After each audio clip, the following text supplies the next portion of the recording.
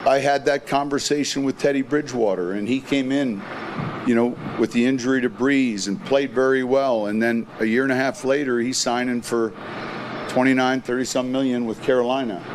And I was proud of him, excited for him. And I think the team that did that the best for a while was Green Bay. And Ron Wolf was the general manager, and they had Favre, and then Burnell, and Aaron Brooks, and Ty Detmer, and Hasselbeck. They just were in that business. And oftentimes, you can trade a commodity. You can draft at a certain place. A little bit what happened with Bailey, draft at a certain number and then trade. But the position is so important that if we called it the most important piece on a chess table, and I don't play chess, I don't know what that is. What is it? Queen. Then I'd like to have a bunch of queens. Right?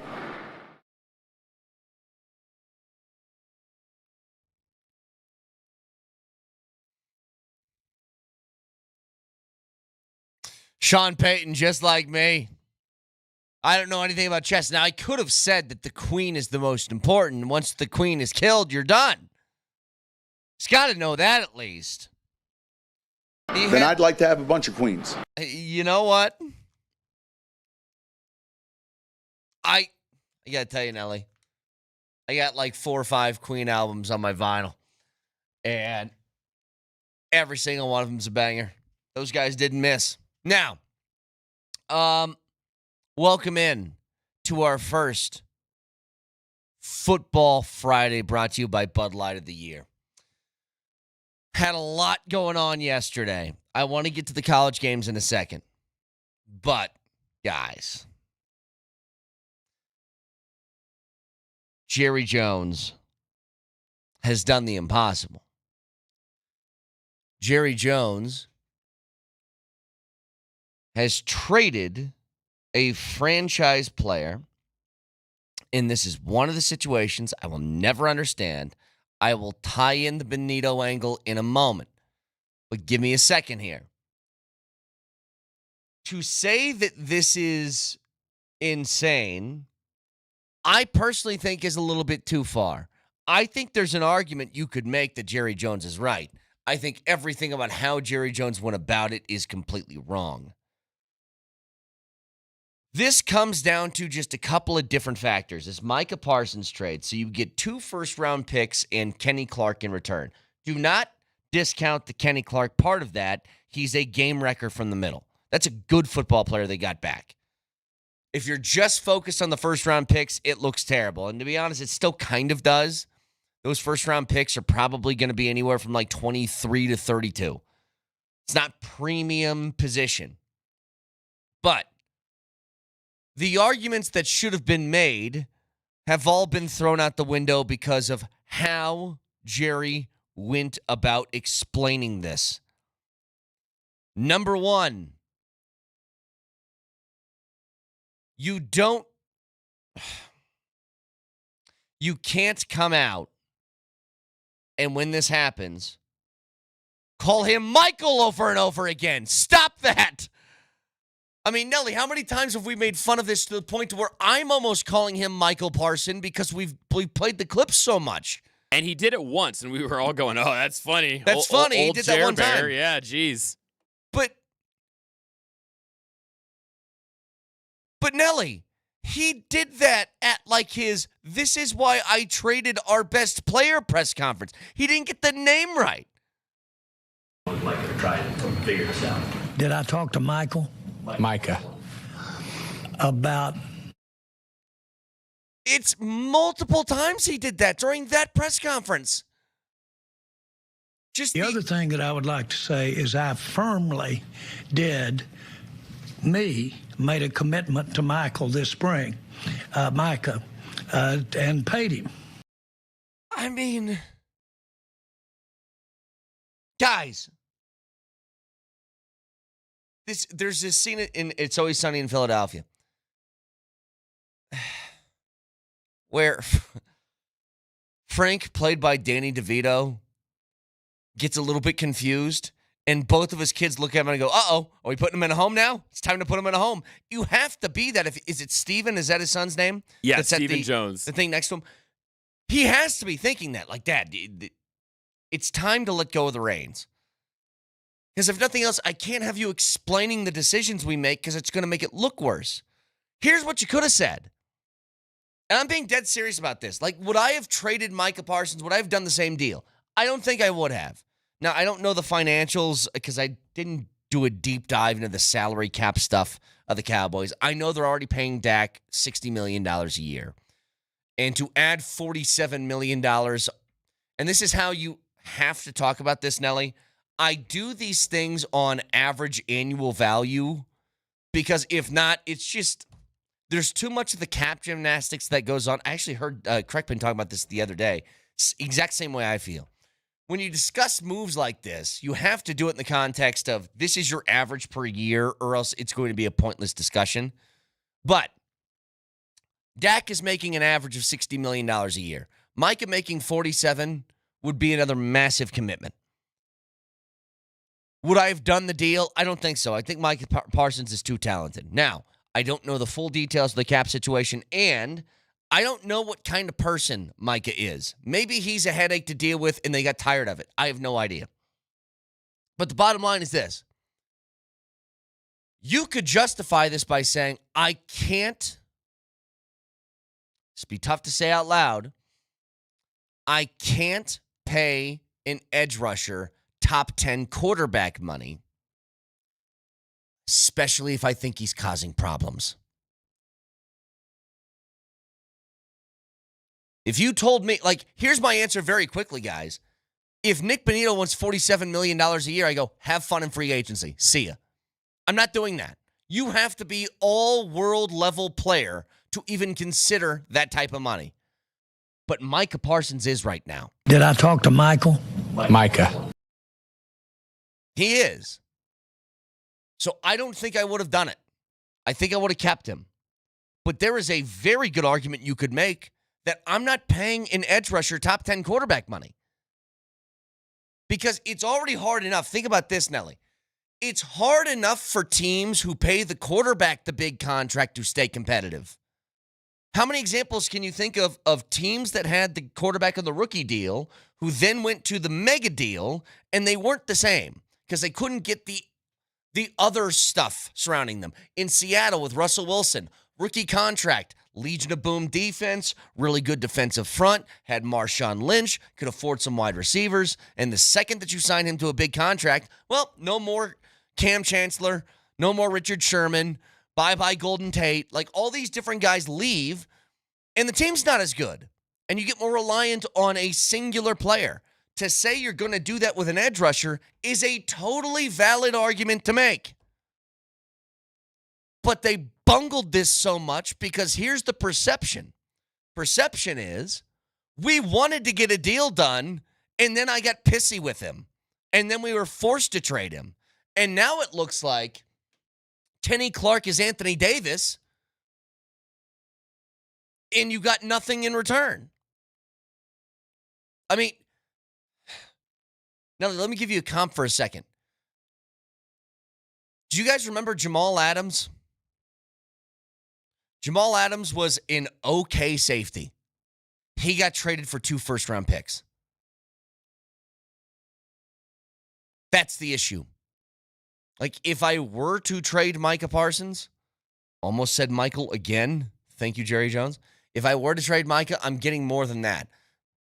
But to tie in sort of a Bonito angle with this, because I saw everybody and their mother sent something out about, well, Nick Bonito's got to be smiling from ear to ear. If I'm George Payton and Nick Bonito throws anything resembling a Micah Parsons contract my way, that's the end of conversation. I'm like, you and me are so wildly far apart, there is no point in talking to you until you give me a reasonable number.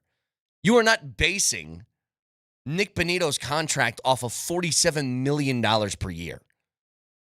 You're not even close to that. Now, if Bonito goes out and has a 23-sack season, things change. But I don't think this has anything to do with Nick Bonito. He's in the category of pretty good right now. That's where he is. So I'm going to slot him in money-wise to the pretty good players. Like Trey Hendrickson and Nick Bonito, totally fair.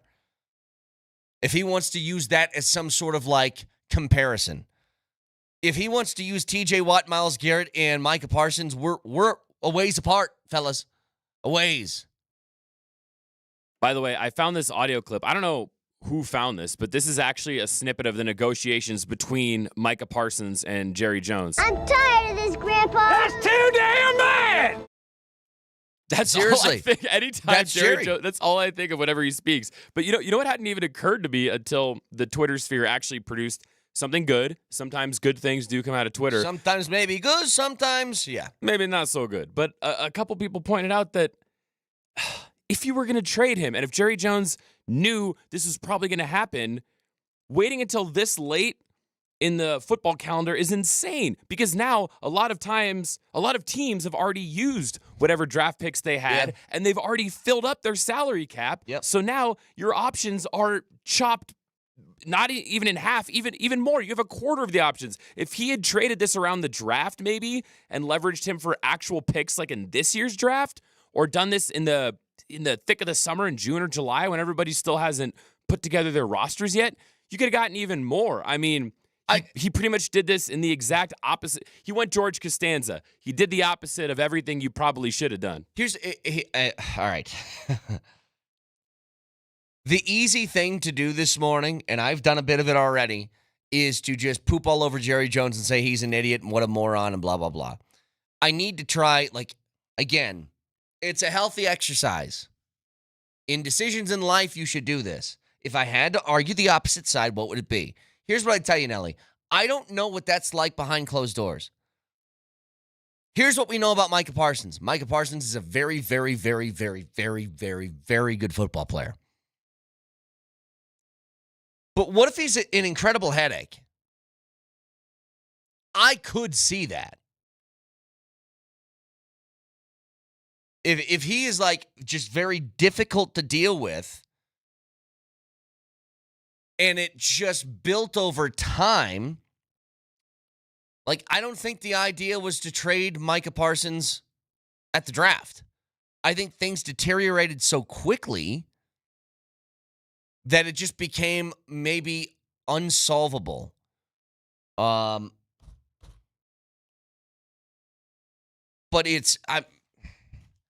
Micah Parsons will make the Green Bay Packers better because Micah Parsons is a generational type of rusher. And those guys matter. Now, again, Kenny Clark, I think, is a hell of a player. You guys know where I stand on this. When I said who's more important to the defense, I had these conversations in training camp. Who's more important to the defense? Is it Zach Allen or Nick Bonito? I said I think it's Zach Allen. I think to be a great interior pass rusher, to me, if I could take one guy that lines up on the defensive front in all of NFL history, I think I might take Aaron Donald. I'm not even kidding. I think he would be the most impactful player you could ever dream of. A guy who can get pressure from up the middle, a guy who had a 20-sack season from the interior, I think is one of the most impressive feats in football history. So make no mistake, Kenny Clark leaving the Packers, it hurts them.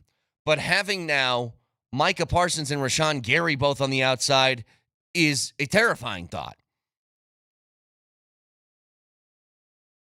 But my whole thing was Jerry Jones could have laid out a cogent, believable case as to why he did this. And instead, Nelly, it just felt personal. And that's the problem. And that's what's weird about Dallas. They had two of those. Dallas has at least 1 million fans living in their city that own both Luka and Micah Parsons jerseys that are now throwbacks. And now I have nothing. But Why are they as upset as they are about the trades? Because the trade didn't feel like it was in the interest of the team. The trade felt like it was personal between the guy making the trade and the player that was traded. That can't happen. You can't be personal within these interactions. And that's why Jerry gets the grief that he does, because everything about him is personal. Everything about him is, I'm in charge, not you.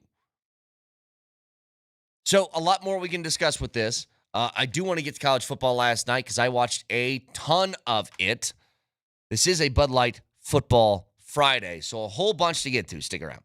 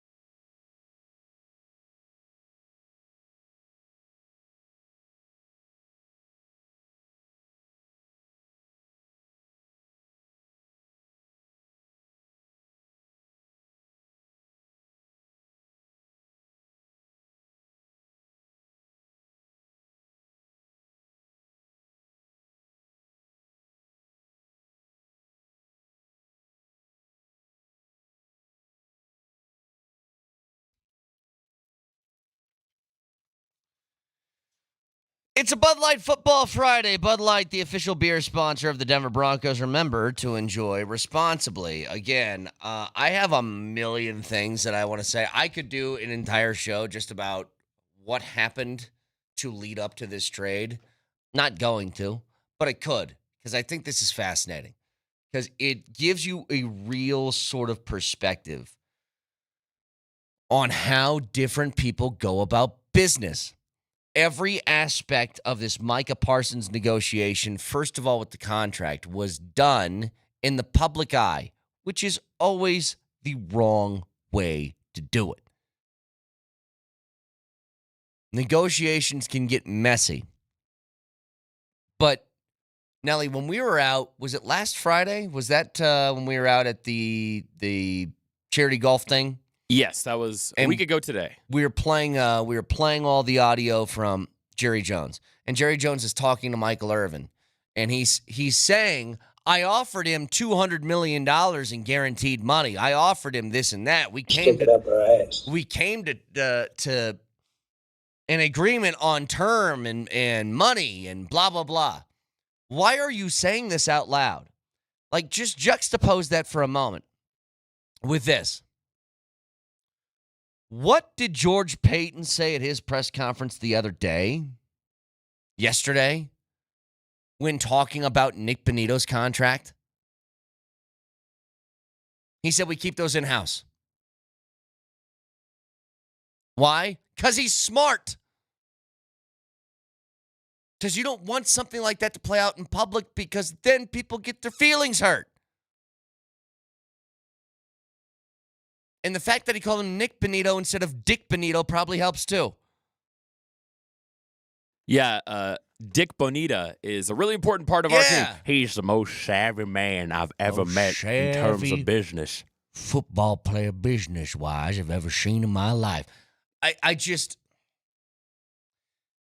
You can't go about business this way. Jerry Jones loves the circus, but you don't like it when the lion bites back. Being the lion tamer's cool. Until you have a moment in which you're in Vegas on stage and you know what I mean? Siegfried and Roy? It's all fun and games till the lion bites back. And this is an example of that. It's now, like... Just to your point, maybe this isn't a perfect analogy, but you know what I've noticed? I'm at that point in my life where everybody I know is either getting married or having babies. Sure. Seems like once a week I get another announcement about that. And I've found that a lot of my friends and family members, no one asks for advice on baby names.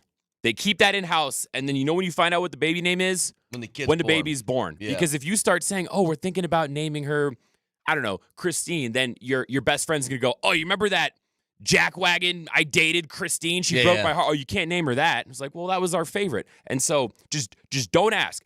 Pick a name, baby pops out, you put that name on the baby. And I feel like, because the more people you involve in negotiations, everybody's going to have an opinion. They're all going to go against what you think. It's just, but I think keep it all in-house. Even beyond that, you need to know who's in charge. Yes. Like, you need to know. Jerry Jones thinks he's in charge, and he is. He owns the Cowboys. Well, guess what? Who owns... There you go. Who owns the Nuggets? Well, lately it's been the Minnesota Timberwolves. Oh, we don't need to say that. But the Cronkies own the Denver Nuggets. They're smart enough to understand the most important piece of that organization is not themselves.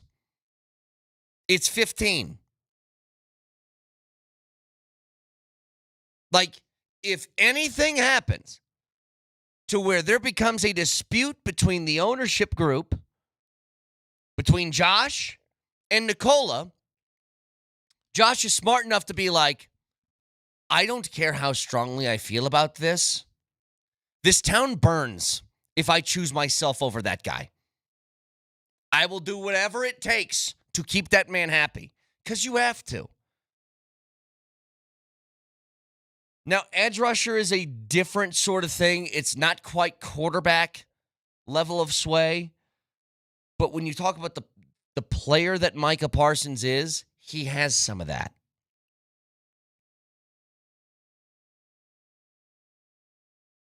And he's been built up in the Cowboys machine, which means it's going to be even more attention. I don't get it. And I don't think there's anybody on the Broncos right now that's like that. Maybe PS2. I would say he's somebody that if you get into a dispute with him, then you need to just acquiesce to whatever that guy says. Everybody is hoping eventually that becomes Bo Nix. But man, how quickly this fell apart. And just for Dallas specifically, the wild year it's been of two guys that you thought for the next decade, Micah Parsons and Luka Doncic were playing in Dallas. And now neither do. Because of sort of personal disputes between people who think they're in charge and the people who should actually be in charge. And by the way, one thing I'm hoping we get at some point is now in the podcast era, every athlete with a pulse has a podcast, and they overshare. Yeah. So whether it's a year from now or 5 years from now, I want to hear Micah's side of this story, and I want to hear. Micah would be smart not to say a word about this. Micah would be smart to go on his podcast and be like, I love my time in Dallas. I can't wait for Green Bay, and that be the end of it.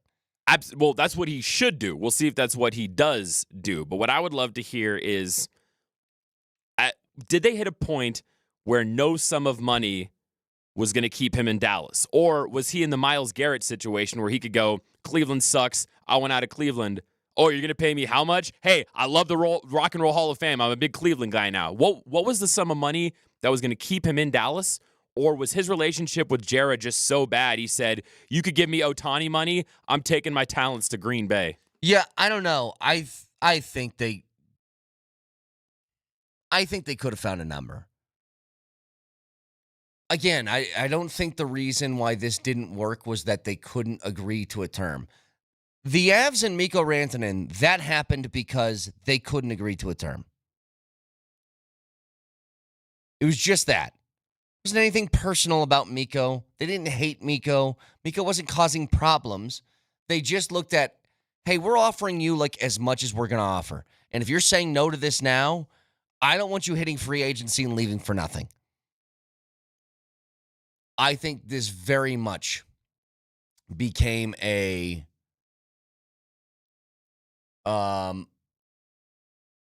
we just don't see eye to eye anymore.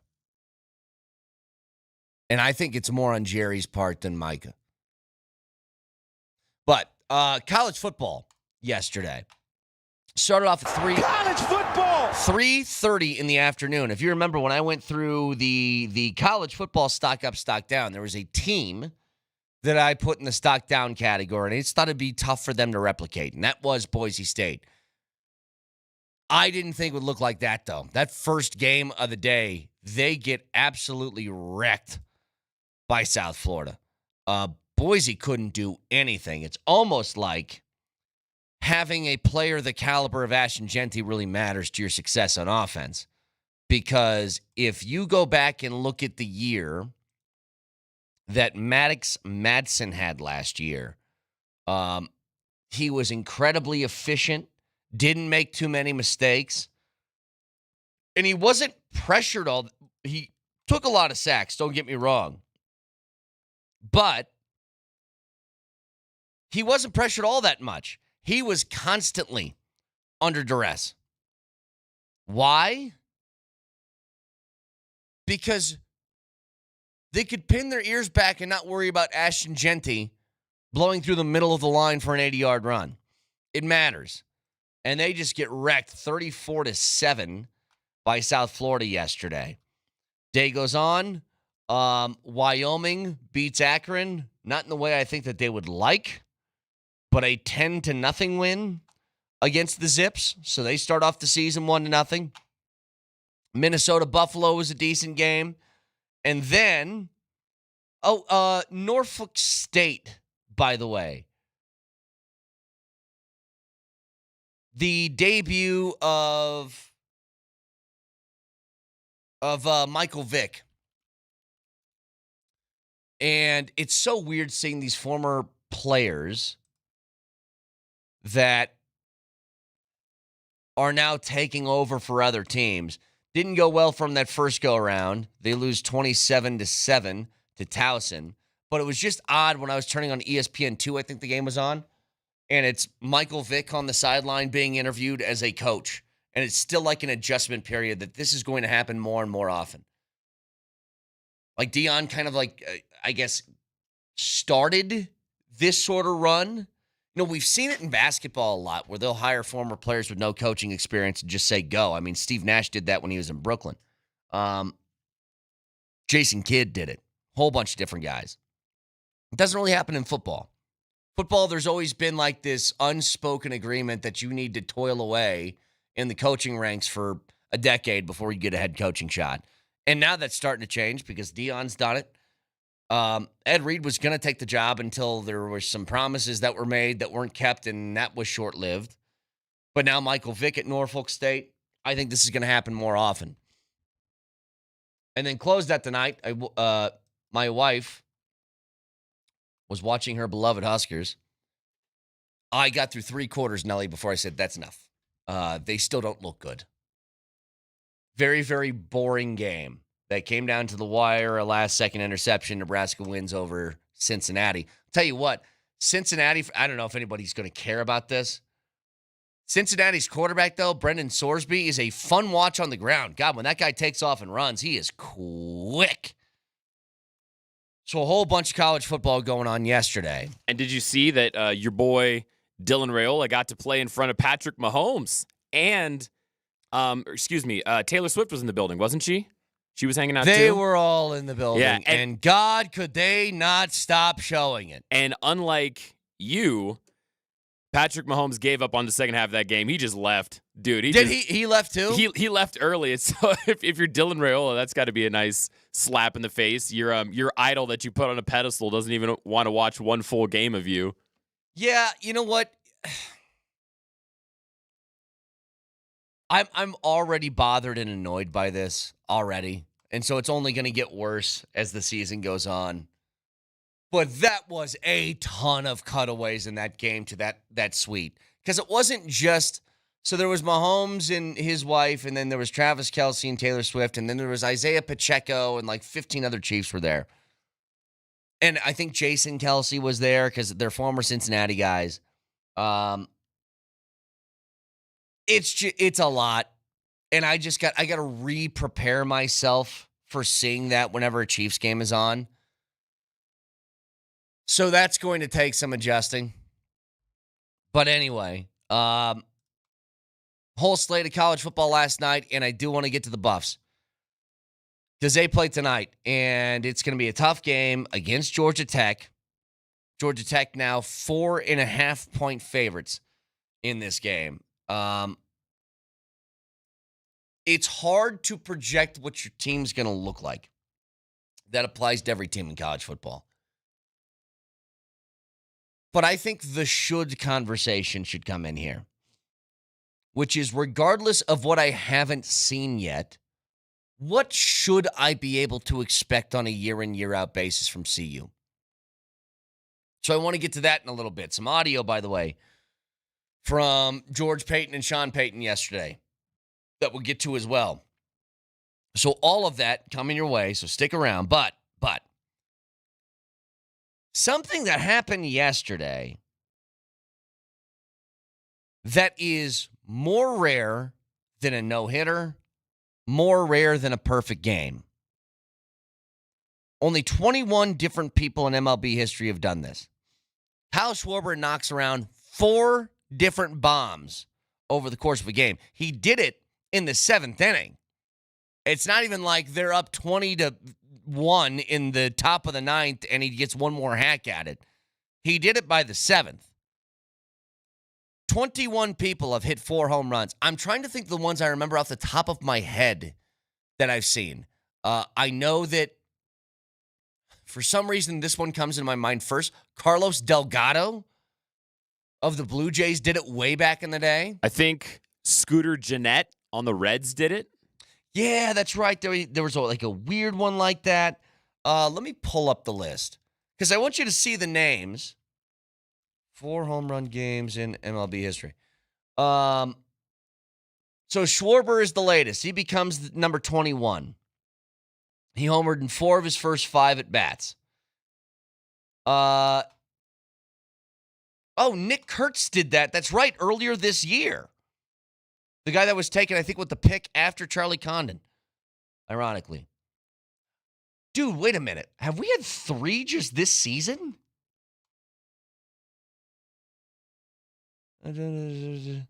We have. Okay, so listen to this, Nelly. Schwarber hit 4 last night for the Phillies. Nick Kurtz did that earlier. You remember the game that he had, which was he was 6 for 6 with 4 homers and 10 RBIs or something like that? It was insane. And then Eugenio Suarez did it for the D-backs back in April. So there's been 3 just this year. Before that, though, you had to go back to 2017, J.D. Martinez. You called it, Nelly. Scooter Gennett also in 2017. Josh Hamilton, when he was at his peak, he had one in 2012. Then you got to go back to what I was talking about, which is Carlos Delgado of the Blue Jays back in 2003. Yeah, man, it's a rare thing, and it's really cool. I DM'd you the audio, Nelly. Do we have it from the NBC Sports folks out in Philly? Can we hear it? He did it in 1896. He did it against the Chicago Colts. Yeah. Peyton Manning, I think, was pitching that day. Andrew Luck was in the 10th. 1-2. That one's drilled deep to right field. He has done it.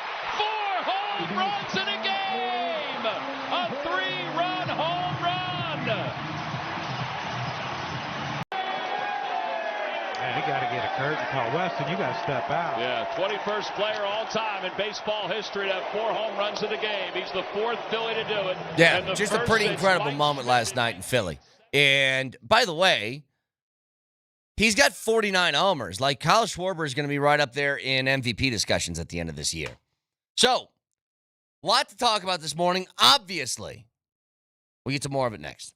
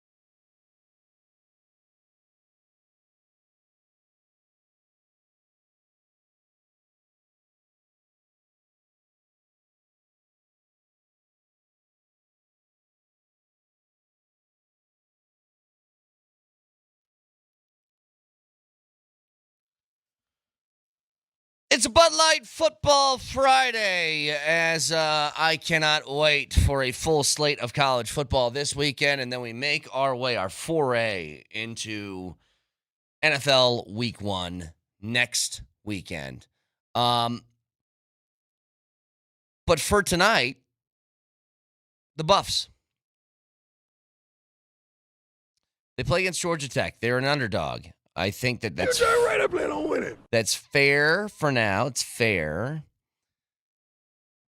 because we don't know what they're going to be. They were super reliant on two ungodly talents last year in Shedeur Sanders and Travis Hunter to kind of bail them out at times. They had talent elsewhere, but I don't think they had it where they needed it, which was the football basics, which is run the football and stop the run. They got eaten up by some teams that could run the football effectively. And it put a lot of pressure on that offense to not make mistakes. And if they ever did, if they had a 3 and out, then you felt like you were in some trouble. Here's what I expect for this year. And this is just going to be not just for 2025. This is going to be the floor of expectations every year as far as Deion's here. You need to be late in the season, like let's say 2 weeks left in the month of November with a chance at a championship. That's what I expect. I don't care about who you lost the year before. I don't care who the quarterback is. I don't care about anything like that. You have to be in that sort of realm. Because if not, then what are we doing? Again, everything that Deion has done for this program as far as getting them back on the national map, getting them talked about, getting them attention, getting people aware of CU again, putting College Game Day back in Boulder, like all of that is awesome. And all of that will not matter without wins. He knows that as well as anybody. When you're paid $10 million as a coach in college football, you expect to bring home hardware. This is not taking over for a 1-11 football team anymore. This is not adjusting that 1-11 football team 2 years from now. This is year 3. Year 3, no matter where you're at as a head coach, should be the year where you make a jump. A sizable, seismic jump. That kind of tells you year 3 in really sports in general is that. A 3-year veteran in the NBA or the NFL, you should be able to be like, yep, that's the kind of player this guy is. Should absolutely know. This is what he is for sure, with the ability to build into something else. That's how you need to judge your coaches. That's 3 years of a recruiting cycle. Almost a full one is now at your disposal. Now with the transfer rules, I would say 3 years is more than fair. You have to be in the conversation for a conference championship. If this were the Big Ten or the SEC, maybe I'd adjust that statement. Maybe I wouldn't. I have no idea. But we're not in that. We're in the Big 12. The Big 12 can be had. The Big 12, I think, is begging for somebody within this conference to step up and grab a stranglehold of it. To be the team, when I say Big 10, who do you think of? Michigan, Ohio State, Penn State? Sure. I say SEC, who do you think of? Bama, Georgia, LSU? I say Big 12, who do you think of? Nobody right now. It could be you. And that's what you pay a guy $10 million to do, is to build into that.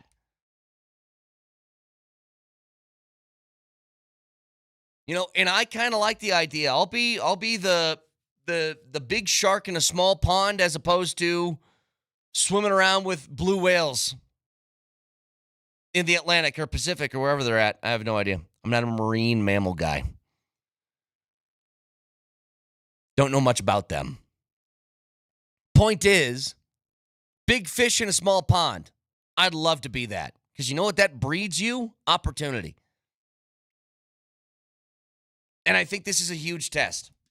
I do not buy roster turnover as an excuse if this year doesn't go well for CU. I can't. I want to see them get better. I want to see them get better in the spaces that matter, in the spaces that translate to every football game. Get better in the trenches, get better at running the football, get better at stopping the run. And then, if you can do that along with the other stuff that you've seemed to perfect it within your offense, which is high-flying, big plays, super athletic, faster than the opponent, like all that stuff, then you're talking about a team that's really, really competitive. So, that's my expectation. What happens tonight? No idea.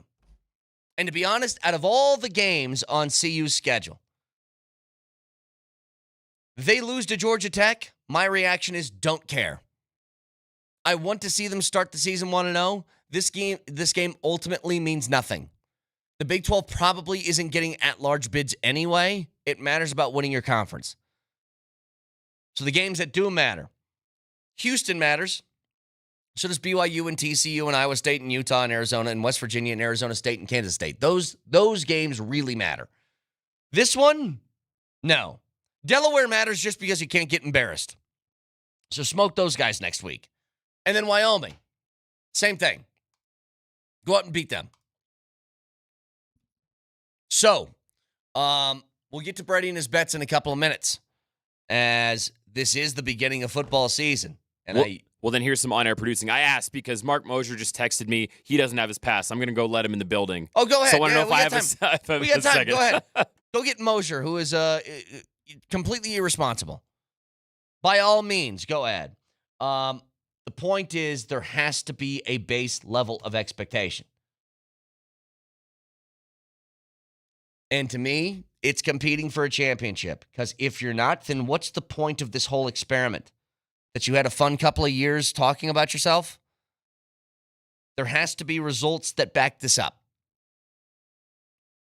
And so hopefully we get to see tonight at 6 o'clock on ESPN exactly what that kind of is.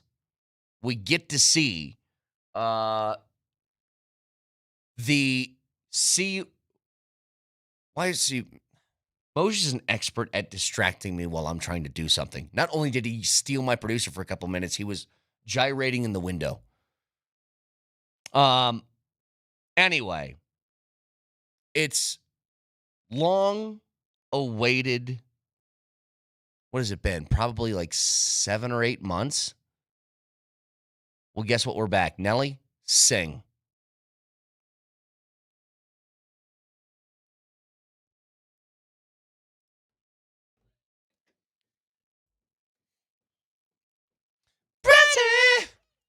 Brady and his bets.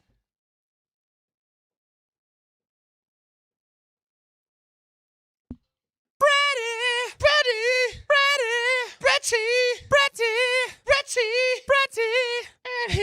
and his bets. Every week heading into the football weekend, I give you a lock of the weekend and I give you an upset. So we always start with the lock. Florida State was awful last year. I don't think they're having some sort of huge comeback. They're playing against Alabama. Alabama's only a 13.5-point favorite. It might be in Tallahassee. I don't care if this game's on the moon. I think Bama wins this game by at least 3 touchdowns. So the 13.5, I think, is a clear line. They win. Also on Saturday, both of these games, by the way, at 1:30. Remember, with the upset of the week, this is not necessarily something I'm guaranteeing to happen, but it's worth throwing a couple of bucks on. South Dakota's playing against Iowa State. Iowa State super sloppy in that first game against Kansas State and Ireland. I understand it was rainy, the ball was wet, but there was like some very much undisciplined play that was happening there. South Dakota was 11-2 last year. They almost beat Wisconsin in their big cross-conference matchup in the non-con last year. It's a 16.5-point favorite for Iowa State. On the money line, you could get a nice chunk of cash by throwing just a couple of bucks down on South Dakota. So I think about that. That's your first two, Brady and his bets of the 2025-2026 football season. We're back, everybody. We're back. Watch the show live on Twitch. Twitch.tv, search Altitude SR on the search bar, the Altitude TV simulcast. That is the Safeway Twitch feed. Download Safeway's deals and delivery app and get exclusive grocery offers. Safeway fresh foods, local flavors. Can also watch on YouTube. Subscribe to the Altitude Sports Radio channel today and don't miss anything from Denver's #1 sports station, Altitude Sports Radio 92.5. Moser, Lombardi, and Kane starts next.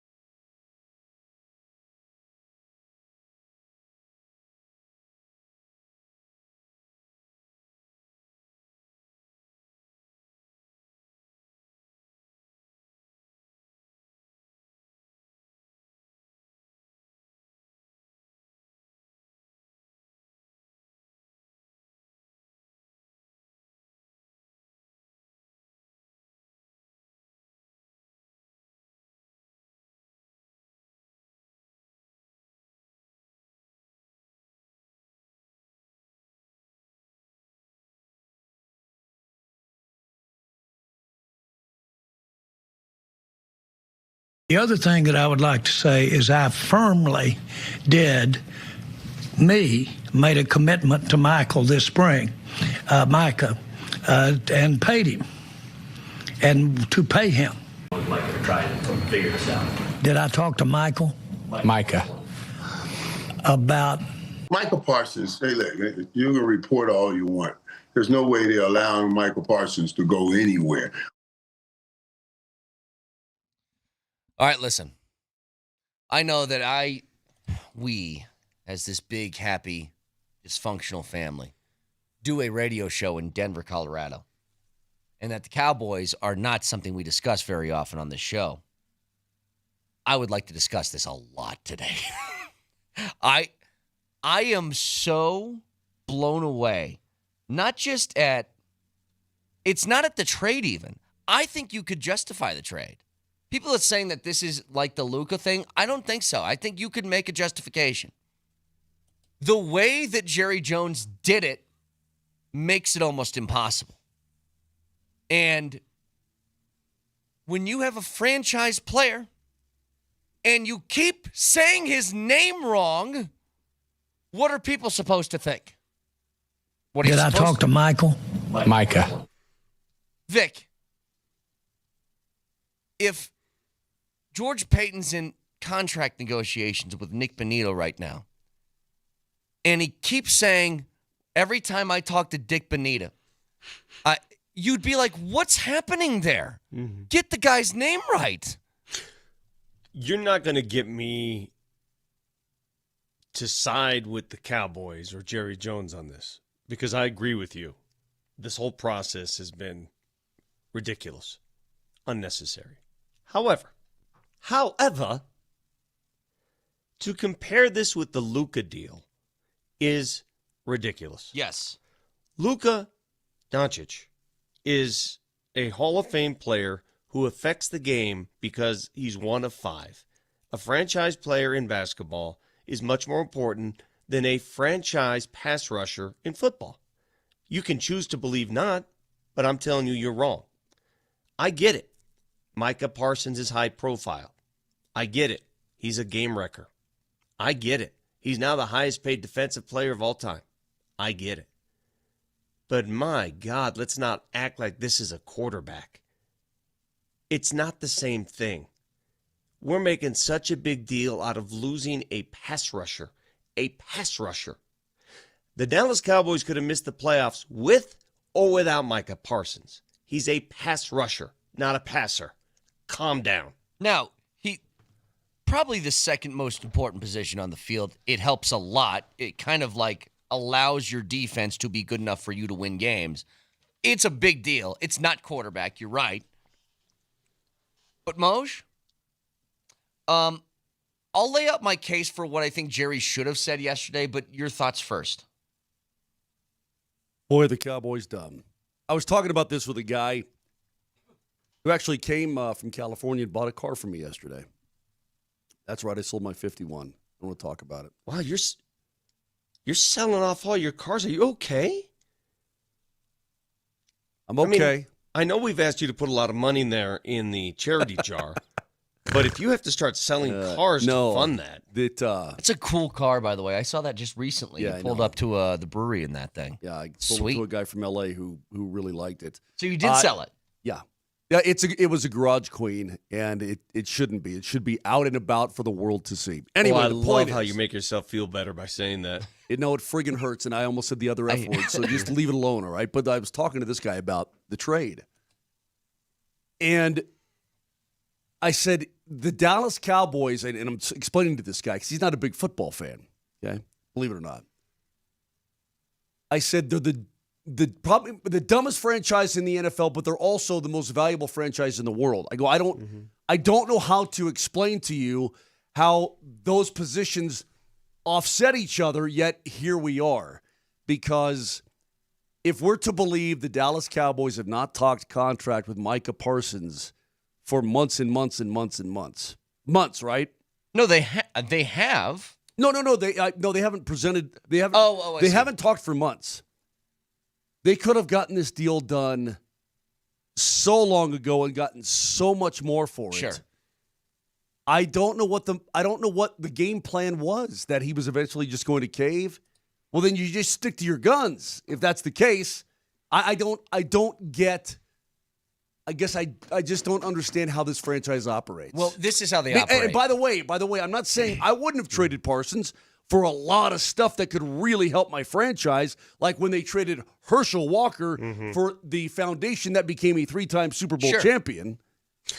Again, the manner in which they conducted the trade, all the tomfoolery and the circus-like is laughable. I get it. I'm with you guys. But the actual trade, it's not a bad trade. Everybody's making it sound like, oh my God. Go back and look at what Khalil. It's not a bad trade. Go back and look at what Khalil Mack got. It's a very good trade. Okay, look at what Khalil Mack got, and then do the comparison, dude. Because you got it in front of you, the Khalil Mack trade. I'm gonna go find it. Hang on. Because Khalil Mack, it's a similar situation. He was like generational pass rusher that was at the end of his rookie contract, and they traded him. And what happened to Khalil Mack after that? Well, here, I'll explain that in a second. Yeah. So here's what the Raiders got. They got 2 firsts, a 6th, and a 3rd. That's correct. All right. When they traded him to the Bears. In this case, the Cowboys get 2 firsts and a pretty damn good defensive lineman. Now, couple of notes here in that. One, the first-round picks are going to be late. They're going to be anywhere from like 23 to 32 because the Packers are going to be good. So that's one thing. They got Kenny Clark in return, which I don't know how many people, if you don't pay attention to interior defensive linemen, which a lot of people don't, Kenny Clark's a game wrecker. He's really, really, really good. Really good. It's a good player they got in return. If Jerry Jones just did this, though, and this is the mistake that he made, you said, how does it come to this, Moj? Because Jerry Jones wants everybody to know he's in charge. Because here's what happens. If Josh Kroenke has a dispute with Nikola Jokic wins the battle because he's smart. Because they matter more than he does. Jerry Jones doesn't see it that way. He goes, I'm the king here. I say, whatever I say goes, blah, blah, blah. Yeah. If you got a problem with it, then you get the hell out. If Jerry was smart, here's what he would have done. I love Mike as a player. He's really good. I think paying an edge rusher top 10 quarterback money isn't responsible in building a franchise. Yeah. That's a valid argument to make. Well, paying somebody but if you $47 million a year. Maybe he simply didn't articulate that argument, but it's what he felt all along. But if you feel that way, then do the deal 4-5 months ago. Do it at the draft when teams actually have cap space. You have a bigger pool to trade him to and a better return. Well, I think it eventually got personal along with the contract stuff. Sure. Maybe he was convincing himself of that. All that aside, I mean, it turned into a carnival. I get it. I mean, the guy's calling him Michael for crying out loud. I get it. At the end of the day, were the Packers going to win a Super Bowl with Micah Parsons? No, well, not this year. I'm sorry, the Cowboys? Were the Cowboys going to do anything? So what's the big deal here? Well, here's the thing, though, Vic. What's the big deal from an asset perspective? You got 2 firsts and another defensive player who's really good. What's the problem? If this was an admission that our team isn't good enough, then other things would go with that. He didn't do that, though. Like, nobody does that. But hang on. If you're going to do that and say we aren't good enough to win the Super Bowl, so we need to restart, then you don't pay CeeDee Lamb and you find a way to offload that contract and you do all that stuff. They aren't, though. So I don't think he's admitting that the team isn't good enough. That's the problem here. Yeah. Is that I think that in his mind, if Dak stays healthy, then we can win a Super Bowl. And then you just traded away arguably the best pass rusher in the league. I believe, much like when Von Miller was traded from the Broncos to the Rams, a luxury piece. He was a luxury piece on a bad team.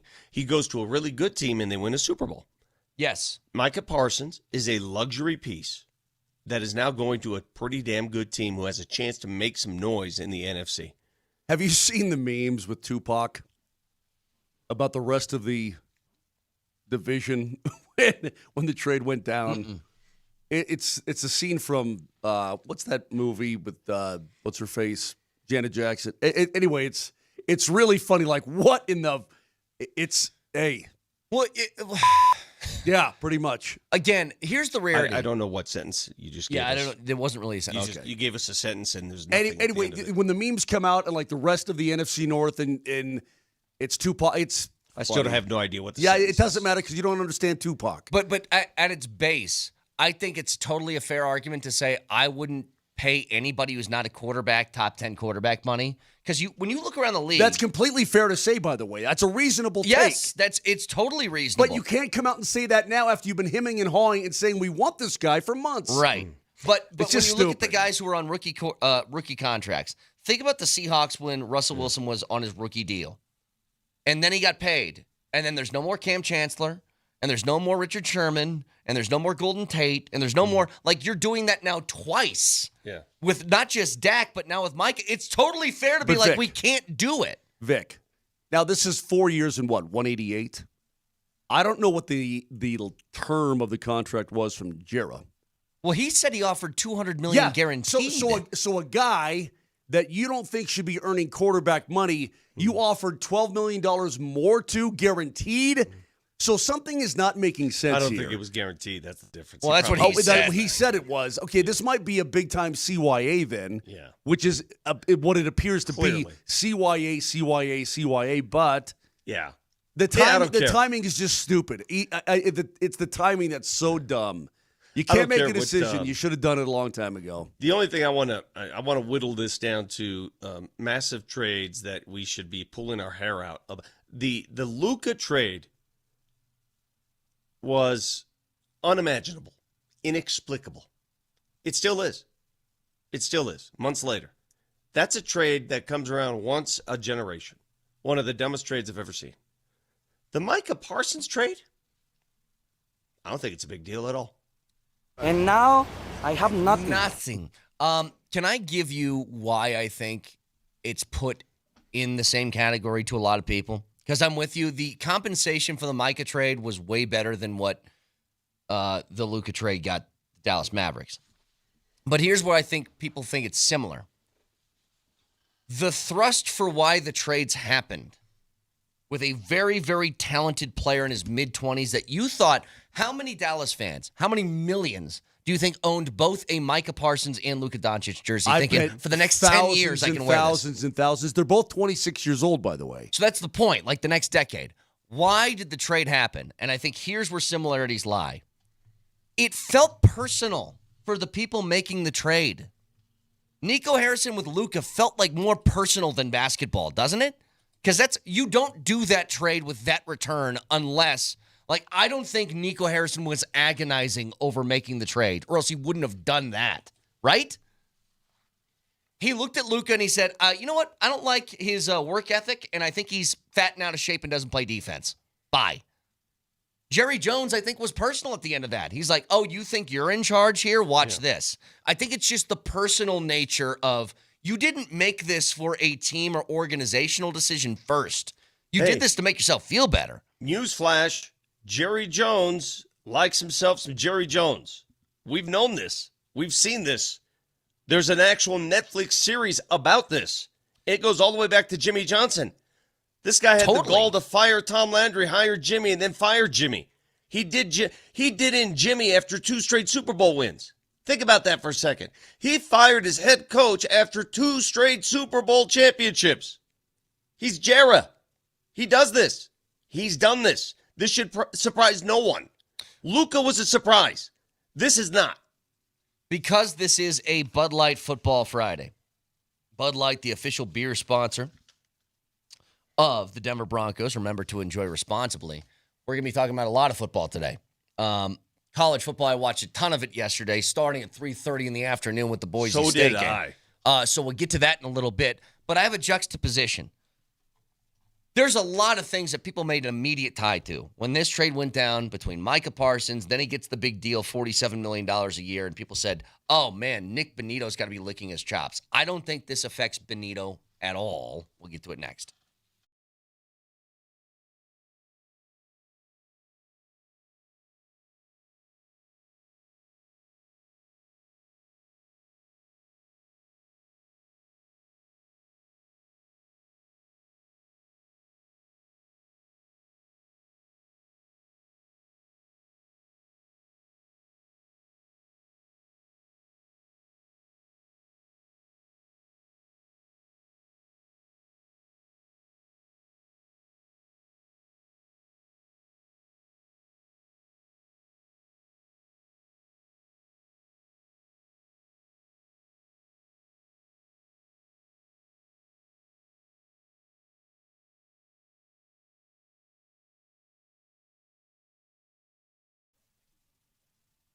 Left my wallet at a restaurant yesterday, so if anybody finds it, please call.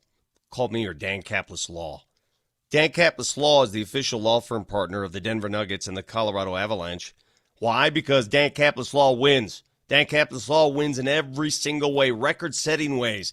A serious firm for serious cases, accepting righteous injury cases on a percentage fee basis right now. If you need Dan's help, call him, 303-770-5551, 303-770-5551, or hit him up at dancapluslaw.com. And if you come across my wallet on Tennyson Street, give me a jingle.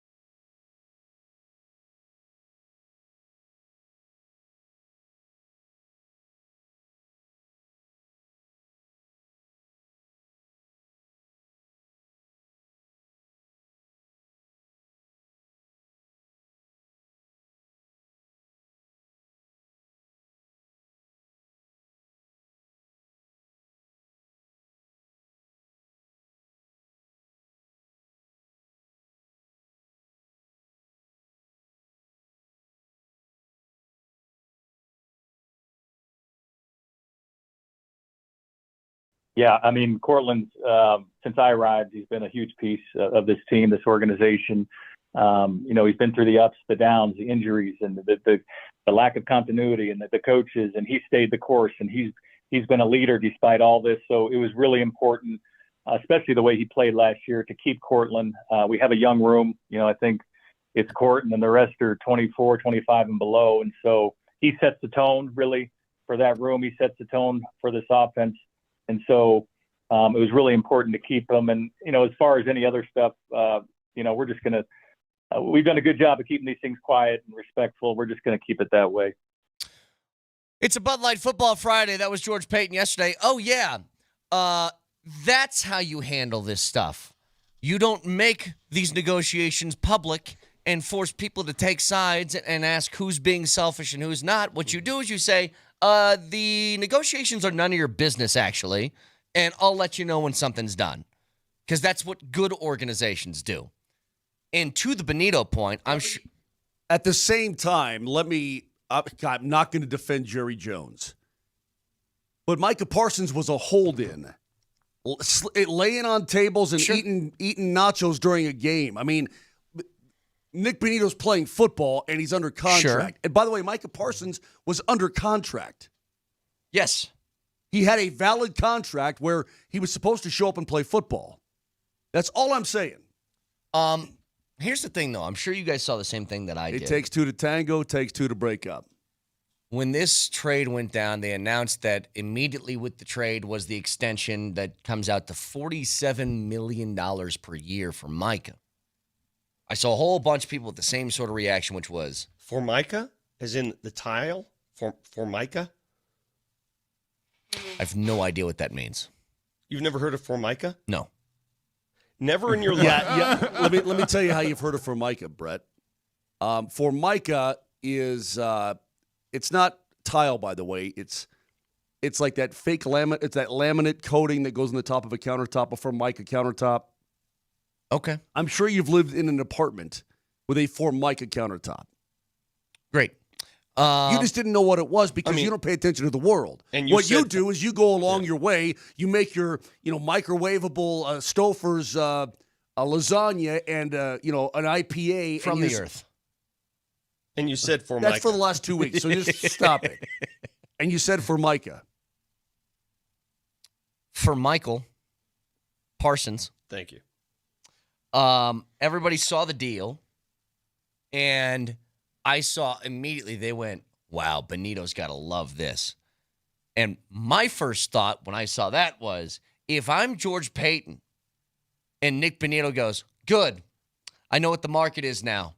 I'm going to be like, oh, you think you're that Good for you, bud. Have fun in free agency. I'm not going to play this game with you. Like, the Micah Parsons thing has no impact on Nick Benito as of right now. Au contraire, mon frère. Go ahead and give me the case as to why. Well, I remember when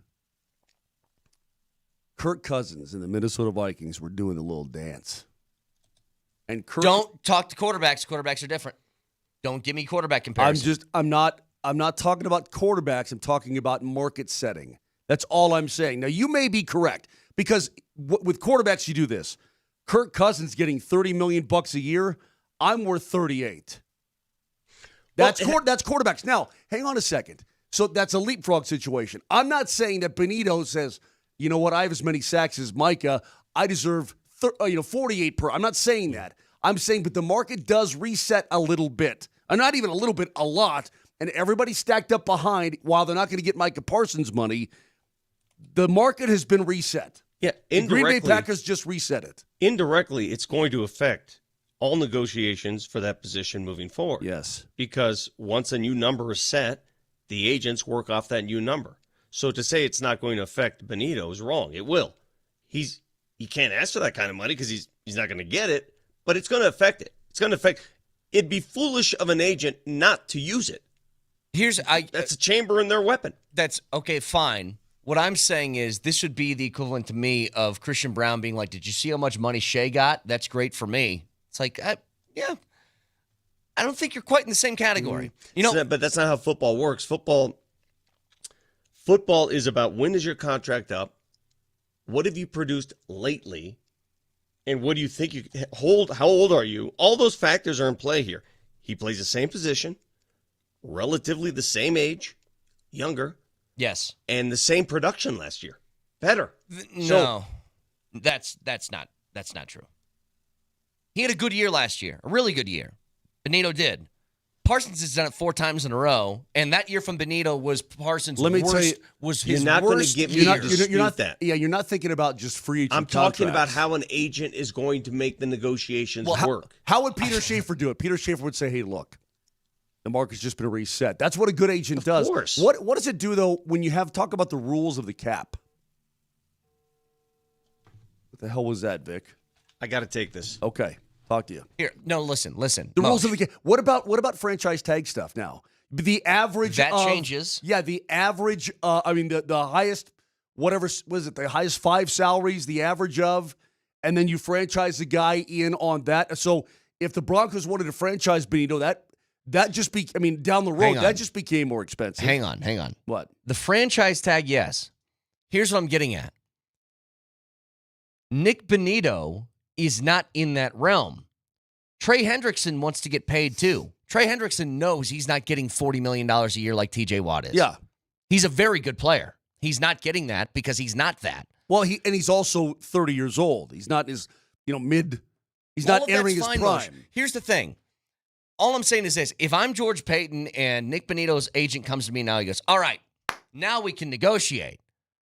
And he says anything that starts with a 4 on that first number, I'm going to be like, okay, then we'll have a conversation next year. Yeah, like 100%. I'm not doing this with you. Agreed. Like, there's no way you're paying Nick Bonito a number that starts with a 4. You have to be I reasonable. wouldn't even pay a number that starts with a 3 because, again, you're talking about how much salary cap you're eating up. When you look at the Green Bay Packers now, oh, baby. Well, they got a ton, but again, here's the point I'm trying to get at, is that Nick Bonito has had a very good season.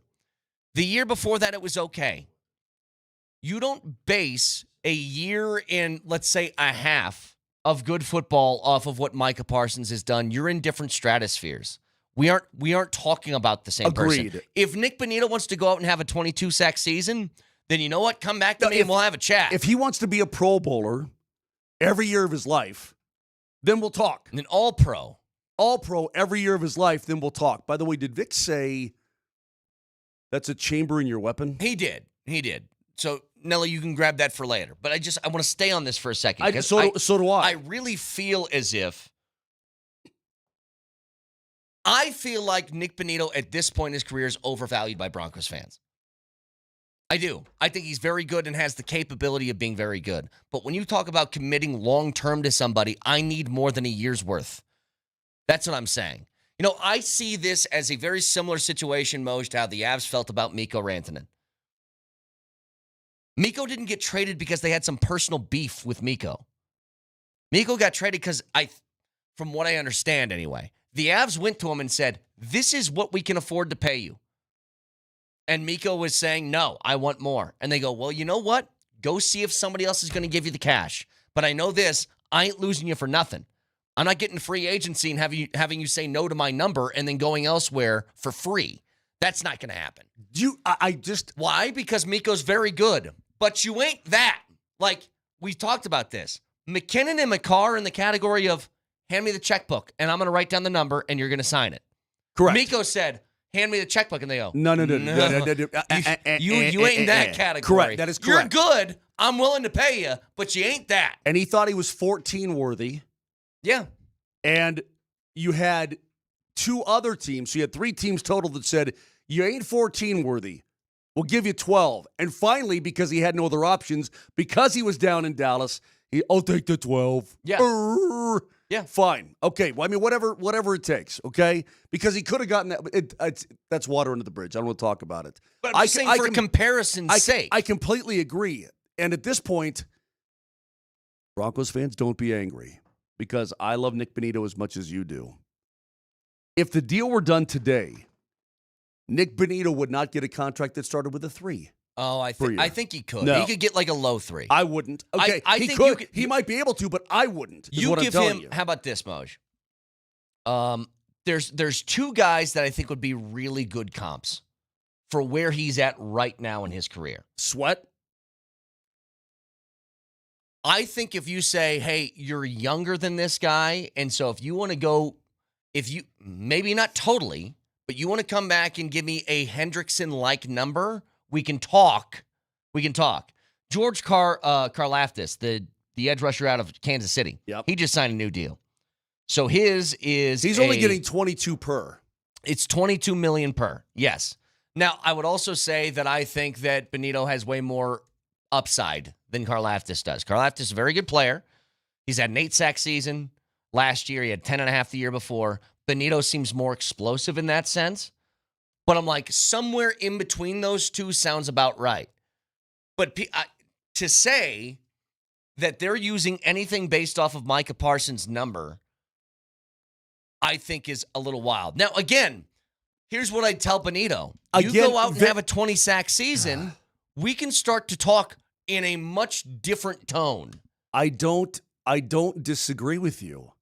What I'm trying to tell you, though, is that the market has been reset in some capacity. So the money is going to go up for, I would say, for everybody who's going to come up. Everybody who's going to come up is going to get a little bit more, especially if you're talking about franchise tag. So what the Packers just did and what Micah Parsons is getting resets things. It'd be foolish of an agent not to use it. That's a chamber in their weapon.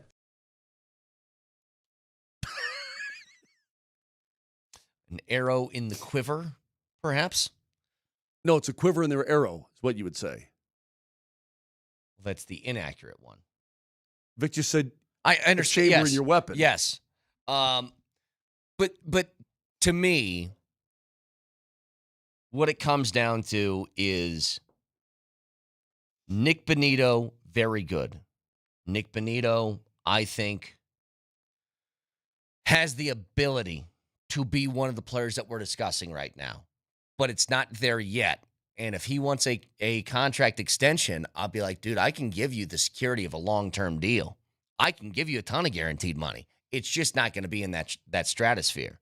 And I would love nothing more, and I mean this, I'd love nothing more than if Nick Bonito went out this year, had some ungodly season that turned the Broncos into a Super Bowl contender, and then came back and goes, hey, now where's my cash? And then you go, all right, you got me over a barrel. Okay, but what you're talking about here is you're talking about Nick Bonito earning, think of the names. Myles Garrett, TJ Watt, like that type of money. Nick Bosa, Max Crosby, earning this kind of money. Do you put Nick Bonito in that category? TJ Watt, for crying out loud. I mean, that's a lot. We're talking about the echelon of the echelon of the echelon. Like, are you the standard of the position? In the entire league, are you the best? Top 5 player. Top and he's 6 not player. right now, but he's very good.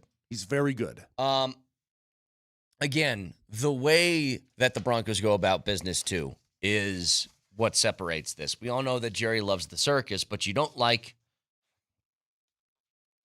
I said this to Nelly earlier. When you go to the circus and you see the lion tamer, it's really cool until the lion bites back. And it feels like you're playing with fire when you're Jerry Jones and you want everything to be public and out there. And this was, I think, a casualty of operating business that way, of being that far out in the open. Because now who's the idiot? You. You know what's really similar between the Luka and Micah Parsons stuff that happened? Do you see a lot of people saying Micah was being a jerk during this? Because I didn't. When Luka got traded, did you see a lot of people blaming Luka for that? I didn't. It all became Nico Harrison's the biggest moron on the planet. Agreed. And Jerry Jones is a senile idiot. Let me explain to the football fans out there how this is being viewed and how it is in reality. By the way, Micah, this whole laying down on the trainer table during the game and eating nachos, it's very childish. It's not professional. I understand what he was doing, but it was a bad look for him, and it was silly to do that around his teammates. Just silly. Even those out in the football world, and there is debate about this, Brett, on whether or not you would have traded Micah Parsons, because I think the vast majority of people would say I would never do it. Never, ever in a million years. I'll tell you this, Moj. I don't think I would. I think there's absolutely a case to be made on why you can. Even those who would make a case to say you can or they would for the right pieces and so on and so forth, even those people will admit that Jerry Jones completely screwed this up no doubt. For his football team. No doubt. Because of his ego. That's it. So a few things here. I want to get to college football in a few minutes. CU opens their season tonight against Georgia Tech. I want to talk about just, I guess, overall expectations for what they should be in a couple of minutes. Can we also talk about Coach Prime talking to Romy? Yes. So we'll get to all of that in just a couple of minutes. Because that Wait, is this segment over? Bye, Vic. Here's one thing I do want to discuss. We know that he has very important phone calls to take, and he's taking them, but you can't. Okay. So you ever notice they say that death comes in threes, right? Something like that. They have sometimes there's trends to things. I think there's a new one. Baseball has this a lot.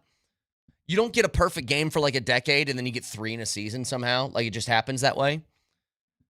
Something more rare than a no-hitter for sure. Something more rare than a perfect game, Moser. There's been 24 perfect games in the history of the league that dates back to the 1885 Cleveland Spiders, right? Only 21 times this has happened, and it happened last night. Yep. Kyle Schwarber hit 4 bombs in a game. Correct. That took his number, by the way, to 49 on the season. Which is crazy because Kyle Schwarber, if you look back at Kyle Schwarber's career, and what is he? He's in his early 30s now, right? After the Cubs, he was kind of left. Was he kind of left for dead? Well, you know what's funny? I feel like he was kind of left for dead after his Cub career. Here's what I thought about. Like maybe he's over the hill at 27 or whatever. That Cubs team that all those Chicago Cubs fans loved so much. If you were to power rank their favorite players on that team, I think the order would go 1 and 2. I don't know, but it's probably Rizzo, Chris Bryant, Javi Baez, and then Kyle Schwarber. The Schwarbs? I think you'd probably be 4th on that list. You look now, nobody's been better post-Cubs career than Kyle Schwarber. Well, Rizzo's had a good one. Javi Baez, who was miserable in Detroit forever, actually made the All-Star game this year. And Chris Bryant's been Chris Bryant. You explained to me the hybrid year when he was in Washington and Boston. 32 dongs, right? Yeah. And he didn't play a ton of games that year. Hey, so he still hit some bombs. But then he gets to Philly and he starts just insane. Bombing. But here's what's interesting, Moser. He gets to Philly, dude. He's bombing the baseball for the last 4 years. I don't get it. And I don't want to see he wasn't over the hill, his career was dead, but people are like, what happened to the Schwarbs?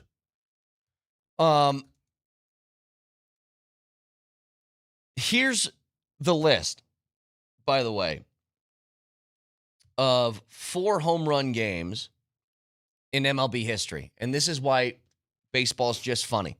There's 21 ever. In the history of the sport, there's been 21. It's the 3rd time this year this happened. So Schwarber's the 3rd. If you remember, Nick Kurtz, the kid from the A's, Sacramento. Yeah. He had that 6-for-6 with 4-bomb game earlier this year. Back in April, Eugenio Suarez of the D-backs had a 4-home run game. Then you have to go back to 2017 when J.D. Martinez did it for the D-backs, which also had Scooter Gennett of the Reds who had it in 2017, Josh Hamilton in 2012, and then, Moj, you got to go back to 2003 with the first one that I thought of because I think I was watching this live. Carlos Delgado. Carlos Delgado. Was he playing for the Blue Jays? The Jays at the time, yep, okay. Toronto guy. But it's like these come in waves for whatever reason. I don't know how or why. But again, what you saw last night from Kyle Schwarber was more rare than seeing a perfect game happen. Sorry about my face. Yeah, you and Vic got issues. I don't know what it is, but my nose right now is absolutely on tilt. Well, guess what? It's a Bud Light Football Friday, which means we got some more football to talk about. And I want to go to the college realm. Watched a whole bunch of college football yesterday. But more than that, what to expect with CU in their first game tonight against Georgia Tech. Stick around.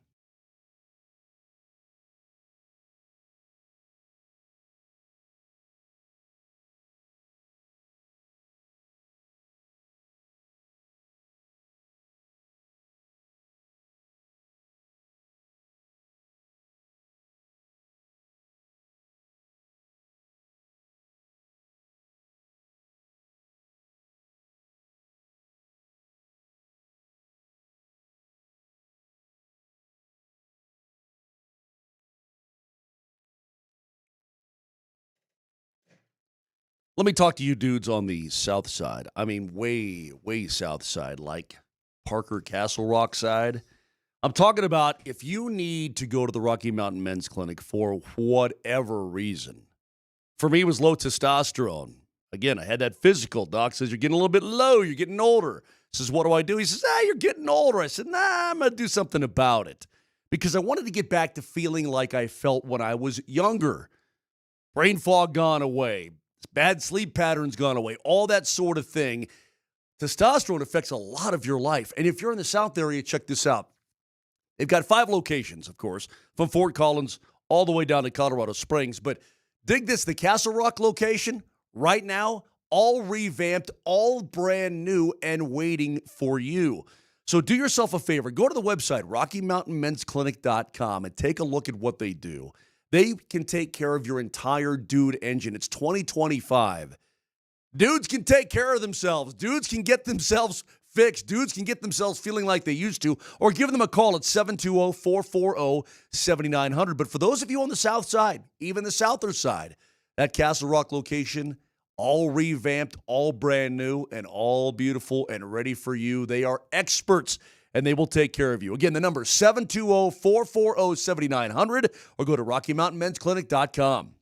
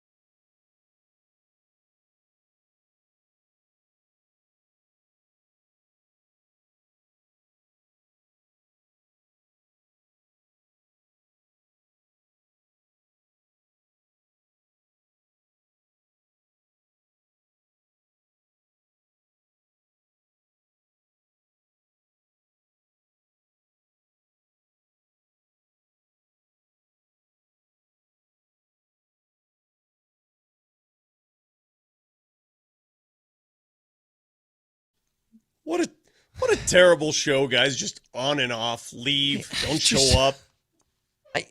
It is unbelievable to me. It really is. The amount of times we're starting a segment and Mose just walks out of the room right as the intro music plays. Like, oh, I forgot something. I had to go get it. What'd you get, a cookie? Is that what you had to go get a cookie before this segment started? Your mic isn't even on. KJ brought in some unbelievable. Thanks, Cage. And the inability for me to stay on during an entire segment. I want to apologize for the last segment, leaving twice. But I just want to get this out of the way because you guys already. I want to get out of the way, not for sympathy, but just to let people know why it's been a tough 2 weeks, couple of months for me. So I've been on the phone. My cancer's back, and I've been dealing with this, and I've had to deal with doctors, and my mind is muddy. I lost my wallet. I don't know where I am half the time. But I'm going to get it taken care of, and we've got a treatment ready to go here in a couple weeks. I may have to miss a couple shows, but I'm back on it, and we're going to take care of it. But I just wanted you to know why I seem so absent-minded and at times snappy. That's why. Well, okay? I will say this. I don't know in my lifetime. In fact, I'm sure. I'm going to say I don't know. I'm sure in my lifetime, I have never talked to another man so intently about his groin and nether regions and that sort of thing. Yeah, that's true. So I'm very, in a good way, I'm very intimate with Vic's body and body parts and stuff. So we got this. This is not and you got this. You got this. Yeah, you got this. It's just the next. It's the next phase, and it's going to be handled. It's not going to be a problem. Trust me. I'm not worried about it. I'm not scared. I just want to let you know why I've been so absent-minded and unreliable. Okay, that's why. And if anybody finds my wallet on Tennyson, please let me know. Yeah. What happened there? What happened? I don't know. Yeah, I thought you were just going to get cookies. I don't know. I don't know. I haven't, dude. They don't talk about the mental part of this whole thing, what it does to you mentally. Yeah. I mean, you've been through it with relatives and stuff, but it messes you up. It just messes you up. Yep. And that's the part that's hardest to digest. It's not the physical, because you know what? One thing about my form of cancer, prostate cancer, it doesn't hurt. It's just there. There's no pain related to it. It's just there. Right. And it grows, and you got to take care of it. So there's no pain. It's not like my back hurts. That has nothing to do with cancer. We were playing golf the other day. That's all Vic was talking about. He's just like, my back hurts. The things that Vic said he was... I kept thinking of Brandon. Ow! Ow! The things that Vic said to me that he was willing to do to get rid of his back pain was unbelievable. I did say, give me more cancer for less back pain. I did say that. I did say that, and at the time I meant it. And I'm over here. I'm over here at the cart, just chewing on a tea as hard as I can. I'm like, yes, don't say nothing. Don't say nothing. So Vic, I know you're not looking for it, but we love you. You know that, and whatever you got to do, you got to do. I'm more annoyed that Moj decides to get a cookie as the intro music plays, and thinks that's a good time to walk out of the studio. Also, you tell those guys up north, Vic, those guys and gals up north, that I'm very familiar with the situation. If they need anything, they need any advice, you tell them to call me. Yeah. I got it. So it's a Bud Light Football Friday. And Vic, we were talking about this earlier, that I watched a ton of college football yesterday. God, was it great. And it was glorious. I had a thought yesterday. Now, this is me saying I'm right, and I'm admitting to you I'm still wrong. Wait, you had a thought? Well, when we were doing college football stock up, stock down, which the people loved, by the way. Yeah. Oh, I'm sure. Thousands of people, by the way, when Brady and his bets came back today, were losing it in their cars. I'm sure. Oh, yeah. But the team that I was iffy about heading into this year was Boise State. And it turns out Ashton Jeanty mattered a lot, didn't he? Because I said I thought Boise State would still be good, but not as good. They looked borderline incompetent. What conference is South Florida in? They're in the... is it the Sun? What is it? No, it's not the Sun, for crying out Where loud. do they play? They play against like FAU and UTSA and teams like They're that. in the What American Conference. Yeah, American. The American. That's what it is, American. Did you see what they did do? And we'll say this about Boise State. Boise State has sort of become, not to this degree, but almost the Gonzaga of college basketball. They're that one school now that's in a smaller conference, but yet always shines. They got handled. That was my reaction last night, Brett. I'm like, I can only surmise that Ashton Jeanty is a very special running back because they looked like crap. I'll tell you where it mattered most. Yeah, the running game was down and not what Ashton Jeanty brought to the table last year, but that's to be expected. You aren't expecting to have Ashton Jeanty to come back. I'll tell you where it mattered. Madsen was under pressure the entire he got hit every time he dropped back to throw. And I think teams are like so not scared of their running attack. They're like, I'm just going to pin my ears back and try and kill this guy. Madsen was an efficient quarterback last year that was accurate, and he only got sacked 13 times last year. Yeah. He had no time to throw. None. And I know you watched the capper last night, Nebraska-Cincinnati. Man, you knew it was going to come down to it. All Nebraska fans just holding on for dear life in that final drive. And the dude that gets beat, PI, ends up making the game-winning interception at the end. My thoughts about Nebraska have not changed. They won. They're 1-0. Yeah. They still can't move the ball. They still look pedestrian. They are not a very good football team, Vic. And when they get, no offense, Brett, to your lovely wife, who's still a Corn it's fan. my wife. I understand. They don't scare anybody. When they get in the Big Ten play, they're going to get waxed, demolished. Okay. Cincinnati is not good. They lost a bunch of games last year, and they rightfully could have won that game last night. Okay, let me tell you two things here. Number one, I watch Nebraska games out of solidarity with my wife because she suffers through that on Sundays with me and the Lions. Right. I looked at her after the end of the third quarter and I said, "Can't do it anymore." Going downstairs. I'm like, it's not hard to just watch.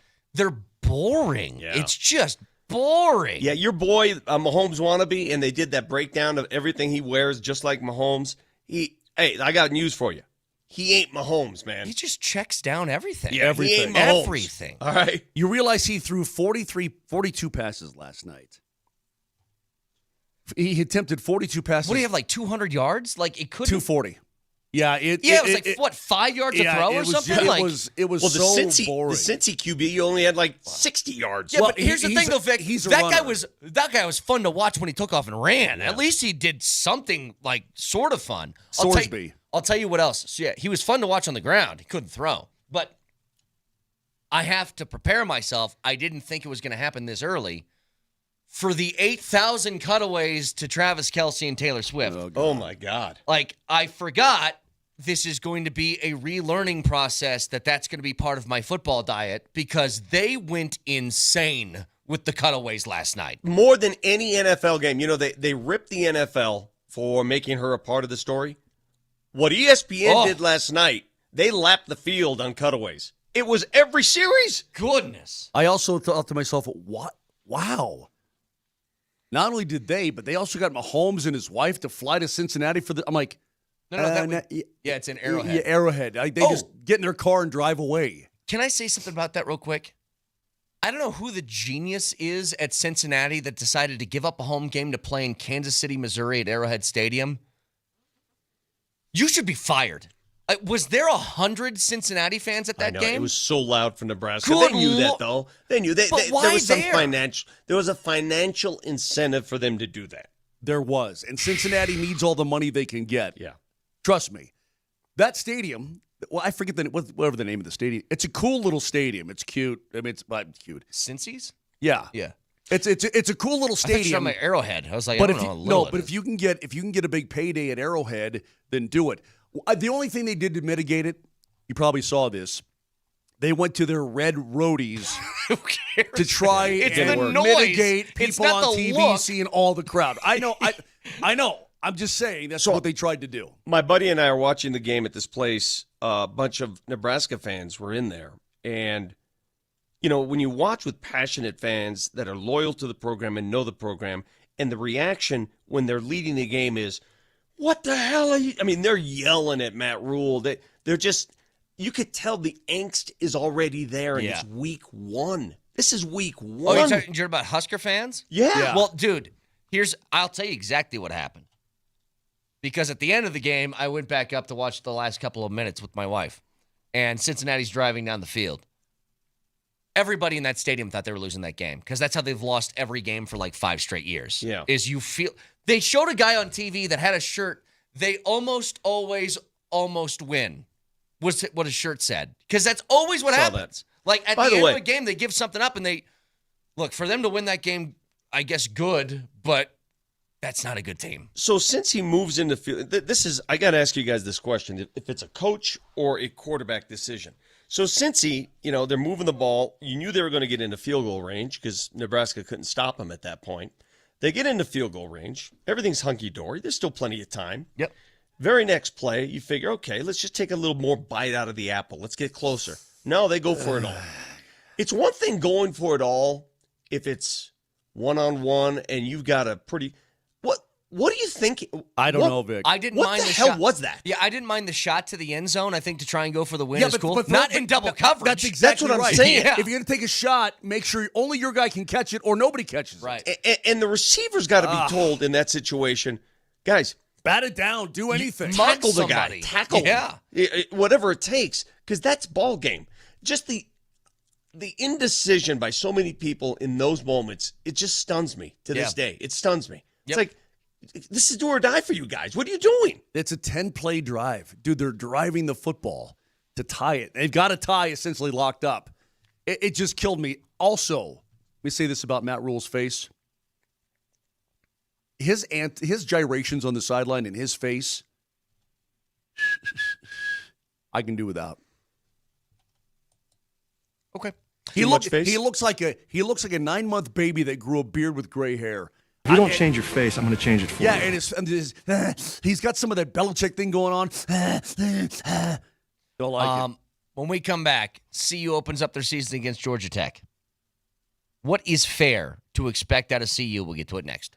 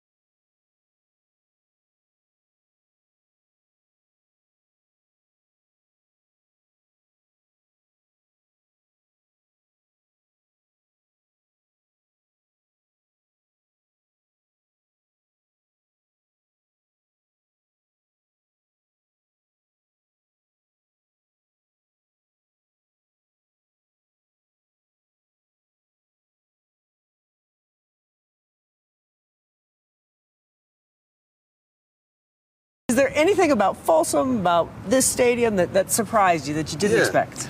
Yeah. The smell of weed in the second quarter it surprised the heck out of me. Like every game, I'm like, dang, like it seems like it's like a light up quarter. You know what I'm saying? Like, so is this the quarter that y'all chose? Like, I'm serious, it's a TV timeout, it never fails, and I'm like, wow, what's going on? Because I've never been high a day in my life, so that's kind of new to me. It's a Bud Light Football Friday, and that is Deion Sanders, who has his team playing tonight against Georgia Tech, talking about the actions of his own student section. And talking to Romy Bean on VIX. You used to be on the news channel. CBS 4. In a cloud of weed. That's how he described Folsom Field. And sorry, folks, I'm not doing nothing with CBS. Next question. That is the blunt truth. I mean, as beautiful as Folsom Field is, and it's among the most beautiful sites in the world for a football game, it does smell like weed. We got to ask an as expert. many places do in Colorado. We need Red Rock's among them. Yeah, we need an expert here, Nelly. When you were at CU, Oh, yeah. and you were doing the marching band all day. Did your people, A, weed out during the game while playing the fight song, and B, could you smell it from the student section? Okay, I will answer those questions in order. First of all, marching band, obviously when you're in uniform, we did no substances. The whole band was sober as a judge, right? Wink, wink, nudge, nudge. So that question, I don't even need to answer that one. But no, the second part, we were far enough away from the student section because the band is a little farther to the side that I don't think we quite got the same. Well, you're whiff kind you of would around. get. You're around the end zone a little bit. And so if right? Deion's on the sideline, I mean, you're right there in the thick of it. The students are behind you. You have no buffer. You're just downwind of that weed smoke directly. Well, the game tonight against Georgia Tech, the Buffs at last check are 4.5-point dogs in this game. I'm going to save us the we don't know what we're going to see thing. We'll just get that out there right now. We have no idea what this team's going to look like. We'll find out when the game starts at 6 o'clock tonight. But in general, when I talk about what CU should be, and I think this is fair, I'm just going overarching sort of season long.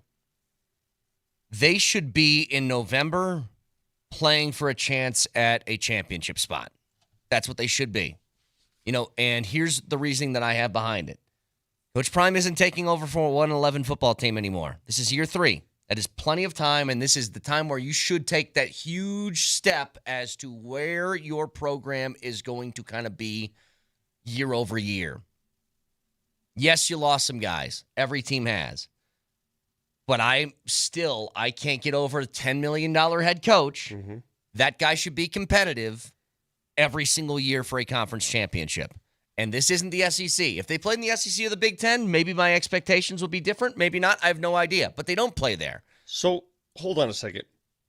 You believe that CU should challenge for a conference title? I think they should every year. Okay.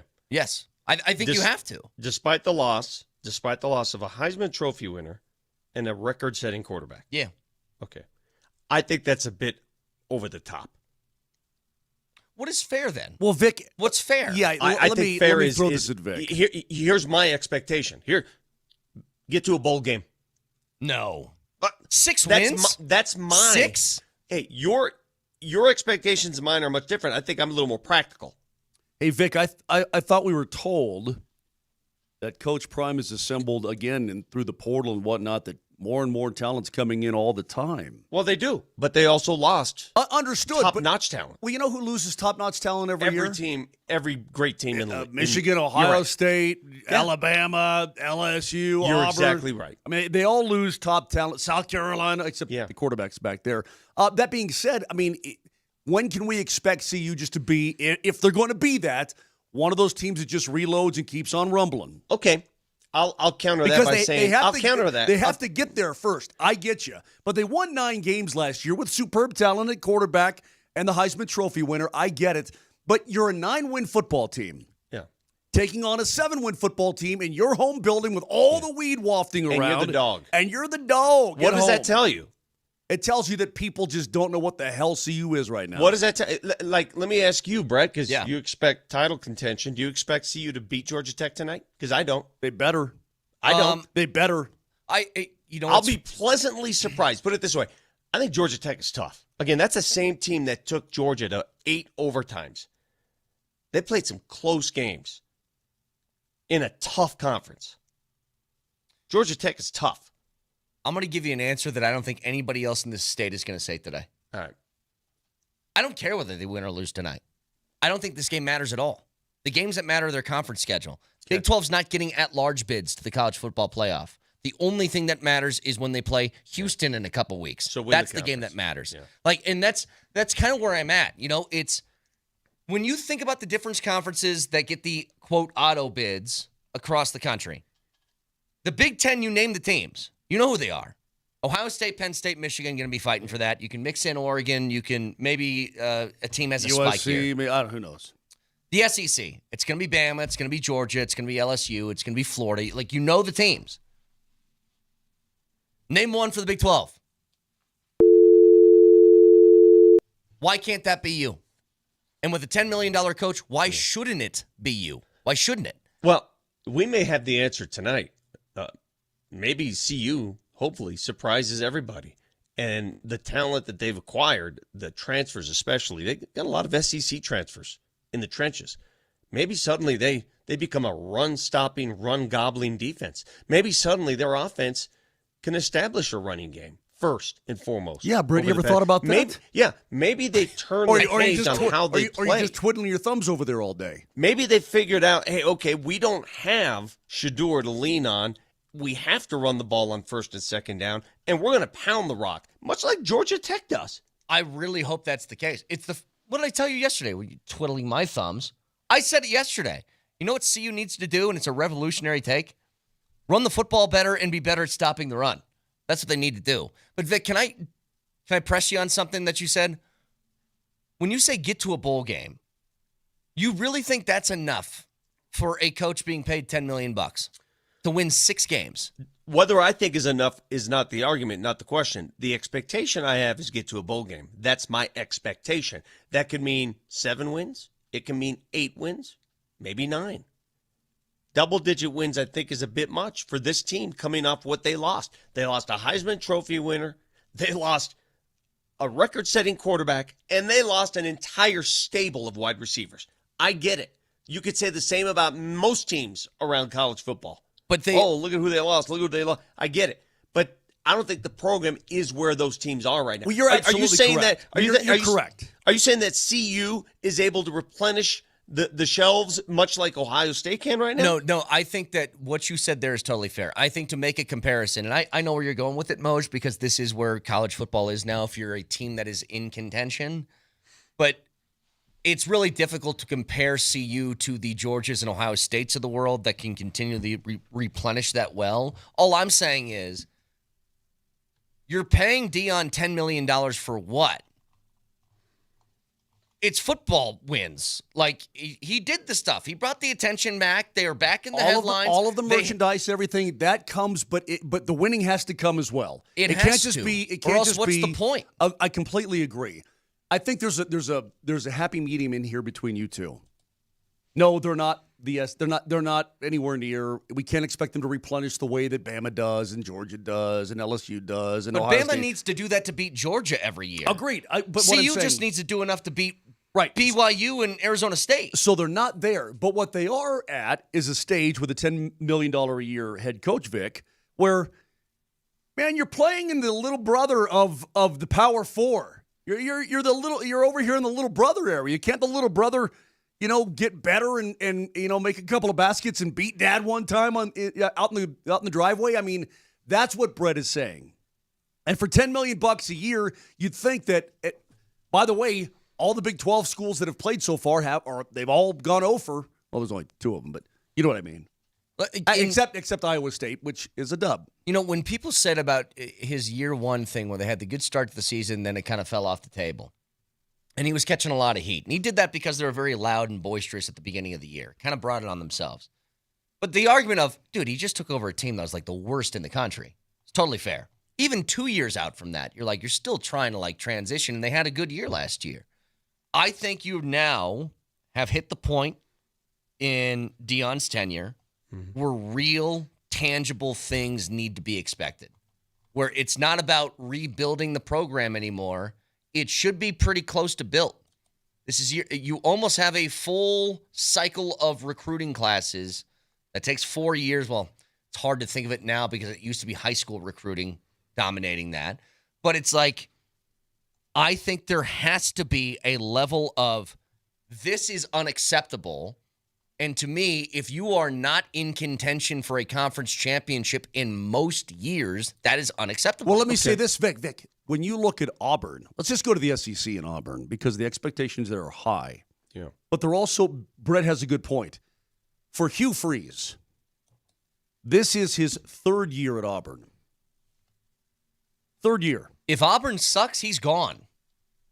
They went 6-7 year one, 5-7 year two. At no point did the University of Auburn consider disbanding football. They never had regents. Understood. It's a completely different animal. Okay, then how many years should you be at a program with high expectations and a Power 4 conference?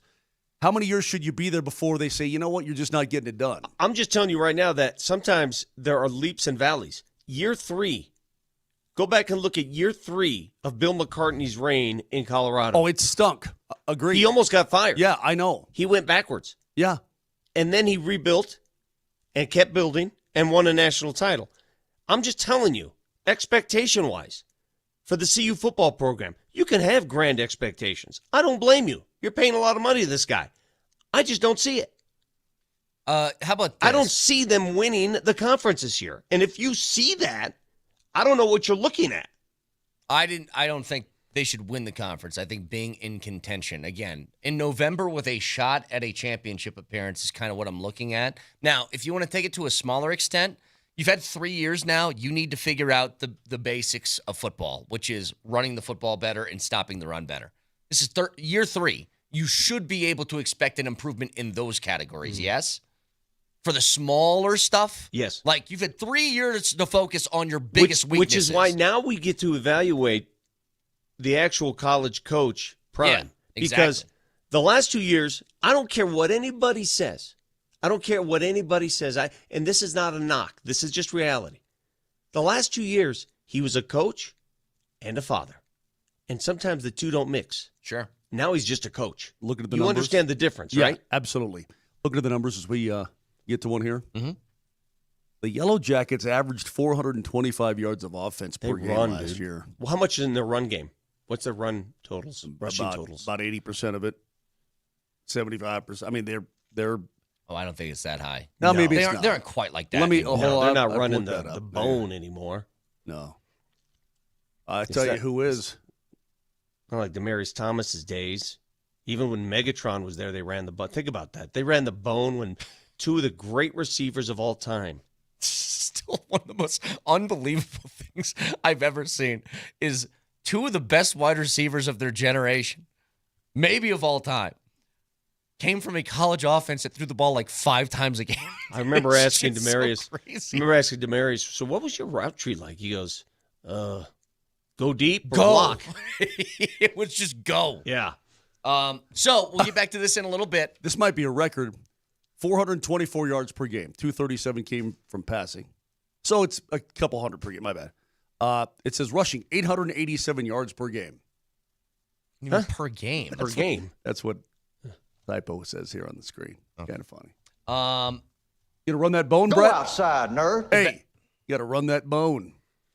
Get back to this in a bit. PhD are going to be live from Billy Burch Pub and Yard in Thornton as we broadcast from the Backus and Shanker studios. Their passion is justice. The bone was prevalent in the 80s. Damn right it was. Bone. Probably the 70s and the 60s, too.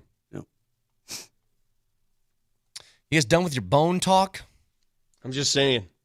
What? Or does Moshe have a Rocky Mountains men's clinic coming up here? What are you talking about? That has nothing to do with anything. Oh, sorry. sorry. Running the Wishbone. wishbone. Obviously, I'm sorry. Anything. I was confused, I guess, So by weird. what you There's guys not were just talking about. there's more bones in one. There's the wishbone. There's the eye bone. If you remember, the eye bone was the flex bone. The leg bone's connected to the knee bone.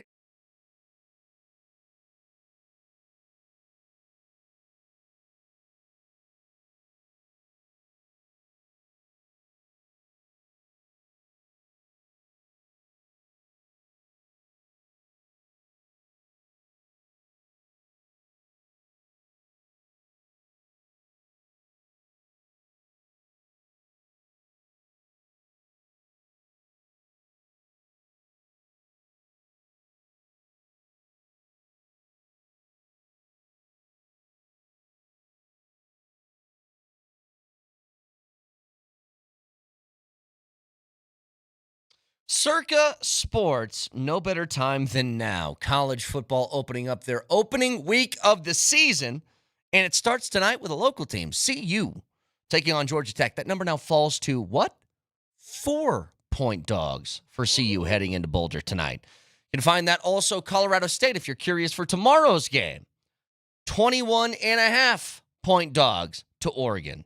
That and so much more on the Circa Sportsbook, whether it's big-time college football or the NFL coming up next weekend with a whole bunch of futures odds available. Jump on it right now. Download the app or go to circasports.com. And always remember, any gambling problem, call or text 1-800-GAMBLER.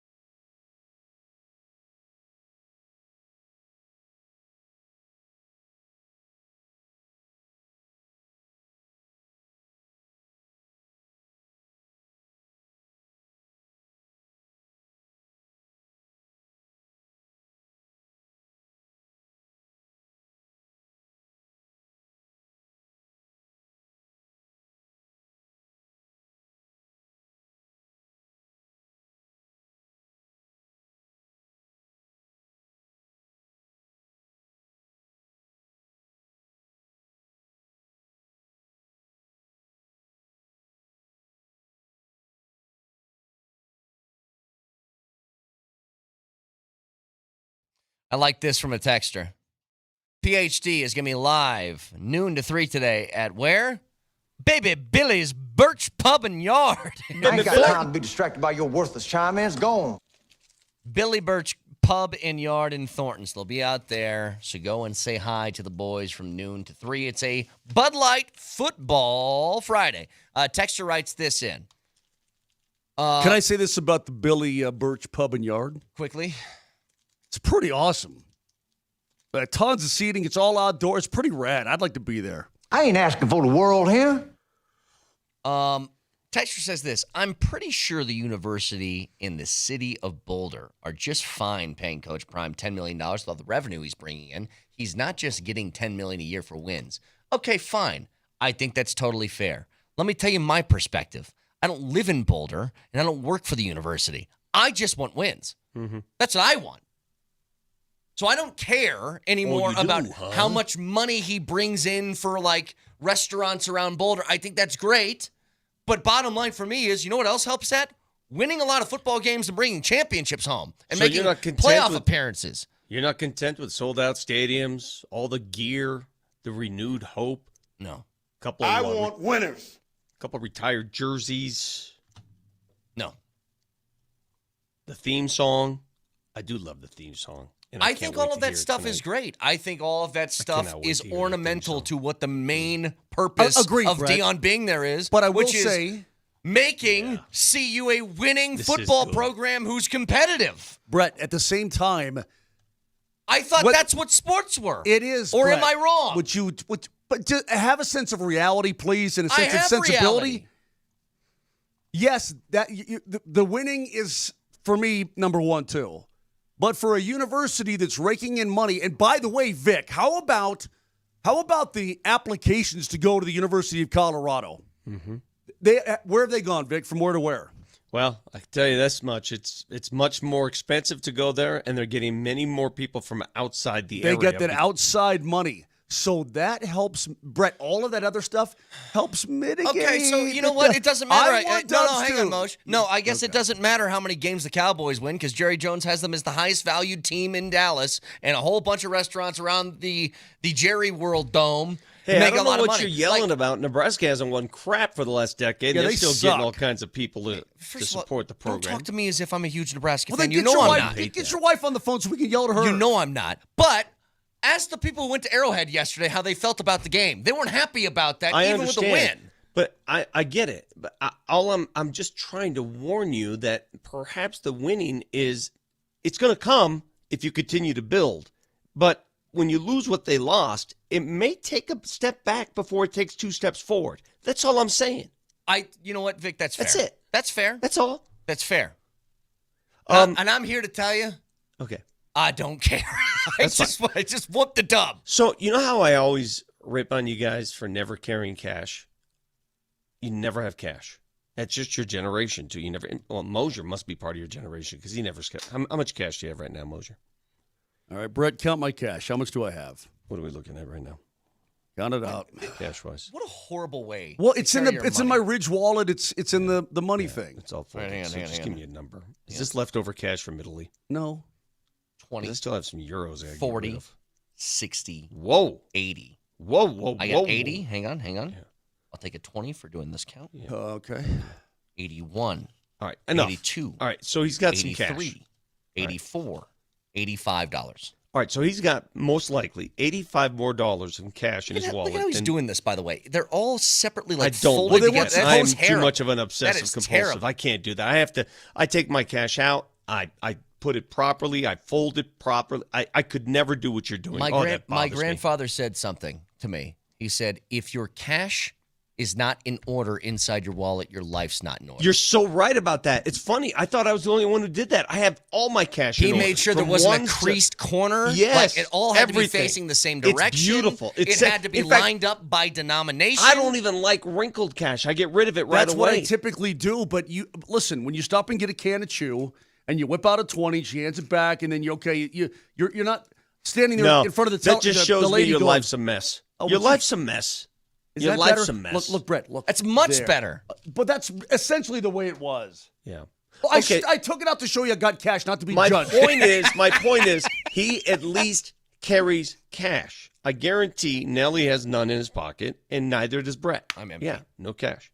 So I make fun of you guys. Hey, Vic, check that. I have one $2 bill, and that's all I have. The lucky deuce. Okay, There you go. I respect you for the lucky deuce.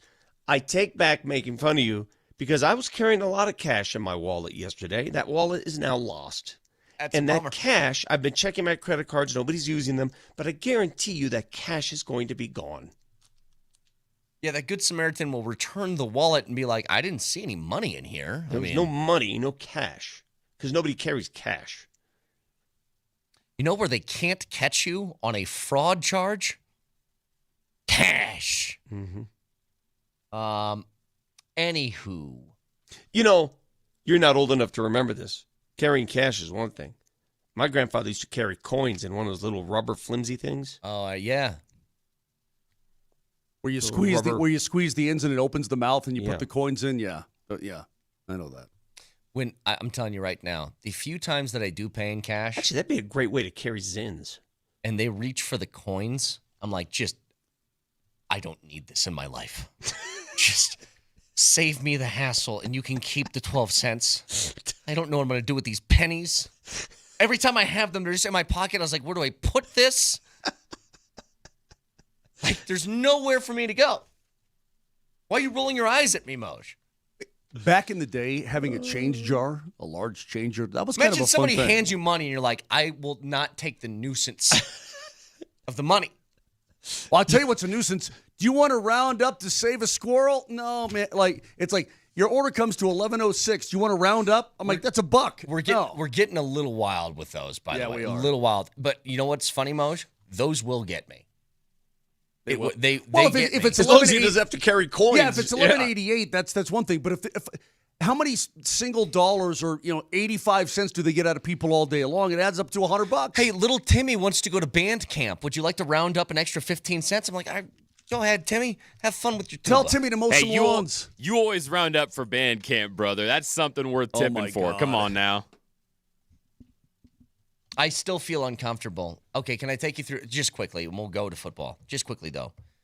I went and got sushi, but I just did it for takeout. So I actually... What does that mean? No, it's they flip it around at you. What does that mean? What is this Mr. reaction? Sushi guy spending some big bucks to go get some sushi. Not big bucks. I just got lunch. That's all I did.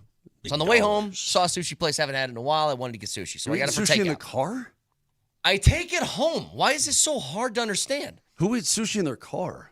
And so I pay, and the guy flips it around, and again, there's the tip thing on there, and I'm like, I'm going to take it out myself. Do I have to tip somebody? And so I said no.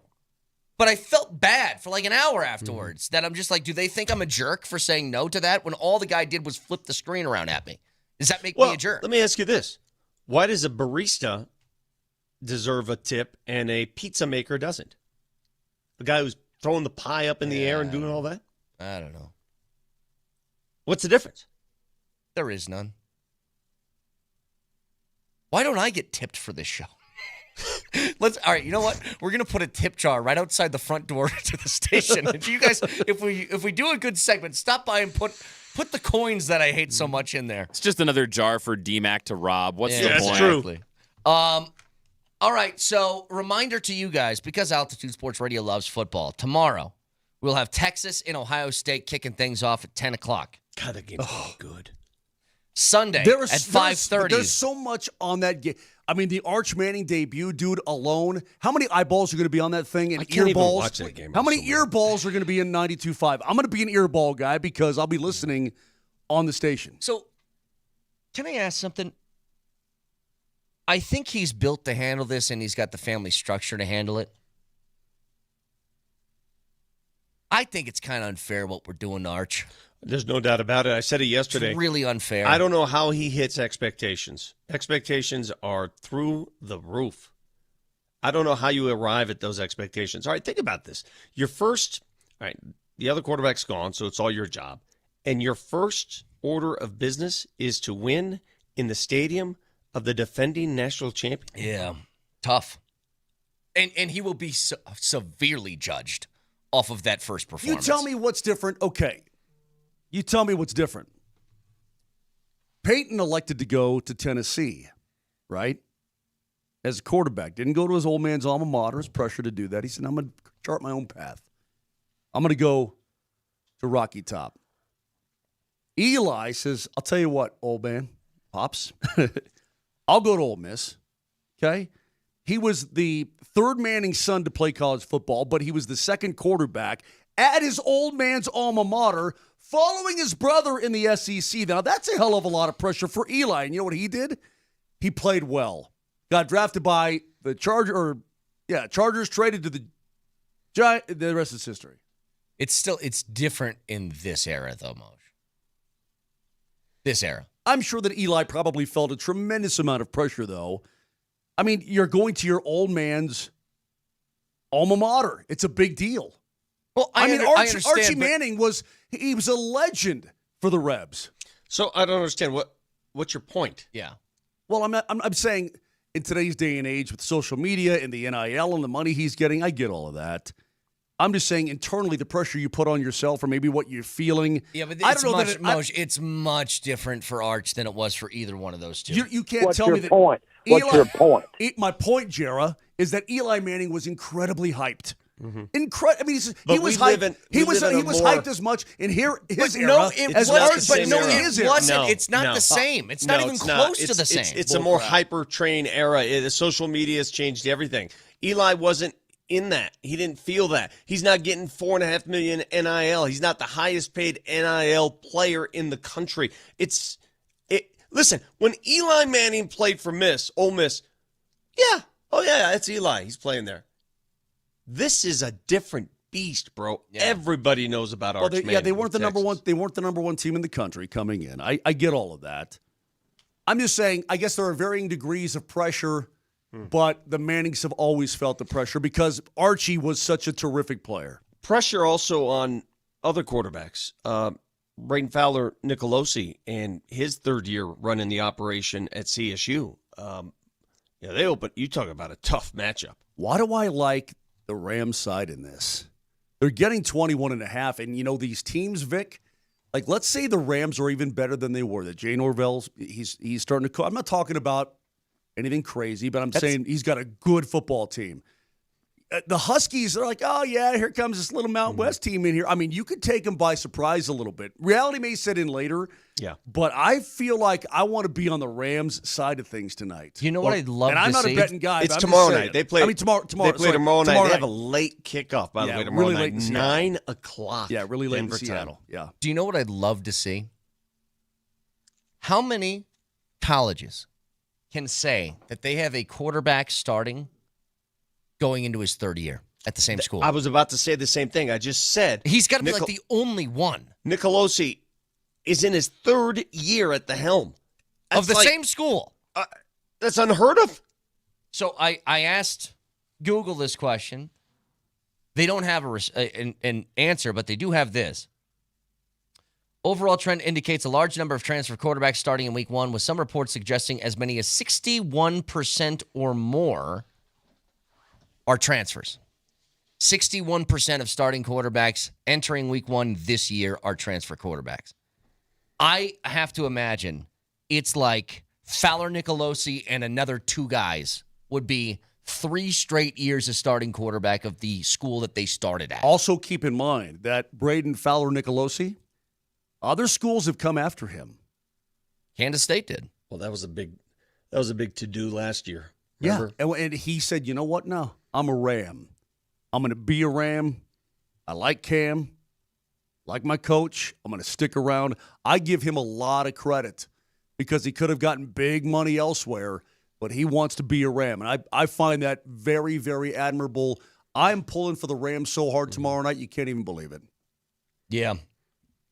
So, again, that game is tomorrow. What time is that again? I don't get it in front of me. 9 o'clock. p.m. Of course. Of course it is. It's on the Big Ten. It's on the Big Ten network. And it's in Seattle, so it's just that late. The fact that when I looked at that, I said, Big Ten network? Why would it? Oh, Washington's in the Big Ten. I still can't.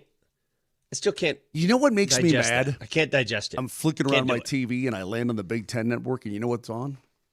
USC's greatest games on the Big Ten Ten network. It doesn't sit well with me. It pisses me off. It's what just, it does. USC and UCLA were the Pac-10. That's history. It pisses me off. The Big Ten network showing USC's greatest games. That doesn't work. I'm like, they weren't even there. Nope. Yeah. I won't allow it. Oh, here's one. Somebody says Luke Altmaier of Illinois is in his third year as the starting quarterback there. So we got one other one. It's so rare now in college football, man. It's so rare. If you guys missed it, by the way, yesterday we had a moment on this show. We were trying to bomb into the George Paton press conference, and instead what they heard was Vic yelling about an interception that was thrown by, was it Notre Dame? Drew Aller. Drew Aller, that's right. Not my fault. And then they booted us. Not my fault. So all we've been doing is begging for the audio of this, and it turns out the Broncos, in post, cut it. And you'll hear exactly where the cut was next.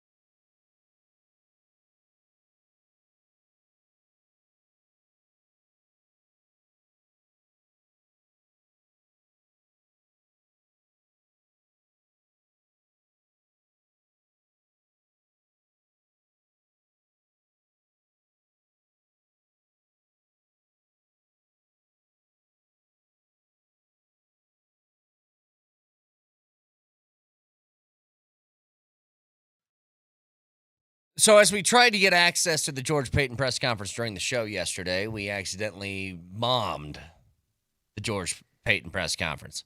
And this is what it sounded like in post, because the Broncos have edited this out. But here's what it sounded like. Just we're trying to keep the best 53, and we've talked about a lot, building through the trenches. And, we felt all 7 were really good players. And that's how, we won last year, and that's how we want to win this year, offense and defensive line. So shame on us if we were to. So that cut right there, there, that's where they edited around. If you hear he kind of stops mid-sentence. That's how we want to win this year, offense and defensive line. So shame on us if we were to get rid of it. So there's the cut. And then Mike Kliss asks a question to George Paton, and Paton accuses Kliss of having his phone not muted during that. If you could, the overview of the roster, what do you like about it? And, is this a roster that's playoff caliber? Mike, was that your phone that went off? No, it wasn't. But I enjoyed Vic Lombardi's little diatribe there. So clearly, yeah, we cut out, they cut out the part. Everybody could clearly tell that it was you. Okay, so we're not going to tell people the real reason this happens because Nelly doesn't know what the hell he's doing. Well, in the words of Stephen A. Smith, I mean, you're not wrong, but you didn't have to say it. Let's be nice. Very true. Hey, somebody said, we had a text in here, guys. Brett says, if you guys recreate the Michael McDonald segment, I will tip out. What does that tip out mean? What's the Michael? Nelly, McDonald what was that segment? Well, first of all, you guys were talking about how you would start accepting tips for the show. So this guy said he would tip us if we sang like Michael McDonald. I'm assuming he's referring. It's week 1 last year when they played Seattle. We did like a whole segment pretending because Michael McDonald's their head cocoach. Oh, that's right. Do we? And you do remember we have Kevin? That still? You remember Kevin in Illinois? He wrote out the lyrics to that. Yeah. I keep forgetting Russ ain't here anymore. Yeah. So maybe that texter wants a repeat of that. Yeah, but there's no point. What is this? There's got to be a reason. What do you think I am, a jukebox? Yeah. Yeah, but do you just want to play your greatest hits? Did you save that, Nelly? That's the thing. Did you yeah, save it was. We It was don't in the need to emojis. hear it again. We don't need to hear it again. It's fine. We don't need to hear it again. I don't know. I think the three of us, though, Vic, I think the three of us combined doing Michael McDonald, that's a pretty special thing. I mean, I think we can all do a pretty mean Michael McDonald, and then when you combine the three of them into one, I agree with Brett here. If you want to tip out Brett and bring us a sandwich because we nail it, maybe we'll oblige you later. We won't. Nope. We're just going to leave that in the past. Next question, man.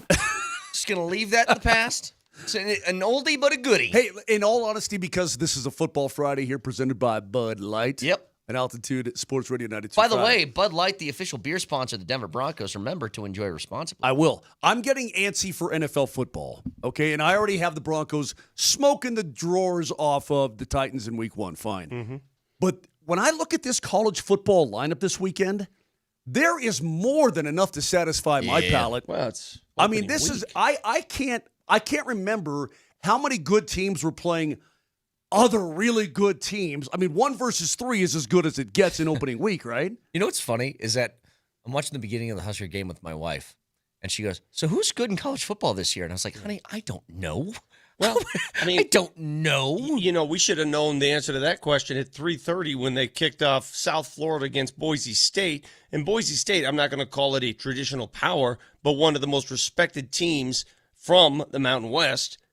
And they got rolled by a team from the what conference again? American. I mean, rolled. What's crazy is that Boise struck first, and you're thinking, okay, it's only a matter of time. It's 7-0 Boise, and you're like, oh, baby. They couldn't do jack squat. And by the way, Cincinnati last night, early in that game against the Corn, they rolled early. Their offense was moving early. They stalled, had to kick a field goal and whatnot.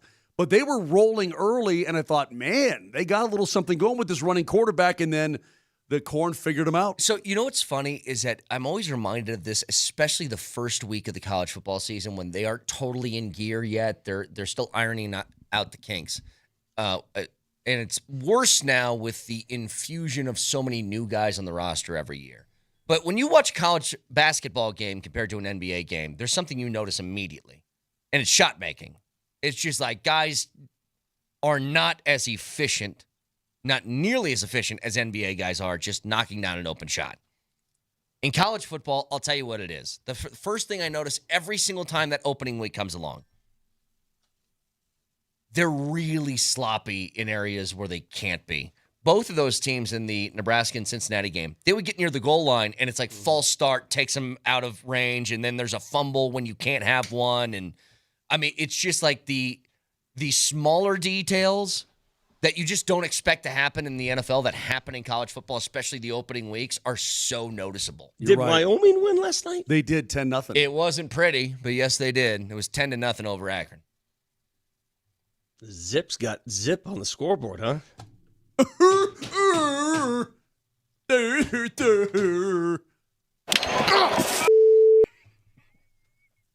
know, sometimes when I hit a button, Nelly freaks. He's like, I didn't push anything. Where did that come from? I have Final buttons. score, Wyoming 10, Akron zips. Vic, do you got to take another phone call or something like that? Nelly, just call Vic and pretend it's something very important from up north. All right, please. Exactly right. Brett, when you took driver's ed, did you were in one of those cars, right, where the driving instructor has their own set of brakes? I think so. And maybe you went to run a stop sign or something accidentally, and then they slam on the brakes and the car stops, and you have no idea what's going on. That's what happens anytime you play something on your board. I'm sitting there and I'm going, oh my God, I didn't play that drop. Where's that coming from? So I still remember this. That did happen because I didn't run a stop sign. But the only thing I got docked for in my driving test was I switched lanes, I guess, in the middle of an intersection. And he said that's illegal. Yeah, it is. Yeah, you can't do that, dude. Yeah, been doing that every day of my life. Okay? Never been stopped. I hope not you get, once. I hope you get Dear targeted. officers of the law, if you see a gray No, Ford, I'm not like cutting somebody off, but it's like if I want to get over, I'll get over. No matter where it is. You want me? You're not a good citizen. No, I think I'm fine. Anyway, you're right, though, Moser. There's a whole bunch of games. And, of course, because Altitude Sports Radio loves football, we have the big one, Texas and Ohio State, 10 o'clock tomorrow morning right here, Altitude Sports Radio 92.5. Do we have a high school game tonight or no? No high school game No high tonight. school, not tonight. Hey, also, watching the games yesterday and last night, and I'm just a pig in slop. Just football all over the place. I'm loving it. Hey, coming up at halftime, we'll tell you the football world is on its ear. Micah Parsons has been traded. We'll break it down and we'll get so-and-so on. And rightfully so, though. I mean, we had Adam Schefter on. I think he thought the last scenario to play out would be he actually gets traded, and then Jerry does it. He finally does it. How about Michael Irvin on ESPN yesterday saying there's no way Jerry's going to trade. It's not going to happen. And then moments later, he's traded. Yeah, you want to know somebody who absolutely didn't think it was going to happen? Yeah. What Vic just said. Michael Parsons, hey, look, you can report all you want. There's no way they're allowing Michael Parsons to go anywhere. All of this is part of the negotiations. And as I talked to Jerry the other day on my podcast, and he was talking about it the other day when he tried to make that offer, he said somebody told him to shove it up his rear and all of that. I honestly, it blew my mind. It blew my mind that any kind of conversation like that would be going on in a situation like this. Michael Parsons, I want him to take control of this thing and say, I don't care about you two and whatever y'all got going. Get your butts in a room and get my money on that paper. That's what you need to be doing. So I'm hoping that's what gets done. But I guarantee Michael Parsons not going anywhere. Jerry's not that crazy. This is all what we call just negotiation stuff. Yeah, well, he's right. Micah Parsons, he was referring to Michael Parsons. Right, Michael's sticking around, yeah. He was traded, but everybody's trying to protect their own podcast now. You know, that's where we live. We live in that world. Do you know what that immediately reminded me of? Immediately. Guy makes a guarantee. Oh, I know it's coming. 4 years ago? Yeah, I know it's coming. It was around this time in the calendar, actually. Yeah. I asked Vic a question was about... Was it Lindsey or was it Miller? I asked Vic a question about a certain player who felt like he might be on the roster bubble. This is what I think's going to happen. I think Phil's going to stick around for that year. He's going to make the money he's making. He's not going to be happy. And he's going to beat this guy out. And you know what? Eventually, I think he'll beat out Melvin Gordon. I think there'll be a time next year where they're going to lean on Phil Lindsay. 3 minutes later, Phil Lindsay was literally. And I'm not even joking. For those who are new to the program, for those who are joking, or those who are new to the program, I'm not joking. It was literally, Brett, 3 minutes later. Yeah. It's 90. I mean, let me defend myself. 180 seconds later. Yeah, you're right. It's not my fault that the Broncos weren't as smart as me at the time because Phil Lindsay was much more reliable and dependable than Melvin Gordon, who they ended up letting go anyway. That is true. Brett, what about Brett and Von Miller? I can't remember. I had something with Von. And I don't remember what it was.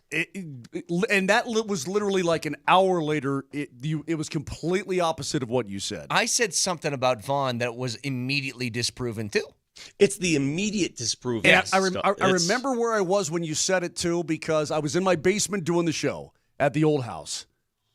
I remember that, and I'm looking around, I'm like, I don't know that I would go that far, Brett. I don't know that I would. I'm thinking to myself, I don't know. Here's what I remember. I spent an hour, the entire 6 o'clock hour, talking about Von Miller. And at 7:15, I go, that hour's useless. Like, I just did an hour's worth of work that you could have just lit on fire immediately. Okay, so a lot was made last night of Micah Parsons going to Green Bay. Green Bay, historically, a team that doesn't really do free agency. They don't do that stuff. They rely on the draft. Well, they're doing it now because they built a team they think they can contend. So let's table that for 9:20 because we're going to talk to Chad Brown. He's got a little bit more insight on CU and what to expect tonight than most people in this state. So we'll talk to Chad Brown next.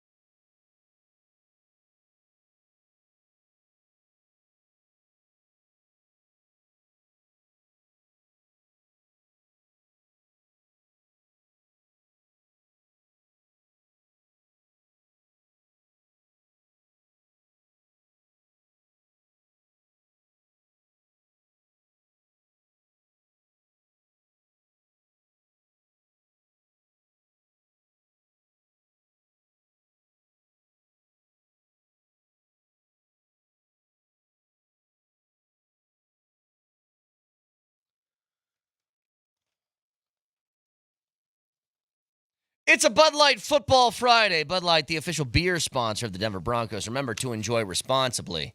And we were just talking earlier. It's college football's weekend, and that includes CU, who plays tonight. And there's been a common refrain from the people that you see on your screen or hear through your radio, which is, we have no idea what to expect with this team. And so we brought in an expert. It is Chad Brown. Chad, good to see you again, buddy. How you doing? I'm fantastic, fellas. How you guys doing? Doing good. I hear you on all the national shows. You're very popular. I mean, you're all over the place. You're in high demand, so we are proud to have you on the program this morning. Good to see you. Good to see you as well, my friend. And thank you for the kind words. What are you doing this weekend radio-wise, television-wise? This weekend, I have got the Buffs tonight. Okay. And then Monday night, I've got the standalone Bill Belichick debut as the head coach of North Carolina. Wow. So it'll be a busy football weekend for me for sure. And I heard you when you introed this segment that you guys don't know what's going to happen. No one knows what's going to happen in college football. No one, whether we're talking about the Buffs, whether we're talking about Georgia Tech, whether we're talking about North Carolina, or whether we're talking about the game I did last week. I had Farmageddon last week. No one knew who Kansas State was going to be. No one knew who Iowa State was going to be. This is the state of college football in 2025. Well, surprise, surprise. I mean, gone are the days where you could look at a CU roster and say, oh, they got Chad Brown coming back, Kanavis McGee, Alfred Williams. Yeah, they'll be pretty good. Can't say that anymore because they're all transfers from different schools, and you don't know how quickly they can meld. Does that mean the product is not as good? Because it takes time to meld. Well, so for me, Vic, the best teams I ever played on were not just a accumulation of talent. They were teams that played together. And anybody who watched The Gospel According to Mac knew about the trials and tribulations that we went through as young men that bonded us together, that allowed that national championship to happen. So I don't want to sound like an old man and having a get off my lawn moment, but these kids will never get a chance to experience what we experienced. Shut up, old man. I was on campus for 5 years. Yeah. For 5 years. I got to know the coaches, extremely well. They got to know me. I got to bond with my brothers in a way that we are actually brothers now. If anybody from that era of CU, gets married, well, who's in the wedding party? Guys who were at CU at that time. Yeah. If somebody has a kid, who's the first one calling them up? Somebody from that era at CU. Somebody's parents get sick. Who's the first one calling them up? Somebody from that era at CU. These kids today, and again, I'm not saying it's the kids' fault because it's certainly not. It's the adults' fault. It's our fault that the system is what it is. But they will never get a chance to experience what I went through at Colorado because, let's face it, things are just completely different structurally. Because it's so hard to kind of nail down the specifics of a team before watching them in the first game, especially now, if you take a more overarching approach to what should expectations be. We were talking about this earlier in regards to Deion. He's in year 3 now. Year 3 is plenty of time to really get a program in gear. Is it fair for me to say this? For a coach making $10 million and understanding all that comes with Deion, which is a lot of revenue to the school, a lot of things happening around Boulder, and that's all great. But you pay a coach $10 million is to win football games. If I say the expectation should be in November, you should be in contention for a championship spot, is that too much or is that accurate? I would put a bowl game winning record for this season. When you lose on 2 players like Shedeur Sanders and Travis Hunter, the replacements are just not simply going to be as good. Caden Salter, he's got a lot of experience, 56 touchdowns at Liberty. So he's been a good dual threat quarterback in college football for a long time, but he hasn't quite played on this level. Juju Lewis has never played on this level. So coaches have to replace quarterbacks. So there's got to be a little bit of grace given there. So I'm assuming you're talking about a Big 12 championship. Yes. And there are 8 teams who are in the contention for the Big 12 championship this year. So, and the Buffs are right in there. And it speaks to what we talked about earlier. No one knows who anyone is going to be. And having done a Big 12 matchup to start my college football season, Iowa State and Kansas State last week over in Dublin, Ireland, those 2 teams are in consideration or in talks for being a Big 12 champion. And no one knows how they stack up. We're still going to have to kick the can down the road at least a week or 2 to begin to see who these teams are. And if there's a coach, not just a media person or anyone else, if there's a coach in the country who says he knows who his team is coming into week one, he's lying. Yeah. He does not know. Steve Sarkisian doesn't know who Arch Manning is going to be when the lights come on. They don't know at Ohio State who Justin Sane is going to be.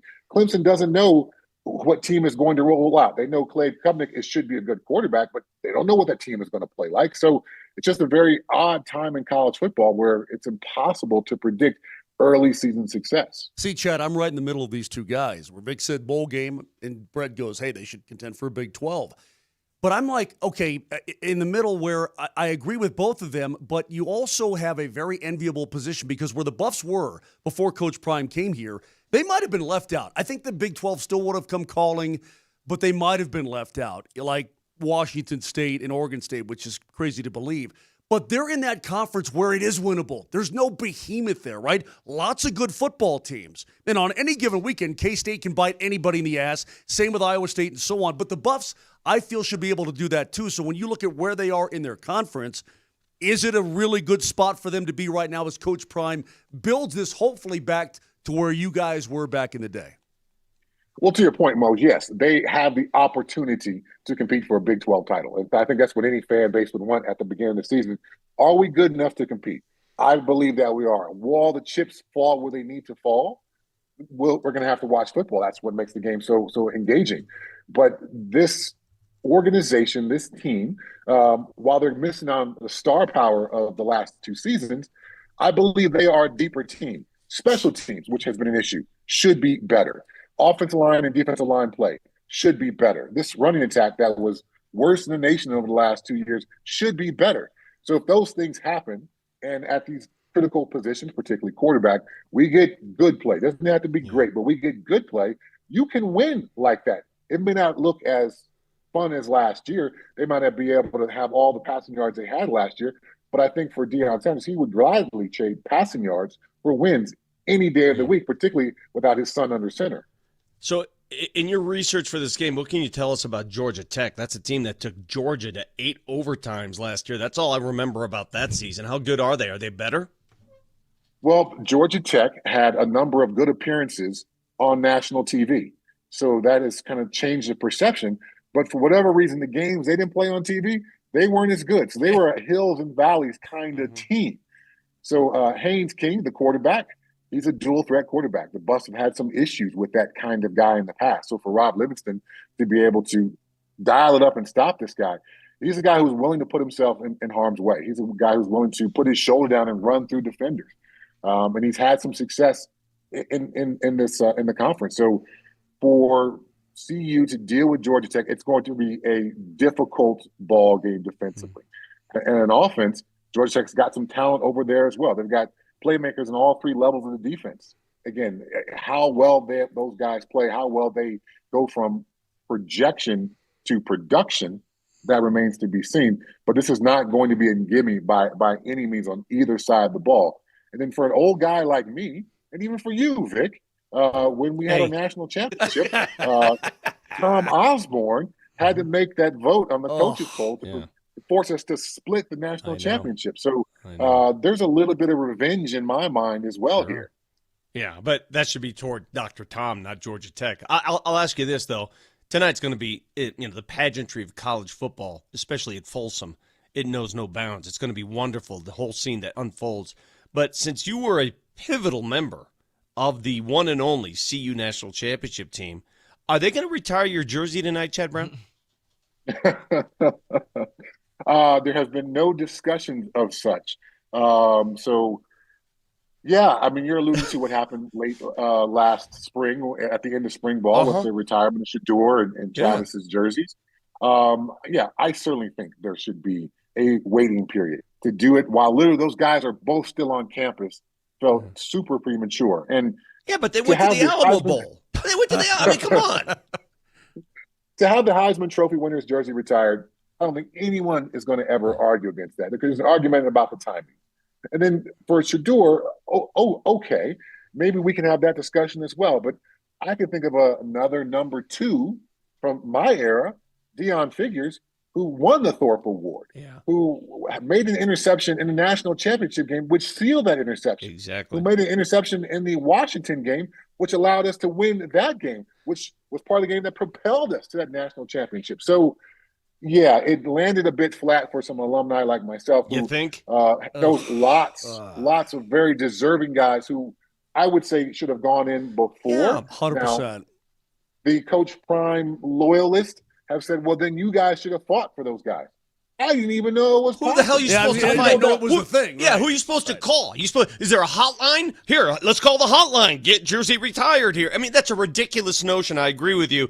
And that's, I guess, my message is to the youngins who are in school up there, and they don't understand that football at CU actually existed before 2022. I don't know if they understand that.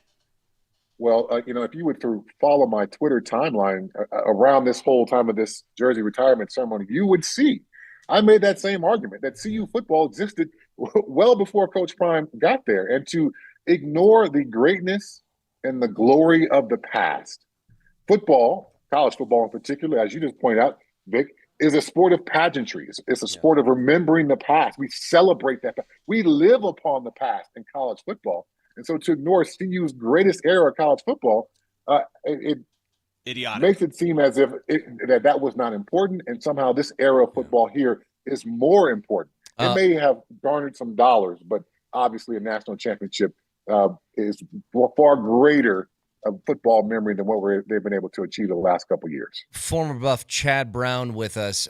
One question for the game tonight: as you're doing your research, you've checked out what they're up to. I know that Caden Salters has been named the starter, but do we see Juju Lewis tonight? Well, I think in today's college football, you have to. When you bring in a recruit like Juju Lewis in, it's impossible, I think, to put him on the bench. There's going to have to be a package of plays for him.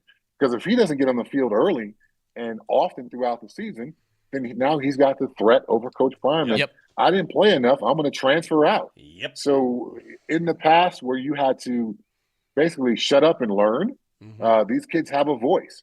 And now they get to go to the coach and say, well, I'm going to leave. You're not playing me enough. I expected to be on the field here. So, yeah, I think there will be a game plan part that he's in there. Now, the kid's incredibly talented. The arm strength is certainly there. The arm talent is there. So in some regards, from a physical perspective, he deserves to be on the field. But the experience isn't there that would garner him a starting job, particularly start the season. I think that against Delaware – the following week, there'll be opportunities for him to play probably even more, too. So that I think you'll be able to ingrain him coming up here. I've got to ask you a personal question before we're done, and you probably weren't listening yesterday, but we paid you a compliment. It goes like this. I compared you to Carl Mecklenburg in this regard. Off the field, you're one of the nicest guys I've ever met. Carl's one of the nicest guys I've ever met. Just a gentleman, just super cool dude, great. But how do you transform that to when you get on the field to what you did not only in college, but your National Football League career when you absolutely wrecked dudes? Because Mecklenburg was a beast and you were a beast. How do you turn it on, or what happens to you? You go Hulk? What goes on here? Well, I appreciate the comparison, obviously, to a all-time Denver Bronco, Carl Mecklenburg. And I think there's more similarities than just the personality and attitude. We both were quite versatile guys. Yeah. At some point, I played every linebacker position that's ever been drawn up. But I rushed the passer as well. And so defensive end, sometimes I rushed from the defensive tackle spot, just as Carl did. So the versatility and the willingness to do whatever the coaches asked us, I think, is also a comparison and similarity for Carl and myself. But to your point, I always thought that when I crossed the lines, I've got to be somebody else. And so growing up, I was a really shyer personality kind of kid. And so football was awesome because I could put on a helmet and I could be like a superhero version of myself. And so I could, express myself in ways that just regular Chad was never comfortable with. But Chad on the football field could do that. So from an early on time playing this game, I kind of brought that comfort of putting the pads on and becoming someone else. And in my NFL career, while I'm not a very religious person now, there were times where I would literally pray for anger so I could go out and play the game that I thought I needed to play and how I needed to play the game. So people, pray for, being safe on the field or pray for a win. Yeah, Chad was in the showers on his knees praying for anger so I could play the game the way I thought it needed to be played. The mentality of putting on a helmet and masking yourself and getting into a rage and being able to do that, isn't that basically what criminals do when they rob banks? I mean, you're going to put on a mask and just go crazy? If people in my neighborhood when I was growing up were bank robbers, and they were the guys I looked up to, like the guys who played football, then, probably that would have been some way I would have expressed myself, Vic. But, that was that's a similar mindset to what someone does. By the way, criminal. I saw you episode 7, I believe, of the Netflix series on the Cowboys, Super Bowl 30. They replayed it when you guys lost to the Cowboys, the Steelers-Cowboys game. You were in the end zone trying to make a tackle. Will you ever forgive Neil O'Donnell for gift-wrapping 2 interceptions to Larry Brown that day?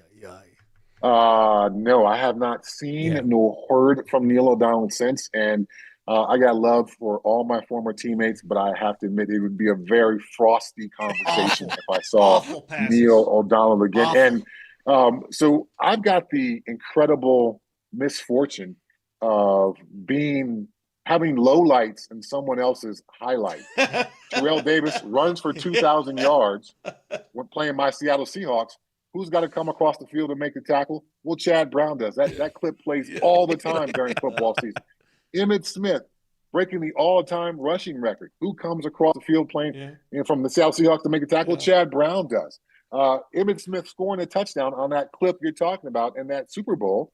Nate Newton poked a hand out, grabbed my foot as I was about to tackle Emmitt Smith. So I'm stumbling down, and Emmitt Smith ends up running through me to score that touchdown in the Super Bowl. So, yeah, I had an incredibly Don't forget awesome Rocket career. Ismail running over you in the Orange Bowl. Right. I had an awesome college and pro career, but there are these, moments that live on forever where I am not very proud of. Yeah, if a Martian comes to Earth and he was watching those films, he's like, this brown guy sucks, man. What the hell's going on? Hey, bro, we know what you are, and you will always be a legend up in Boulder, and CU is proud of you, and I'm sure CU fans are. And it's cool that you get to be able to call a game tonight for your alma mater. Super cool. Yeah. Now, of course, it's not the home broadcast, so I've got to play it down the middle here when you do a national broadcast. But, yeah, there will be smiles in the booth when CU does well, that the radio listeners won't get a chance to hear me pumping my fist when the Buffs do something good. Awesome. Chad, next time you're around Vic, I will bring a helmet so you can be that superhero guy, get angry, and hit him as hard as you can, please. That old man don't hurt anybody anymore. He's an old man. Look at him. I've played flag football with Vic and his brothers. You can't catch me. Their game is based on stamina. They don't ever stop running. And it's so accurate. That old man can't catch me, Brett. So for the first quarter or so, while I still have enough stamina, yes, I'm bringing the pain to Vic. But then after that, he will outlast me. Yeah. And he'll tag team with a brother who's also going to have the incredibly high level of stamina. It's going to be they're going to run me like pick and rolls in basketball. That's the way they play flag football. Just run you off the court. I have a story about how Marcus Washington blew out a hamstring trying to cover a guy who was drunk once. So, I mean, it's not quite that extent, but still. Chad, you're the absolute best. Thank you so much for joining us. We'll talk soon. Thanks for having me on, and have a fun football Friday, fellas. You got it. Take care of yourselves. That's right. It's a Bud Light Football Friday. Chad Brown joined us on the Ramos Law Hotline again. Get a little insight to what we can expect tonight, which he's kind of in the same boat as us, right? Which is like, we'll see. Yeah. No idea. Here's a guy who's doing the game, and he's like, I don't know. Well, how do you prepare for something you haven't seen before? Exactly right. So when we come back, I want to go back to the Micah Parsons stuff from a Broncos perspective in a second, along with college football being back also means college football programs being incredibly petty. No better example than what happened with Clemson LSU heading into this game this weekend. We'll get to it next.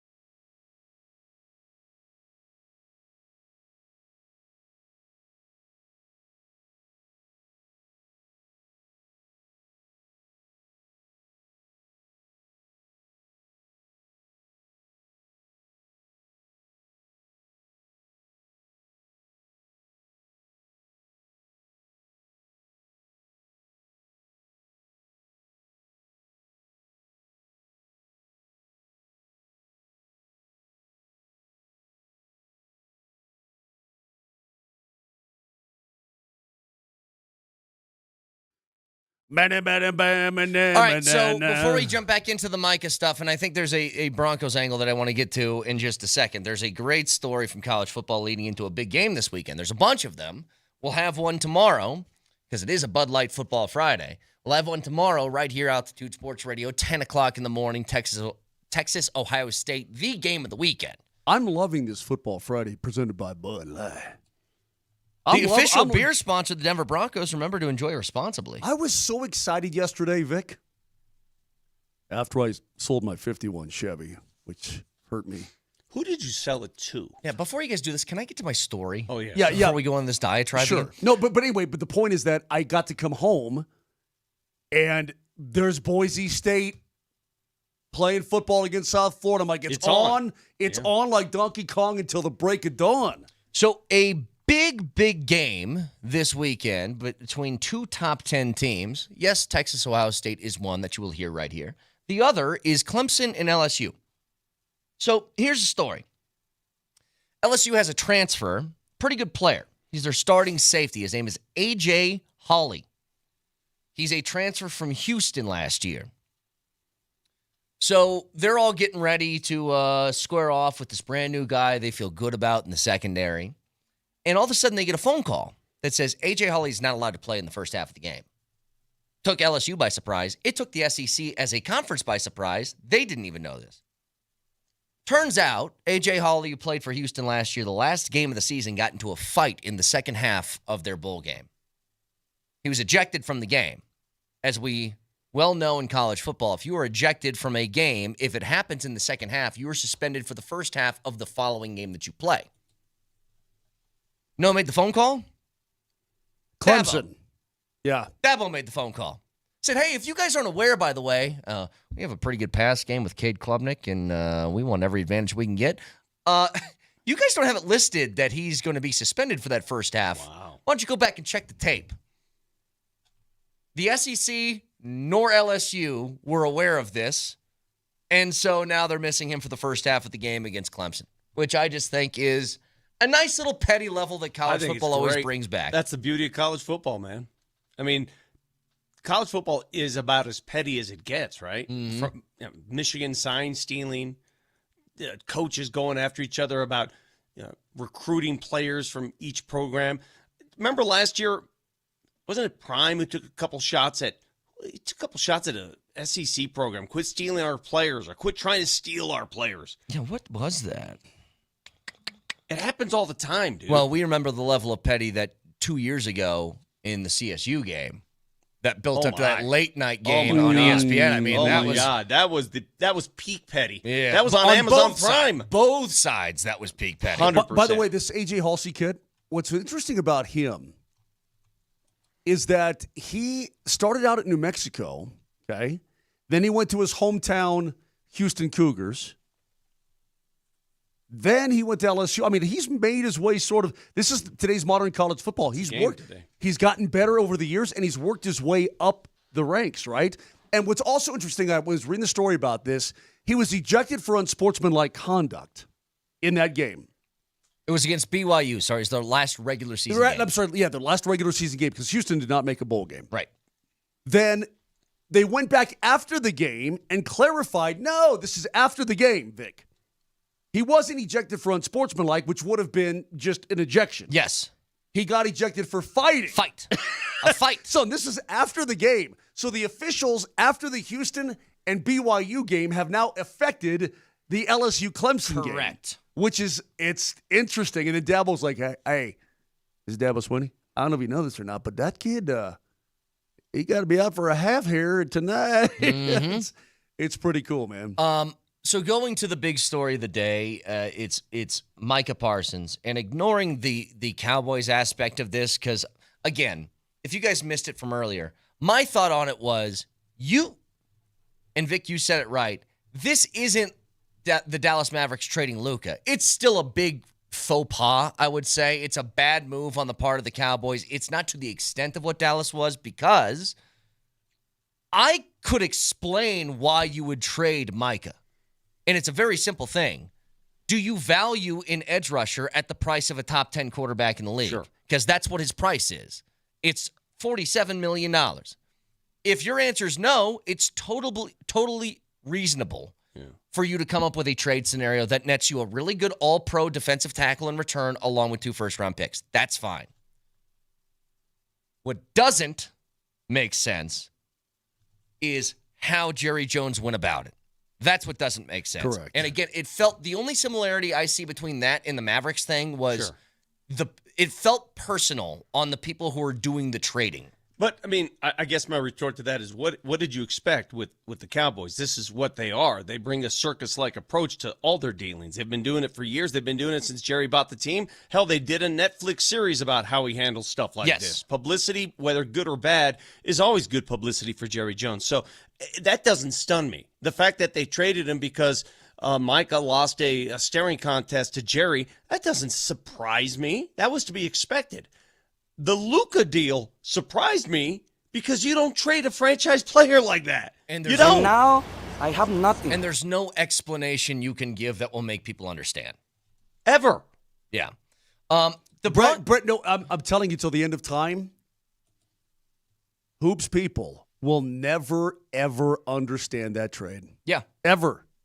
The Broncos aspect of this is, after the trade happens, I see a whole bunch of this going on, which is Nick Bonito has to be smiling from ear to ear.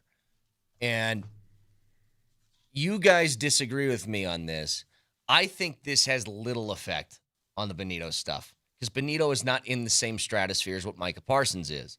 I think the comps for him are still in the Trey Hendrickson realm, not the Micah Parsons, Myles Garrett, TJ Watt realm. If he goes out and has a 18-sack season this year, it's a different discussion. But Micah's had the best season of Bonito's career is basically the worst season that Micah Parsons has had through 4 as far as a sack total number. So the only way I see it affecting them is if they're still waffling on the contract thing next year and they go, well, let's just franchise tag him for a year and figure it out. Then that becomes a bigger deal because that's taking the averages of the top 5 people at the position. Correct. But I don't think Nick Bonito's agent looked at that deal and goes, all right, good. Now we got our ammo. Hey, George Payton, how's $42 million a year sound? You're completely right about that. However, a good agent will push the envelope in that regard. Not only that, Vic, but as time goes on and more, a guy who's not even in the league yet, let's say, but as time goes on, Brett, guys will start to creep up toward that Parsons number. Sure. So it reset the market in that regard, that guys will get maybe $2 million more a year than they did before, and so on. And so it will start to creep that way. And Benito's, I wouldn't even start with the 3. That's me. Not today. Maybe after this season, I would start with the 3. But not this second. I would not start with the 3. I'm trying to find let alone a damn 4. Young players' contracts who are not quite up yet that could be in the realm of like their agent goes to their team and says, hey, I want this. Okay, how about this? Aiden Hutchinson's contract's coming up. Maybe he has a conversation like that. Will Anderson in a couple of years in Houston. Maybe his agent does. Bonito, if he wants to get there, he's got to have another outstanding all-pro level season. But when you talk about Bonito, I don't even put him in the Hutchinson commentary right now. And that may be unfair. No, I don't think so either. Because these Hutchinson, are elite-level guys. Outside of his broken leg last year, he is an absolute superstar. Yeah, he's a wrecking ball. Anderson, he had 7.5 sacks in 5 games. Yeah, Anderson is very, very good. I don't put him in the TJ Watt category, the Crosby category, the Bosa category. I can't put him there yet. Now, he can earn his way on there. He can do that, especially this season.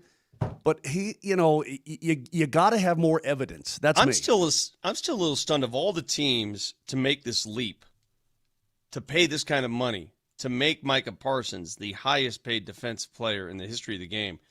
I would have had Green Bay near the bottom of my list because this is not historically what they do. This is not what they do. Well, they did with Reggie White. Yeah, and look what it did for them. They won a Super Bowl. Exactly right. So I'm asking you guys, what does this do? Is Green Bay all in? I mean, are they a legit contender now, or is it? Of course they are. Yeah. I mean, they won 11 games last year, and ironically, So young team, too. Young team. They went 11-6. 5 losses came within the division. 5. They lost to the Lions twice, the Vikings twice, and the Bears once. So if they played somebody outside the NFC North, they never lost. But I'm thinking to myself, God, I got worried yesterday when the trade went down. I'm like, oh, what about Week 14? Because the Broncos and the Packers will hook up, right? Sure. Where's that game? It's here in Mile High. But then I said to myself, hey, man, so many things can happen between now and Week 14. Well, don't worry your little head about it, Moj. Chill out. But that was my first thought. Crap. Well, the Packers are on the damn schedule. But guess who else is? The Cowboys. Yeah. So maybe you rob Peter to pay Paul here in terms of you get Cowboys at home and Packers at home. And you guys know me. I'm infatuated with Jordan Love. That's the thing. I think that I don't know who Jordan Love is. I think he turns the ball over way too much for my liking. Dude, he's still. Hang on. Okay. Hang on the most. Okay.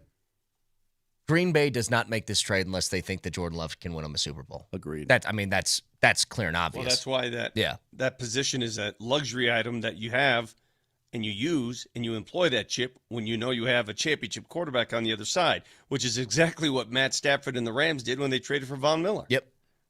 Same thing. But I think that this is them pushing their chips to the middle of the table. Everybody's talking about they're going to have cap problems soon. For being a really young team, Vic, a lot of those guys have contracts coming up, and Jordan Love's making a lot of money, and Micah Parsons is, and Rashawn Gary is, and a whole bunch of different guys. But it is like, hey, we're going for it right now. Well, how happy today is Matt LaFleur? I mean, he's just got to be over the moon. Sure. So here's from the 0796. Now again, keep this in mind. They lost Kenny Clark, who is very, very good. Agreed. I was the one that was saying all training camp, I think the second most important player on the Broncos defense is Zach Allen and not Nick Benito. Because I think the interior push that you get matters more than an edge rush. But when you get Micah Parsons, it's a little bit different. It's elite level. There's somebody in the text line from Montana. Or as I like to call it, Montucky. Okay. The 0796 says Jordan Love is mid. Career ceiling's already been reached. Well, Jordan Love is 26 years old. He's just now entering what should be his prime as a player. Also says Green Bay is nothing to worry about. Okay. And by the way, because they're in the NFC, I'm not too worried about it unless we get all the way. As a Lions fan, I disagree with you. Okay. When I watch Jordan Love, and I fully admit, Vic, I've got a hang up. I've got a oomph. When I watch Jordan Love throw the football, something happens inside of me. I wiggle. That's weird. I get a little wiggly inside because I love watching guys throw the football. Yesterday, was it First Take was at Norfolk State, right? Yes. And they had Michael Vick on the set, right? Did you? And they went back over Michael Vick's highlights of his career. Vic, when you just purely watch Michael Vick throw the football, what does it do to you?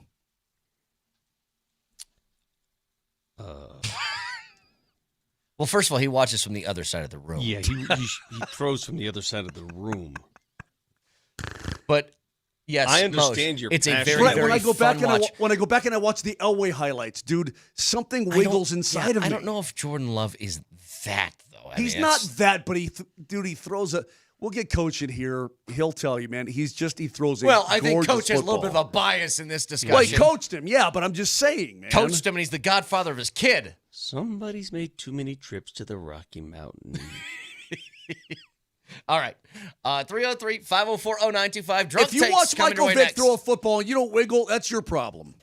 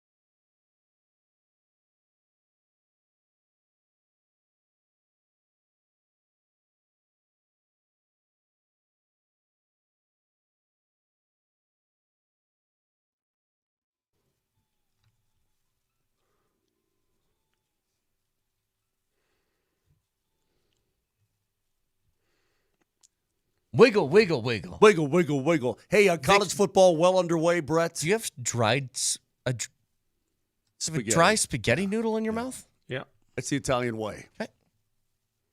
That's the Italian Mind your way. own business. Hey, I'm looking for my wallet. I lost my wallet. Vic, you talked about it earlier. College football well underway. Yeah. Mountain West team already 1-0. Wyoming got it done over Akron last night. Went to Akron, by the way. Got it done. I hope the best for the Cowboys. You know why? Because I always wish the best for our boy Kyle Cave and all the Cowboys fans out there. I always hope that he's an awesome fan for them. You know what I mean? I just hope that those guys appreciate where they are, not only in their conference, but you know how difficult it is. But there's great dudes. Yeah, listen to me right now. Moser said, Kyle Keefe texted me. He wanted a shout-out to impress his boys on the way there. And I go, aren't you on television every night? Why are you asking like an 8-year-old kid going to school? Like, can I have a birthday shout-out? What's the matter with you? On the way where? They're going to a fantasy football draft in Wyoming. Nope. So you know what? I retract that shout-out to Kyle Keefe. Settle down just a little bit. You don't get one. I take it back. Crap. It's a Bud Light Football Friday, and Bud Light, the official beer sponsor of the Denver Broncos. Remember, to enjoy responsibly. I'm going to cancel his tea time now. Like we did last time. Yeah, that was so one of my good. favorite things that we've God. done. Okay, so with a few minutes left, a texter says just quickly, Nick Benito is a top 7 to 10 edge rusher. I don't know if that's true. Probably close. ESPN did their let's talk to our scouts and executives across the league. He was outside the top 10. It looked like about 12. So the guys had him, the ones that you've already mentioned, Mose, your Myles Garrett's, your TJ Watts. Now I just lost the entire page. But would you agree there are different levels of pass rusher? Of course. Different levels of game disruptor? Myles Garrett, TJ Watt, Micah Parsons feel like they're kind of in their own category. They are the ultimate. Correct. And then you got your Crosbys, your Bosas, your Hutchinsons, your guys and like those that. are damn super good players. Then you got the next crew. I would put him in like Will Anderson category. Yes, I would really do that, good, sure. but need a couple more years to see it sort of thing. I think that's totally fair. But see, there are pass rushers, and then there are players who play every angle, every part of defense. Yeah. Like every aspect. Like the Reverend who played for the Packers back in the day when Reggie White was traded from Philly to Green Bay, he did it all. He did it. He wrecked defenses in all facets of the game. Correct. That's a completely different level. I was just talking about this earlier. Would you guys scoff at this statement? Because me and Nelly were discussing this in the 6 o'clock hour. And I said, at least in my lifetime, for people that I've seen, and there have been a ton of great edge rushers, I think I would forego all of them if I just got Aaron Donald. If you gave me a guy who could have a 20-sack season up the middle, that I think that's as good of a defensive player as you ever find. And take on a guard and a center and run double stuff. teamed every play, stop the run. It's 20 incredible. sacks in a season as a defensive tackle is unbelievable. Why do you think they valued Zach Allen? Of course. Yeah, but dude, Aaron Donald, he almost feels like a once-in-a-lifetime guy. Okay, let's do this before we get to drunk takes. 4-point spread in the game tonight at last check on Circa Sports between the Buffs and Georgia Tech. Do you think the Buffs start the season 1-0? And I know it's like I don't know anything, but just your gut. Your gut. What do you think? If I were to place my hard-earned money on this game, and right now I have in front of me, I believe this is 5 pesos. I have pesos. I would have to put my money on Georgia Tech only because they returned their quarterback and they returned a lot of aspects of their offense, and they're pretty good. I think that's fair. That's fair. I'm gonna give. Can I be hopeful? I'm gonna give CU the Boulder bump tonight and say that they get the win. That environment in Boulder is going to be not only gorgeous. Can't wait. But it's going to be off the hook. Man, I wish I could be there. I wish I could. Vic, I want to be. What's your answer? I think they're going to win. I think that Caden Salter is going to be good. I think that the Coach Prime and company are going to surprise you with the talent and the cohesion they have. Good. I hope they do. Tomorrow, CSU takes on Washington. The Rams are not going to win the game. They are 21.5-point dogs. Do they keep it within 3 touchdowns? Yes, they do. In fact, I would even say they have an early lead. They surprise the Huskies a little bit, and then Washington settles in. But Fowler Nicolosi is a hell of a player, bro. And Coach Norvella's got his guys in there. Yes. Do you remember what happened last year in was it Texas they opened up against? That was 52-0. That dismantling? Yeah. It's not going to be that Washington bad. ain't Texas, though. That's what I'm saying. It's Yeah. not going to be that bad. But Washington's simply the better all-around team, and they should win. Yeah. I think they keep it within 3 scores. Like maybe 21 is the number. You get that little half-point kicker, that takes you over the top. And then game you're most looking forward to, is it Texas-Ohio State? Is that the one that's going to be right here on Altitude Sports Radio at 10 o'clock tomorrow? For us, yes. Not for Vic. I can tell you that. Oh, well, yeah. Tell him, Vic. Take your biases out. Your bias is out. The next one then, Vic. The next game you're most looking forward to. Unfortunately, I'm hiking a mountain tomorrow. I can't even watch Texas-Ohio State, and I'm going to hear on the radio. I'll hear it on the app, on the radio. Doing a mountain hike with all my high school buddies. But I've been really scouting. I thought you were anti-hike. I am. You're anti-hike, but you're going to hike on the opening weekend of college football? People change. All right. If you don't have lunch plans today, well, now you do. Head up to Baby Billy's Burch Pub and Yard in Thornton. It's Billy's. Billy's Burch Pub and Yard in Thornton from noon to 3 for a live PhD show. They are great with Bud Light deals, including $3 drafts, and one fan will win tickets to the Broncos season opener with VIP tailgate tickets from Altitude Sports Radio 92.5 and Bud Light. We'll see you at Billy Burch Pub and Yard at Thornton at noon. Again, the season opener, VIP tailgate tickets.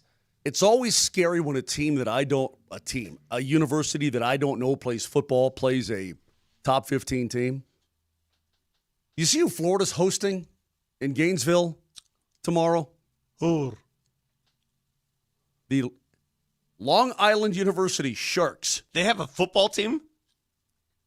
I reckon they do. The what? The Long Island University Sharks are going to Gainesville.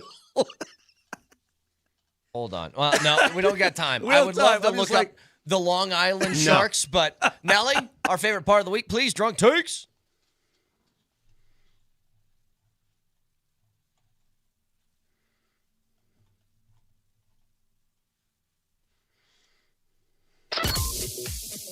Drunk takes are clips from throughout the week. We slow them down to half speed. It makes it sound like we're hammered. Nelly. Jeff, you have a groin, right?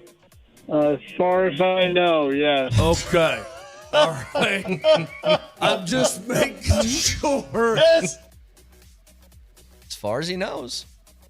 But how can you be sure? How can you be? Nelly? But how do you know that you're not related? I mean, you could be. Zero relation. I've had no relations with that man. No relations. To Vince Lombardi, Vic said. That's so good. What's next? Yeah, I can tell you're still wearing your makeup because your lips look full. I know because I'm in the television business. I know when makeup is worn. You just got out of set, got off studio, so your lips look nice. I'm just giving you a compliment. Nice, plump lips for the show. I do my own makeup. Vic does his own makeup. We don't look as good as you. Yeah, my lips are never that. Yeah, we're never that plump. That is, of course, high caliber football talk with ESPN's Adam Schefter. What you tune in for every single week. What's next? Here's one thing I know about groins. I wouldn't say that I'm a groin expert. Yeah. Well, you are based on the advertisement you do. That's true. Yeah. You are among the people of this show. If there's a groin expert, it would be Mark Moser. Certainly not me. QC Kinetics doesn't go that low. I'm an expert. I'm an expert in carpets. I don't do groins. You guys and your groin talk this week. A little much. It's all Marvin Mims' problem, man. He's the one that brought up the groin. True. Good to hear that Mims is seemingly okay, by the way. That's good. Next, Nelly. It was 25 years ago that CU and Georgia Tech were co-national champions. That was 25 years since they've last played a football game. Oh, okay.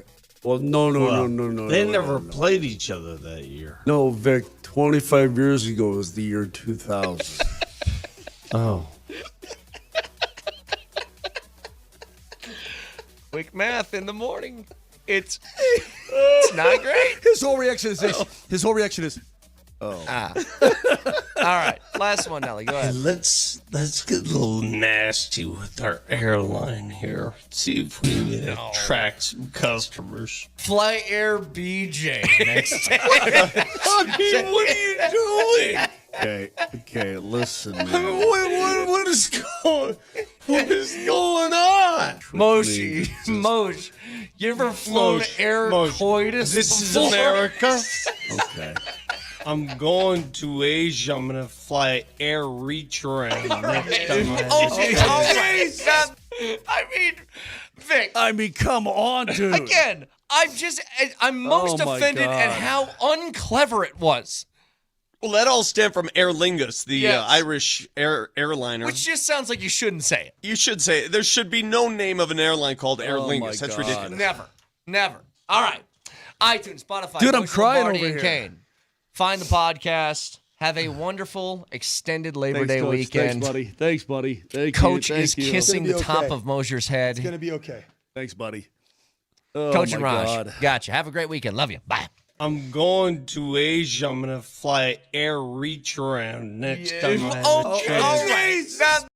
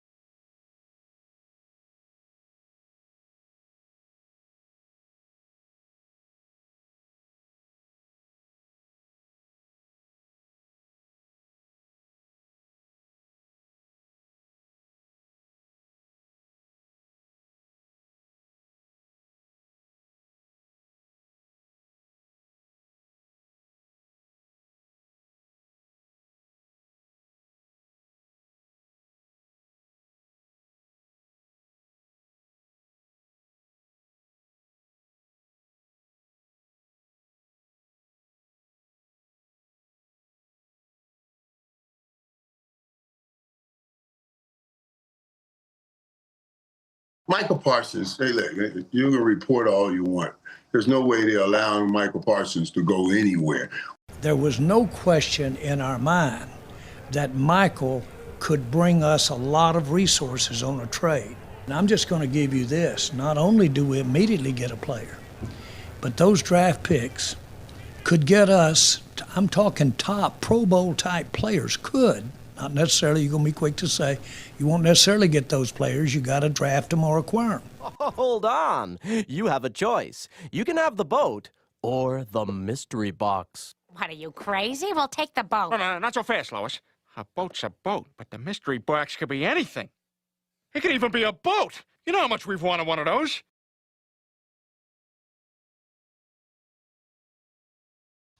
What's behind door number 3 for Jerry Jones and the Dallas Cowboys as we welcome you into a Bud Light Football Friday. Bud Light, the official beer sponsor of the Denver Broncos. Remember to enjoy responsibly. It's the morning sprint. Alex Ryanemi alongside the coach, Mike Sanford. And I said it yesterday. No, there's no way that you can trade that dude. You'll find a way to pay him $42 million. Well, no, it's not 42 a year. It happens to be 47, and it's not Dallas paying that cash. It's the Green Bay Packers. They part way with Kenny Clark, defensive tackle, solid player in his own right, and 2 first-round picks. Is this the 2025 version of the Herschel Walker trade is the big question. No, it is not. My guy, Jordan Love. Not a great sophomore year as a starting quarterback. Was tainted by some injury, stuff that happened in the opening game at Brazil on a terrible pitch. A very bad field. I didn't say the B word there, if you were listening. Sound like pitch. Sounds like B word. You know what this feels like after I've had about 16 hours to marinate on it? Instead of the 2025 version of the Herschel Walker trade, this now feels like Jordan Love has had the ultimate glow up. And in Green Bay Packers lore, this feels like the 2025 version of the Reverend Reggie White and Brett Favre. You've got the best pass rusher, arguably one of the top 3 pass rushers. I'd say the most talented edge player in pro football. You also got one of the best gunslingers, and they just seem better together. Jordan Love's fired up, man. He has the same agent, David Mulugheta, as Micah Parsons does. I was able to watch Jordan Love's beautiful wife, Veronica, who's a superstar volleyball player herself. I saw her stories on Instagram. She and Jordan are fired up because that team's going to be good, man. Yeah, there's been 2 players in NFL history that made a Pro Bowl in their first 4 seasons while having at least 12 sacks in each of those 4 seasons, and it happens to be Micah Parsons and Reggie White. Those are the 2 guys in history that have done that. It's a swing for the fences moment for Green Bay. That is exactly what they did, and you are betting on Jordan Love will deliver himself from interceptions, deliver himself from turnovers, although Brett Favre didn't have to do that, and he still won a Super Bowl there. Super Bowls? Super Bowl. I think it was 1. Singular, and then they lost to the Broncos the next year. It's a solid trade for Green Bay in an NFC that is, I think it's yours for the taking right now. You have to put them right up there with Philadelphia, don't you? You put them right up there with the Eagles, right up there with the Lions with this type of trade. He is a luxury piece for a team that had the ability to bring in a luxury item. Now, the Cowboys situation, it's just so bizarre. It got so heated. I can't believe that the number is 47. $188 million over 4 years. 120 of them are guaranteed at signing. Your real guarantees are basically $138 million. It makes Parsons the highest paid non-quarterback in the history of the league. And you only get 2 first-round picks back?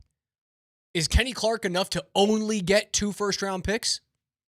No, I think I think it's a fair trade. I look at it as a fair trade because 2 first-round picks is massively significant. I mean, it's significant, but we're talking about Green Bay now as a serious Super Bowl favorite and or contender. So let's think about this. So Picks these were not 26. These were not pick swaps, though, correct? No, this is just a You're getting a pick. And I don't know that Jerry Jones is thinking about 10 years from now, because 10 years from now, unless Jerry Jones visits the Fountain of Youth, I don't know that Jerry Jones will be at least running things with the Cowboys. He probably will try to, just like Al Davis did in the waning years when like things were falling off his face at press conferences. Back in the... Do you remember that? He had like scabs that were like just fall, like his face fell apart. It was like, it was bad. Open sores and bleeding. Back in the like late 1700s and 1800s, didn't they have like speaking mechanisms that came out of graves just in case someone was buried alive accidentally? So oh my God. I'm still here. Stop paying Dak all that money. Do you agree that the Dallas Cowboys, now minus Michael Parsons? Oh, he did that 7 times in his interview yesterday. Oh, yeah. He wanted to make sure he threw that out there. Minus Michael Parsons. Minus him. He's done it so many times that it's rubbed off so heavily on you. It's intentional at this point. Is it not? Did I not tell you that when I first heard him say Michael Parsons? This thing's over. There's absolutely no chance that the owner of a franchise that also happens to be the general manager is going to multiple times call the player by the wrong first and last name. I know he's old. It's a great excuse. No, it was shade, man. But back to the first-round picks that were acquired by the Dallas Cowboys. Yeah, they might end up being pick 26 through 32. But they're going to have top 10 draft picks in the first round those 2 years because the Dallas Cowboys are going nowhere fast. They are not going to be a legitimate contender. And you know how I know they're not going to be a legitimate contender? Because this just feels like another head coach hire from Jerry Jones where he almost intentionally wants to suck for 2 or 3 years. He's had a few of them in his career. Where he hires somebody. Chan Gailey? Really? Chan Gailey is going to be the guy that delivers you the goods and takes you to the promised land? Okay. Brian Schottenheimer? Really? Was anybody else in the National Football League lining up to hire Brian Schottenheimer to be a head football coach? Let alone for the biggest brand in pro football, the Dallas Dane Cowboys? Jared Jones is going to have a top 10 pick for 2 years in a row because this team is going nowhere fast. And he's also going to be able to supplement it with some 25 to 32. That's a pretty good run of first rounds that he's going to have. Or the Cowboys are going to have. He's going to set it up for somebody. I see the text coming in here. You guys act like Parsons is a game impactor like Von Miller. He's not close. I don't think you watch Micah Parsons then. Dude, the people, that they don't understand. They just look at the sack numbers. The sack numbers tell you he's better than Von. Von's first 10 seasons around the league, we can all agree here that his seasons between 2011 and 2021 are the real years where you can say Von was Von. Maybe you have to cut it at 2019. You just give him that 8-year run at generational Hall of Fame talent level. But let's say you give him those 10 years. You know how many sacks he averaged per season over those 10 seasons? How many? He averaged 11 and a half sacks. Whoa. You know what? What does Micah average right now? 13. 14.2. You're telling 14.2 sacks on a 17-game average. Okay, that 17-game average. Right. Did you do Vaughn's 17-game average? Because it's a bit different, right? It's just north. It's around 12. Because he was playing 16 It's around games, 12. right? And then you're factoring in the games that Micah Parsons wasn't healthy. You count those as sacks. I'm giving you his average sacks per 17 games. But on the flip side of this, right, the real argument, Raj. Von's career average is 11.8, but I'm not going to bring in the years between 2021 and 25. The obvious discussion point for us as you respond to the Shot Mazda textures, which I'm glad you guys keep them coming in. Tell us we're idiots. Tell Raj he's got terrible predictions. Parsons is so good. He's really good. So good. But Raj, we can all agree with this that when the conversation shifts to Nick Bonito. And what does this mean for the Broncos? What does it mean for the potential dollar figure that's going to go in the direction of Bonito? There's only been one season, Raj, that Micah Parsons has had more sacks than Nick Bonito had last year. Only one season. And he had how many? He had 14 in 14 is his career record. His career high. But he does it like every year. He does it every year. Every year. And the other thing that we've said, and just so everybody's listening very carefully. And so did Vaughn. Before you start losing your mind about Nick Bonito is going to get paid more than Micah Parsons based off what he's done to this point. The answer to that is absolutely not. Heck to the no. Yeah. Why? Because Nick Bonito in his awesome 2024 campaign, 25, he played in 61% of the total defensive snaps for the Denver Broncos. You and I talked about that for 2 weeks. It's Micah Parsons that's played in upwards of 82 and even sometimes hovering in the 90% range on a year-by-year basis in terms of total defensive snaps. His win rate against the run game is significantly higher than Nick Bonito's is. He is a full-fledged four-down player that can play first down, second down, third down, and fourth and goal or fourth and short. He can do it. Nick Bonito has to prove that he can play 75, 85% of the total snaps for the Denver Broncos in order to command this type of money. If he doesn't, then you better hope he gets 17, 18 sacks. Now, if he does that, yeah, you're probably back in the conversation. Then you're into the 40 conversation. You are right there. You're right there. Now, if he's a 12.5 sack, 13.5, 14 sack guy this year, and he's playing in 58% of the snaps, all the Broncos front office needs to do in talking to his agent is say, well, he's not available for those other snaps. Right. Because he is a specialist. It's kind of like a nickel 10 years ago. A nickelback wasn't a mainstay on a football field like it is in 2025, like Jahdae Barron is going to be for the Broncos this year. A pass rush specialist doesn't command 40 plus if that's all you do. Because TJ Watt, what does he do? Everything. Max Crosby, what does he do, Raj? Everything. Trey Hendrickson, he was a guy that was he was in the 80% of overall total snaps. How much money is he making this year from the Bengals? What did he get? 14 more million? Is he at 17 more million. So is he at 28 now? I think he's at 30 on the nose. Okay. That's probably the area right now. Nick Bonito commands somewhere between 28 and 35. 61% total snaps is not going to cut it for a 40 No, 40 you got to plus get up million into guy. the 80s. You got to get up into the 80s. Guys, it's not a slap in the face to call Micah Parsons what we thought Von Miller was at this point in their careers. Like, look at what they did through their first 4 seasons. Each of those players. They're kind of the same guy. And between 2011 and 2014, you went, yeah, Von Miller impacts games. He makes big-time plays, comes up with fumbles, hits the quarterback all the time. Now, is that something that Parsons is doing right now to the level that Vaughn did? No. But going into year 5, what happened in year 5 for Von Miller? Went to 2015 Super Bowl and he won an MVP. Micah Parsons is now set up to do the exact same thing with a team in Green Bay that can scare everybody in the NFC. I think they're the same player. So much to get into today. A wild trade in the NFL yesterday. Again, Micah Parsons going from Dallas to Green Bay in exchange for Kenny Clark and 2 first-round picks from the Packers. Had a bunch of games last night, 17 college football games. Your Boise State Broncos got smacked by South Florida. Was I right about hammering the under on that game, though? Sure was. Because Boise State's offensive coordinator, sure were. Not so good. 7 points against a group of 5 school. You know what that sounds like? Sounds like a sizzling hot seat right there in Boise, Idaho. Speaking of sizzling hot seats, we will get through our college football predictions on the other side for the major conferences, your Heismans, your 12-team college football playoffs. It is a Football Friday here on Altitude Sports Radio 92.5. Happy to have you along for the ride.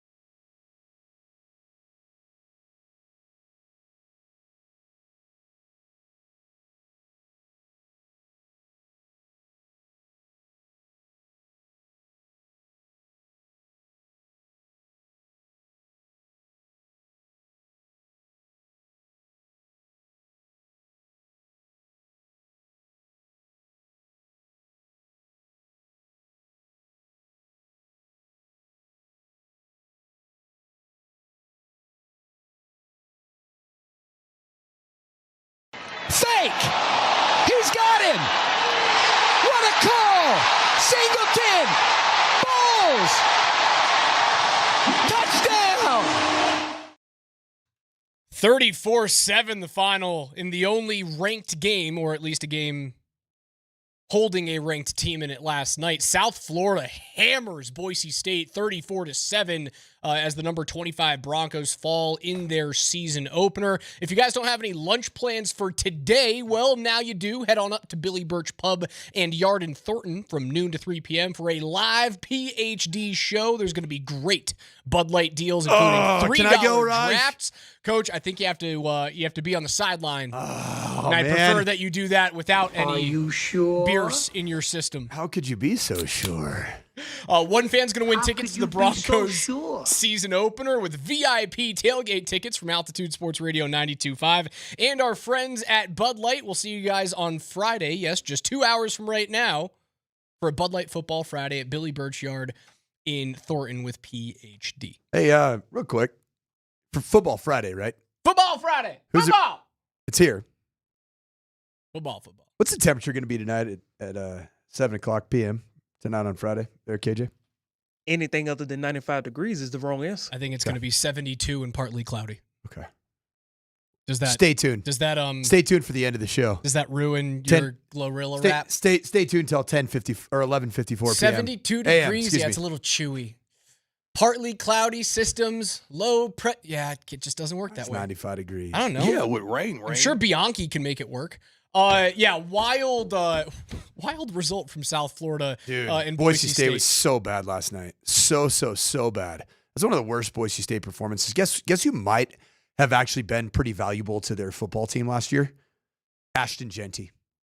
Because this is basically the entirely same team. Actually a better offensive line. And they went to South Florida, who I think was a 5-win team last year, and scored 7 points. 7. Scored in the third drive of the game, never scored again. I'm an embarrassed alum of Boise State. That was abysmal. Boise State is done. Their college football playoff it's over. Like, there's a very good chance that now the only non-power conference team that gets in, like, Tulane has a road. You win the AAC and somehow don't lose a game, go. Do you know who Boise State plays in 2 weeks? I don't know. They're at the University of Notre Dame. Oh, yeah. That's in news bears. In what some people, as in me, are calling the Mike Sanford Bowl. Because I coached at both places. And I was a coach's kid. Can we make a trade? Or a trophy, rather? The Mike Sanford Bowl, dude. We'll try and find a trophy. God, that's true narcissism coming through. I will never say that again. That was awful. I third person myself. All right. I'm done with that. Oh my God. NC State pulls away from East Carolina. UCF narrowly avoids Jacksonville State last night, so Scott Frost gets a win on the board.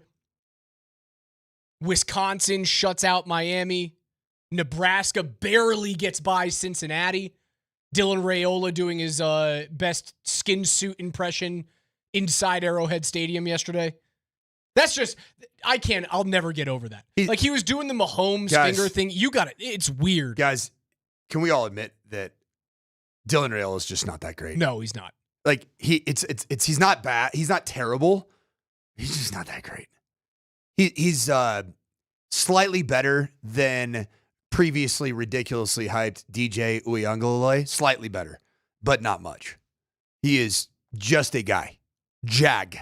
Certified. Just a dang guy. All right, college football coming up this weekend. Baby. 10 o'clock in the morning on Saturday. You can listen to Texas and Ohio State Sunday evening. Notre Dame and Miami. So 2 massive top 10 matchups right here on Altitude Sports Radio 92.5. And as we do ahead of all seasons, college football, NFL, MLB, NHL, NBA, we will give our predictions right now. So how can I be terribly wrong this year, Coach? Let's start with the SEC. I'm high on Arch Manning. I'm high on Steve Sarkisian and the Texas Longhorns. I think they start off tomorrow morning at 10 a.m. with a win at the Horseshoe against Ohio State, and I believe they win the SEC. Texas is my SEC champion. I say not so fast, my friend. Oh, you're going to steal a Corso line. Of my guy, Corso, Lee Corso, and no longer with us on the set with any kind of I was consistency, gonna correct? say, he's not dead. Don't kill him. I said on the set. I got the winner, and it's going to be pretty stinking clear here.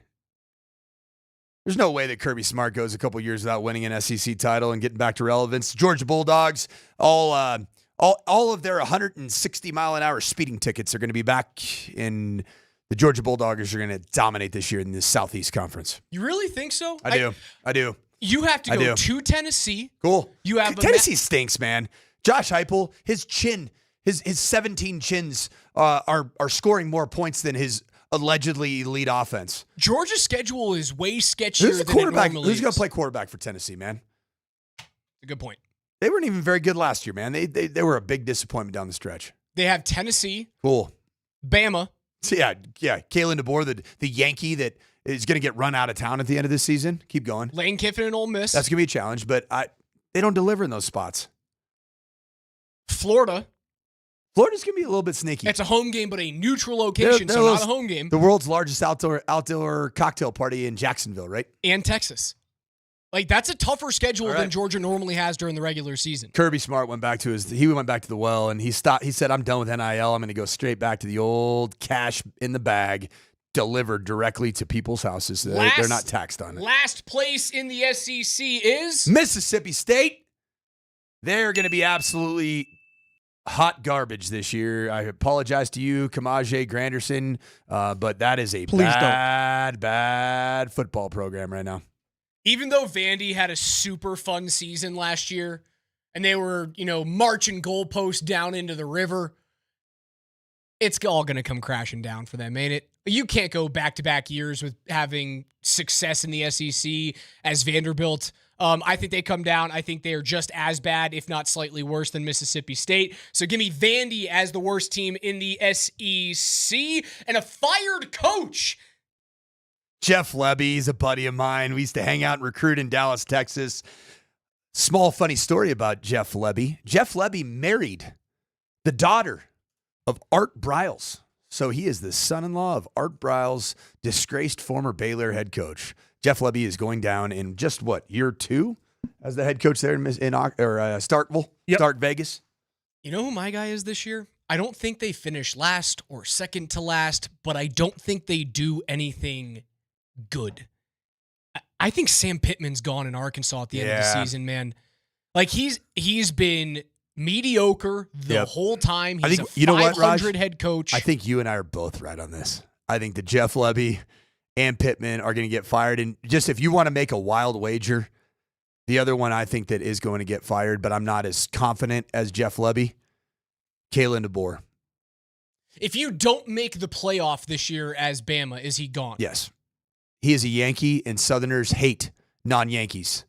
Or excuse me, non-Southerners. That's why KJ hates me so much. Pittman has to go to Mississippi, to Tennessee. They have a game at home in the morning against Notre Dame. They have to go to LSU and Texas in back-to-back weeks, man. It's another season where it's like 5 or 6 wins for Arkansas. And I don't think they're going to be terrible. I just think they have a really tough schedule, and being mediocre there is eventually going to get you fired because, well, look back to 2020. The most games they've won in a season are 9 back in 2021. The only thing that's kept Sam Pittman around long in Fayetteville, Arkansas, is that he's got a good, solid Southern twang and a drawl. KJ, is there anything worse in small-town Southern football-crazed towns than when their head coach speaks like he's from California or Minnesota or North Dakota like Kalen DeBoer is as a Dakotan? And especially if you're not winning. Absolutely not. I mean, if you act like that, you're going to get ran out of town so fast. Did you hear, Coach? It's clear he doesn't go to our church. Nope. He sure does. He's not a good Baptist. Well, let me tell you something. He doesn't go to the Church of Christ either. You keep putting that wagon before the horse, you're going to mess around and hurt yourself. That's what they're going to tell you. All right, fellas, give me your biggest surprise in the SEC. Very open-ended. It could mean anything. Biggest surprise. My biggest surprise in the Southeast Conference is going to be the extreme fall from grace that the University of Tennessee program is going to experience, and Josh Heupel is going to go squarely on the hot seat going into next season. I am not a believer in Tennessee. Okay. I don't like just going chalk. on these things because chalk typically doesn't win. So I'm going to say Georgia loses 3 regular season football games. Why? What's this based off, Rod? Just because? I don't know. Dude, Georgia's going to have the best talent in the dang Southeast Conference. They have Is there 2 anybody tough else who games. can recruit? Hold on.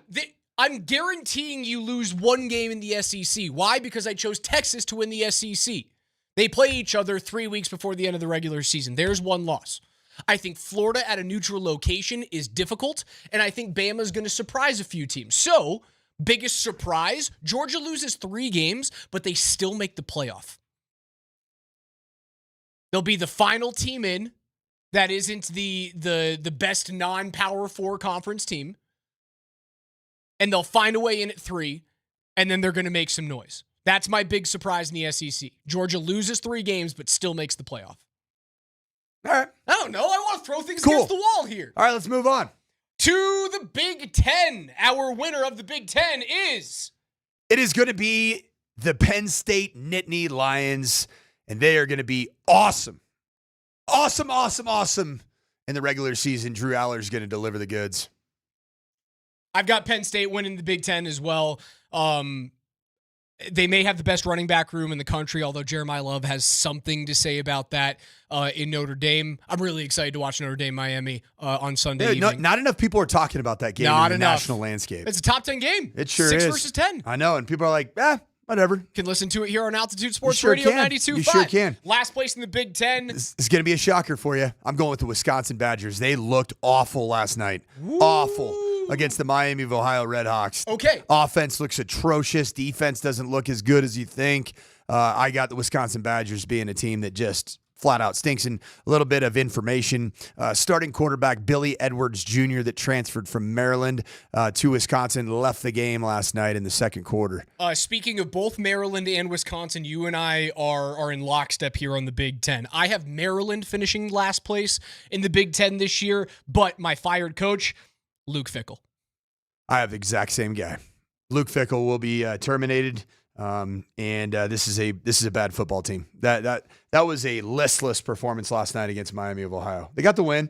A win is a win is a win, but I don't like what's coming. You know, Alabama's coming to play Wisconsin here, I think next week. Coach, your big surprise in the Big Ten. The big surprise, which probably is not that big of a surprise, is you're going to see an unbelievably dominant Penn State Nittany Lion regular season and even in the Big Ten championship game.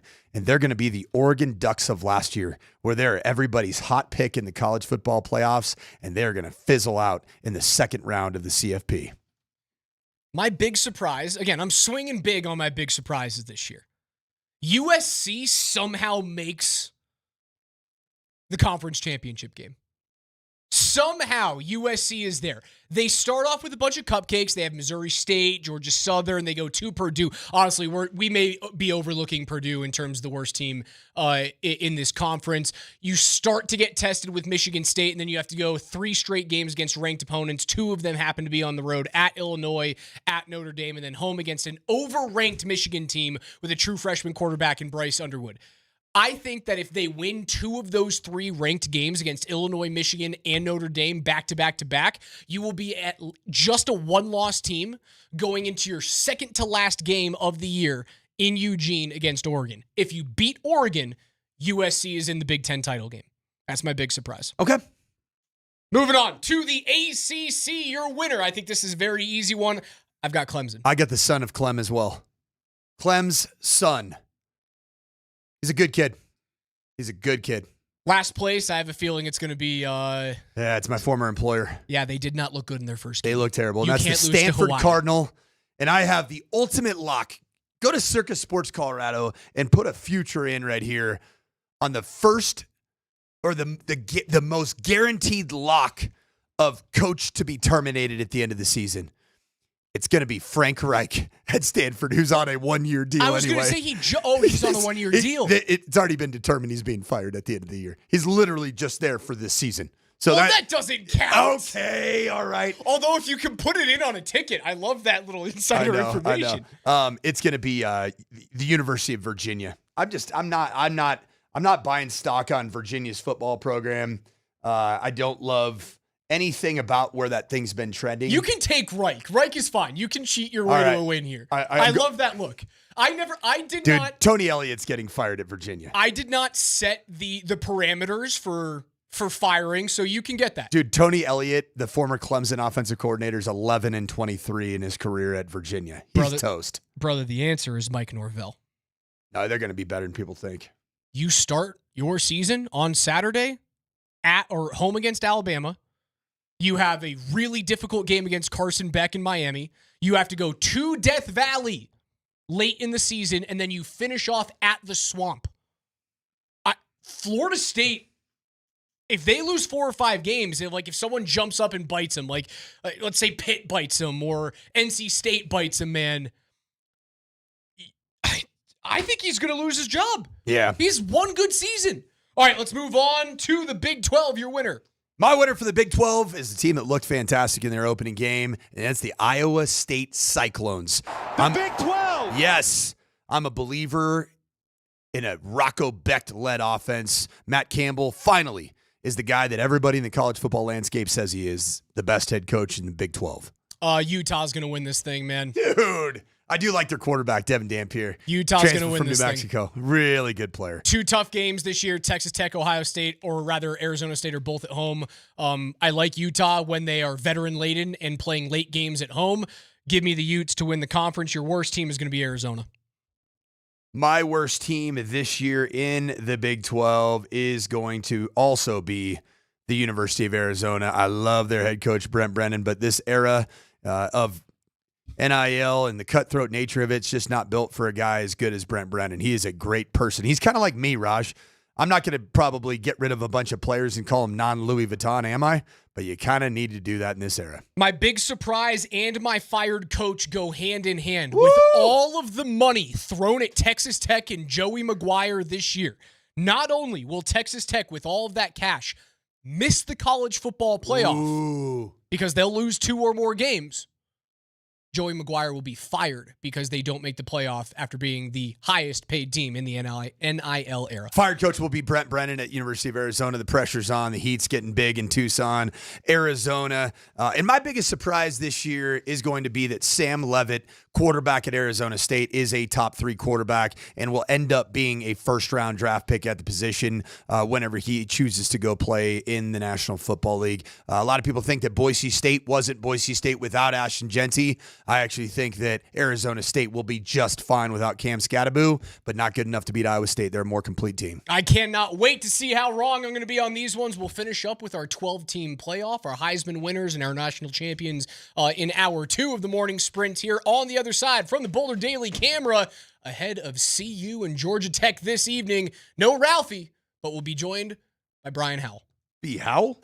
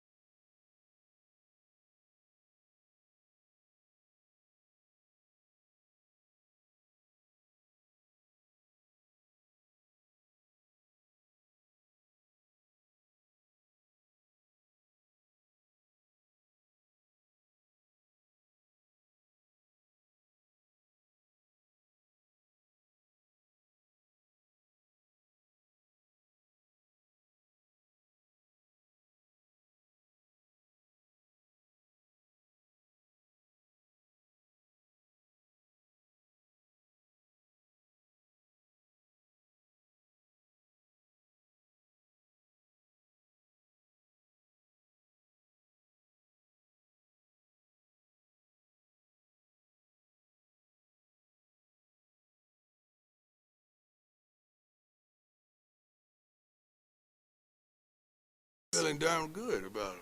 We got two guys that are capable of getting the job done. Case Salter's going to start. You guys knew that. I don't know why you played a play like he was going to start.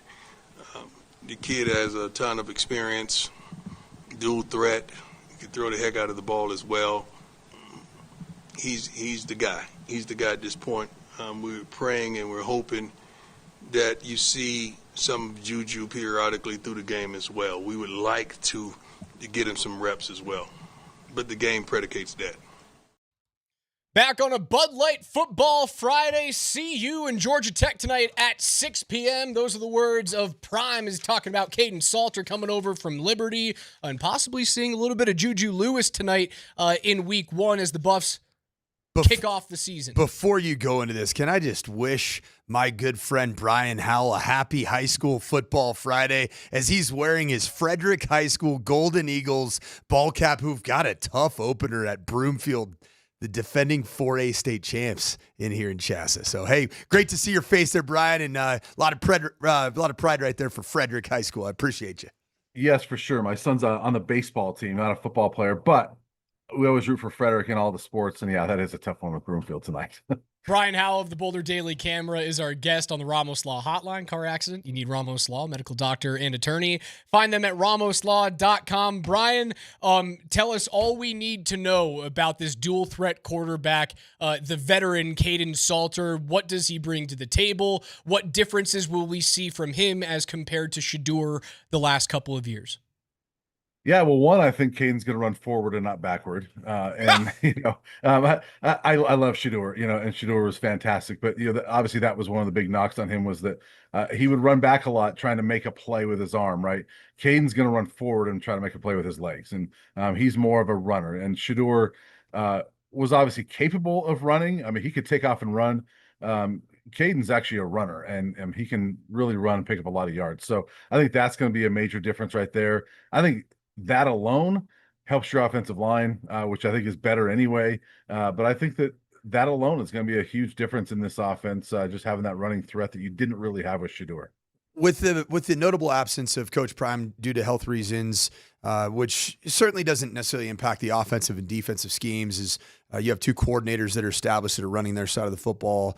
But with going into a system this year situationally at the quarterback position, do you believe that this offense will look more like the offense that Pat Shermer has wanted to run since he's been named the offensive coordinator at CU? Yeah, I think so. And he talked to this, was it earlier this week? I think it was. He mentioned to us, he goes, look, last year for the first time in my career, we were almost exclusively in 10 personnel.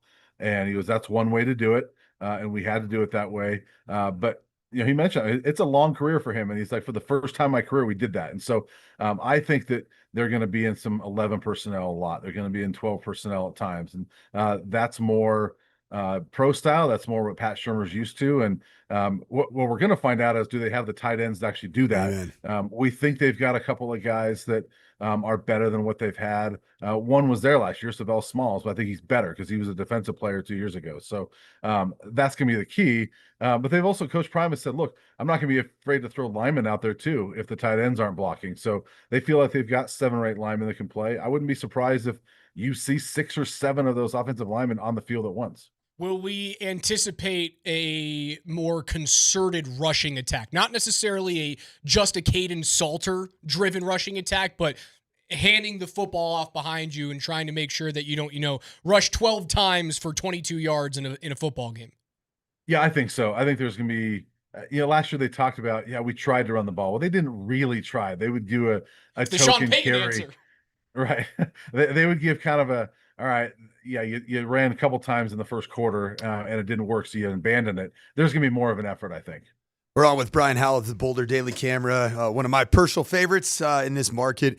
Brian, as you look at each and every season that you've covered, the Coach Prime CU Buffs, and can you believe we're in year 3 of that, which is absolutely wild. Each year has probably been its own life in and of itself. What has this particular year been like to cover Coach Prime and the Buffs compared to, say, years 1 and 2? Well, obviously you don't have the superstars, right? I think we would probably agree that, Shedeur and Travis, well, you could say whether they were the best players in college football or not, but they were clearly the best stars, the biggest stars in college football last year. You don't have that this year. And, talking to some colleagues, we're like, well, who's the face of this team? And it's like, well, your left tackle, Jordan Seaton, and your backup quarterback, Juju Lewis, are probably the two faces of the team. And so it's different in that regard. This just feels, it's always felt more normal than people think, but this feels just like a normal football team that you're covering, a normal college football team that it's a bunch of guys that really want to prove that they can win without Travis and Shedeur. As we look at this schedule, obviously it gets tougher and tougher as the season goes. You'll have the Iowa State matchup in early October. You have to go to Kansas State and a guy who may be a Heisman Trophy candidate at the end of the season if the Wildcats go far in Avery Johnson. But you kind of start off, and I'm not saying like Georgia Tech's a layup. It's certainly not. But the beginning of the schedule is where they can make their ground if they're going to be bowl eligible this year. First, bring me through Georgia Tech and the scouting report there, and then your expectation for where they should be before Iowa State comes to Boulder. Yeah, I mean, yeah, you mentioned it's not a layup. This is a huge test for them. I mean, I think this is a really big one. And I think a lot of people's opinions might change about the Buffs depending on how this one goes tonight. I think if they win this one, I see no reason why they're not going to run the table in non-conference play. They got Delaware and Wyoming. And, no offense to those programs, but Colorado should beat those teams. So they very well could be 3-0 in non-conference play. And then, you get some conference games. Well, I guess just Houston before you get Wyoming too. So, BYU, that's kind of a wild card because they lose their quarterback over the summer. So that's kind of a wild card. They come here. I think the Buffs are a bowl team. I don't know where they're going to be at when they get to when Iowa State gets here, but to me, they're a bowl team. And I think tonight is a big one for them. To reaffirm that to me and a lot of other people that, yeah, you're a bowl team. You got to win this one tonight. A lot of positive buzz out of Boulder over the last really 2 years about defensive coordinator Robert Livingston, and just having covered this football team. What is it about Robert Livingston as a coach, as a person to deal with, as a member of the media like yourself, that has impressed you the most? And what are you hearing about just his coaching prospects of potentially being a head coach someday? Yeah, first off, he's super smart, and knows the game really well. He's been around a lot of smart people in his career. He's very well liked by the players. I mean, they love him. He puts them in spots where they can succeed. And he has always talked about, what, if you do this well, that's what I'm going to have you do on the field. And he kind of tailors his defense to that. They love him. And, I think he's been really good at adjustments. You watched last year. I think for the most part, they were a better team in the second half almost every week than they were in the first half. So I think his prospects for the future, he's a head coach, in my opinion. I don't know if it's going to be after this year, but he's a head coach at some point. Brian Howell of the Boulder Daily Camera, courtesy of the Ramos Law Hotline. Last year, it was easy to follow the Buffs from afar with big-time names and certainly a Heisman Trophy winner in Travis Hunter. We know Marion Miller. We know Caden Salter. We know Preston Hodge and DJ McKinney. Give me a name that people can grab onto and follow for this team that you might not know off the top of your head. Yeah, I mean, one you didn't mention, but Buff fans, know quite a bit of Draylon Miller. I mean, he's going to be a star. I mean, that kid is really good, and he's kind of their Deebo Samuel. We'll see how much they use him in the backfield, but they can certainly do that. They started him twice at running back last year as a true freshman. He's going to be really good for this team, and so I think that's one. And he's super personable as well. I mean, he's one of those kids that every time you see him, he's got a smile on his face, so he's hard not to like. So Buff fans are going to like him. And defensively, you got Carter Stoutmeyer. You got a lot of guys up front. Arden Walker from Cherry Creek High School is a big-time leader for this team right now, and he's just gotten better every single year of his career. He had a really good year last year. I think he's got all Big 12 potential this year. Last one here, Brian. Prediction for tonight. Score prediction against Georgia Tech. I think the Buffs win this one 27-24. It's going to be a tough one. Wow. But, Georgia Tech's good. I mean, I think they're a sleeper in the ACC. Nobody talks about them. Clemson's obviously the team everybody's talking about, but Georgia Tech's good. I think the Buffs win it, though. I don't know if it's going to come down to a field goal or not, but it's going to come down to the fourth quarter, and they start 1-0. Follow him on Twitter at Brian Howell33. Read him at the Boulder Daily Camera. That's dailycamera.com/sports.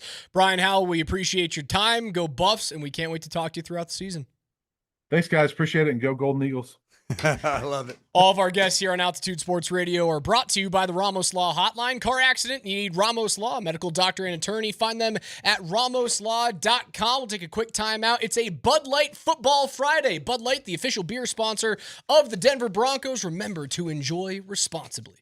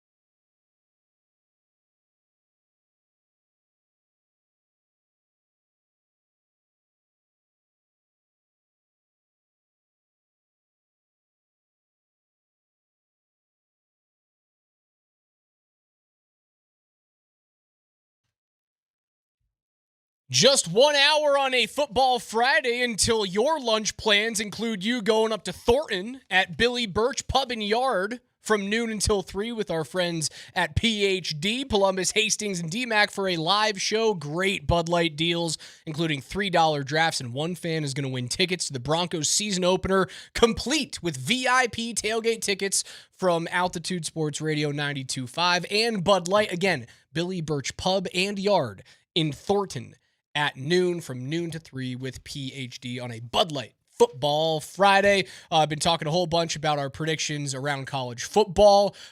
Boise State getting blown out by the South Florida Bulls. Alex Golish and the Bulls. Byron Brown, the monster quarterback, those running through those their are names faces. I know.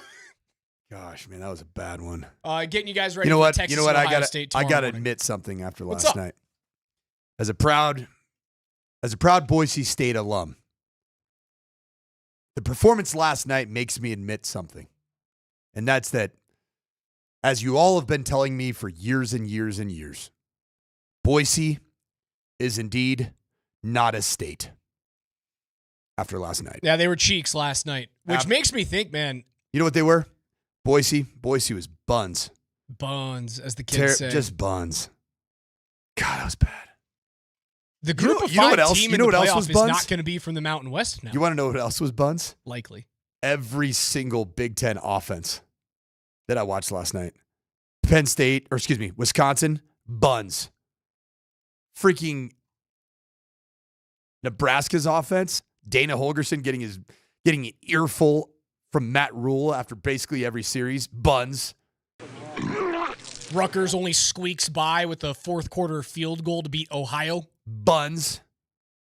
Minnesota Golden Gophers locked in at 13-10 until late in the fourth quarter. Buns against the University of Buffalo. Not the Buffalo Bills. The Buffalo Bulls. Buns. Houston did crush Stephen F. Austin 27-0. Houston looked good. You know who else looked pretty good last night? Missouri looked really good against Central Arkansas. And that's a sneaky FCS program.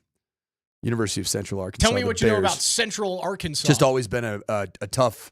Central Arkansas has always been a tough game for a lot of power teams that think that you're going to win 63-0, which is essentially what Missouri did last night. They look good. Mizzou looked good. The big news in the sports world yesterday, no, it was not Kyle Schwarber becoming the 21st player in Major League history to hit 4 home runs in a game where the Phillies just hammer the Braves. 19 runs, 9 of them off of home runs hit by Kyle Schwarber. The dude's got 49 this year. Like, there's a possibility a DH could win the MVP. A DH could be worth like $45 to $50 million a year because every time that dude comes up to the plate, he just crushes. Did you have that in your bingo card? That the Cubs when did they win the World Series? 2014, something like that. 2016. 2016, right? It was the year after the Royals. 2016. That Anthony Rizzo, Chris Bryant, Kyle Schwarber. Schwarber was going to be the best player out of all of those dudes in 2025. No chance. You would have thought it was KB, especially a full season of KB. Of course.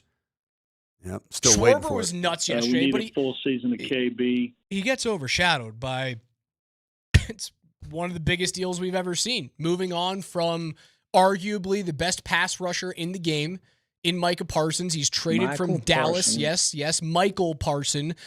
Traded from Dallas to Green Bay in exchange for defensive tackle Kenny Clark. I was going to call him Kenny Neal. Kenny Clark and 2 first-round picks. Is Nephew of Dick Clark of the Rocking New Year's Eve festivities. That can't be true. It's not true at all. I was going to say. They don't. I don't know if that lineage works. No, it doesn't. You what? The math doesn't math. Sure doesn't. Big trade in which Jerry Jones is. Yeah, I think I'm funny. With the millions and millions of dollars of savings that you get in the 2 first-round picks. This is. Is it too crass of me to say? Is this the Mikko Rantanen trade? No. Mm-mm. Dude, this is way bigger. Mikko Rantanen was like a distant third best player on a roster. I wouldn't say distant, but he was the third best player on the roster. He's not in the conversation of Cale Makar and Nathan McKinnon. He's not, no, but distant Those are greatest players at their respective position groups on on in the franchise. Literally, well, also like on planet Earth currently. Okay, It's I'll give you McKinnon. that. It's McKinnon and McPickles. I won't argue that.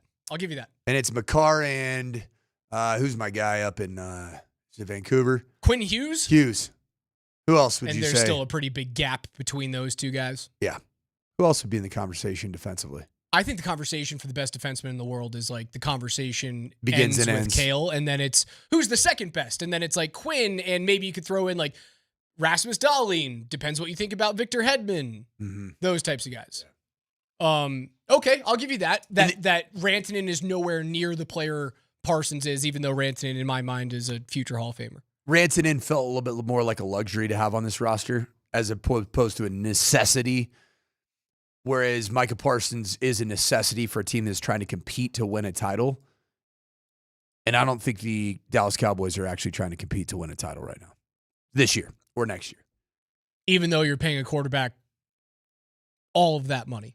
I think that Jarrah knows that was a mistake now, in hindsight. And he doesn't want to make the same mistake again with Micah Parsons.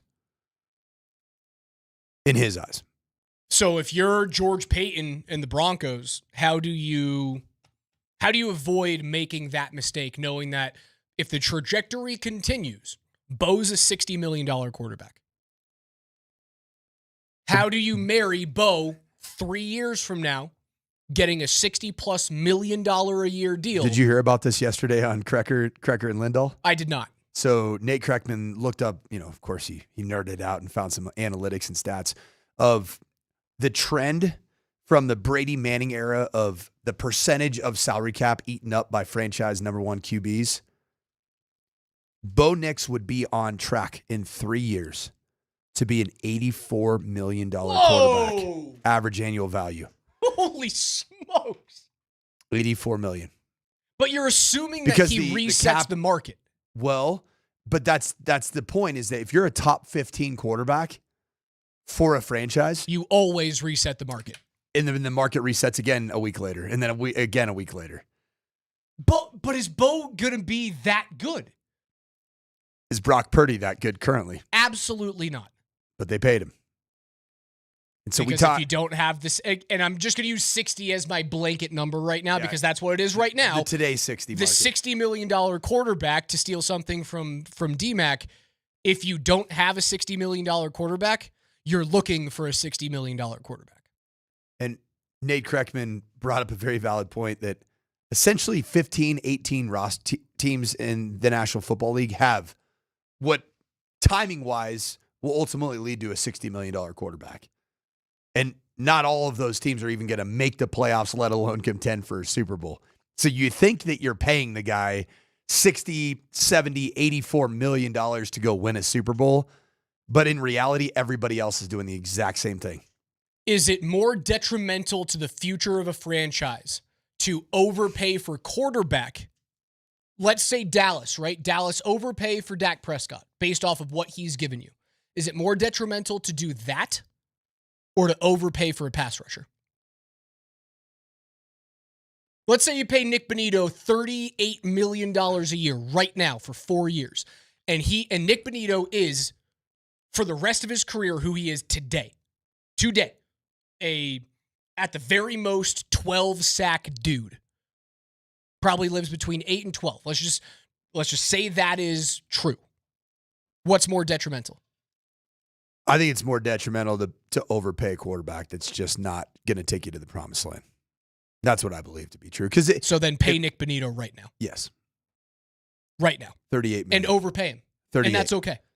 Pay him 38. Sure. Be my guest. Pay him. Because it's half, according to Kreckman, it is half of what Bo Nix will be due Less than. in 4 years. And as of today, eye test, Raj. Every day at training camp, 3 preseason games, 2 of which Bo Nix played in. That's the sample size we have. Who's more of a guarantee to be a highly productive player today? Nick Bonito. 100%. It's so wild to think about it, but when you talk about these numbers, that Bo Nix could be on a collision course with $84 million annual average value in his contract. What's better for the Broncos? For him to soar towards $84 million? For him to be exactly what he is right now, which is probably, from an advanced analytics standpoint, probably the 18th best quarterback in the NFL. Which is good enough to get you to the playoffs, likely good enough to win a game or two, but in order to get to where Denver fans need you, and that is not getting to Super Bowls, but winning Super Bowls, everything would then have to go your way. Or option number 3, sophomore slump, arrow starts trending slightly downhill. Worse than year 1. What's better for the future of the Denver Broncos franchise? Dude, it's option 1. It's always option 1. Look at what they did for 10 years. The problem is... You want to go to Case Keenum again? You want to deal with being like, oh yeah, Trevor Simeon's the best option. The problem with option 1 is Teddy Bridgewater? Is if the arrow is pointed slightly... Kyle Allen? Hey, if the arrow is pointed slightly up, is it good enough to win a Super Bowl? Yes. With this defense, the answer is yes. If Bo takes a small step forward next year, and a small step means 3,800 yards, 3,900 yards, like very small, right? He threw for 3,775 last year. Let's say he gets to 3,900, throws for 31 touchdowns, 9 interceptions. Yeah, you're right there. That's how thin the margin is right now. So option 2 was same trajectory, where you're not, and this is a word that I've used for the quarterback position. When you're an elite quarterback, you aren't just surrounded by a good cast. And you just kind of drive the bus to where it's headed, and you don't take it on any beautiful scenic side roads and do anything different than the way that the GPS mapped it out. You're just a guy. You're just a bus driver. You're the game manager. But what's different is when you're the reason. The reason a team beats the Buffalo Bills. The reason a team beats the Baltimore Ravens. The reason the team beats the Kansas City Chiefs. If Bo Nix isn't, quote, the reason that the Denver Broncos win some of these tightly contested games against great teams, what do you do with Bo Nix in 2 or 3 years? I don't know, man. Like, if you're not one of those difference makers, if you're not Mahomes, Brady, do you even say that right now? Stafford, would you say right now? I'm just thinking about quarterbacks that Josh played Allen. the Super Bowl over the last 10 Josh years. Allen right now? Josh Allen? Would he be in the category of the reason? Right now, the reason you beat teams, like, you are the difference against the elite teams. Yes, Josh Allen would be the difference if Buffalo beats Kansas City. But is he right now? No, he hasn't done it There's yet. no proof of concept. I mean, he's the MVP, so the answer is like, yeah, if Buffalo punches through, it's not going to be because like James Cook magically turns into a 2,000-yard rusher. If Buffalo punches through, it's because Josh Allen is an MVP. But we don't know that yet. Correct? Sure. You're getting into my fallacy of my Just because you've never done it? favorite thing in all of sports. Just because you've never done it means you can't do it. Which is I'm not saying that, crap. but we also have to evaluate things for what it is currently. What we are currently watching.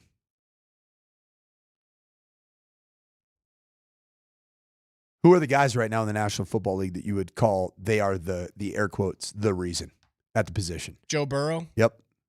Mahomes? Yep. Jalen Hurts. I think Jalen Hurts is the reason. He is the reason. Not the dude on the cover of Madden? The reason. Not the best offensive and defensive line combination in the league? Jalen Hurts is a dog. He's a dog. He's not the reason. Jalen Hurts with a very... Jalen Hurts is the third reason why the Eagles won. You're going to probably throw some stupid advanced analytics passing stats at me. Guess what? He's the reason because he's got the most gifted lower body at the position, and he is the reason that team scores in the red zone. He is the reason that they find in the margins the ability to beat teams, and he's now been to 2 Super Bowls. He's won one of them. Honestly, he did won 2. He did it in college as well. Should have won both. Dude, he did it. The guy is a winner, a bona fide winner. Wasn't that the phantom pass interference call or holding call 2 Super Bowls ago? Wasn't that the Eagles-Chiefs where Philly should have won again? I had like norovirus that day. I think I got like food poisoning during that game. This is the reason why I remember it. I think that was the phantom call. Or was it 49ers Chiefs? I can't remember. There's so many calls that go against the opposition when it comes to a Chiefs game that I have brain fugue now. I'd love to hear. I'll give you that. You know what? Sure, throw Hurts in there. Be my guest. I'm cool with that. You can convince me. Lamar you Jackson. Can convince me. Is Lamar Jackson the reason yet? Not yet, but if Baltimore gets there, Lamar Jackson will be the reason. The crazy thing is that we've essentially established there's really 3 quarterbacks that we know for sure that they can be the reason. Burrow, Hurts, Mahomes. Yep. Stafford? Yeah. Not anymore. Not anymore. He's good, but not anymore. Because the other Super Bowl quarterbacks that you've seen that have at least gotten there in the last 10 years. Brock Purdy, Brady, retired. Garoppolo, Goff, Foles, Ryan, Newton, and Manning. Like all of those dudes outside of Purdy, Mahomes, and Goff are gone. They don't exist anymore. Are those 3 guys, Goff, Stafford, and Purdy, are they part of this list for you? They are not. How far is Bo Nix from being those guys? How far is Bo Nix from being Brock Purdy, Matt Stafford, Jared Goff? And I know all 3 of those quarterbacks are vastly different. He's pretty far from Stafford and Goff as a thrower of the football. Based off what we know. I think he's pretty dang on track to be on a collision course with at least Brock Purdy and potentially surpass it. If he doesn't pass Brock Purdy, we're in trouble. He has to be better than Brock Purdy if the Broncos are going to win a Super Bowl. Yep. And I don't think it can be like, oh, he's kind of better than him. No, they're not the same. You and I are not the same. That's what has to happen. KJ's NFL notes are coming up on the other side. 303-504-0925 is where you can reach us. At 11:45, we'll pop some tops. We will also give you our Heisman Trophy winners, our 12-team college football playoff, and our national champion. It's a Football Friday presented by our friends at Bud Light.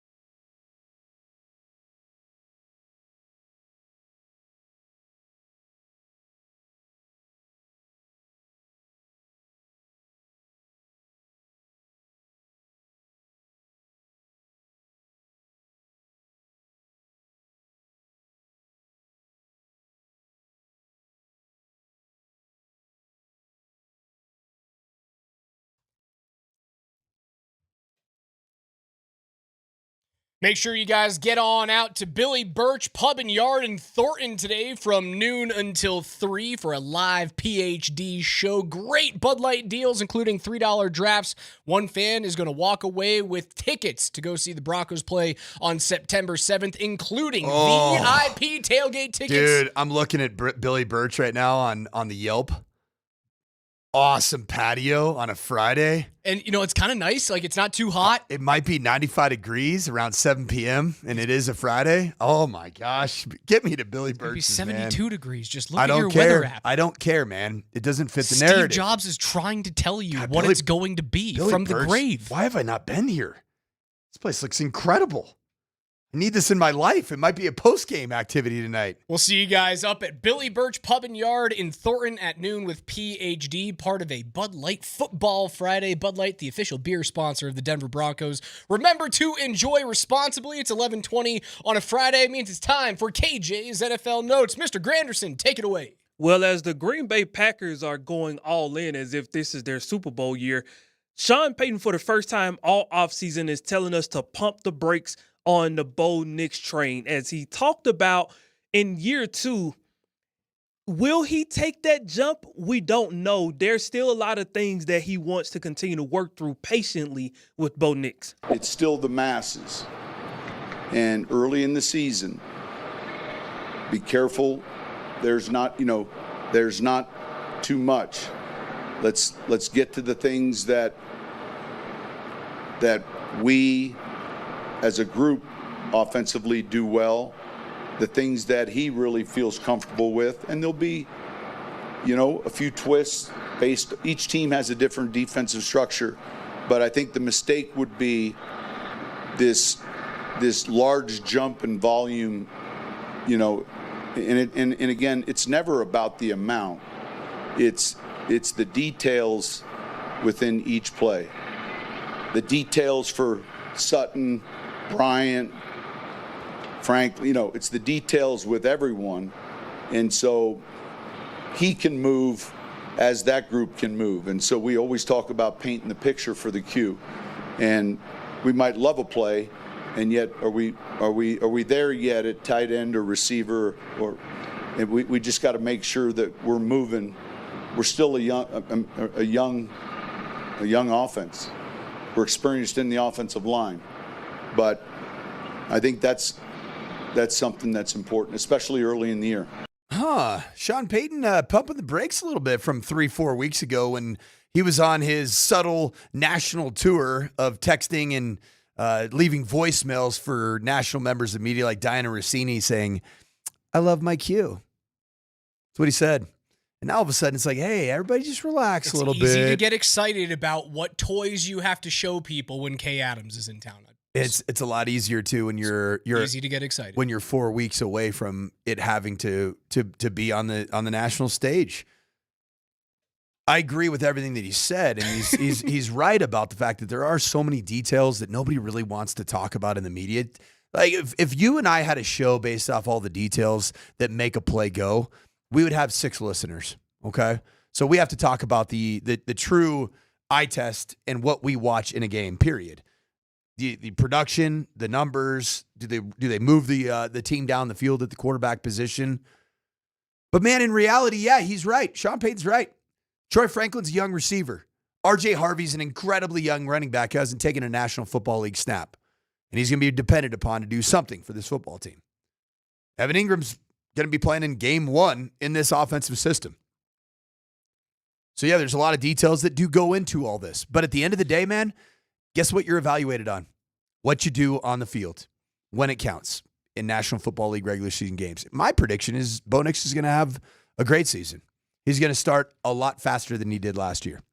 Do you need to be Dan Marino year 2? No, you don't. Do you need to be Patrick Mahomes in year 2 or Lamar Jackson in 2019 in his second year and take these gigantic leaps? No, you don't have to. I think they are right on time. I do too. And I know I've gotten knocked for being like, yeah, winning a playoff game this year is the success point for me. You win one. If you lose the second, I don't care. Who's knocking you for that? I've had people. Because I want to ask them if they would just stand straight up in an alley and I can just full speed drop kick him It's in the the Broncos gut. fan that is success for the Broncos is Super Bowl, and that's it. You're saying that? Okay, you're saying Broncos fans are saying that My bar is too low. That my bar is too I think low. that bar that's the next right step. Winning a playoff game is Win a playoff game. Guys, that's a huge step. Because to win a playoff game, you probably had a better regular season too. We've talked about that quite And a then bit. you have to take down one of the big boys. Yep. Unless you win the AFC West, and then you can play. Then you get to play a if wild and card. then if you win a playoff game there, that's a wildly successful season. Coming off an AFC West championship. Heck yeah. I don't think my bar is But you low. know what? You know what? Of course, we would all reset the bar, would we not? You win the AFC West. Oh, I am a huge proponent of moving goalposts. Yeah, we would move the goalpost because you slayed the dragon in the regular season. The wicked witch of the East is dead. All of a sudden, you're like, dude, we got to go to at least the AFC Championship. I'm cool with that. Have to. But yeah, I agree. Yeah, The bar has to be you've got to win a playoff game this year, or else I don't know what the or else is.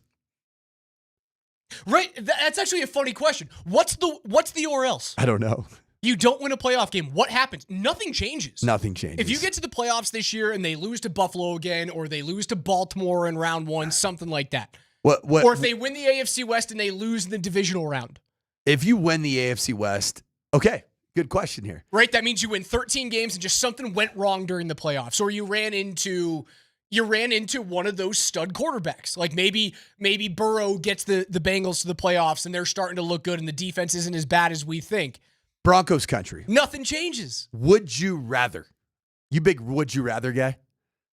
I like the kind of the would you rather. Would you rather have a rectum located in the middle of your forehead or a male anatomy hanging off of your elbow? That's a good would you rather. What would you take? The anatomy. You take a full male anatomy hanging off your elbow. Sure. Okay. Let's go with the Broncos country. Would you rather? This is so graphic. I'm sorry. Would you rather? Just a Randy hanging off the bow. Randy. Oh my God. Would you rather squeak into the postseason like you did a year ago as a wild card team and win in the first round, but lose in the second round of the playoffs, or win the AFC West and dethrone Patrick Mahomes, the Wicked Witch of the East, and the Kansas City Chiefs for the first time in 8 years? Or is it 9 years now? 10 years. Jeez, oh, Since Pete. 2015. And then lose in the first round. So in the divisional round, I'd say win the AFC West because you have to be good over a long period of time this year to win the AFC West, which means players have taken incremental steps. And then if you were to lose in the divisional round, something catastrophic happened, or like a lot of NFL games, you just didn't have the ball at the right time. Right? Like maybe a crazy play happens, or like that Eagles and Chiefs Super Bowl I was talking about, there's a phantom holding call that holds you from hoisting the Lombardi. Like in this situation, I take an AFC West championship because I think that means it's 13 wins during the regular season, and you probably lost the divisional game just because of, well, that's life. That's football. Way she goes. I'd rather do that. That tells me better things about moving forward, and it kind of splits the uprights of my goalpost this year. You would learn more about Bo Nix potentially being the reason if you win the AFC West this year. And then lose in the first round of the playoffs. If you squeak in again and lose and win a playoff game, I don't know that you'll find that out. Maybe you will. Maybe in either instance, because it could be against Buffalo again. It could be against Baltimore. And all of a sudden, Bo Nix takes down one of the top 3 quarterbacks in the AFC or top 4 quarterbacks in the AFC in the first round playoff game. Then you could say, yeah, he's the reason. It probably would be a success either way. Win the AFC West or win a playoff game. How about both, Rush? Sure. Yeah. If that's a third option, then I'll obviously take that one. Thank you. KJ, what's up? Michael Parsons. Well, the biggest story of the NFL offseason took another step yesterday. Michael Parsons is officially traded to the Green Bay Packers in exchange for 2 first-round picks and defensive tackle Kenny Clark being sent to Dallas. Parsons now has a 4-year, $188 million contract with 120 fully guaranteed at signing and 136 in total guarantees, and makes him the highest paid non-quarterback in NFL history. Here's Jerry Jones attempting to explain why it was time to move on from Micah Parsons. First of all, I want to tell you that I really like Micah. I appreciate the 4 years that we've had him here, and he's a great player. And so we are very appreciative of the fact that he's a great player. There's no question that I could have signed him in April. And so we all know that to have agreements, all parties have to agree. But this was by design. I did make Mike an offer. It wasn't acceptable, and I honor the fact that it wasn't done in the way that he wanted to do it, through an agent. I couldn't pay attention to anything Jerry Jones was saying there, because is the background music that's playing right now a Wild West version of Game of Thrones? That's exactly what it is. I thought it was yippee-yi-yo, yippee-yi-yo. All I can hear in the back of my head when Jerry's talking about why he traded his best player is da-da-da-da-da-da-da-da-da-da. Transports me back to 2017, back when that show was phenomenal and taking over the world.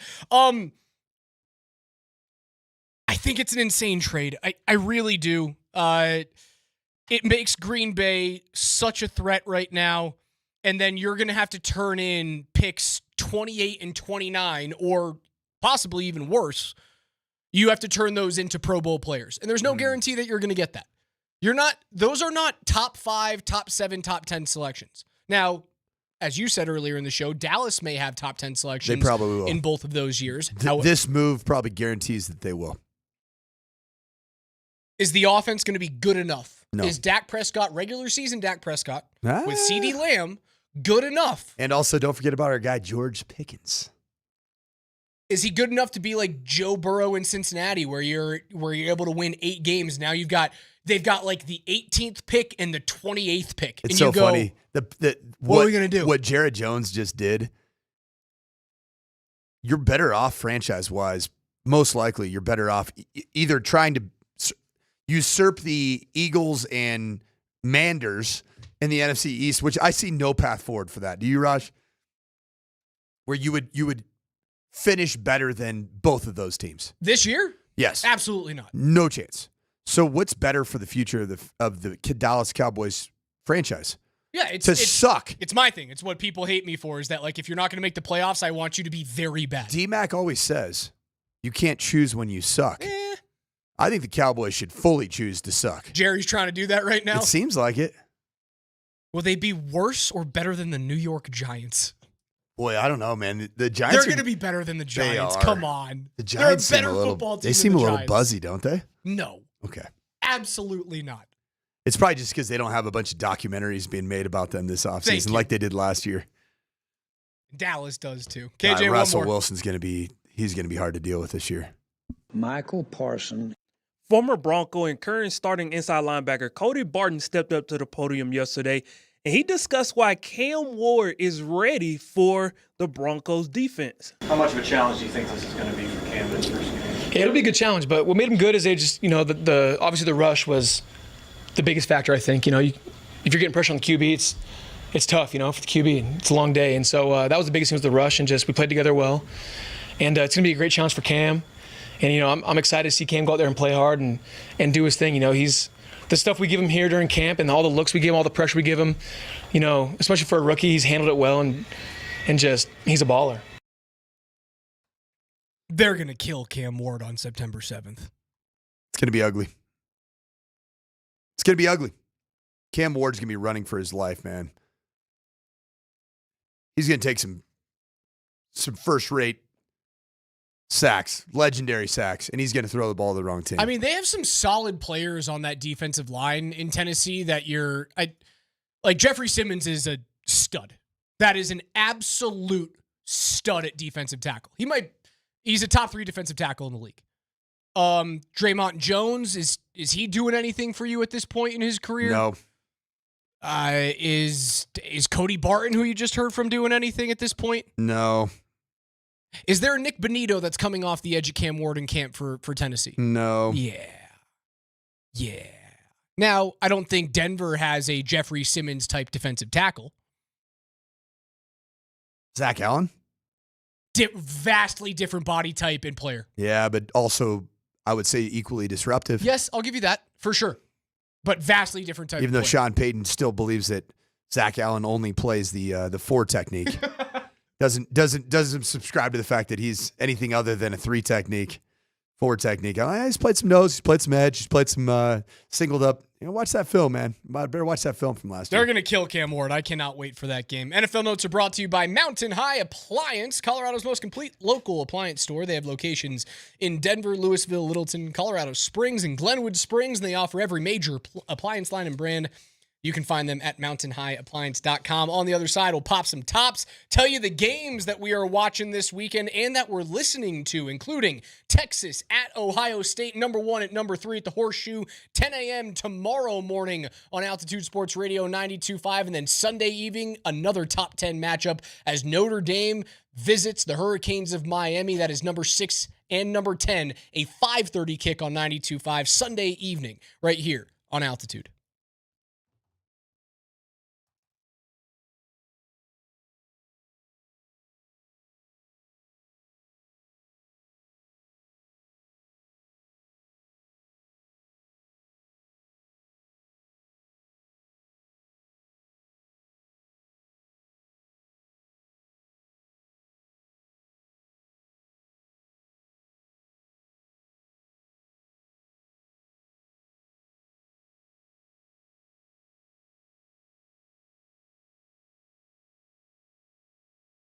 Hey, Colorado, Coach Mike Sanford here, and I've been following a lot of these betting lines as college football gets revved back up. And yes, this weekend, there are plenty of games starting tonight.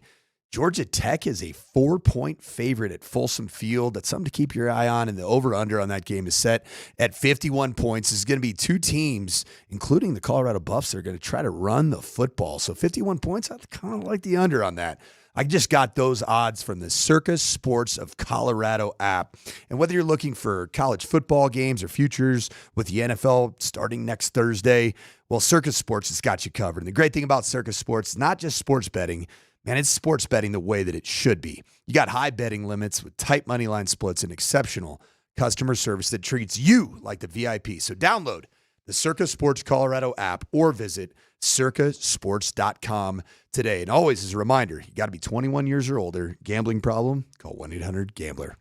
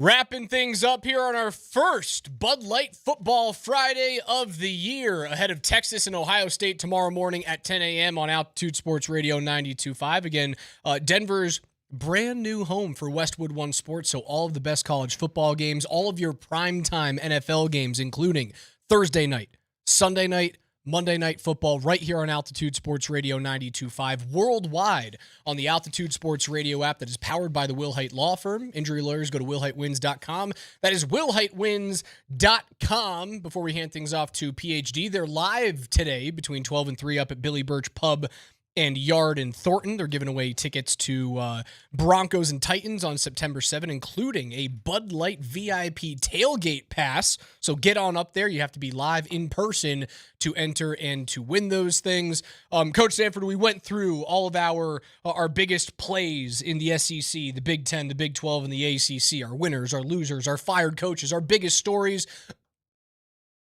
But no college football prediction would be complete without a Heisman Trophy winner. So, the 2025 Heisman Trophy goes to Gunnar Stockton, quarterback out of the University of Georgia. No way Gunnar Stockton wins this thing. Oh, because you're an Arch Manning glazer? I am. His last name's Manning. He's going to be awesome. The NIL markets told me he's supposed to be so good. Just wait, man. There's a starting quarterback on the number one team in the country. It's not just because he's a Manning. Humble pie is on the way for the old I think Arch. he's a very humble young man. I'm just saying, compared to the hype train that we've been experiencing over the last couple of years for this player, we're waiting for it. Still waiting for it. Well, he's finally a starter. He didn't have the opportunity to. He did have live the up opportunity, and he didn't look good in games where he was counted upon. They had to run him and treat him like he was Tim Tebow. He's very talented at running. He's a great runner. I like him as a runner. He has Arch's speed. He also has Cooper. That's his dad. Cooper was He's a a great speedy wide he was a receiver. great receiver before the neck fusion. He had a neck. I thought it was a spinal stenosis, yeah. something like that. Yeah, but Eli and Peyton certainly couldn't run. They were just, amazing college quarterbacks. But I think he's my pick this year. Number one team in the country. They are my pick to win the SEC. Therefore, if they win the SEC, the much hyped quarterback should likely win the Heisman Trophy. So Peyton finishes second in 1997, Darren Woodson. Eli finishes third in 2003 behind Larry Fitzgerald and who is the... You think I'm crazy with Gunnar Stockton? Kind of.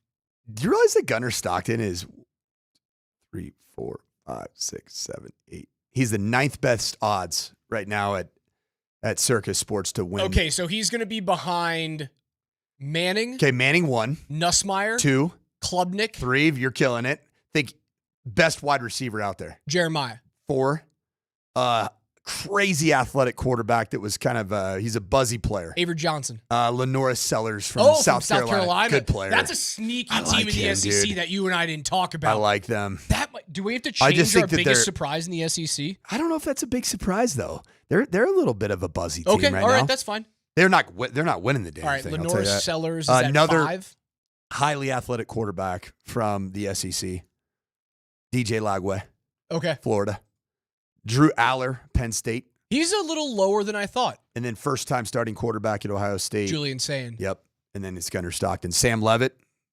Ty Simpson, Alabama. Jeremiah Love, Notre Dame. And Carson Beck. Ugh. Miami, Florida. Those are players like in that back half when you get into the Julian Sayin and like the Ty Simpson who's starting at Bama. If their teams outperform expectation, or if Miami runs the table this year, then Carson Beck will automatically be part of that New York conversation. Yeah, he's gross. Just a long, laborious thrower of the football. Yeah. And he just looks like he's a mouth breather type. And I am too, just to be clear. I breathe out of my mouth. Did he date a Cavender twin? You what? That's why she got rid of him, man. She's like, dude. Your eyes are just too far apart. You look like Sid the Sloth from Ice Age. Sid the Sloth, big mouth breather, man. Jeez. Just collecting gingivitis on a daily basis with all the bacteria you're inhaling through your mouth. Yeah, I got dude, I got Manning. I think he's going to be great. What about John Mateer? I don't believe in Oklahoma. I don't either. I think that Venables is probably going to get terminated at the end of the year also out of the SEC. I just think Jeff Lebby is the cleanest bet to get fired out of the SEC. at All right. Mississippi State. So you have Gunnar Stockton as a that's a dark horse pick to win the Heisman. You know what he's I'm got, very man? chalky You know what with he's Manning. got? He's got brass balls, man. He is a tough son of a gun. And the Georgia Bulldogs are going to be so, so good. They're going to be back to being the team that you're like, wait, can anybody run the ball against them? Wait, can anybody drop back and pass against them? That's my big surprise in the SEC that I look at right now, and I go, oh, that could be Doug Peterson being coach of the year last season in the NFL. that could be the Raj prediction that goes horribly awry. You picked Georgia with 3 regular season losses. I said Georgia's going to lose 3 regular season games. And then have a nice little postseason. But then they're going to get into the playoff, and then they're going to make a run. Yeah. That's my surprise. That could happen. Because I just think that those 3 losses could be to excellent teams, and they'll be very, very small margins. And then at the end of the year, just because we don't want to have any of these, you don't want to have SMU in the playoff again. So they're going to throw, the SEC's going to complain. Yep. And then they'll throw another team. They'll throw Georgia the bone. And then Georgia becomes the Kirby Smart Bulldogs. All right, Raj, let's get real weird right now. All right. Shall we? Be my guest.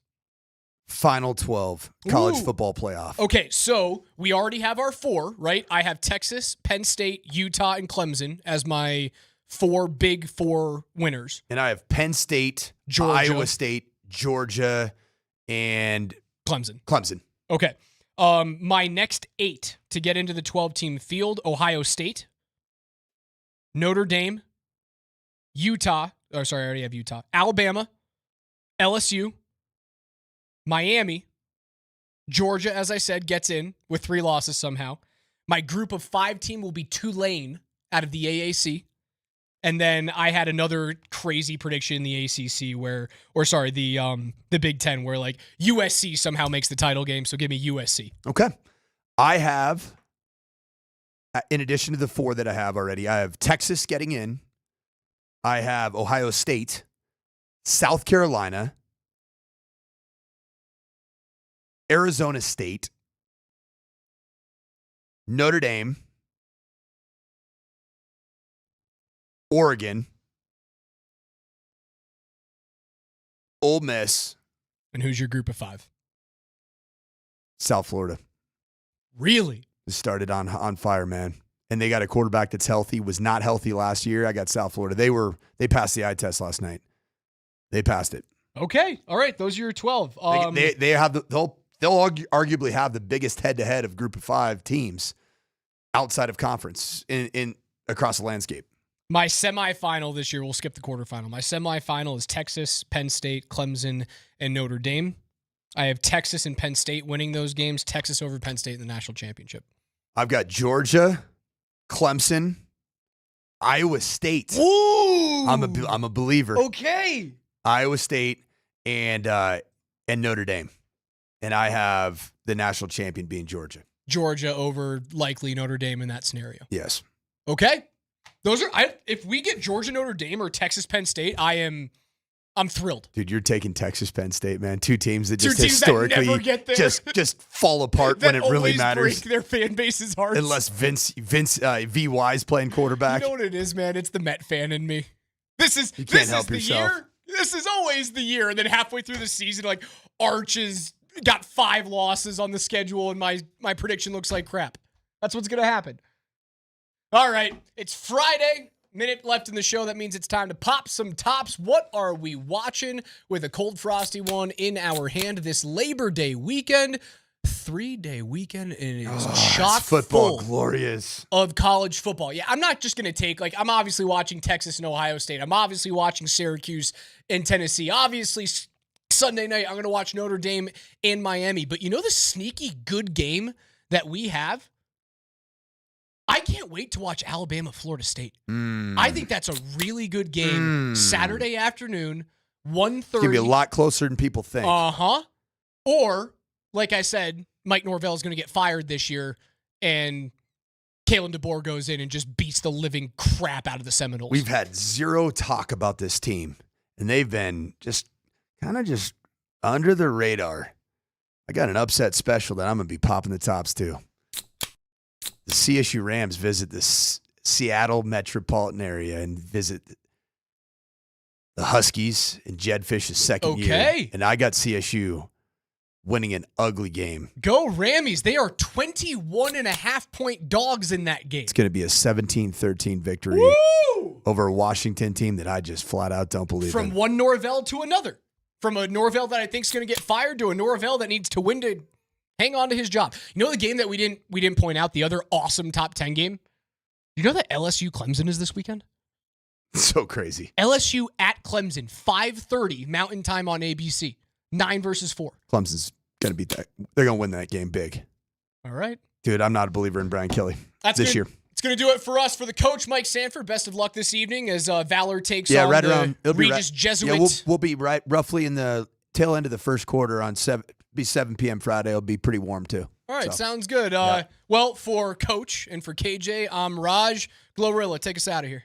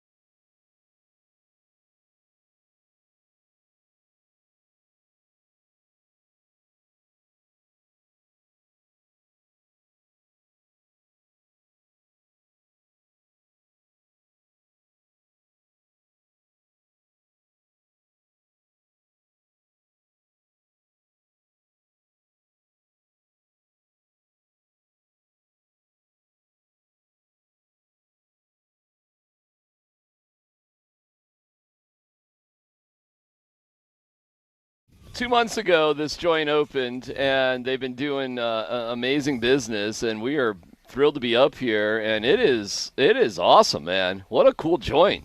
Gargantuan outdoor patio, all sorts of fire pits, great bar, garage door windows, so cold or warm, whatever, they can open or close or do whatever they want.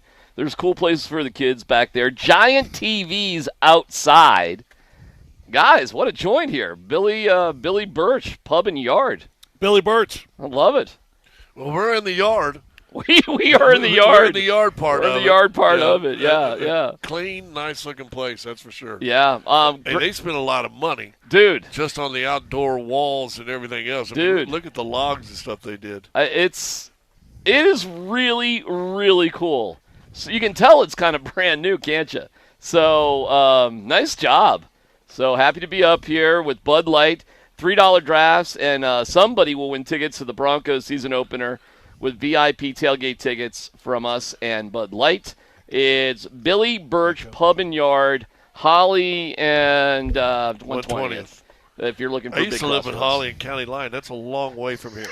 Very, very similar. Holly must be one hell of a road. That must be a hell of a road, man. This is actually a foreign country. It's a different Holly country. Yeah, different area.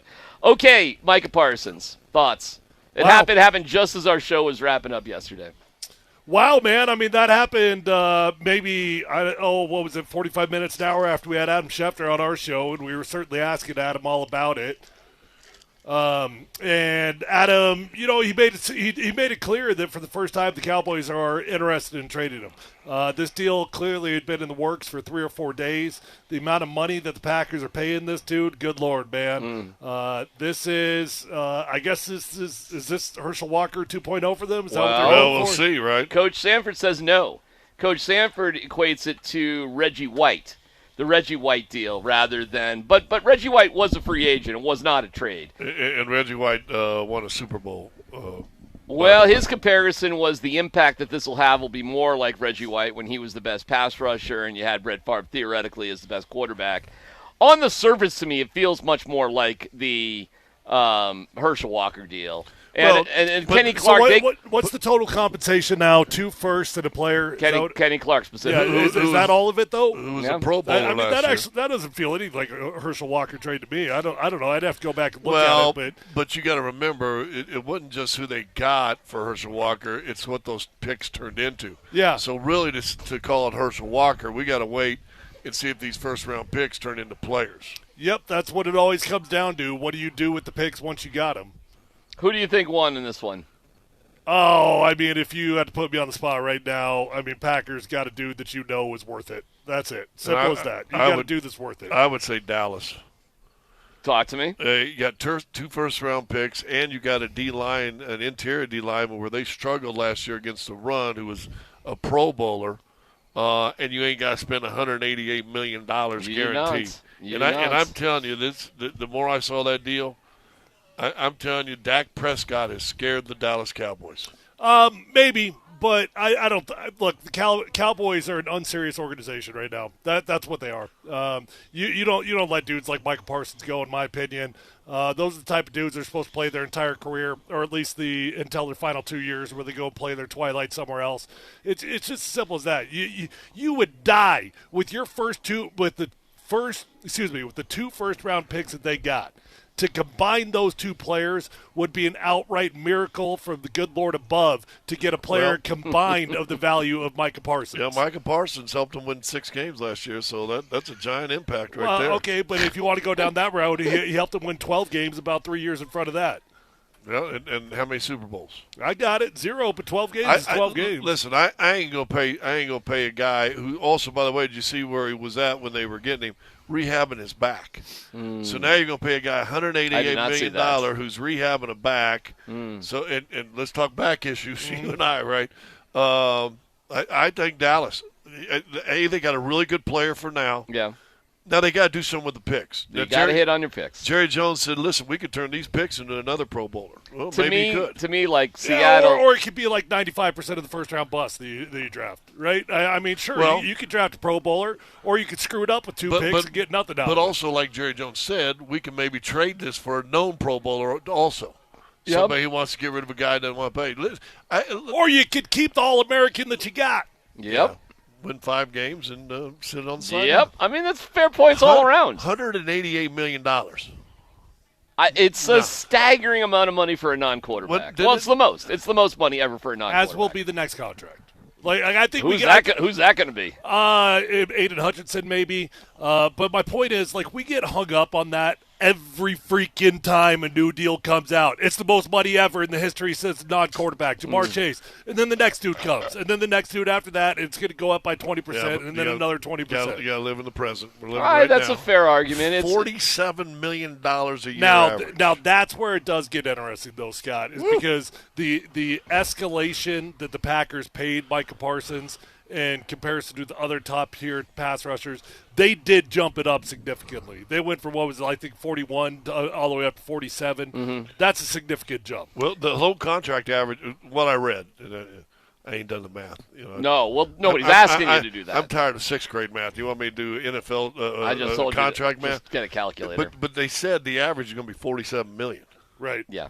Average. That means he's got to be in there somewhere. The deal that Jerry offered him, I guess, was 40.5. So, not good enough. Micah and his agent end up with an extra $6.5 million per year out of it. And you know what? Listen, I will say this. Not to sound like a Jerry Jones apologist, but I don't mind being that. Jerry Jones, $40.5 million a year. I mean, he wasn't like we're thinking. He lowballed him at 30. Right. No, $40.5 million. Yep. That's pretty good. Now, his agent did his job, but guess what it had to do for the agent to do his job? Get him out of town. So now Jerry Jones gets a Pro Bowler back, and guess what? $47 million ain't on that salary cap, is it? And you got to figure out what you got to do with Dak Prescott. That's $60 million. That's if Dak Prescott doesn't have just a blow up year, you're dead for that contract. I was listening to the boys in the morning, and they were like, Jerry Jones. Or the conversation was not all, but the conversation was Jerry Jones is blowing it up and to restart. I'm like, how old is Jerry Jones? Like, Jerry Jones is going to do something to blow it up and start again? Huh? What? How many more years has Jerry Jones got? Hey, well, I hope he's got plenty, but But he's also got his son that's already in place too. So that's a family legacy forever. Got his son there to tell him what the guy's name is. And his son's got a son that played college football too. So don't be surprised when this guy's in the fold also. So this will be a generational family. Jerry Jones ain't never retiring ever. Period. No, he'll die. Yeah, he's going. It's Al Davis part 2. He'll go down. I'm not on Jerry Jones in this one. I think he did a great job.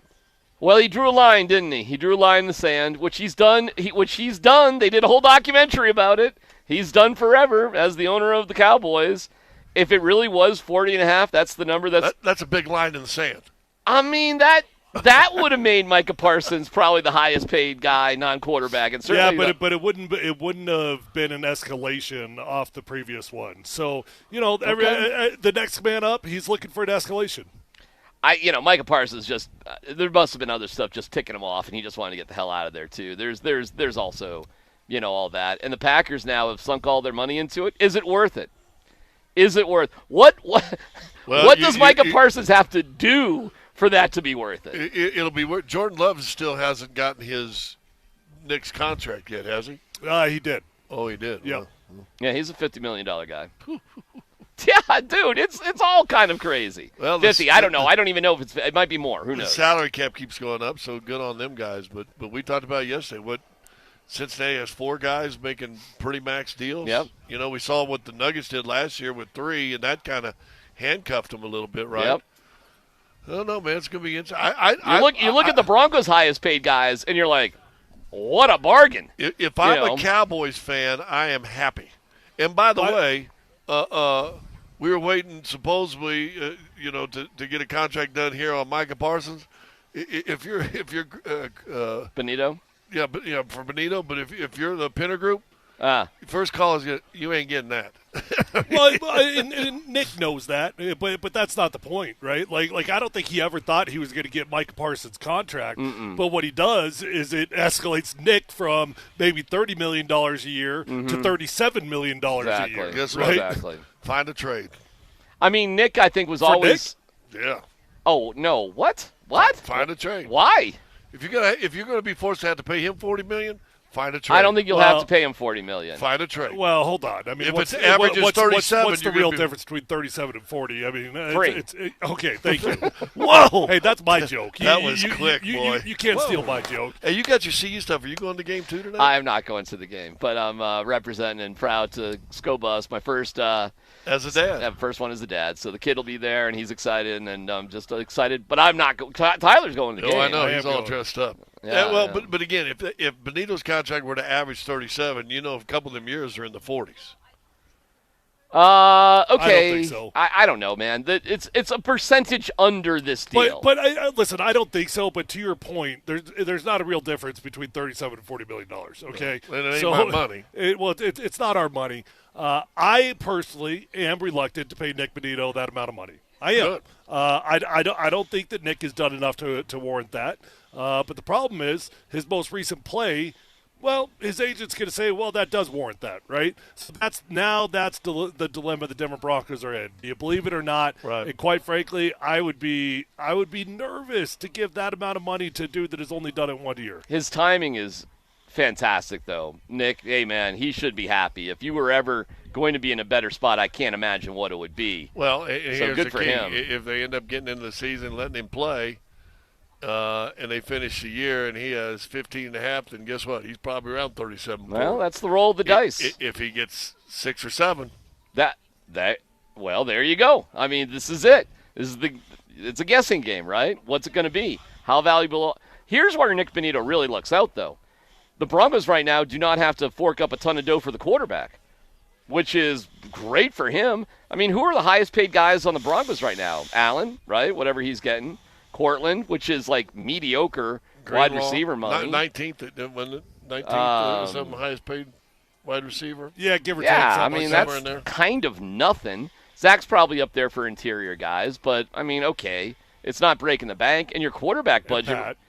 And Pat Surtain, which is like paltry. That's now like the 5th highest paid quarterback. Yeah, like that's like nothing compared to this deal that Micah Parsons just got. But that's why you don't get hung up on the most money ever. Because give it 2 months, and Micah Parsons will be number 3 on that list. Yeah, just like Humpty Dumpty. But this when is he cracked, that wasn't stopping.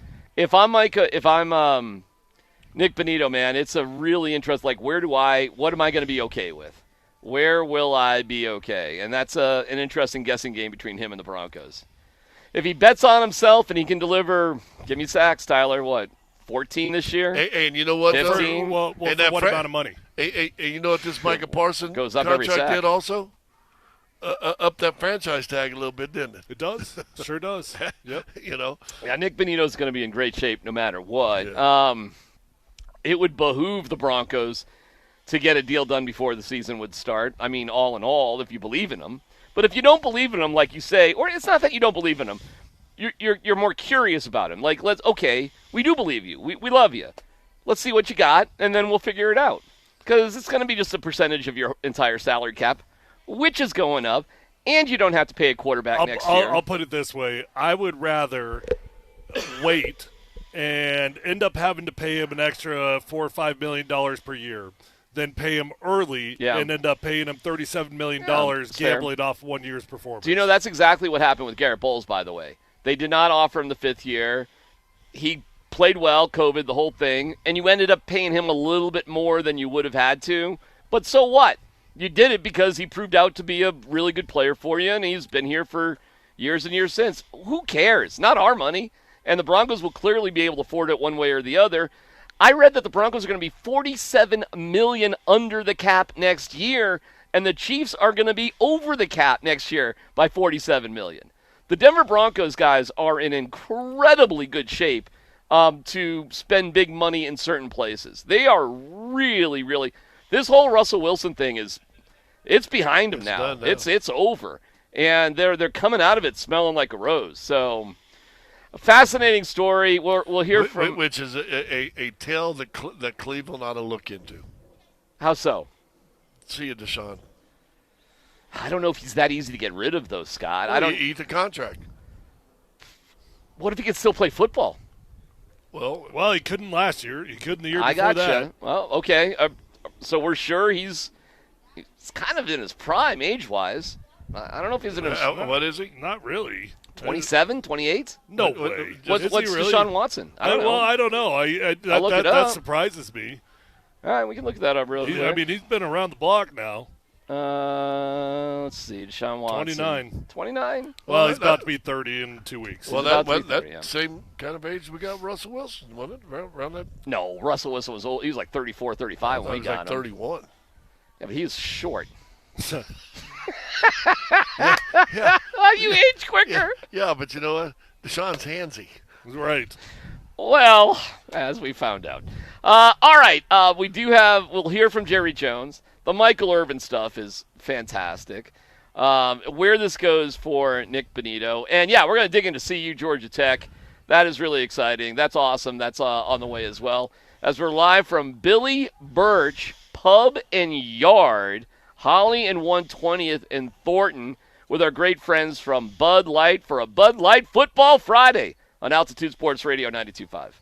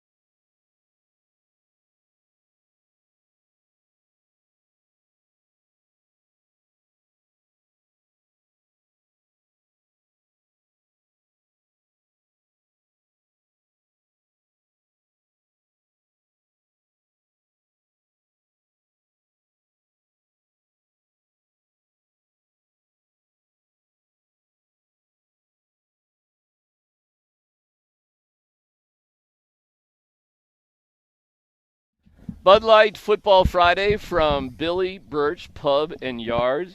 Relatively brand new, only up for a couple of months. It's gorgeous. We have great weather, so you can get a Bud Light for yourself. $3 on that one. We have all sorts of cool things to sign up to win, including, hold on, let me get my notes. I think it's, what do we got? Broncos season opener with VIP tailgate tickets. So there you go, right on Bud Light. So, yeah, a few folks are out here enjoying their cocktails in the sun. Work is an option on a Friday, apparently. And Colorado. Welcome to it. You know, they offered us a free Tuesday, round Thursday, at the end of Friday. the show, and Scott and I don't drink, so I think you could have 3 of them if you want. I ain't driving, so it sounds good. You ain't driving? I ain't driving. How'd you get here? I got the bike is in the back right behind the thing there. What does that mean? You didn't bike here. I rode my bike here.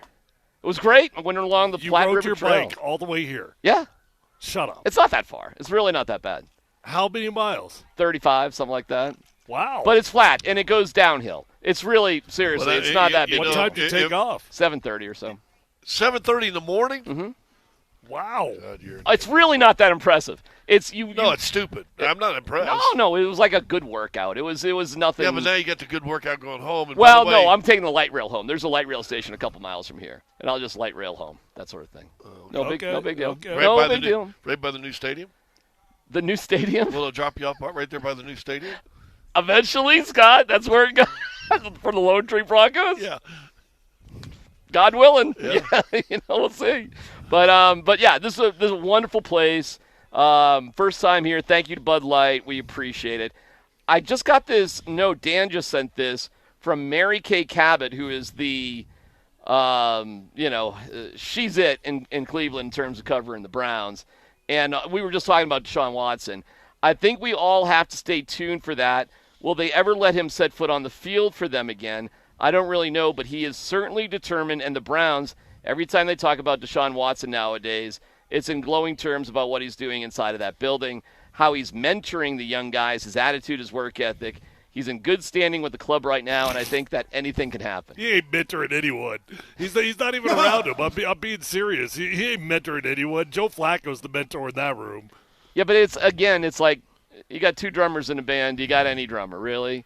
I mean, when you got a million quarterbacks there, do you really have a quarterback there with Cleveland? If you had Deshaun Watson of 2020, yeah, who had 33 touchdowns, 4,800 yards, only 7 interceptions, right? And then you can afford Joe Flacco as just your a good backup quarterback, because you got a chance to win. Now give me Deshaun's stats over the last 2 years. Well, how about 22, 23, and 24, 1,100, 1115, 1148, a total of 19 touchdowns and 12 interceptions. Oh, boy. And in that time, he is 8, 9, and 10 record-wise. Do you believe in second chances? Of course, you know what? This is a second chance, right? What chance do you want to say? Yeah. The year he threw for 4,800 yards, 33 touchdowns, 7, the Texans were let me get this right, 4-12. Well, here's the thing. A lot of times teams when they got paid. A lot of times That's teams crazy. when they've got a guy in this situation, coming off the IR, he's made a boatload of money, the contract's worth a lot. Well, a lot of times they will keep them off the field because they've got injury guarantees that are significantly higher than the contract guarantee itself. So if they go back out there on the field, you're going to end up paying them a whole lot more money if you cut him down the road. Are you not just praying that Deshaun Watson never gets a soft tissue injury? Right. Injury? Another massage joke. I got it. But with Deshaun, you don't have to worry about that because the whole thing's guaranteed anyways. So honestly, if I am the Browns, if he's my best option, I'm playing him. I am too. And you think you can win? Yeah. Yes, there's some bottom lines to all this. You got nothing to fear in terms of injury. None. And you really don't have much invested in Dylan Gabriel and Shadur Sanders aside from attention. It's really not that big of a deal. We're making it a big deal because we're curious where this is all going to go because of our connection, to Shadur and CU and all that. By the way, real quick, Shiloh, not picked up on the Bucs practice squad, not picked up on anybody's practice squad. So Deion's got a plan. That actually caught me by surprise a little bit. I was trying to figure out where he was shooting that video from. Did he it looked like he was still in Tampa to me. I was doing the same townhouse thing. in Tampa? Yeah, I guess I felt my heart panged a little bit for that one right there. I thought he would at least end up on Tampa's practice squad. But if we're being real honest, we're talking about the pro game now, right? Mm-hmm. We're not talking college. He's kind of a shorter, slow safety. Yeah, I mean, I do think he'll get picked up on a practice squad eventually. I don't think this is the entire end of the road for him, but he's near it. Yeah, I do want. Well, I'll just flat out ask you: a guy doesn't make his own team's practice squad. What are the odds? Like, what has to happen for you to end up on a practice squad? Period. Throughout the course of the year. Deion calling Jerry. Like a favor? Yeah. But wouldn't that favor have already been done? Maybe. Yeah. Yeah. Listen, he's a shorter safety, and he's not very quick. I mean, you could be a shorter safety, but you got to bring some speed, don't you? Probably. Look, I mean, what has to happen? I don't know. If practice squad turnovers, their rosters turnover left and right. So, I mean, Broncos have actually had fairly stable practice squads. But honestly, it's not unusual to have 2 or 3 new faces a week on the practice squad. You can, for sure. And if you just like a guy a little bit better. But wouldn't everybody know about Shiloh at this point? Like, wouldn't the judgment be? Not any more than any other player. I just wonder if most guys that are in his shoes end up in the CFL or one of these other independent leagues, or Yes. That's kind of where you got to go. Let me ask this: if you're watching that last preseason game at Tampa Bay, yeah, and you got apparently a guy that was losing his cool and slugging a tight end because, by the way, was getting manhandled by that tight end, right? Yeah, Bowles had. Do you want that guy in there? Well, Bowles had some very rough things to say about it, and Bowles did. Yeah, his coach. Garrett Bowles? No. I'm sorry. Todd. I'm sorry. I'm in La La Land. No relation. Yeah. I should have been more clear. Yeah, I don't know what Garrett Bowles thought about the incident, but his coach, Todd Bowles, was like, that's unacceptable. And it's you didn't pronunciate the W. That was the problem. Totally my bad. I can see that. All right, Jerry Jones. And let's hear it there. Dan, what do you got there for Jerry? You guys want to hear from Jerry first or from Michael Irvin? Oh, let's hear the Michael Irvin stuff first, because this was great. This is about making predictions that, in your inside sources that completely are not true moments later. So go ahead. Michael Parsons, hey, look, you can report all you want. There's no way they're allowing Michael Parsons to go anywhere. All of this is part of the negotiations. And as I talked to Jerry the other day on my podcast, and he was talking about it the other day when he tried to make that offer, he said somebody told him to shove it up his rear and all of that. I honestly, it blew my mind. It blew my mind that any kind of conversation like that would be going on in a situation like this. Michael Parsons, I want him to take control of this thing and say, I don't care about you two and whatever y'all got going. Get your butts in a room and get my money on that paper. That's what you need to be doing. So I'm hoping that's what gets done. But I guarantee Michael Parsons not going anywhere. Jerry's not that crazy. This is all what we call just negotiation stuff. A few moments later. Oh, my God, I can't believe this, man. I've been here all day. I can't believe this. I cannot believe we just traded Michael Parsons. All right, that's pretty good, guys. Yeah. That's pretty damn funny right there. He ain't that dumb. I had him on my podcast.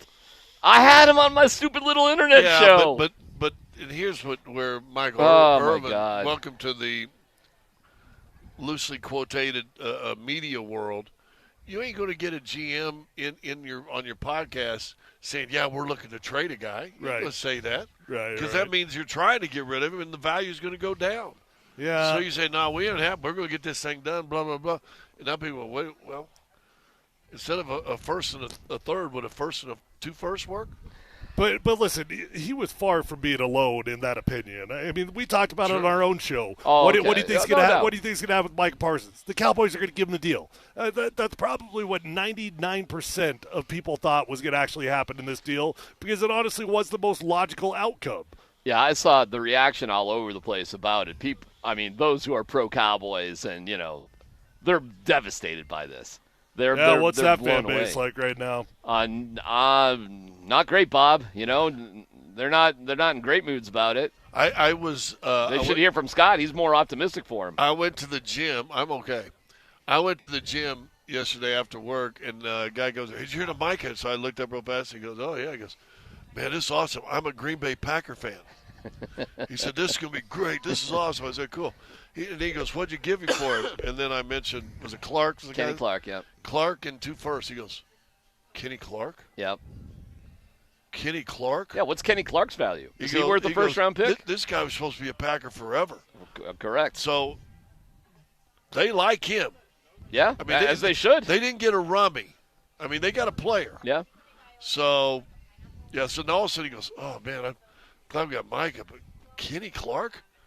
Couldn't they get rid of somebody else?" Well, he's a hell of a player, man. I mean, he's a 3-time Pro Bowler, so they got a legitimate weapon there. And the one thing that Dallas does, if you follow their track record, they invest in offensive line and defensive line. That's what they do. That's their entire philosophy. Go back and look at their draft history over the last 10 years. Mm-hmm. They always go after the big boys.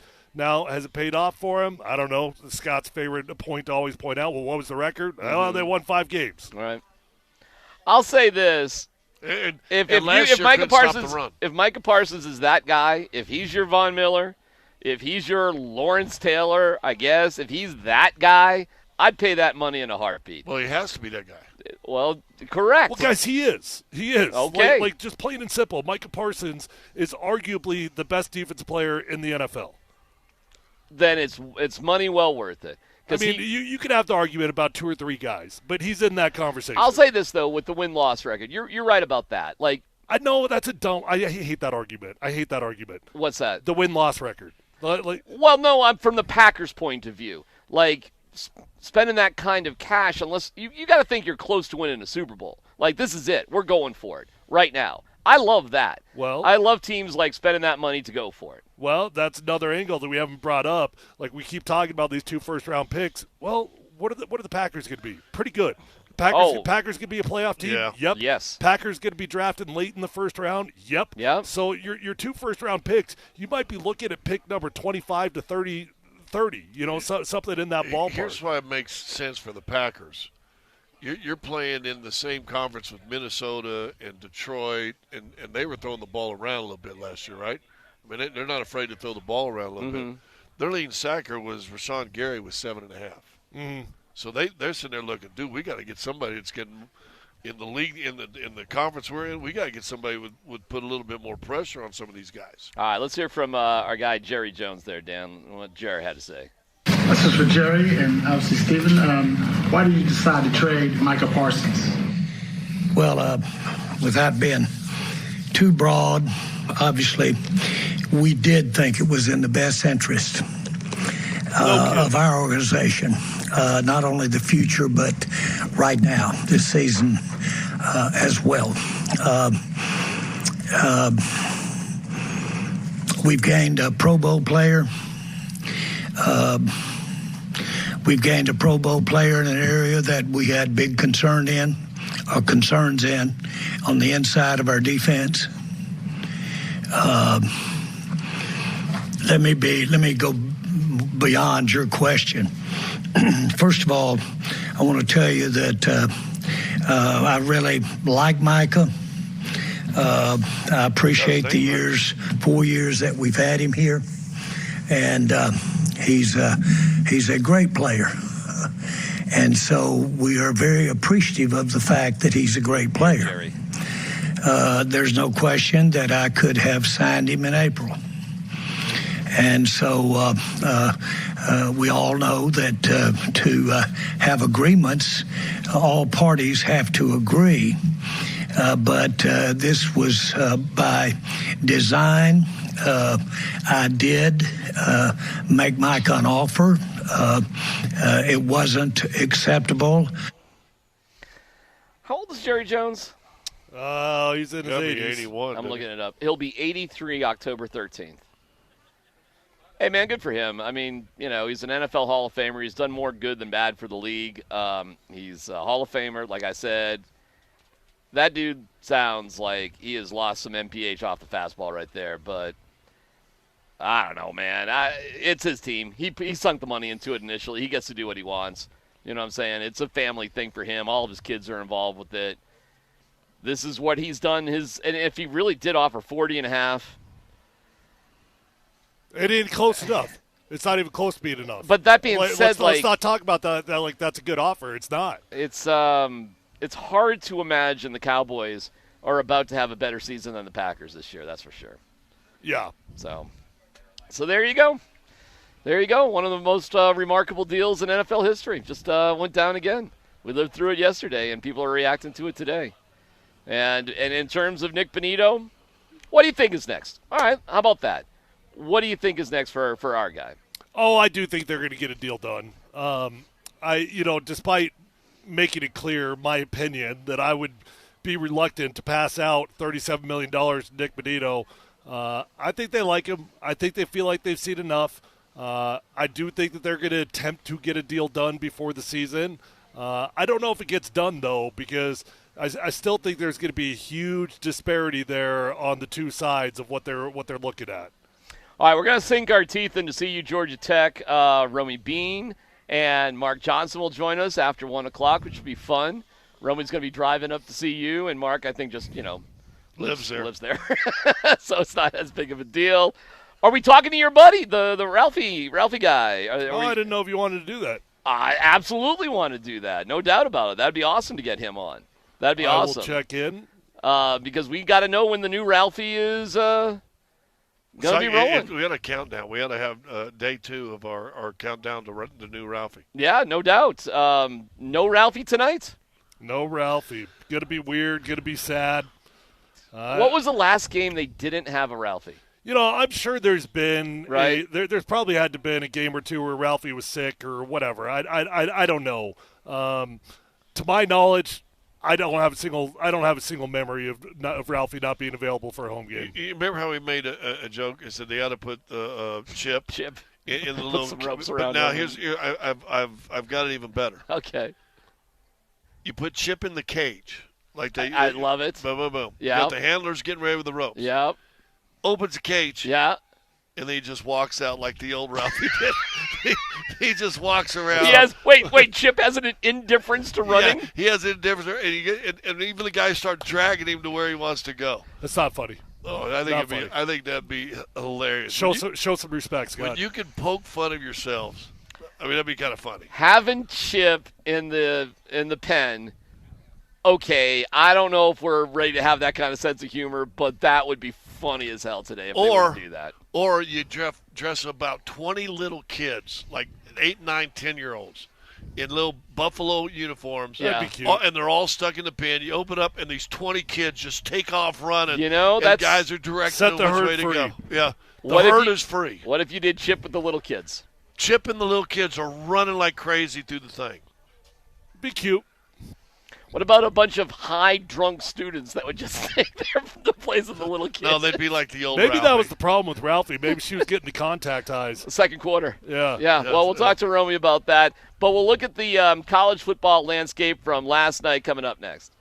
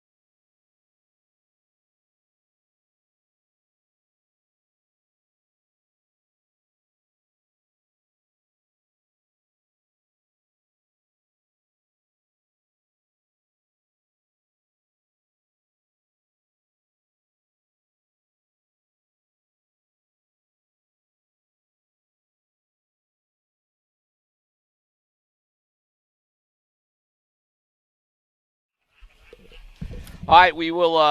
We're rolling here from. Brett Kane loves the Righteous Gemstones. Baby Billy Burch, Billy Burch, Pub and Yard, 120th and Holly in Thornton. Gorgeous, man, and quite a few people are done with the work week, as we can well see, and enjoying themselves. Yep, including salespeople. Including our salespeople. Hey, they worked hard. Ish this week, so they deserve it. $3 drafts from Bud Light, and we'll have tickets to the Broncos season opener for one winner with VIP tailgate tickets. So come on and enjoy it. We'll see you. Come on down and all sorts of little prizes. Win those tickets and the such. All right, we will get to see you in just a little bit. Mark Johnson will join us at 1 o'clock. Cool. And then Romy will be along at 1:30, and she of hanging out with Prime and noticing the aroma in the second quarter, the magic of Folsom. So we'll have that for you coming up here in just a little bit. But college football from last night. So go ahead, Dan, hit it.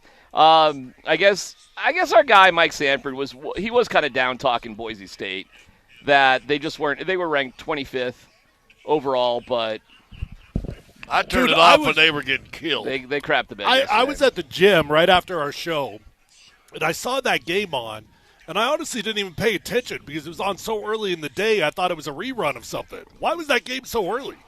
Mm-hmm. I'm sure it had to be some sort of I seriously thought it was a rerun TV thing or something, So I don't know what to say, man. I mean, 34-7 South Florida. Was it in Florida? It was in Florida. I believe it was. Yeah.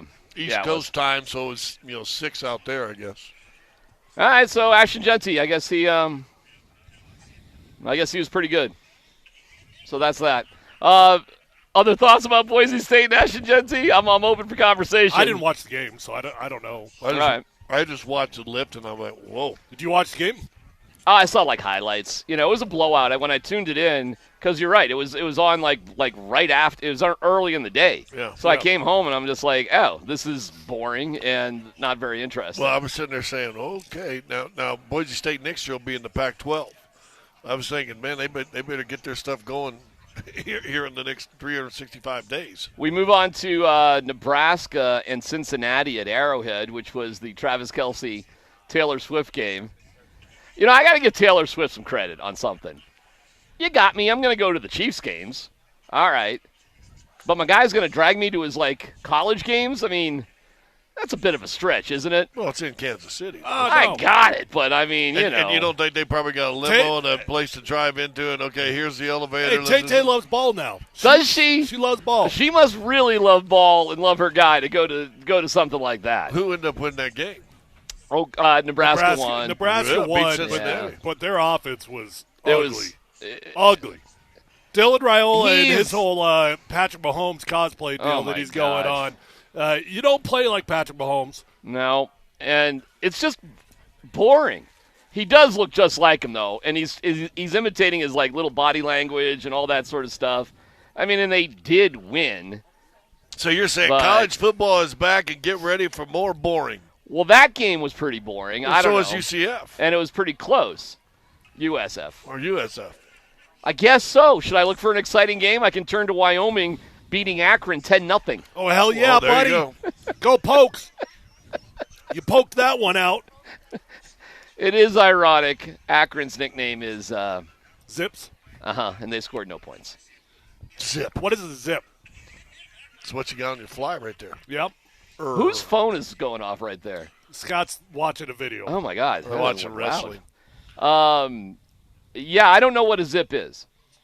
Do you? Anybody? No. Bueller? Zipper. I know what a zipper is. Yeah. You think that's what they are? They're the Akron Zippers, and that's just short?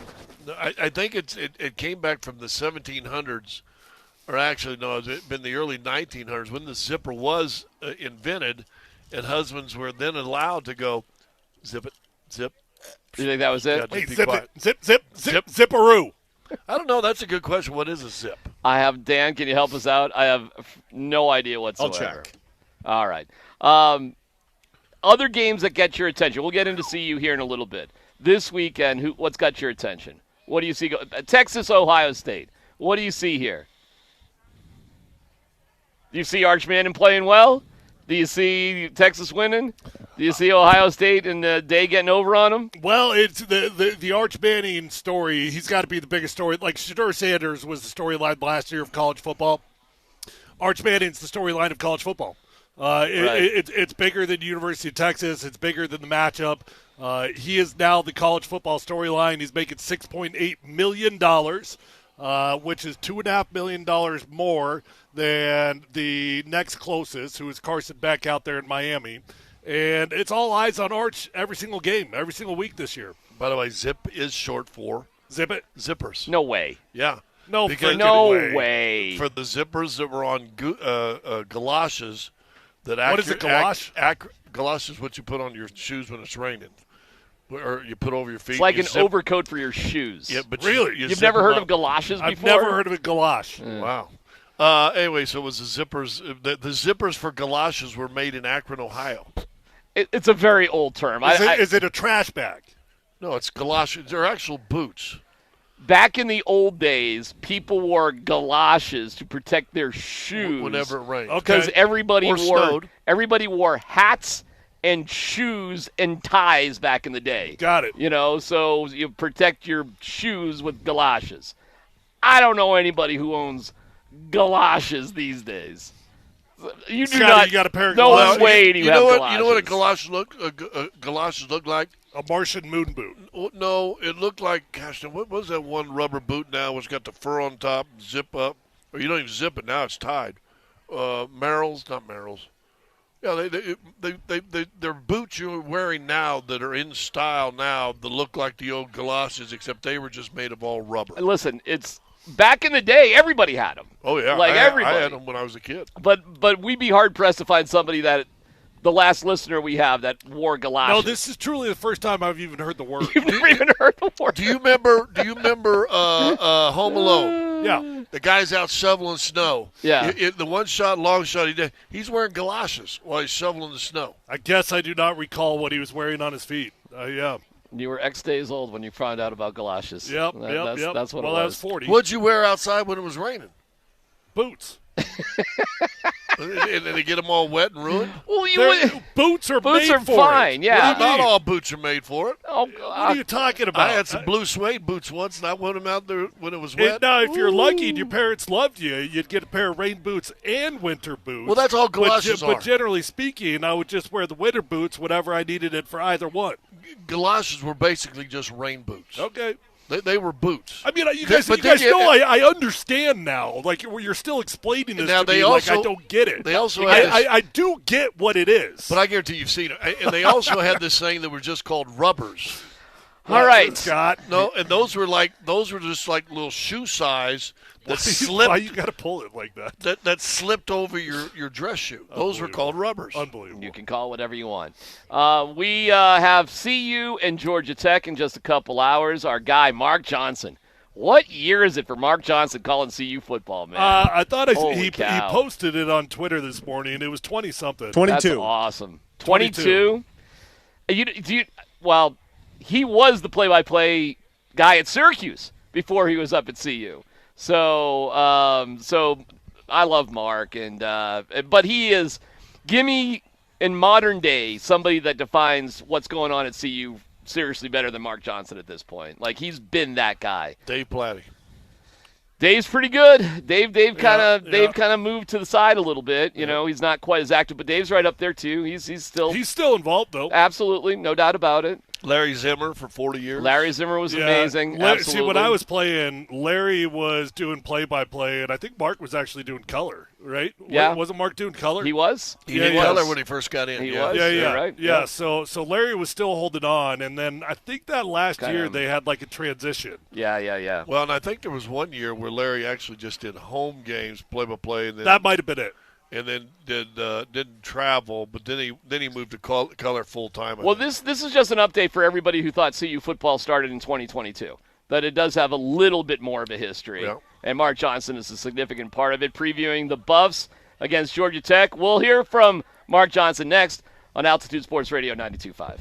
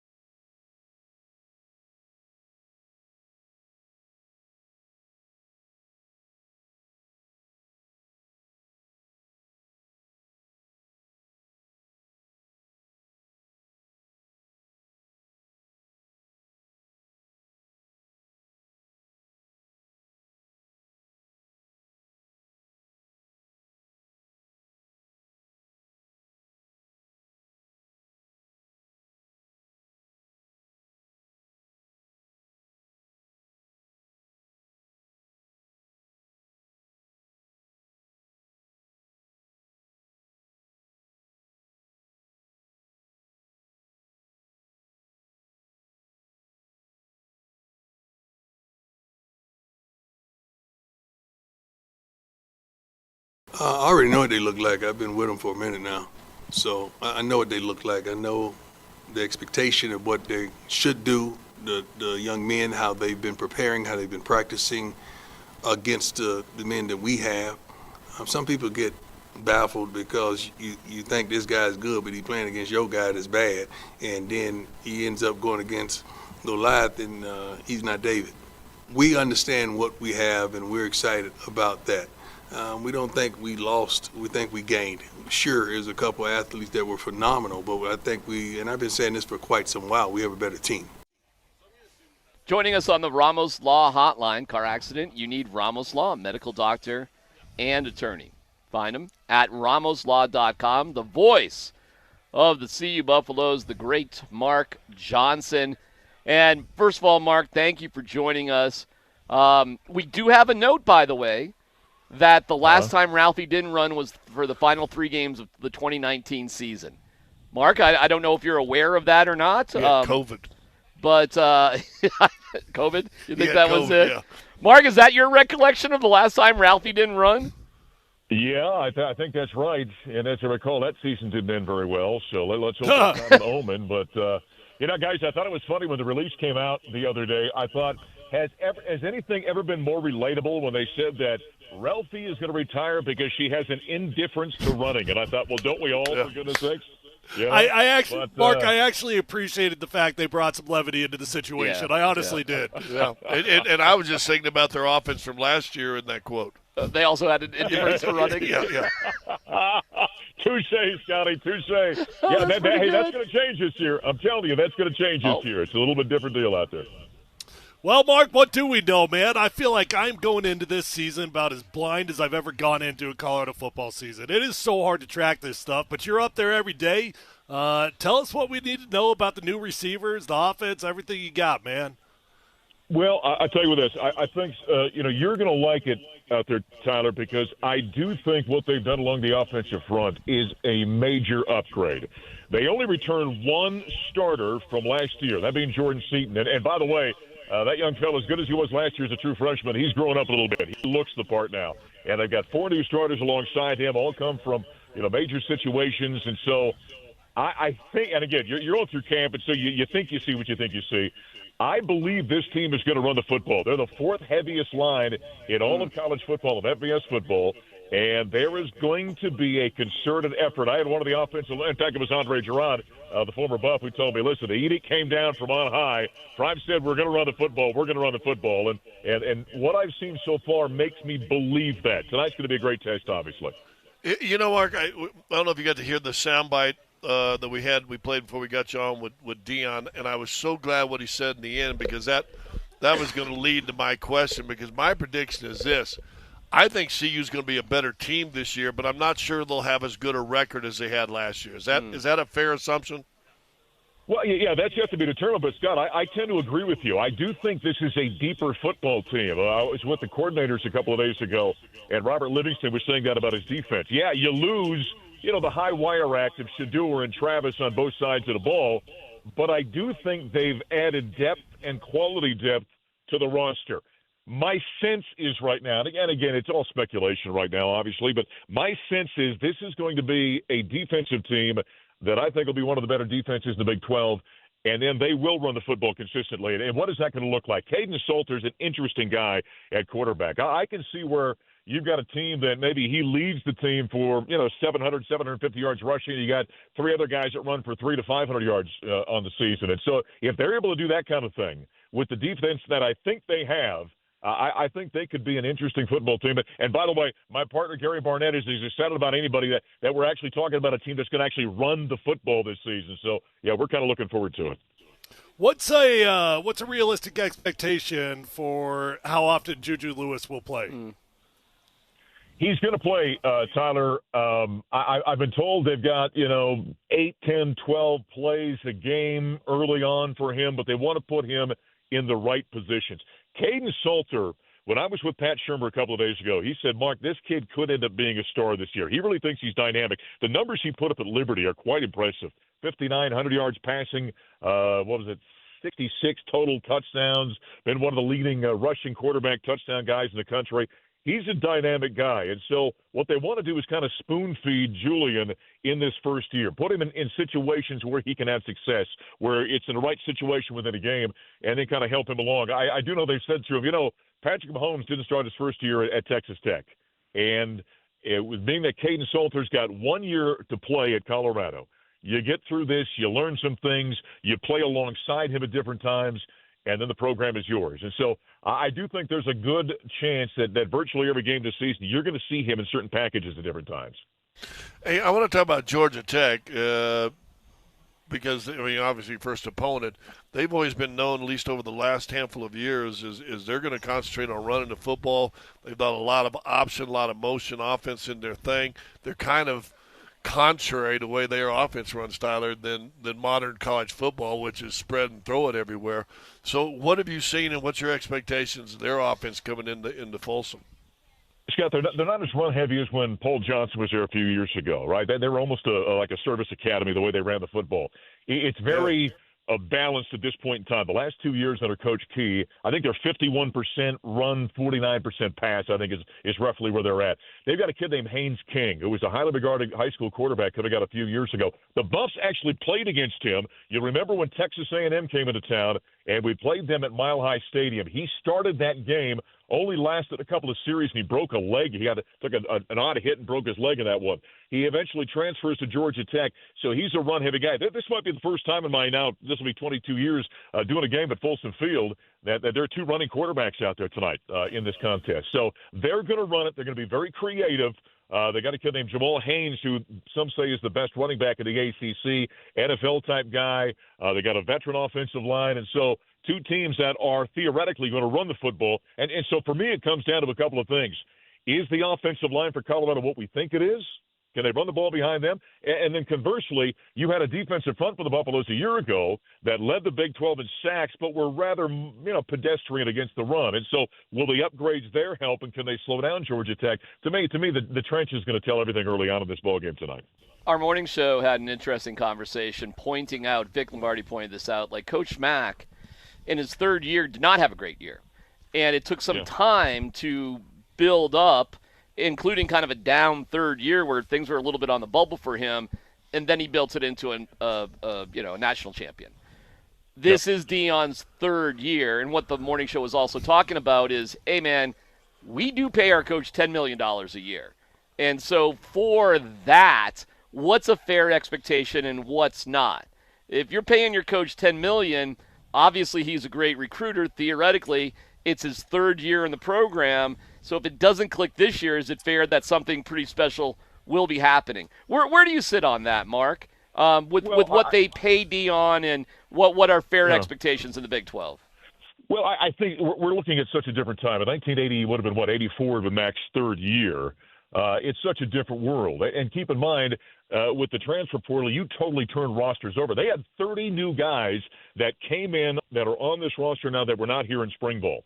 And so the other number to kind of keep in mind in regards to this, Colorado's actually a very old football team this season. They've got 38 guys playing in their final year of eligibility. I think Georgia Tech's got 25. They've got in that terms, by that metric, they're the oldest team in college football. They've got more players in their final year of eligibility than anybody else in college football. And so I don't think what we kind of graded on back in the 80s or 90s you can utilize anymore. I still think this is a team, the over-under I think coming out of Vegas is 6.5 or something. I'm still going the over. The way this schedule sets up, the teams that are supposed to be good in the Big 12 Conference primarily are coming to Folsom Field. You've got 7 home games this year. BYU comes here. Arizona State comes here. Iowa State comes here. You do have to go to Kansas State later in the year, and so you got to make a couple of trips. You got to go on the road, but it's a home heavy schedule. I still think this is a 7-9 win football team that at the end of the year, kind of like last year, last couple of weeks, they're going to be in the mix of this thing if they are what I think they are. There's always that caveat. Well, you know what? Whenever Air Force is loaded with juniors and seniors, they usually have monster years, right? That's when they usually just go absolutely crazy. Maybe that'll happen for CU. We were checking the weather. You could have a little bit of a rain there tonight. The weather's weird. Like it says there's a 25% chance of rain and lightning, but only at 6 o'clock. like the rest of the weather actually looks pretty good. Fine. Yeah, but wouldn't you like a slobber knocking, run heavy game between these guys in the rain at Folsom Not Field? really, because I'm going to the game. Right. Yeah, well, you don't have a sense. Yeah. What you don't want is lightning. Forget rain. No. I mean sucks, but whatever. Lightning, Mark. That's we're stopping everything. We're clearing the stadium. It's ugh, with the lightning. That's the worst deal. That happened to us down at Central Florida last year, and when that happens, Gary and I just stare at each other and try and come up with something to talk about while they're in the lightning delay. So yeah, rain's At fine. least this time At least this time, Mark, you'll have Andy. Hey, and with the weather, I don't give a damn if Andy gets rained on. Gary and I are going to be fine in the booth. So rain's fine. I got no issue with that. Hey, who won the pick'em last year, Mark? Coach did. Yep, Gary Barnett did. Okay. And rub my nose in it. 2 years ago, I beat him. In the last 2 years, he has mopped the floor with me. So he's taking it very serious. Okay, my next question is, at what point of the game do you partake in the student body tradition that Deion Sanders has told us about? For 22 years. Yeah, for 22 years straight. What point of the game do you partake? Well, you've done games with me. Tell me what point of the game it sounded like I had partaken. Believe me, there were a few years kind of in the last decade here where I wanted to partake in the middle of the It would have been nice. Yeah. Having been to a lot of tailgates, I was like, second quarter. Right. Don't wait till the second quarter. Mark, when are you getting Tyler up? When you getting Tyler up for his game for joining you in the booth this year? When's that going to happen? Well, we got to watch the medical condition of Gary Barnett, and with that, way to put that on him, DMac. I'm the Gary called in sick call. All right, Mark. Anything else we should know about tonight, man? Oh, Ralphie, what? Give us a Ralphie update, bro. What should we know?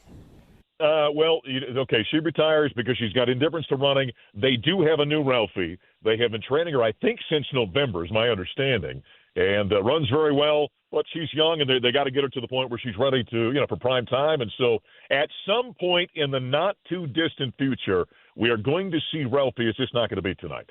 Okay, well, I like the way you said that because honestly, I was really concerned that could this be like a season-long deal? Well, but they play Delaware next week, and that sounds like you're not optimistic about next week either, though, huh? I put Andy and Tyler out on the 40 and go. Yeah. Any thoughts of just? I offered to bring one of my horses and ride around the arena or the stadium tonight, but they didn't think that was a wise deal from a insurance standpoint, so they said no. As you offered in the nude with the blonde wig on. Hey, Mark, who do you think has a bigger indifference to running, Ember or Andy? It's got to be Lindahl, doesn't it? Are you kidding me? Take a look at him. There is no interest in running from Lindahl at all, so it's got to be Lindahl. All right, well, have a great broadcast tonight, and we love 22 years, Mark. Wow, that is crazy. That's awesome, man. We love it. All right, fellas. We appreciate it. There you Thanks, go. guys. Mark Johnson with Gary Barnett and Andy Lindahl. We should have been giving Andy his props. We could check in. He's down. He's leaving there like how many years has Andy done Buffs games in? A lot, right? Yeah, between Buff and Broncos, he's probably got 20 plus years. Isn't that's awesome for Andy? That's great. He does a tremendous job. So where is he doing his show from? Is he from the booth? Get out! Is he really? I believe so. Oh, that's really cool. Well, that'll be Nate and Andy from the booth at Folsom. That's great. Romy Bean will join us coming up here in about 14 minutes. We're live from Billy Burch Pub and Yard. Billy Burch Pub and Yard on our football. Scott's got to go. Scott's yeah. Okay. Scott started standing and waddling about 3 minutes ago. He got to go. We did have chili. Yeah. It's Altitude Sports Radio 92.5. It's a number 2.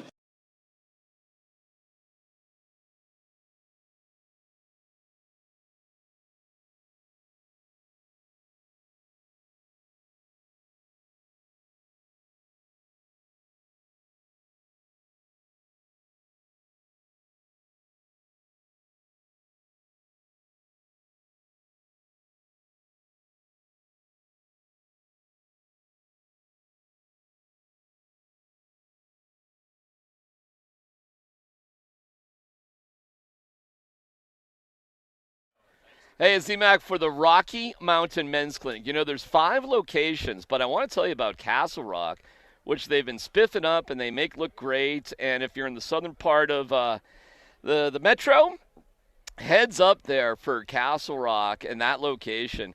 Go check it out. And if you're dealing with stuff that ED or low T or stuff like that, the Rocky Mountain Men's Clinic can help you out. Seriously, especially if it's like an ED issue. Okay, fine. When the pills or herbals fail, they've got you. And you might want to check out, if you're close or nearby, the Castle Rock location in particular. There's 5 locations, but yeah, the Castle Rock location in particular is worth it. They've got treatment success rates well over 90%. Some can have you last an hour or more. It's fantastic. It's the Rocky Mountain Men's Clinic, serving the Front Range of Colorado for nearly a decade, treating tens of thousands of men. So schedule a consult with the Rocky Mountain Men's Clinic today. That initial visit's only 99 buckaroonies. Get the medical consult with a Colorado licensed medical provider, a TNPSA test. If advised, a test dose. If it doesn't work in the office, that visit is free.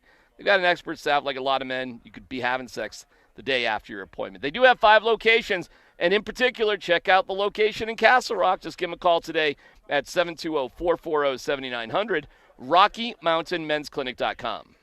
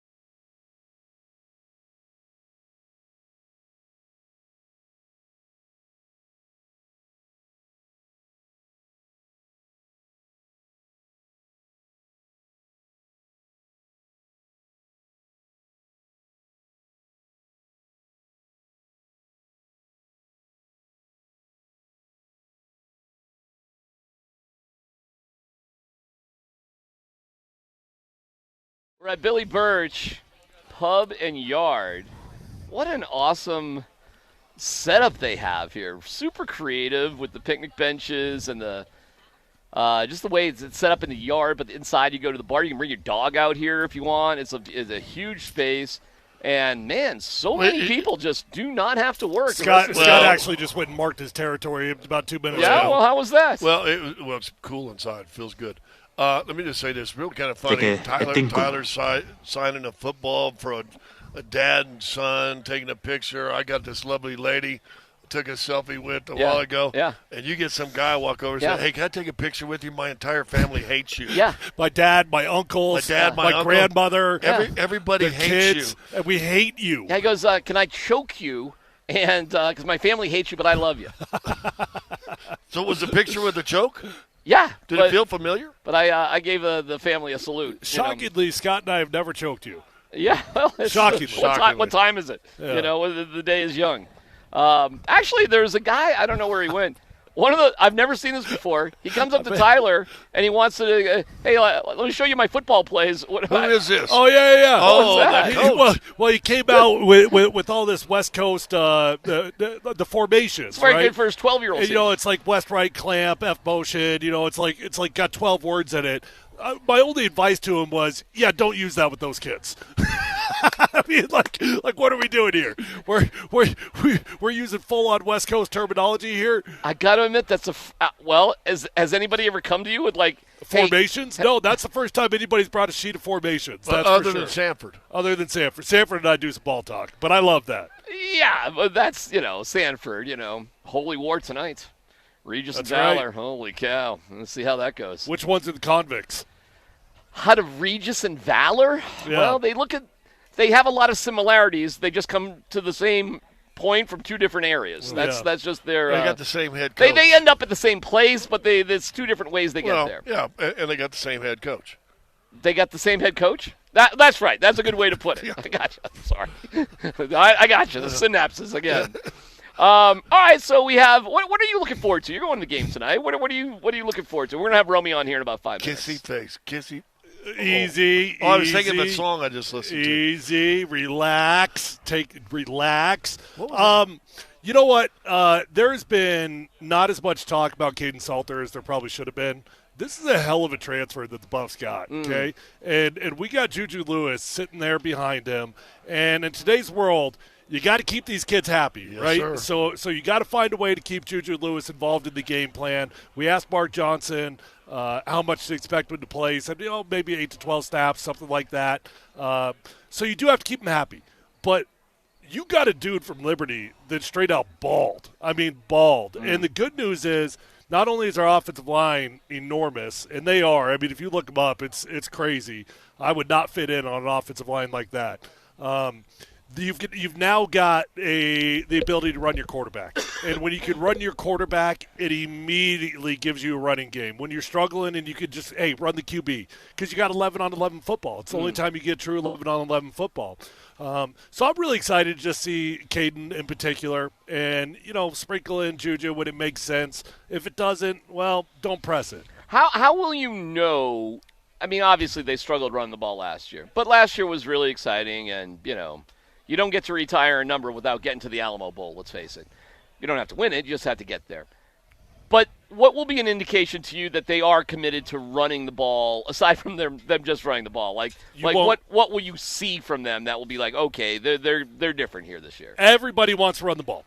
Everybody says they're going to run the ball. Yeah. Everybody, when the game begins, has got a script that is very balanced, and it looks about 50-50 pass to run. You don't know if a team is truly committed to running the ball until that first time you see them trailing by about 10 to 14 points. If they abandon the run the first time they're down by 10 points, you're in the second quarter, you're in the early third quarter, and you get away from it, well, you really weren't committed to it. You weren't. Because the game's not over. You got plenty of time. Don't panic. But if you panic when you're down 10 to 14 and you abandon it, well, you probably weren't ever committed. I agree. I'll say this. Mark Johnson hinted with this as far as maybe their quarterback being a leading rusher. This isn't the old wing T, power I, all the stuff like that. There's so many RPOs, which is really are kind of POs, really, because most of them, Arkansas had a quarterback like that too. Oh, they're going to pass. Oh, no. They RPOs, they ran it 6 out of the 7 times they ran the RPO, right? I think you're going to see it different because not Shedeur couldn't, but you can't highlight him if he's just running it all the time. So I think this kid's going to run the heck out of the ball and then pass him when he needs to. All right. Do you think there was a directive from Prime to Shermer, whether it was spoken or unspoken, about what we're doing here with Shedeur and yada, yada, yada, and that Shermer will more or less get more leeway to do what he wants in that department now that Shedeur's not around? Well, maybe, probably, but I also don't think that's a bad thing.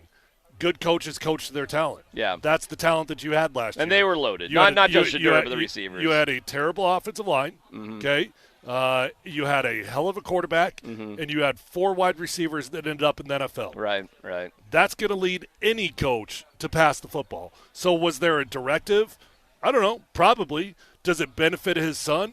Yeah, it does. Does it actually make sense based off the personnel that you had? Yeah, it did. Well, and how much with what Prime has been going through, which it seems like not soon far after the draft or right around that time, he said he knew about it at that draft party he was at.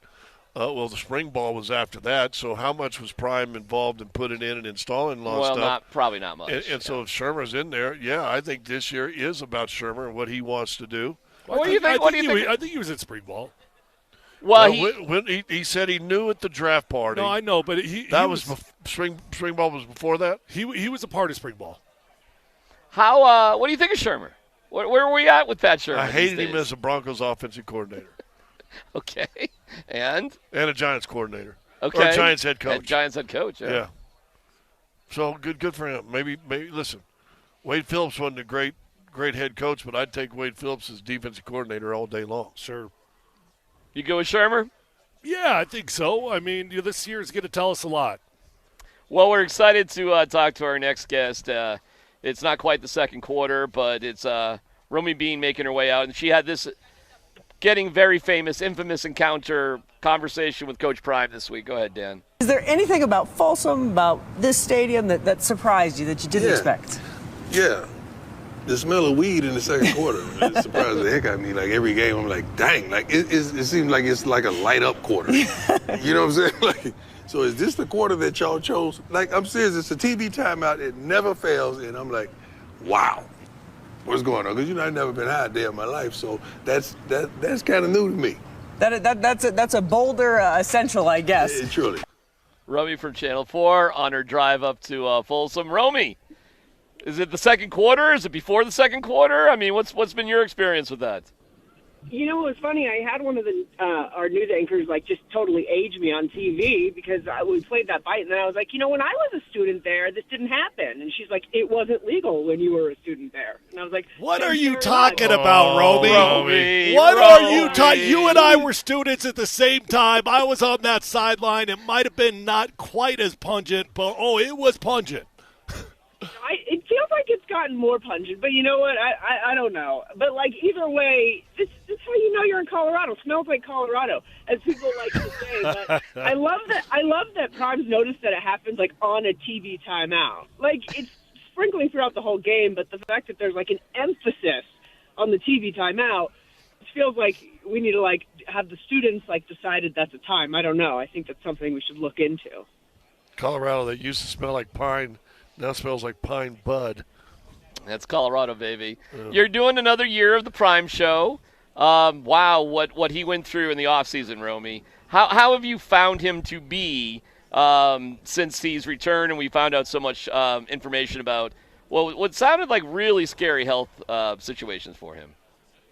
Yeah, I've been just kind of blown away. He feels like the same guy as before he went through, all of those really scary health battles. And, he's still so open and joking in our show. He got up, he had to, take a pee break. But, the way I think the best thing that's come out of all of this is how he's kind of destigmatized it, right, for people going through something like that. And then to see someone who maybe – you also are going through that, and to see him come back and be back on this platform and be coaching and, still going to be on the sidelines, it's not affecting, what he's doing now. I think that gives a lot of people hope, and I think that's been really great. But it's been tremendous to see him just kind of work his way back, guys, and same energy in the show, same energy that we saw beforehand. So it's been pretty tremendous. Is he looking pretty good physically? I mean, because for a minute there, he was losing weight like crazy. Yeah, I mean, he still looks like he's. Well, I'm not a good judge of weight, but I don't know, like 10 pounds down or something like that. Yeah. But he's definitely skinnier, right, than the last season we saw him. But he's put on more weight than I think when we saw kind of some stuff in like June. So probably just going to keep getting Swayze strong, right? Maybe he'll get in the gym with Swayze. Hey, going now for the game, and like I said, you did the Prime show and everything else. Any inside? What are a couple of your expectations from this team? We just have Mark Johnson. I said I think this may be a better team, but I'm not sure they can win 9 games that they did last year. Yeah, I think we're going to learn so much tonight, and I'm really looking forward to that because this is obviously they don't have the heroics of the, Shedeur and the, oh my gosh, we can't wait till there's a minute left on the clock because Shedeur is going to find Travis and that's how they're going to win. Like, it's got to be a lot more sound football, and they got to get off to fast starts, which we know they struggled with a lot last year and even the year prior as well. But what continues to kind of keep being the theme is that this is a deeper team, that this is a more well-rounded team. And I asked Prime, he said we're going to win differently. I'm like, what does that mean? And he said they're going to be a lot more physical. They're bigger in the trenches. Like, look at those O-linemen. They're all 6'5", 330. You got bigger guys in the trenches. And so I think it becomes a lot more on the coordinators. How do they adjust in game? And defensively, I think we saw Robert Livingston do a fantastic job with that last year. So I have a lot of faith on that side of the ball. What's Pat going to do now? You got these 2 quarterbacks, Caden Salter. I think Caden is going to be huge. Guys, I think Caden Salter could be the team's leading rusher, I'm going to be honest. But hopefully we're seeing a lot more ground game. You can't hire Marshall Faulk and not run the ball, right? But it feels like you're going to have to play a lot more sound football and less, kind of hero backyard ball. What else about the team, Romy? What other cool little things have you picked up of a team that we're getting to know kind of for the first time? Yeah, I think a lot of these guys are looking forward to this opportunity of, people are kind of riding off the bus a little bit. I'm not sure, who are the big names? And guys are looking forward to stamping their own legacies. Like, we had Draylen Miller on the show this week, and he had such a great perspective on it's not about trying to be Travis Hunter or LaJohntay Wester or Jimmy Horn Jr. or Will Shepherd, but it is about replacing that production. Like, they do have a heavy emphasis on I'm not trying to replace, those guys necessarily, but we do need to find a way to have as much production and really looking forward to it. Like he said, last year he was just a sponge. He soaked up everything he could from those guys, and now he, only as a sophomore, is looking to kind of be a leader and pass on all of that knowledge to a younger receiver room or a very different-looking receiver room. But no, there's a tremendous amount of confidence that they can be, that they can start to be the household names that even though everybody's saying, oh, there's no Shedeur, there's no Travis. These guys are confident they can be the next generation of buffs that All right, Romy. I love it. What was your game day routine as a student? As a student? Yeah. What'd you do? Walk us through it. What time you getting ready? What's the pregame like? What's the game? Walk us through a Romy Bean as a college student at CU experience. It was a long time ago. I don't know. I think it was your standard college experience. I had a Jordan Dizon jersey, who's now with the Broncos. I'd always wear my Jordan Dizon jersey. And, okay. And then, go around the hill, pregame around the hill, which I haven't been to the hill in a while, but I hear it looks very different. And then, what's after that? I don't know, just go to the game? I guess I didn't know if there was some other. I didn't know if. You know what? I can't wait for your biography to come out on Netflix because it is going to be entertaining. Oh, that's walked around the hill with the game. You know what? You know what the truth is? I was a cheerleader in college for the Broncos, so I couldn't get too crazy on Saturdays because I did have game day on Sunday, and I was always deathly afraid of running late or the anxiety was so real. So, I was kind of mellow on college game days, unfortunately. That is a funny thing. We were bored to her. Yeah. You're at CU. you're a Broncos cheerleader, not a CU cheerleader. Couldn't make that one. Well, come on, man. Don't you look down at the CU cheerleader? I think she was going to be A-okay if that was the goal. Yeah, I think that it might be a little, oh, isn't that cute what they're doing down there in college? It might have been a little bit more like that. Judgy? Well, I don't know, Romy. Were you a little judgy on that, or? I wasn't so much judgy, but I used to always say I Kobe'd it. Like, I went straight to the league. Heck yeah. Heck yeah. All right, Romy. That's awesome. We'll look for all your stuff on Channel 4 and doing stuff, Channel 4 stuff will be great. We'll see you there on TV, which is always great. All right. Sounds great. Thanks, guys. See ya. Thanks, Romy. There you go, the great Romy Bean. She's the best. She is awesome. Here we go. What was your seriously game day? Could you really smell it? Seriously, could you? Oh yeah. Really? I mean, listen, it's for sure more pungent now. It's so accessible, and with the vape pens now, before there it was a little bit more dangerous to attempt to do it.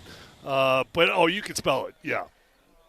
What was it like going? My dad used to joke that when he was in Boulder, and that was in the '60s, right? Yeah. Playing on the team, he used to always say, "Boulder's the only city in America you'd stick your thumb out to hitchhike, and you end up with a joint in your hand." Is there a smaller sideline in college football than at Folsom? It can't be. It's insane. It's ridiculous. I'll give you one. Oklahoma State. Oh, really? Oklahoma State is just like it, maybe even smaller. But it's so Colorado sideline's so small that when you're doing the sideline reporting that Andy does, I did it for a few years also. You have to go out and around. You can't go down the sideline. There is zero room. Yeah, Andy was telling me that. I did not realize. I mean, I get it; it's small, but I didn't know it was that small. Yeah, you got to go up into the stadium if you want to walk down to the other end zone. Is that like just because there's no room, or they don't allow? But I think it's cool. I mean, really? it makes an extremely intimate environment with the fans. Yeah. So you can hear stuff.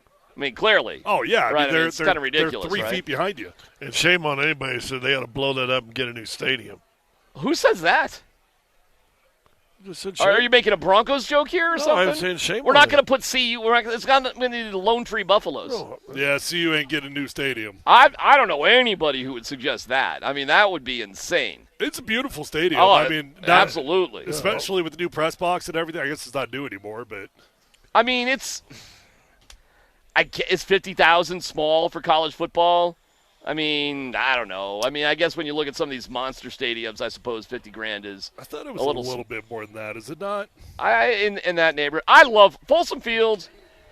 If you told me I had a choice between going live to a Broncos game or a CU game, just in terms of atmosphere, hey, listen, they've done a great job over there at Empower to do the best they can with it. But there's nothing like Folsom on a Friday night. It's incredible, especially the night. The night games look so amazing, right? I don't know, man. I think it's one of the most special places. I think it's an incredible football environment. I don't know how it stacks up to all the other places you played. Well, look, is it the most intimidating environment in college football? No, it's not. I mean, you go down to those SEC schools. I'll never forget when I played at Texas A&M, and that was Big 12. But Texas A&M was insane. We did go down to Georgia. We played at Georgia. In the hedges? It's not that. Like, I'm not going to try to turn it into that. Right. But it's a very unique stadium. It's the most gorgeous stadium in America. The only one that even competes with it is Washington. Washington Stadium's pretty amazing right there on that water. And like, they redid redid that one, though, didn't they? No. I thought they redid it a few years They ago. might have redone some of it. I'm not sure. But, I mean, that's an old stadium. That stadium's crazy because it literally sways. Oh, yeah. I broadcasted. Remember Seattle when they were building their stadium? They played in Washington, so I called it, and Seattle was in the AFC West. You know what they got? Wall urinals. P-walls. Yeah, buddy. P-walls. They are unbelievable. Yeah. By the way, CSU playing Washington. Fun start time. Good luck with that one. 9 p.m. on Saturday night. So is it here in No. It's up in Washington. CSU's eight there. They're a 21-point dog on that one. We'll see. Actually, the line for the CU game's gone down a pinch. It started. Is it 3 now? 3.5 right now. 3.5. But so it went from 4.5 to 4, and just in the past couple hours, 3.5. Heard you pumping them up.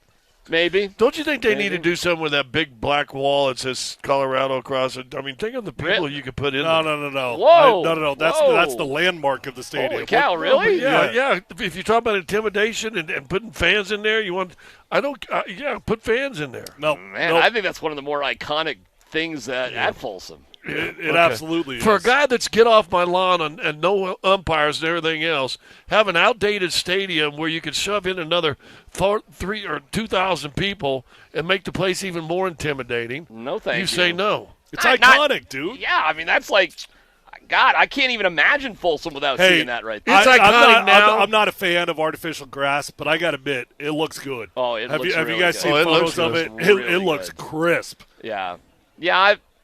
But that kind of grass it reacts like real grass, though, right? I mean, it kind of. No. You don't think so? No. I mean, I don't know. It's kind of all blended.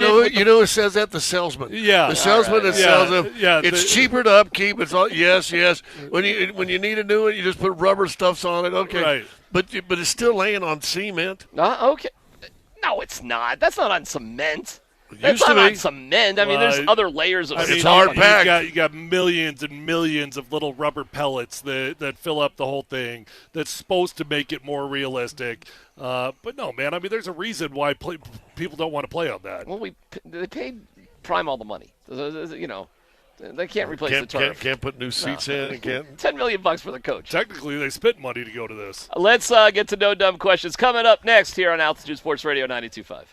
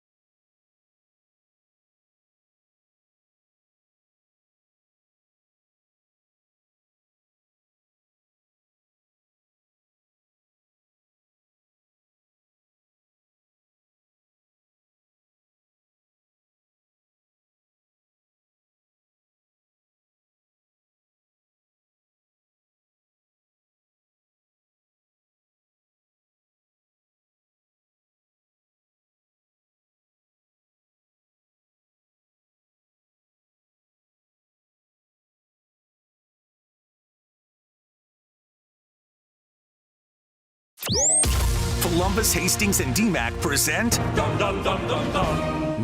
Dumb Questions. This is your safe space. Safe place. I'm leaning into the segment. You're a smart guy. Send us your not dumb question now. Tweet it, text it, or Twitch it. It's No Dumb Questions on Altitude Sports Radio 92.5. All right, we are live.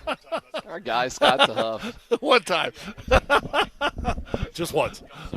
Our boy Scott DeHuff. DeHuff, one of the most talented guys I've ever worked with right there. Scott's got his own fan club. People are coming up asking us for autographs. People are asking for DeHuffs. I don't blame them. He wanted to come over. A little bit more firm. He wanted to come over and do a little metrosexual DeHuff, but we said, probably not. No, we're not allowed. We don't know. Come on. No. Nothing. Oh, Sean Connery. Come on. Here you go. Nothing. Yeah. What would Scott Connery joins us. Hey guys, how's it going? That's great. Hey Scotty, how's your mother? She's wonderful. How are you and your kids?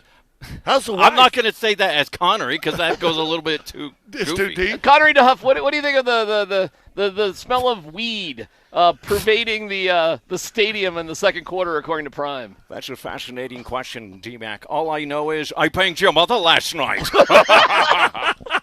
See, doesn't matter. You can ask me anything, and it just goes back to banging somebody's mother.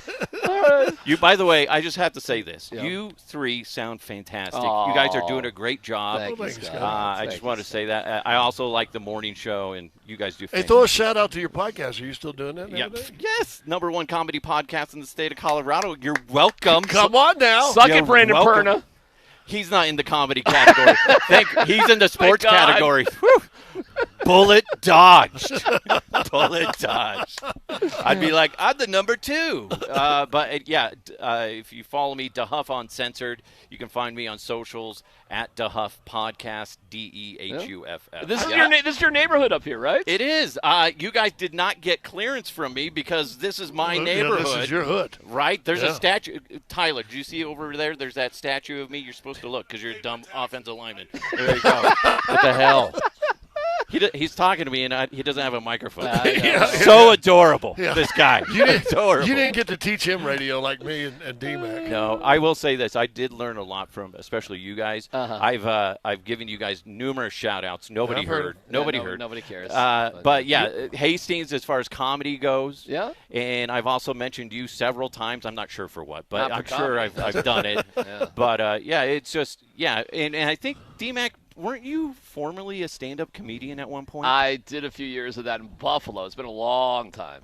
Long time since I did that. Problem was that he keep yelling, stand up. Stand up. That's a and he's short like, joke. I am. Okay. Gosh, guys. All anyway, right. you guys are doing Do you fantastic. it's no dumb questions. Do you have a dumb question? This would be perfect. Do you have a dumb question for us, Scott? Oh, God. Okay. Does it have to be Colorado sports No, related? it can be anything. Did Jerry Jones make the right decision by trading off This Micah is your Parsons? dumb question of It's the a dumb world? question. That's like the typical sports talk question. Go ahead. Was it a bad move? Yeah, well, okay. Yeah, I mean, that's No. I thought you were going to ask us about, something stupid, something dumb, like, Okay. Yeah. Somebody sent me this in yesterday on the show, and I gave 2 minutes to it. Is it okay for a guy on his first date to stuff his pants? There you go. That's the right question. Ladies? That's the right question. She said no. No. They're going to find out anyway. Well, you should ask Tyler. Hey, Tyler! Tyler, get back here! How have you been getting through this, stuffing your pants all these years? That was a very awkward wedding night. Let's just say that one. Should guys stuff their pants on the first date? Should it be a warning sign for women when on their honeymoon night, the guy starts to take his pants off and a roll of quarters hits the ground? Well, the problem is or an old Tootsie Roll. But if you stuff the pants on the first date, because it might not always lead there, aren't you setting the bar kind of high? Right. Like, I mean, I'd say no because you don't want to live up to that expectation. I have a roll of dimes. That way it's not that Doesn't exciting. crush it, yeah. Anyway, all right. let you guys go. All right, Scott. Continue kicking butt. We love you. Good job, You're the guys. best. Thank you, You're the best. Scott DeHuff is great. Check Great to out see you, buddy. DeHuff Uncensored. Yeah, he's phenomenal. He is phenomenal. I think I was in the first 5 or 10 people that subscribed and was like a regular follower to you. Oh, well, what do you get for that? Want a sticker? Yeah. Would you give me a sticker? No dumb question. Will the prenup be the longest document Travis Kelce ever reads? Yeah. That's kind of funny. Yeah. You think he's going to read it? He's just happy to, yeah. Well, Travis Kelce's prenup be worth more than his contract this year. Holy yeah. cow. Oh, yeah. It's got to be. She's worth over $1 billion. Even with the prenup, you getting paid. But why? You don't even need a prenup for that, for love like that, do you? Yeah.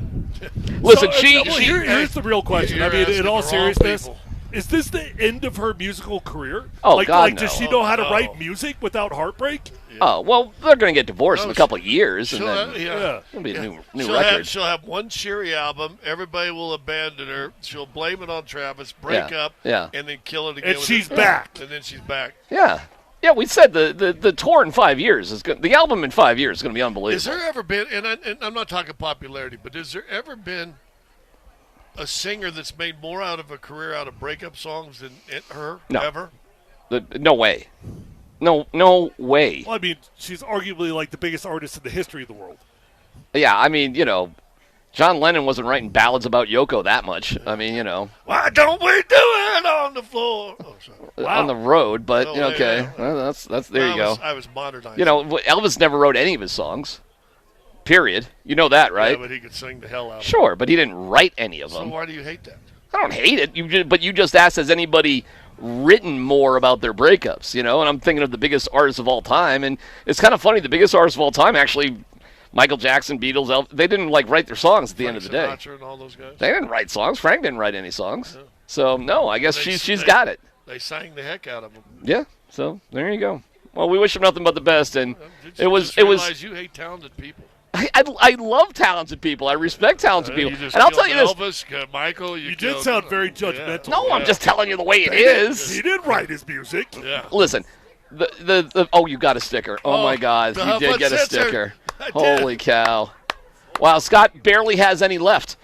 Okay, big story of the day. What do you got, 1,000 stickers in there? You just roll with like 1,000 stickers? There's hardly any. Okay, yeah, there's hardly any. All right, we have the big question of the day. The big story of the day is around Michael Parsons and how that relates to Nick Bonito, as we're live from Billy Burch Pub and Yard in Thornton. Altitude Sports Radio 92.5.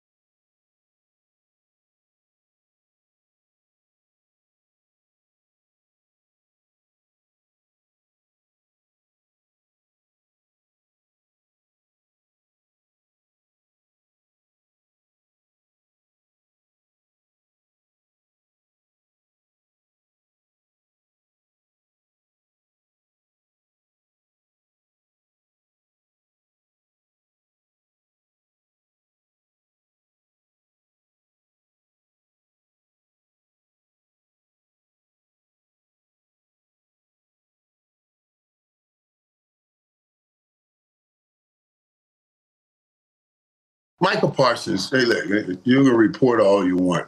There's no way they're allowing Michael Parsons to go anywhere. All of it, all of this is part of the negotiations. And as I talked to Jerry the other day on my podcast, and he was talking about it the other day when he tried to make that offer, he said somebody told him to shove it up his rear and all of that. I honestly, it blew my mind. It blew my mind that any kind of conversation like that would be going on in a situation like this. Michael Parsons, I want him to take control of this thing and say, I don't care about you two and whatever y'all got going. Get your butts in a room and get my money on that paper. That's what you need to be doing. So I'm hoping that's what gets done. But I guarantee Michael Parsons not going anywhere. Jerry's not that crazy. This is all what we call just negotiation stuff. A few moments later. Oh, my God, I can't believe this, man. I've been here all day. I can't believe this. I cannot believe we just traded Michael Parsons. That is fantastic. We are at Billy Burch Pub and Yard. Thank you to Bud Light on a Bud Light Football Friday with $3 drafts. And one fan will win tickets to the Broncos season opener with VIP tailgate tickets, and you can sign up for that right here. We're here for another hour, so you got a shot if you're somewhere in the neighborhood. We'd love to see you for a Bud Light Football Friday at Billy Burch Pub and Yard. We'll get to Andy Lindahl is driving up to Boulder right now. Excuse me. Has a bit of a traffic update. Excuse me. We'll get to that in a little bit. Okay. Reactions to the Micah Parsons deal and how, if this impacts Nick Bonito's situation. Boy, just one of the biggest trades in the history of the NFL, I guess. I don't know where it would land in the biggest trades, but it's going to be up there. I think the Cowboys are nuts. I know Scott's going to argue the opposite, and that's fine. I think there's a reasonable argument to be had on either side of this conversation. But the Packers are getting a dude that you would just, for 2 first-rounders, even with the Pro Bowler that you got in exchange, you would just cross your fingers and hope and pray you could get a couple guys that are equal to the value of Micah Parsons. So I think it was a smart move by the Packers, my opinion, but it is a lot of money. In terms of Nick Bonito, Nick was never going to be getting Micah Parsons' money. So Nick was not going to be resetting the market or anything like that. But what it does is it takes you from, if you had a conversation with Nick a month ago and maybe $30 million is what you were hoping to get him at. Well, now that's 37. Now that's 38. I mean, bump it up by $6 or $7 million. Well, I will say this. He's only 26. It's crazy. So for the Packers standpoint, that's unbelievable. You know, unbelievable. His lowest sack title total of his career was last year. But he only played 13 games. So he missed 4 games with injury or whatever. You know how many he had in the 13 games he played? 12. 12. Yeah. Yes, that's good. So his rookie year, he had 13 and a half, 14, then 12 last year in 4 less games because he's hurt. So the Packers got a game changer to an offense a defense that was not able to put pressure on quarterbacks last year. They needed that position. I will say this, we'll see what happens with the draft picks. I'm with Jerry. I ain't going to pay the guy $47 million a year for the next 4 or 5 years. So I can see why. I still, and I've said it for a month or so, think he's gun-shy because of the contract he gave out Dak Prescott. Mm-hmm. He didn't want to get saddled with 2 of those. At least they did bring back an all-pro player who's a pretty good interior lineman, and you get 2 first-round picks. So I think both teams win in the right now and here. Green Bay wins. Is that fair? Yes. Could work out for both. Here's where I struggle with the I ain't going to pay him $47 million. Well, if that's true, you're never going to get a top-flight free agent ever. Right. Because don't get hung up on the money. Right. I mean, the problem is you didn't want to reset the market. Guess what you do? You reset the market. When you sign the next free agent, he's going to reset the market, whether it's the pass rusher or the corner or the wide receiver. He's going to reset the market. So if that's true, what he's telling you is he ain't going to pay anybody. Well, maybe, or that he's not going to be the guy that resets the market. Last time he reset the market, he's gotten 3 straight very insignificant years from Dak Prescott. I think it's more pride for Jerry Jones. I think he just thinks that this is what it is and that's that. And I think it's Listen, they did get a good player in exchange. They did. And they got 2 first-round picks. I get it. It's the Packers, and they're going to be good, so that's a little deeper. But you can wheel and deal with those picks. I don't know. It could work out for everybody. But what the Packers are trying to do is win right now. That's why I would be more excited as a Packers fan. Nobody's excited as a Cowboys fan. Skip Bayless. I saw Skip Bayless. He was excited about it for his own reasons. But he's it. I haven't seen any other Cowboys fans fired up about this. I've seen a lot of Packers fans who are excited. You just mentioned it a little bit in passing, but I don't think it's talked about enough with this deal. Everybody's getting hung up on 2 first-round picks. Hey, man, Packers are going to be pretty good, okay? So what are we talking about? I mean, on the high end, maybe 20. Yeah. Maybe. In the realistic world of what we all think the Packers are probably going to do, you're probably looking at a couple picks around 24 to 26. Yep. Right? Maybe. How valuable are 2 of those? It's the Omarion Hamptons of the world. Well, I mean, like that. We went through it. We went through it, and we know what it's like when you're on the back end and you just don't have anybody that you value that much. Well, you end up taking a luxury pick. Yep. There's a lot of gamble, but I'm telling you, I think Jerry Jones is out of the let's set the market part of his deal. I agree with that. You said more than anybody. Nick Bonitto's not getting done until Micah Parsons gets done. Yeah. Said it a million times. Okay, now what? Well, I think both sides go to work now. The market's been reset. Mm-hmm. We know where it's at. Now we got to figure out if we can find something that's reasonable. I think that both sides would like to get a deal done before training camp. I personally would be reserved with it. I personally would be a bit reluctant to give Nick Bonitto $37 million per year for a guy that's only done it one season. I mean, you look at Micah Parsons' stats, right? And his worst year. He did it 4 years. His worst year, he had 12 sacks, right? Well, in 13 games. I got a lot of proof. I know who that dude is. I don't know. I think I know, but I don't know who Nick Bonitto is. I don't disagree with that. So you think they'll still wait? You don't anticipate the Broncos? No. That's not what I said. I said I think they're going to work towards getting a deal done before training camp. I'm just saying what I would do. Well, before training camp. I guess what I'm sorry, before the season. Oh, okay. I could see that. I could see that happening. I can't predict it. But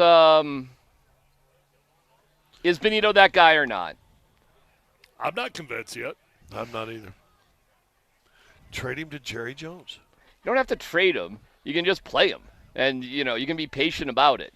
The truth will be, though, the longer you wait, if he is the guy, the more you'll pay. But like I said earlier. Yeah, but you also got the franchise tag if it really comes down to it. You do, and you're $47 million under the cap next year because you're finally out from under Russell Wilson, and you're a couple years away from paying Bo Nix the really big money and having that impact you.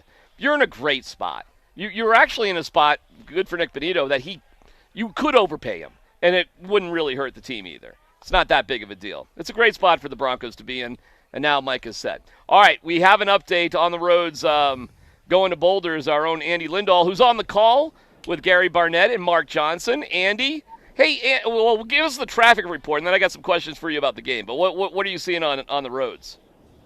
All right, I'm currently near the beautiful Flatirons, heading back road to 93. But here's what I ran into, and I just want to give everybody a way around it because I take 6th Avenue to Highway 93 up here. Everybody is trying to get on Highway 6 to go to the mountains. So where you switch off of 6th Avenue and it becomes 93, the left turn to get onto Highway 6 is backed up past the School of Mines. Wow. So as soon as you enter Golden, the left lane is a massive problem.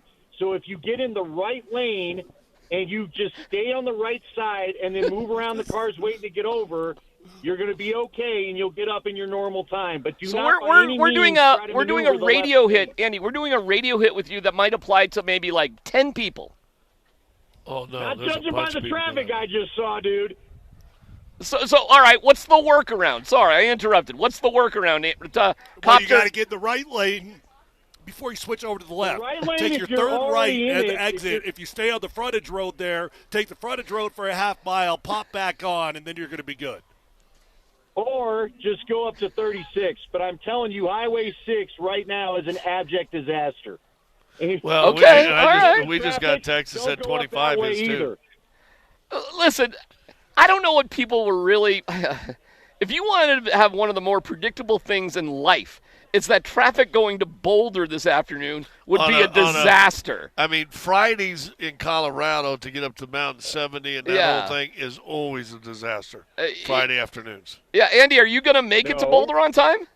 Yeah, again, if you listen to the report, see, DMac, we used to do time saver traffic. Do you remember that? Do you remember time saver traffic? I remember. I'm saving you time by telling you if you get in the damn right lane, you'll cruise to Boulder in about 20 minutes. Oh, my God. But you're too busy being upset that I know that, you're going to get used to this from your area of town because I promise you're going to start taking that route. Oh, that's how I go. Kid No. versus, well, then you because my kid lives on Marine Street, which is on the hill, and there's no reason to go on the front side. You go through the back side, it's way easier. It's like a straight shot. You just keep going. I've done it a couple times already. But you're telling me not to do it, so I won't do it. So that's it. We solved that problem. I'm telling you, listen, I'm your Alverlay, DMac. Do you want me to make helicopter? Alverlay! Oh, my God. Pull. Holy cow. Screw Jason Luber. We're going Alverlay. That is fantastic, Al's Alverlay. still around. Holy cow. Is Al still with us? Amelia Earhart? You want a little Amelia Earhart in your life? How many reporters do we go through? The KOA had a traffic reporter for years whose name was Amelia Earhart. That was her real name. Yeah. What were her parents thinking? And she ended up as a copter reporter. She worked for Channel 9. Now she's a painter. Good for Amelia. Andy, what year is this for you being on the sidelines for the Buffs? Well, for the Buffs, see, it's so mixed. It's 18th season doing sidelines for both of them. Wow. That's awesome, dude. That's incredible. Congratulations to you. So 17 between the Broncos and the Buffs? Yeah, because there were 2 years where I did both of them. I'd get back from the Buff games and have to be at the stadium for the Broncos. That was the Dan Hawkins Embry era. Look, you will never get a sideline report like the one with Dan Hawkins, where his whole last year they would throw down to me, and I would be walking with Hawk towards the locker room, and I go, Coach, you ready? Coach, are you good? Coach, can we come down? Coach, is this okay? And he would not look at me, and he would not respond to me.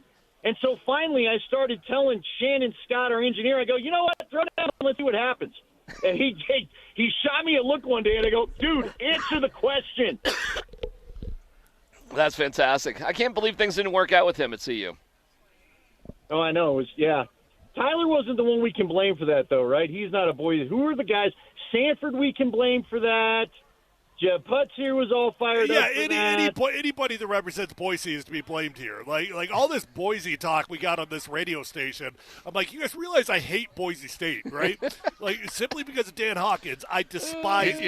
You know what? Our strength coach, this is a true story. Our strength coach came to see you from Boise. No, Jeff Pittman. And I actually like Jeff. Jeff's freaking hilarious, like ultimate meathead of all time.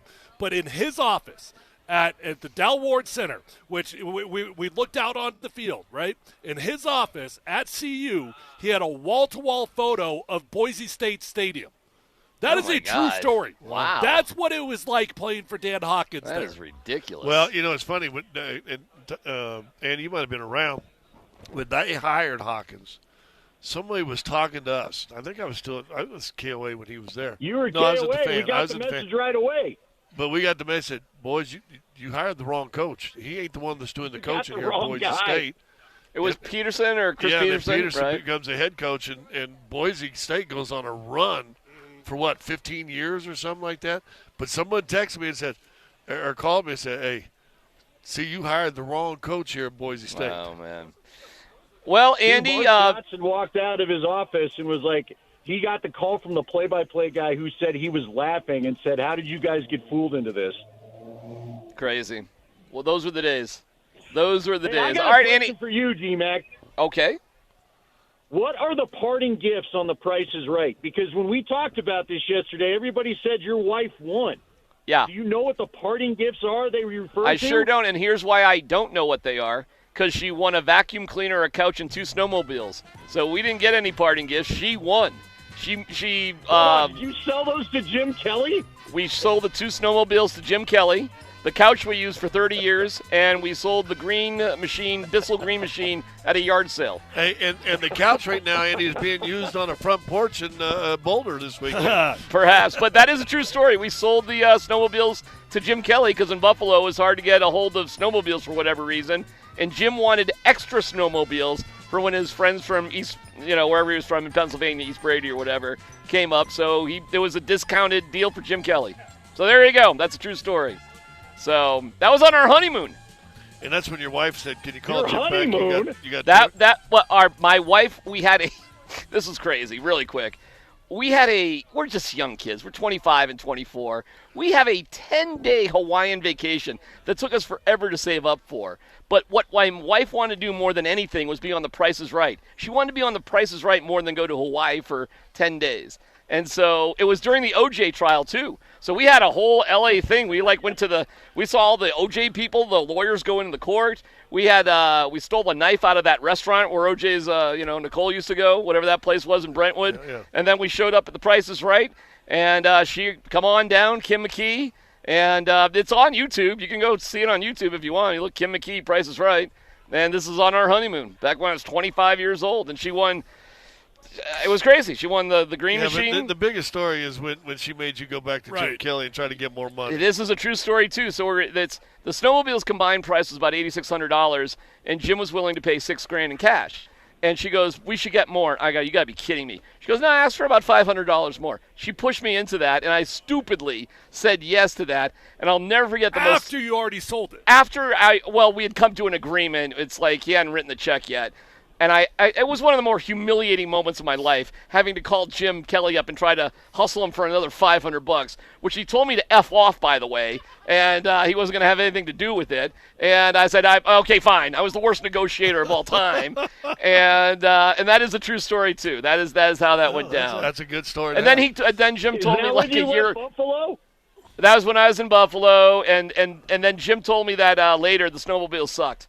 He said those were pieces of crap snowmobiles that he got. So, all a true story with The Price is Right. So say again? I didn't know you. I thought you had to have an agent to get called on that thing. She just went in and got selected? No, oh my God, The Price is Right. Here's what happens. You see those big. Back. I want to know. I'll tell you. What happens is you line up hours before the show. They do 2 shows a day. So we lined up at 5:30 in the morning, and you see those big name tags that have your name on it. Well, what you don't see is there's numbers written on the name tag, and they have you take the number off. They interview you beforehand. You go in front of 3 producers, and they quickly ask you about your life. So she comes out there, and she's wearing a Bob Barker T-shirt and the whole thing. And she's like, we're on our honeymoon, and I wanted to do this my whole life, and this is the greatest thing ever, and blah, blah, blah, blah, blah. And then they go, oh, okay. Then they go to me, who are you? I go, I'm the husband. And they got a big laugh and that whole thing. Sally Fielderstone? Sally Fielderstone, yes. So this is The Price is Right is not by chance. They know what number, so they obviously give you 7 numbers, we're going to go number 243 and whatever. They just move the camera around to be like dopes and to fool you. It's all pre-planned ahead of time. It's not by chance. We're talking to one guy who goes, this is my 26th time here. Hey, dude, take a hint. You ain't getting called. It's not going to work in your favor here, bro. So that's behind it. Oh, and by the way, you have to pay tax, California state tax, on everything. Yeah. So if you win $20,000 worth of stuff, get ready to pay 7% before you get anything, and you can't pick and choose. You got to pay for it all, or you get nothing. So a lot of those prizes, I bet, don't even get given away because you got to front thousands of dollars just to get them. There you go, behind the scenes on The Price is Right. Our buddy John did, the singer of our band did American Idol. Did you know that? He went to Mile High and did American Idol. And it was the same thing. He was in a group of 5. They told him all to step out. They told him all to sing at one time, and they dismissed them all. That's the way it goes. How did they even hear you sing? Yeah. All right, we got to move on, but we love you, Andy. Great personal call. Thank you for talking to me. Great personal call. Let's Football Go comes up next.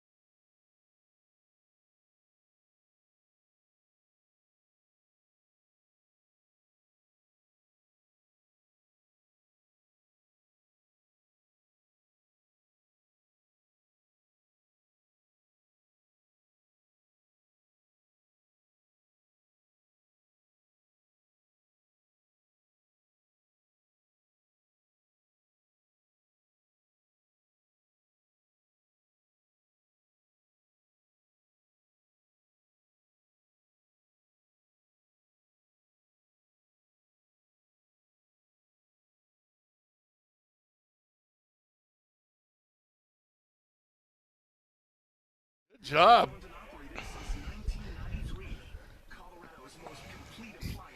Man, Dan Tanner gets a gold star for that one, huh? The Huff has nothing on Tanner. Damn. We appreciate you guys watching us on the Safeway Twitch stream. Thank you. Thank you. We appreciate it. Thank you to Safeway. All right. Thank you to Mountain High Appliance. Brad and the gang are fantastic. And let's football go, Dan Tanner. All right, guys. We've got Cam Ward, a rookie quarterback, set to face what could be the number one defense in football. In his first game in the NFL, Cody Barton, former Bronco, is now with the Titans. He spoke to the Titans media yesterday and was asked about Cam Ward facing the Broncos in Week 1. How much of a challenge do you think this is going to be for Cam in his first game? Yeah, it'll be a good challenge, but what made him good is they just, the obviously the rush was the biggest factor, I think. If you're getting pressure on the QB, it's tough, for the QB. It's a long day, and so that was the biggest thing was the rush, and just we played together well. And it's going to be a great challenge for Cam. And, I'm excited to see Cam go out there and play hard and do his thing. He's the stuff we give him here during camp and all the looks we give him, all the pressure we give him, especially for a rookie, he's handled it well and just he's a baller. How do you guys think Cam Ward fares against the vaunted Broncos defense in his first ever NFL game? Terrible. He's going to get crushed. It's your first game in the NFL. He may be a great quarterback. Who knows? Your first game, it's going to go way too fast for him, and this Broncos team is way too talented.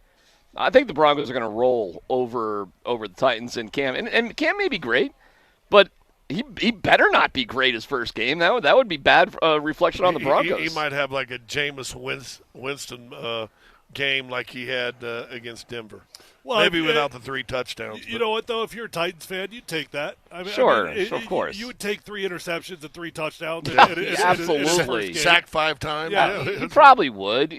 Listen, what do you think? The Titans fans they'll be patient with him. They know there's good things to come. I've heard good things about him so far in camp. But your first game ever in the NFL, Tyler? Not an easy task. Come on, man. Tough draw, man. Well, not an easy tack for first game in the NFL, starting quarterback, blah, blah, blah. And now you're going against a defense that all they did was really add 2 players that make you even better than they were last year. And their scoring defense were, top 5, top 7 scoring defense last year. I think they gave up was 17. 18? 17. 17 something, I thought. But, yeah. I love the first 2 weeks for the Broncos, guys. I love it. I'm scared about the second week. Indy? I play week to week, boys. Who do we got in week 2? Indy. At Indy. And then it gets, at Chargers. Okay. Then Monday night against the Bengals. What are you scared about with Indy? Yeah. And I know you don't like history, and I live too much in history.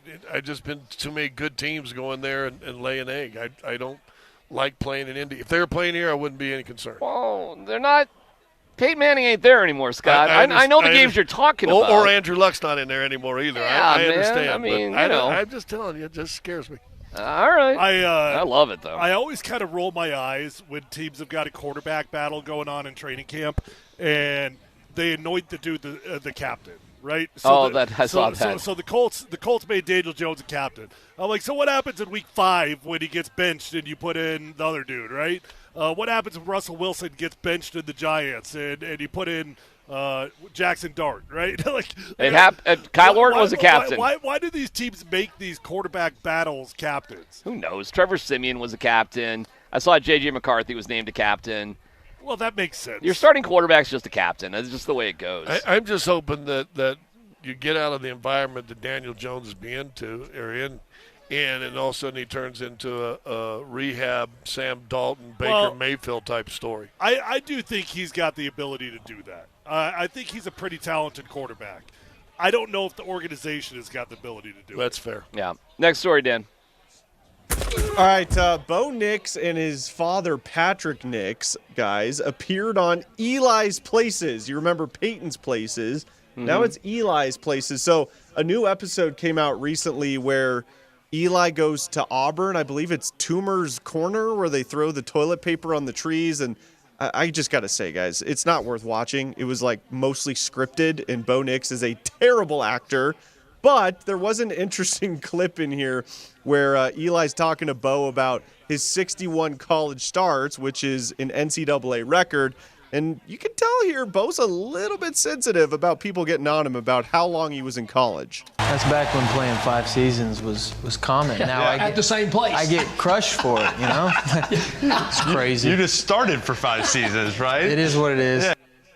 Do you guys think if Bo does work out, becomes a franchise quarterback, will there be a stigma on drafting older quarterbacks? I mean, he was only 24, but in today's world, that is, on the older side for a rookie quarterback.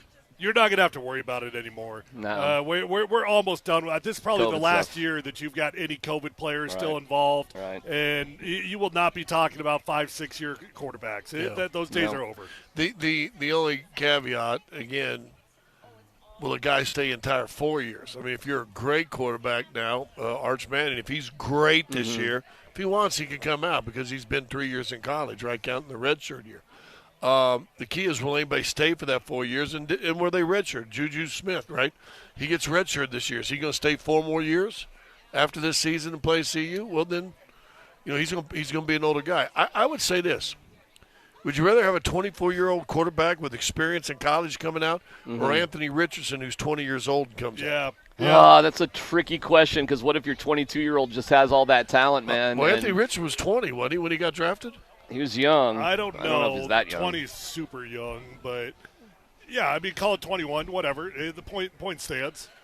I get it, man. There's a fine line in there. To me, 24 that's not old. Like most kids are 23, right? When they come out to the NFL, okay, you're 1 year older. There were guys like Brandon Whedon who got drafted. He's like 29. Yeah, right. Yeah, right. Well, BU guys, right, forever and ever, that would come out. They were a little older. Yeah, I mean, if there's Utah guys or BYU guys, right, I mean, I think Sean likes the experience. I mean, they actually said, Sean said recently, hey, he's a Utah guy. That's a good thing. Like, he went on a mission. Like, I think the coaches like it, It's a catch-22 because why are you still in college if you're that good? What are you still doing there? Who knows? You just take it on a case-by-case basis. But, of course Sam Darnold was 20 when he was drafted, and his birthday is 2 weeks. That's crazy. His birthday is 2 weeks later than Anthony Richardson's. By the way, Darren Who was 20. Muji's up here. ex-Broncos assistant GM of the Jets is Justin Fields is going to be the next Sam Darnold, Baker Mayfield. I'm gonna make him that way. You want to bet? Well, this is what Muji's saying. But it does give you probably a little bit of an insight to what he thought about Fields when he was with the Broncos when they had to make that sort of decision. He's pushing all of his cards into the middle of the table right now on Justin Fields. We'll see how it works out. What choice does he have? Well, he made the choice. None. He's committed to him. So let's go. I mean, as far as he's not committed. Well, he's the one that went out and got him. He's the one that was. I know what you're saying, but I mean, you're making it seem like he's long term. He's not long term. He's committed to him right now. Justin Fields has a guy in his corner, no doubt, and that's Darren Muji, who used to be with the Broncos. But it's probably going to be a disaster there with the Jets. It's probably going to be another. But they've tried the drafting of the quarterbacks, and it's just fallen apart. Yeah, they've tried the high-price free agent with Aaron Rodgers. Yep. Now they're trying to get the Sam Darnold, Baker Mayfield bounce out of Justin Fields. They're trying. Listen, as Sam Darnold keeps further away from the Jets, keeps playing better and better. I mean, eventually got to say, well, maybe there is something wrong with the soil with the Jets, and maybe that needs to be changed. I mean, some guys just need some time. Is Baker Mayfield one of the top 10 quarterbacks in the league right now? Yeah, probably. Yeah, I mean, maybe 11. Where would you put Sam Darnold? Oh, he's not top 10. Where would you put him? He's top half, though, I bet. I mean, he's in Bo Nix conversation. All right, Darnold or Nix, which would you take? Well, I mean, I guess I'd take our guy. Okay. Right? Scott? Next. Not. You know what? Not I guess. I just flat out would take Bo Nix. Okay. Scott, you don't want to throw in your next story? I don't want to pay Sam Darnold $30 million. All right, we're moving on. Go ahead, Bo Nix. All right, lastly, fellas, we were talking a bit about this earlier. So the Buffs playing Georgia Tech tonight. They're switching for the first time this season from grass to turf. Dion was a big part in that changeover. Dion mentions the aesthetics of it, how it looks. He loves the look of it, but that's not the only reason that Dion wanted to switch from grass to turf. I like the look of it because it's beautiful. The feel of it, you guys don't get to experience it, but, night game like we're getting ready to play, it's a do or miss from this state of this city or whatever that it's on the field, and there's a lot of slipping going on, and we just tried to get away from that. We tried to do away with that because our teams are consistently fast football teams. Our kids can run. So we want to eliminate any slippage or anything that may cause us misfortune throughout the game. So Rick was kind enough, man, to get them to implement the turf, and I'm happy about it. It's beautiful as well.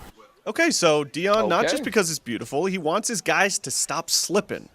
Is turf more slippery than grass? So we want to eliminate the slippage, but we're going to add in 3 to 4 ACLs a year. Oh, wow, man. Really? That's what it's going to be? That's what happens on these things. Statistically. You know why? Okay. You know why? Because he's right. You don't slip. Your foot gets stuck. It's the complete opposite. Oh, you were down on this turf, huh? You don't like it. DMac, I'm a football player. Okay. And football players hate AstroTurf. Any kind of fake stuff. Hate it. By the way, we got a bunch of texts. You will not speak to a football player outside of maybe a wide receiver, which is what is what Dion is talking about there. They do have speed. I can understand it from a wide receiver's point of view. I get that. He's right. That's what the team is built to do. They're built to play with speed. I do understand that. But you are not going to find a football player that will ever tell you they prefer to play on that. Okay. Well, Prime likes it, so. Which is, you know what? That's the way that goes. I didn't think it had anything to do with Dion. I thought it had to do with, because the sales pitch at the time was for the concerts and all the extra revenue that we can bring in. Guess not. Well, it looks like it was instigated by Dion now. That sure sounds like it. Sure does. Poor Rick George. Well, let's wait for let's wait for Sean Payne's presser today. Maybe he'll take credit for it. Did you fall down again? Oh my God! I did have a little tumble today. Shut up. I did. I didn't even want to bring it up, but yeah. What happened? I was trying to go from the street to the sidewalk because I was in a tough spot downtown, and I got caught on it wasn't smooth going from one thing to another. I got caught on the side. Geez, hit my head pretty hard too, but I know, it's stupid. Wow. It is stupid. I know, it's stupid. Over under on the amount of bike accidents he has per year. I could not believe that happened. Is this today. your third just in this year? No, I haven't had one in 2025. This is my first one in 2025. When was the last one was actually 2 weeks after I bashed my face on Halloween. I got in another one. Oh, so the face was Halloween. So the face was Halloween, and then 2 weeks later, I slipped and fell, and a car ran over my bike seat and crushed the seat. So I smashed my face, and then fell 2 weeks later, and I haven't fallen since then until today. So in a calendar year, though, we've got 3. Oh, okay, sure. Yeah, if you want to do that, sure, yeah. Yep, just today. Wear a helmet, by the way. I'm glad I had a helmet on because it went bam right there. But I was fine. I'm fine. And I'm sitting there, and the guy's like, "Are you okay?" screaming at me across the street. I'm on Logan Street downtown. It's embarrassing. I'm fine. But you noticed I wasn't going to say anything. Well, you were sitting over on that side. Now I can see you. He's been covering it up. I didn't even show you this one. That's my cat. The cat got me the other day. Yeah. New nickname for Kim? Evil. Yeah, cats or something. Yeah, I fell down again on the stupid bike. Unbelievable, right?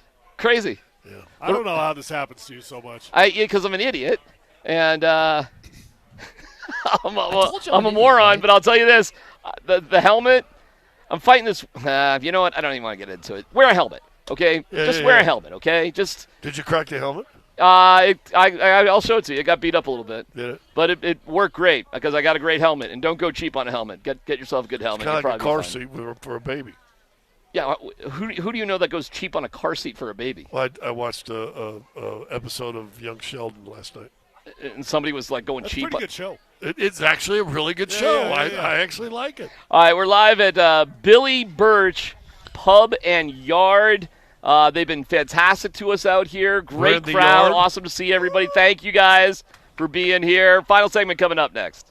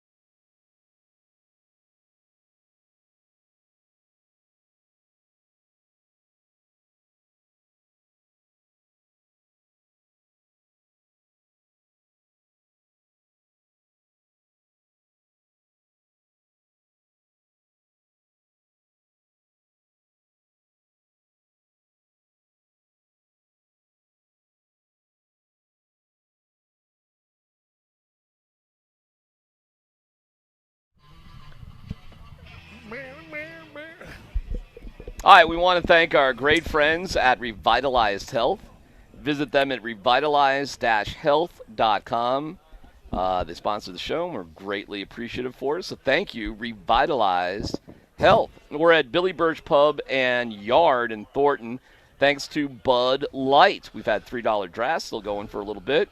Time's wrapping up on a chance to win some tickets to the Broncos season opener, but that's been going on here as well. And we'll be out on the road for Bud Light Football Fridays, kind of all over the place. But, hey, props to the folks that came out here to hang out with us. You guys are awesome. Thank you. We've had all sorts of great conversations with folks up here. Super nice. And it's a treat. Thank you. Thank you guys for being out here. So we've had fun interactions all afternoon. My buddy came over. I thought he lived in Westminster, but he worked somewhere between there and here. He saw Thornton's over there, and he just drove over to come see us. You think like people in Thornton hate people from Westminster? Well, it's a straight shot down 104th, right? So, I have no idea. Yeah, I think so. Hey, this is a foreign country to me. Me too. I have no idea. This is literally a foreign country. Yeah, I don't know. Yeah, the three of us, we're Southerners, I suppose, if you look at things the way. Well, you're a real Southerner, but The only reason I'm ever up here, there's a huge, really awesome indoor pool called the DMac that is just down the street from here. And we do have a lot of swim meets here. Okay. Well, where's the big outdoor fun swim place, Water World or whatever? Water World. 88, though. It's up here, right? It's probably 15, 20 minutes from here. South. Well, it's on 88. South from us. Yeah. Well, we're at 120th, so. Mm-hmm. Yep, so we're a little bit north even of that. 32 streets. Okay, but we're being very specific, aren't we, with everything? So, Mike Sanford and Nate and Andy will be up here. Tyler's going to the bus game. You got a prediction? Do you dare give a prediction for what's going to happen tonight? You know what? I ran into someone at the gym last night that was asking me that, and they're like, what do you think for the season? I'm honestly, I've never gone into a season as blind as I am right now. Because even with all the turnover that you had over the last couple of years, because the roster turnover is very similar, you had Shedeur, you had Travis Hunter. You knew what the identity was. You knew what the expectations were. And this year, I have no clue, man. One thing that gives me confidence is that rebuilt offensive line. These boys are big now. Yeah. Really, really big boys. Andre Garode was a big player, so it doesn't surprise me that he recruits big players. That gives you a fighting chance. You got a quarterback in Caden Salter who probably does not get enough credit for the success he had down there at Liberty. Statistical king. I mean, look up his stats. It's absolutely insane. And you combine a bigger, improved offensive line with a running quarterback, I absolutely expect and a commitment to run, they're saying, right? Yeah. My initial prediction, if everybody's able to do what they want to do, I think you're going to have plus 500 yards rushing combined for both teams. I would say that's okay. I'll go with you on that. That's a lot. Well, I'm struggling with CU. Really play ball like that anymore, though. Well, but again, what Mark John said, they still run it about 51% of the time, so over half. Well, that goes to your run defense, I suppose. Well, we'll see if the run defense gets improved because that was a struggle last year too. It was. I don't know much. I've heard about the offensive line. I've heard about the quarterbacks. I haven't heard much about the defense, to be honest with you. I've heard their defense should be better, but everything I've been told from my guys up there was, and I said it twice with our interviews, he said, listen, we're going to be a better offensive team than we were last year. Well, okay. We lost 4 wide receivers that are in the NFL right now, whether it's practice squad or on the 53, whatever. They're in the NFL. And from what I've been told, it's going to be rinse and repeat. I guess they got some dogs in that wide receiver room. Well, you would think that that's an area Prime would be pretty damn good in recruiting and getting people excited about. That's for sure. We had to go get AstroTurf for him. You got that for him. Boy, you're down on the turf. Dude, I'm shocked that you don't know how football players feel about that. No, I'm listening to you. I'm with you.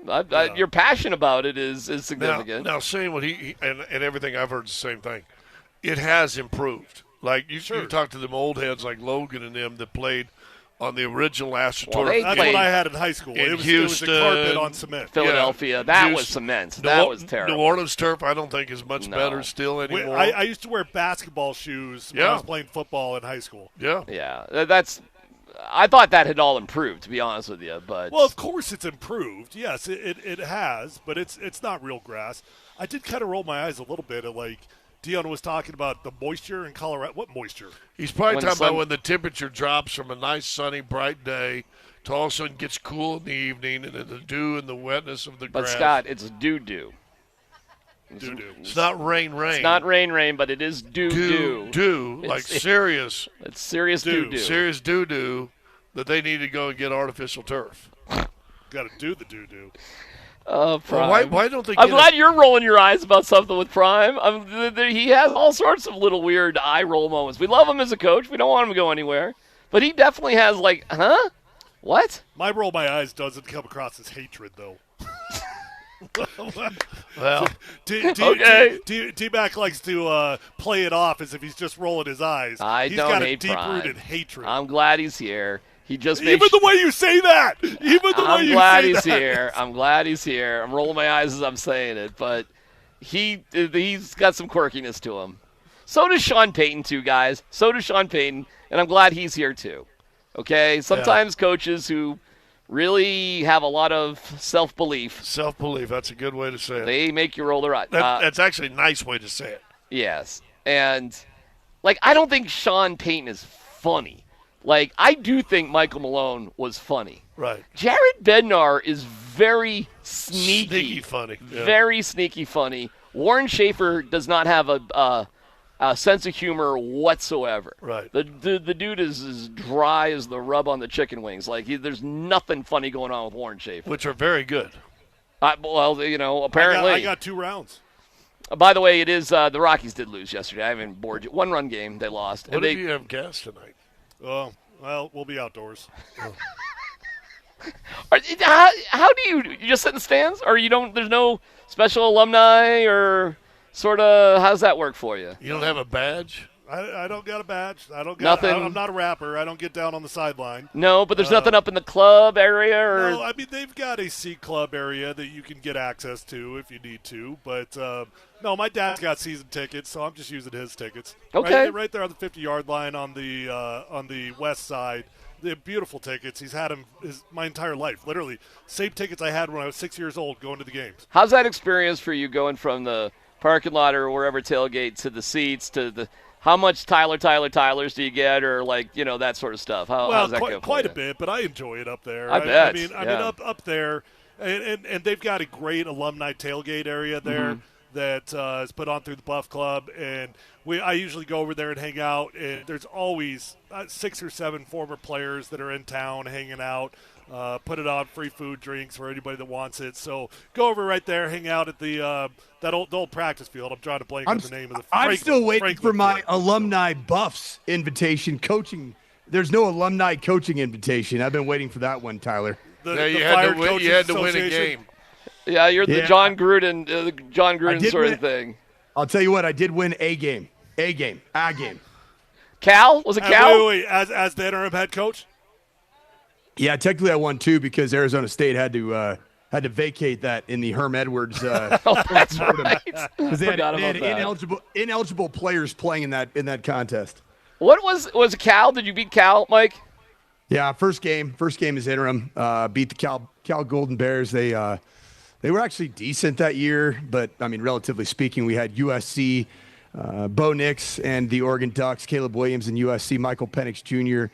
and the Washington Huskies, and then Cam Rising when he was like 27 years old with 3 years left of college in the Utah Utes. That was our Final 4-game stretch. So hey, you gave USC a run for their money for about 15 minutes. Yeah, it felt good. Felt fun, man. It was good. No, it really was. For about 15 minutes, I was like, hey, here we go. Like, we got a shot here. It felt that way, and then Caleb Williams decided to stop playing with his food and start playing football. So I remember that. How cool is the place that you guys are at right now? I was looking through it on awesome. We're out in really your neck cool. of the woods, aren't we? Yeah, kind you're of. Not far at all.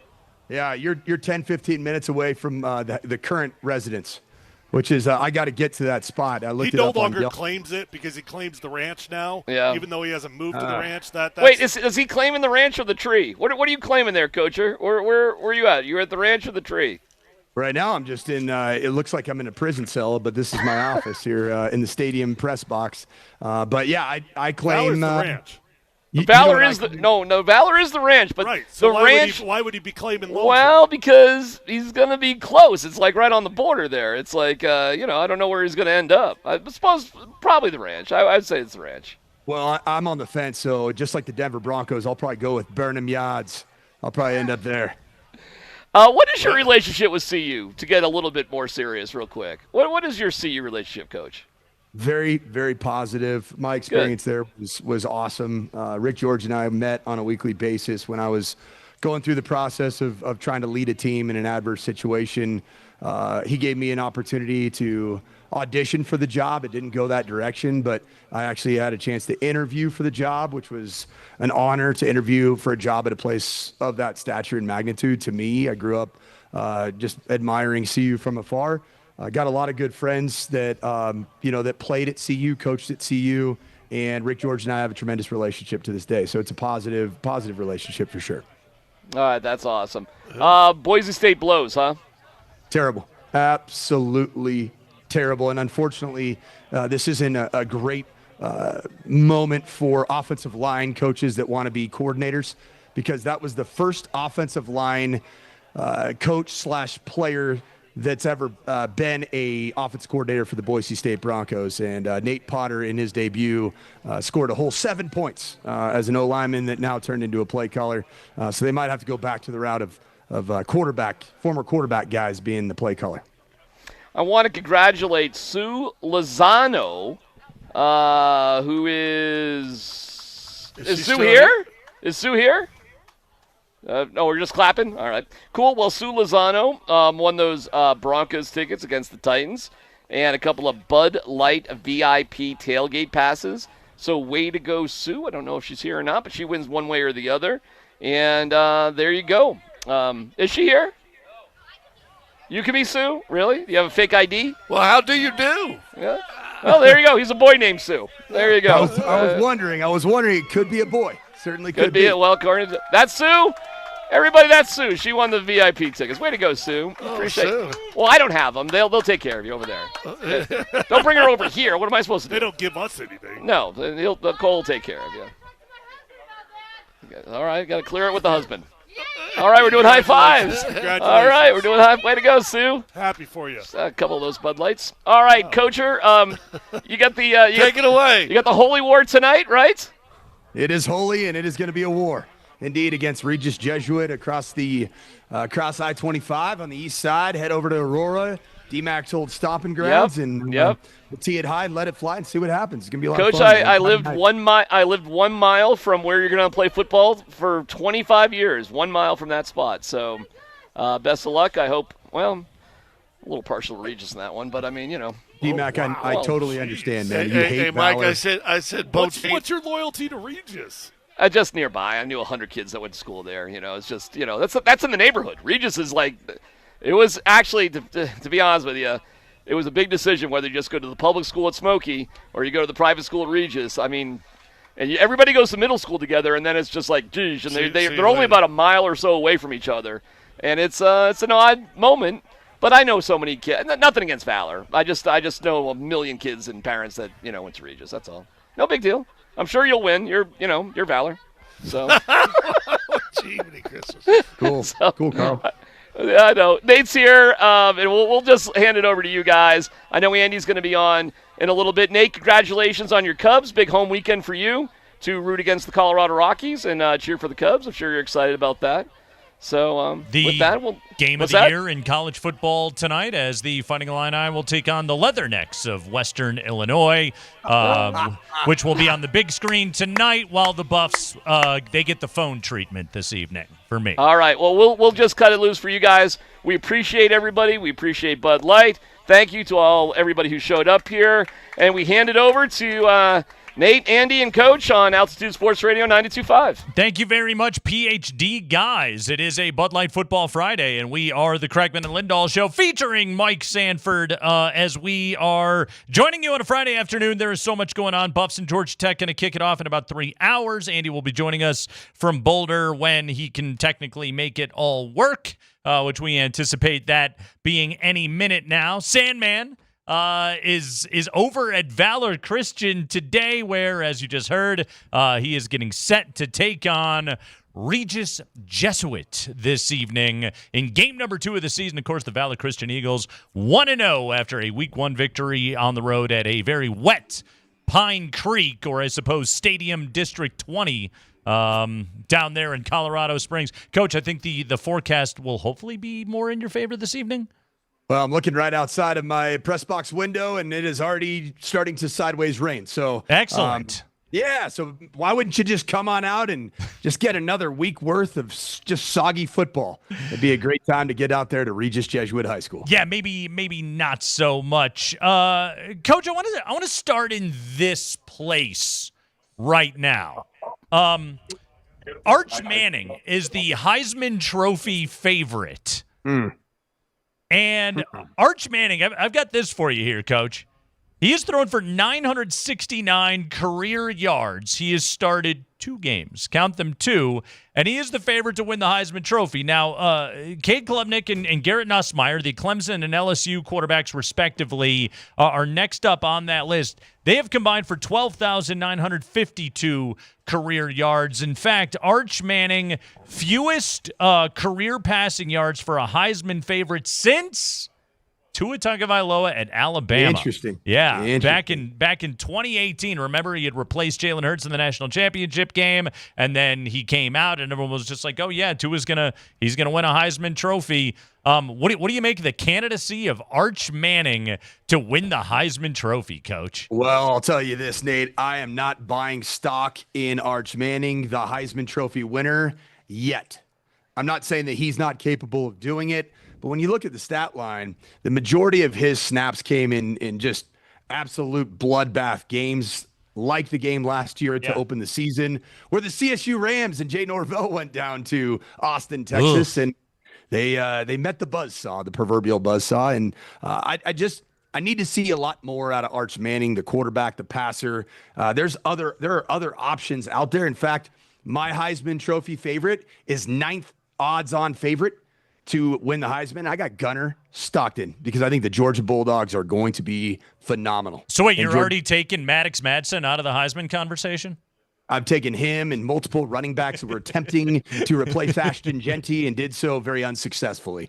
The Boise State Broncos college football playoff hopes, they came crashing down in just one fateful Thursday afternoon, evening in South Florida. We go to Boulder. Andy Lindahl joining us live from Folsom Field here on a Friday afternoon. We are spanning the Front Range today, from Lone Tree to Highlands Ranch to Boulder, Colorado, and beyond. Andy, how you doing, pal? You know, I'm here.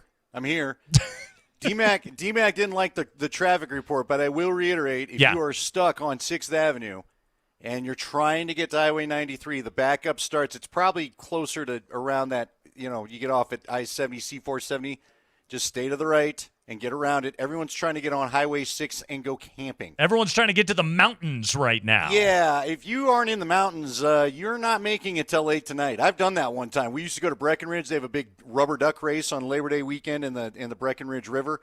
And if you're leaving right now, you will not be arriving probably till midnight. Okay, but you can still make it to Boulder, and Boulder's you can go fine. see. Once you get around that, the Buffs come on up here and Georgia Tech tonight. Okay, so here's. When we're taking a look at this matchup, and obviously we started with Texas, Ohio State, game of the day, game of the weekend, really, in college football. We'll have that tomorrow at the Horseshoe in Columbus. We'll have it, by the way, for you right here on Altitude Sports Radio 92.5, kicking off at 10 a.m. So if you are out and about tomorrow on a Saturday, you want to know what's going on in Ohio State and Texas with Arch Manning, with Jeremiah Smith and everything else happening in that game, with Matt Patricia's debut as the defensive coordinator on Ryan Day's staff, well, the place to get that is Altitude Sports Radio 92.5. But, guys, let's now talk about the game this evening, kicking off at 6 o'clock. That is Colorado and Georgia Tech, the 1990 national championship grudge match taking place tonight. We're finally going to settle this thing 35 years later. Deion Sanders has said we are going to run the heck out of the ball.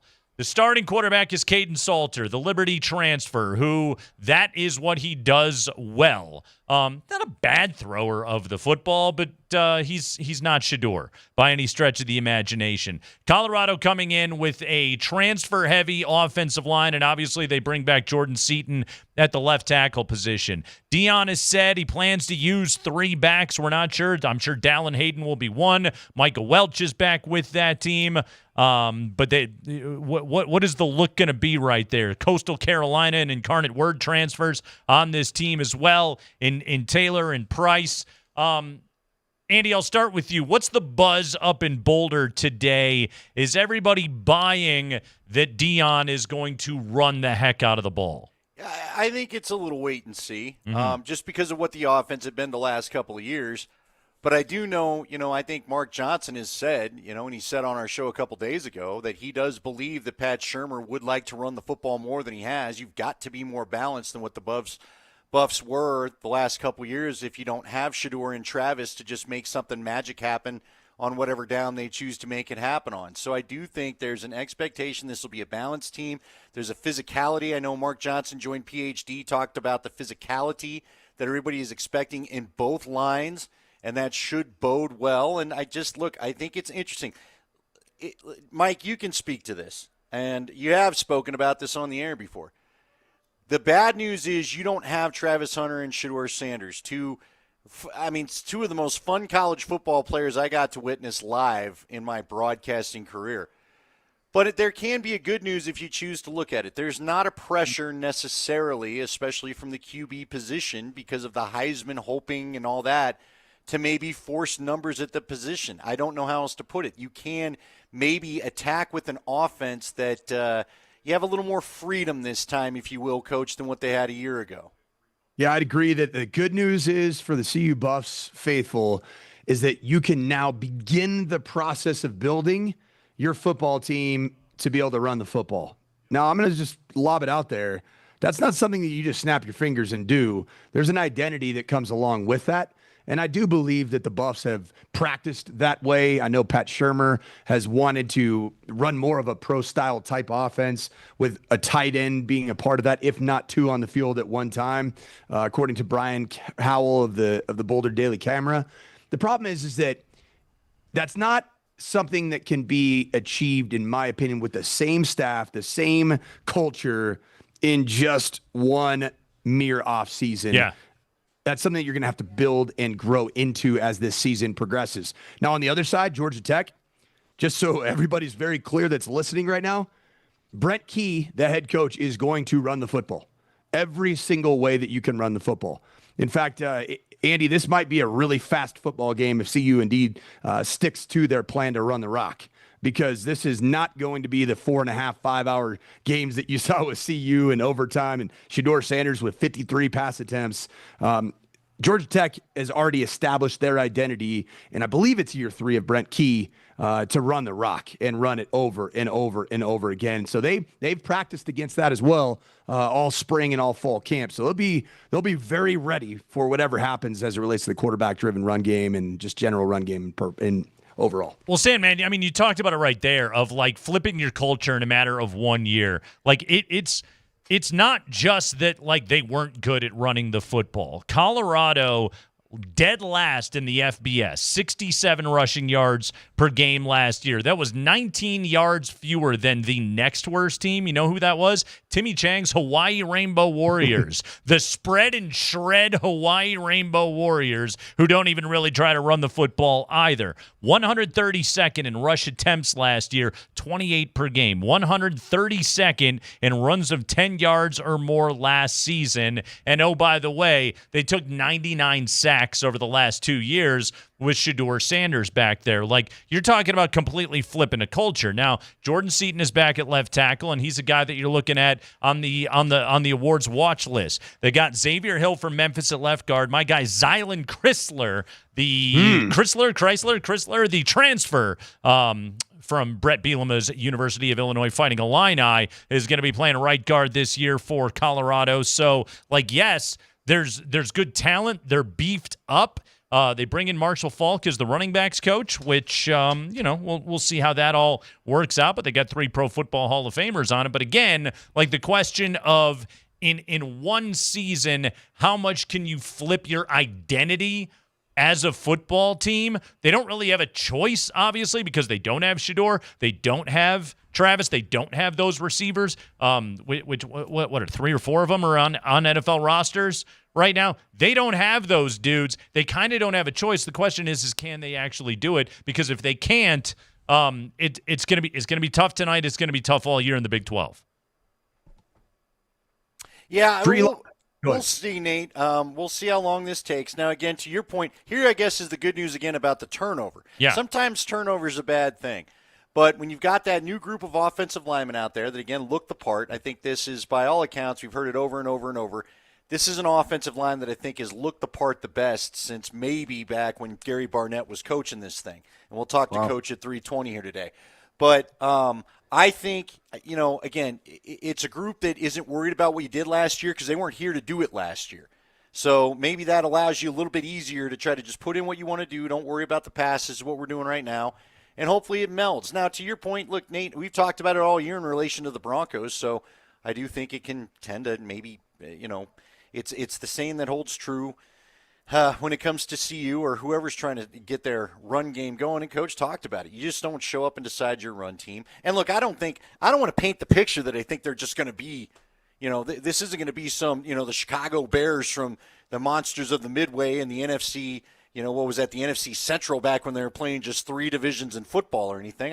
I think what they're striving for is more balance than what they've had a couple years ago. I've heard nothing but great things about Caden Salter. Now, we'll see it for real. College football, you may think you have something one week in practice, and then you find out in the game maybe it's not quite what you thought. But, look, I'm looking forward to what I think is a team that'll be balanced. And I'll tell you this, Livingston, the defensive coordinator last year, I thought he was great at adjusting. Coach had some great stats about how they would show how they adjusted to things in game as we went along last season. I'm excited to see what this defense can do as well.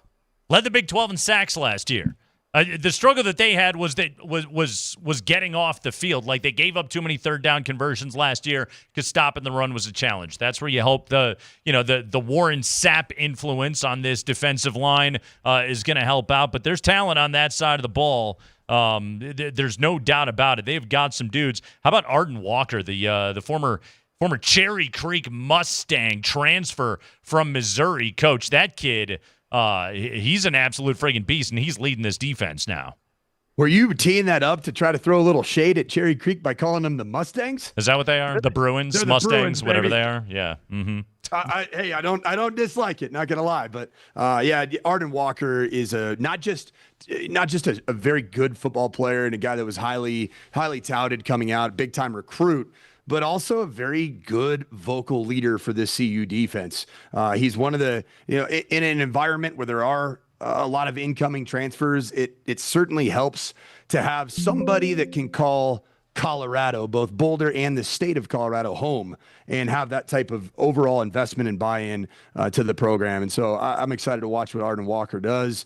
Robert Livingston, to Andy's point, I think he is He's crown good. jewel.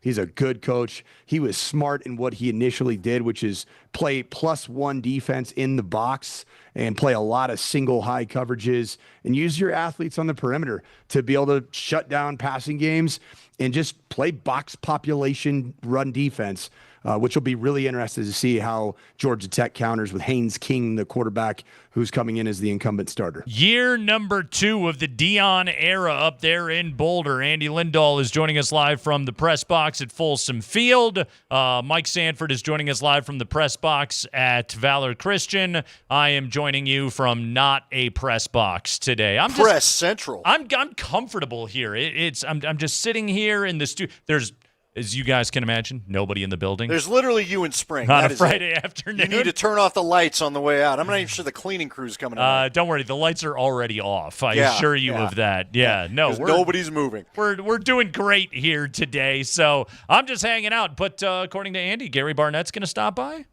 Yeah, I'll go bug him. Hey, Coach, you ready? Yeah, 5 minutes, Coach. That's. There's my Scott Hastings impression. Who was the player he turned to? Hey, are you playing? That was the Mr. Robinson's neighborhood. Yeah, Here's yeah. how we answer the door in my neighborhood. There's it. That had a little out on the stump feel, yelling at people walking by. Yeah, so GB's going to stop by. We'll talk to legendary Buffs head coach, legendary Northwestern Wildcats head coach, Gary Barnett, today here on the show. Jeff Legbold stops by at 4:20. It's a Bud Light Football Friday. It's Kreckman and Lindahl, Mike Sanford, Altitude Sports Radio 92.5.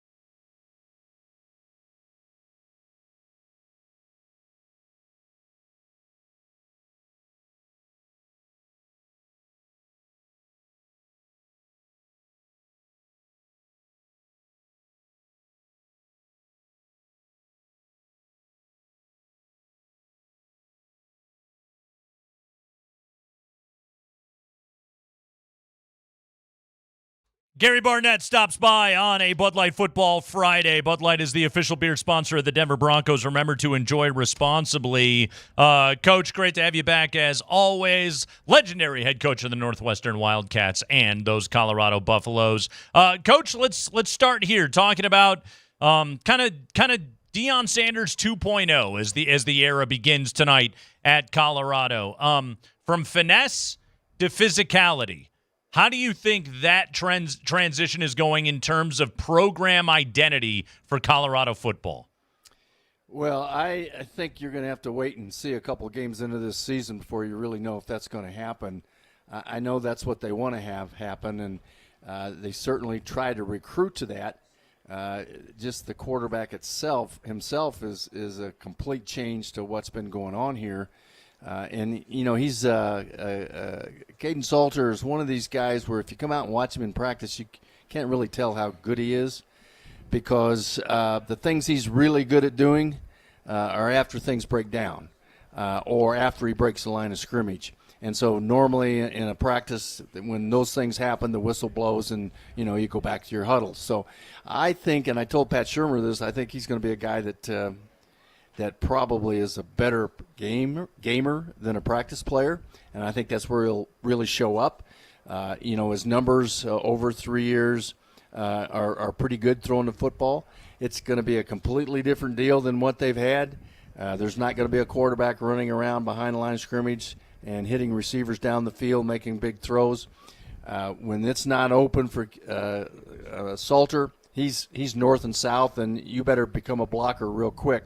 So I think it's interesting. It's going to be interesting to see how Pat Shurmur calls this game. I think he's going to probably have fewer plays in the playbook than he had a year ago.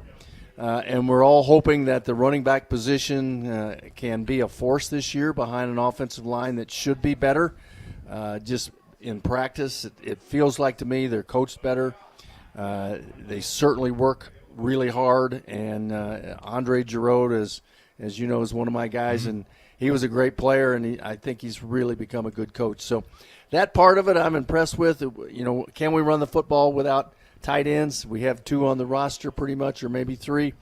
They're not the guys that you're going to see on the field with Georgia Tech. I mean, Georgia Tech lists 4 tight ends as starters. So completely different. And we just have to see how it rolls out here today. Yeah, Coach, when the Buffs try to go to a drop-back passing game tonight, and, you know, Omari Miller is back, who's a very good wide receiver. He's one of the guys that they're going to be relying on. You know, Caden Salter, he did throw 32 touchdown passes a couple of years ago. That was his 1,000-yard rushing season at Liberty. So he is not without the ability, but when it comes to a pure passing game, like the Buffs still have to be able to do that. What do you expect? How do you think that's going to look for Colorado this year? Well, first of all, there's no shortage of receivers. Yeah. I mean, you don't ever have another Travis Hunter, but you've got guys that were as good as Jimmy Horn and Wester and some of those guys, Shepard. We got the same caliber receivers. They probably haven't quite done the numbers yet that Jimmy and Wester did, but we're too deep at the receiver spot. Draylon Miller is he's sort of a Swiss Army knife that you can play anywhere.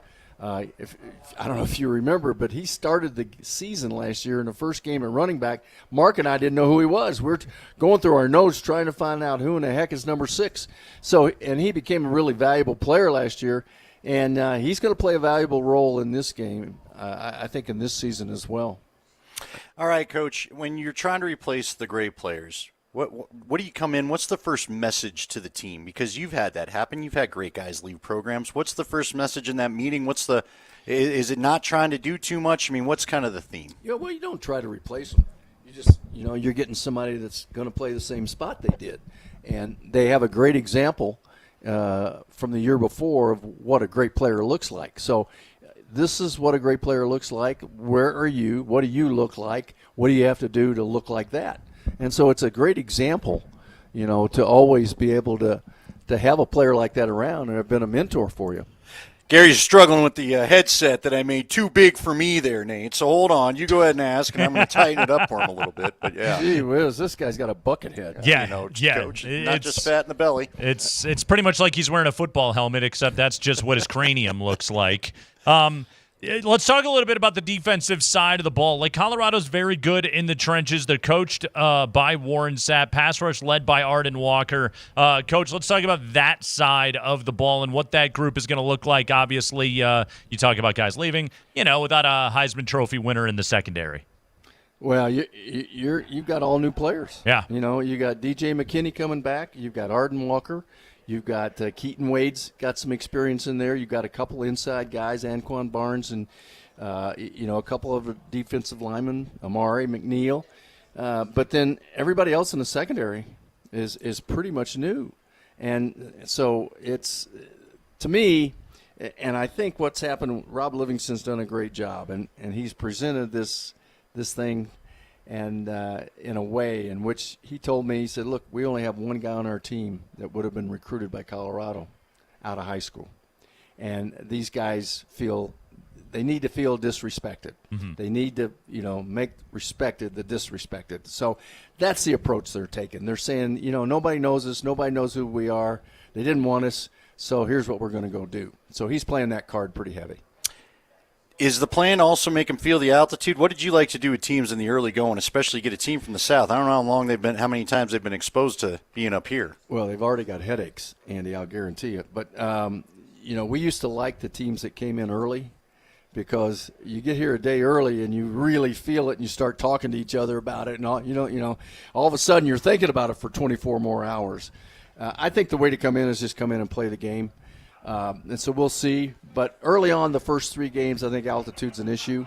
After the first 3 games, I think you're in game condition pretty well. Not that you don't feel a little bit, but I think you'll probably see a lot of bubble screens and a lot of east-west and see if you guys can find any oxygen out here at this altitude. I think that'll happen early. Yeah, Gary Barnett is our guest, joining us from the press box at Folsom Field, both a Big Ten and a Big 12 championship winning head coach.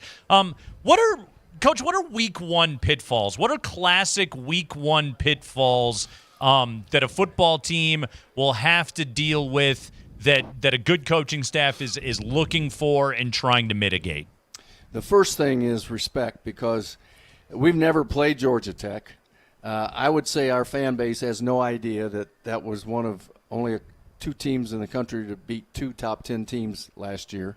They finished 4th in the conference. Nobody knows that. You say ACC, they're going to say, well, is that North Carolina, maybe Clemson, Miami? Who? Georgia Tech?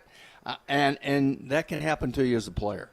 And so I think that's number one, is you better respect your opponent. And that's an easy thing to do in a game like this. Ask the guys at Boise State. Yeah. And so that's, as a coach, that's the number one thing I'm going to worry about. All right, here's what I'm curious about with the modern coaching. You were a guy that, you guys, I felt like. Now, wait a minute. You're calling me not a modern coaching? I'm calling it a little bit not the same day you coached in. But because, look, Coach, I remember you having guys that would stay here 2-3 years. I got to know an Eric Bieniemy. I got to know Charles Johnson. I got to know Michael Westbrook, on and on and on. We could go down the list, right?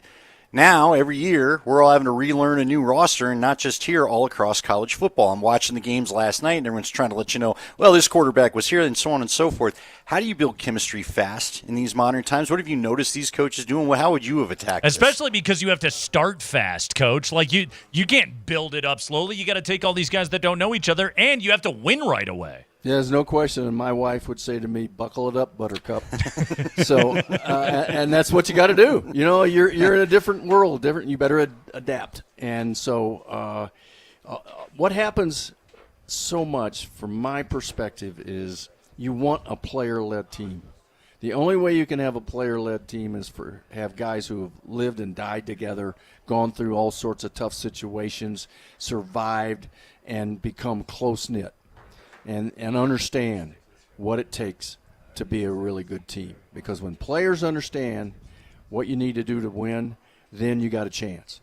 But new players coming in, never spent any more than how many nights or days have these guys spent together? A month. The likelihood of having a player-led team is very slim, which means the job of a coach is to take you where you can't take yourself. And you know what? These coaches have to take these guys to a level they should have been able to take themselves to But if they were all together, if they'd grown up together, if they'd survived together. But now they have no experience together. So you got to do that yourself. So I would just say that at the end of the year, the team that was the player-led team at the end of the year was the team that won the big one.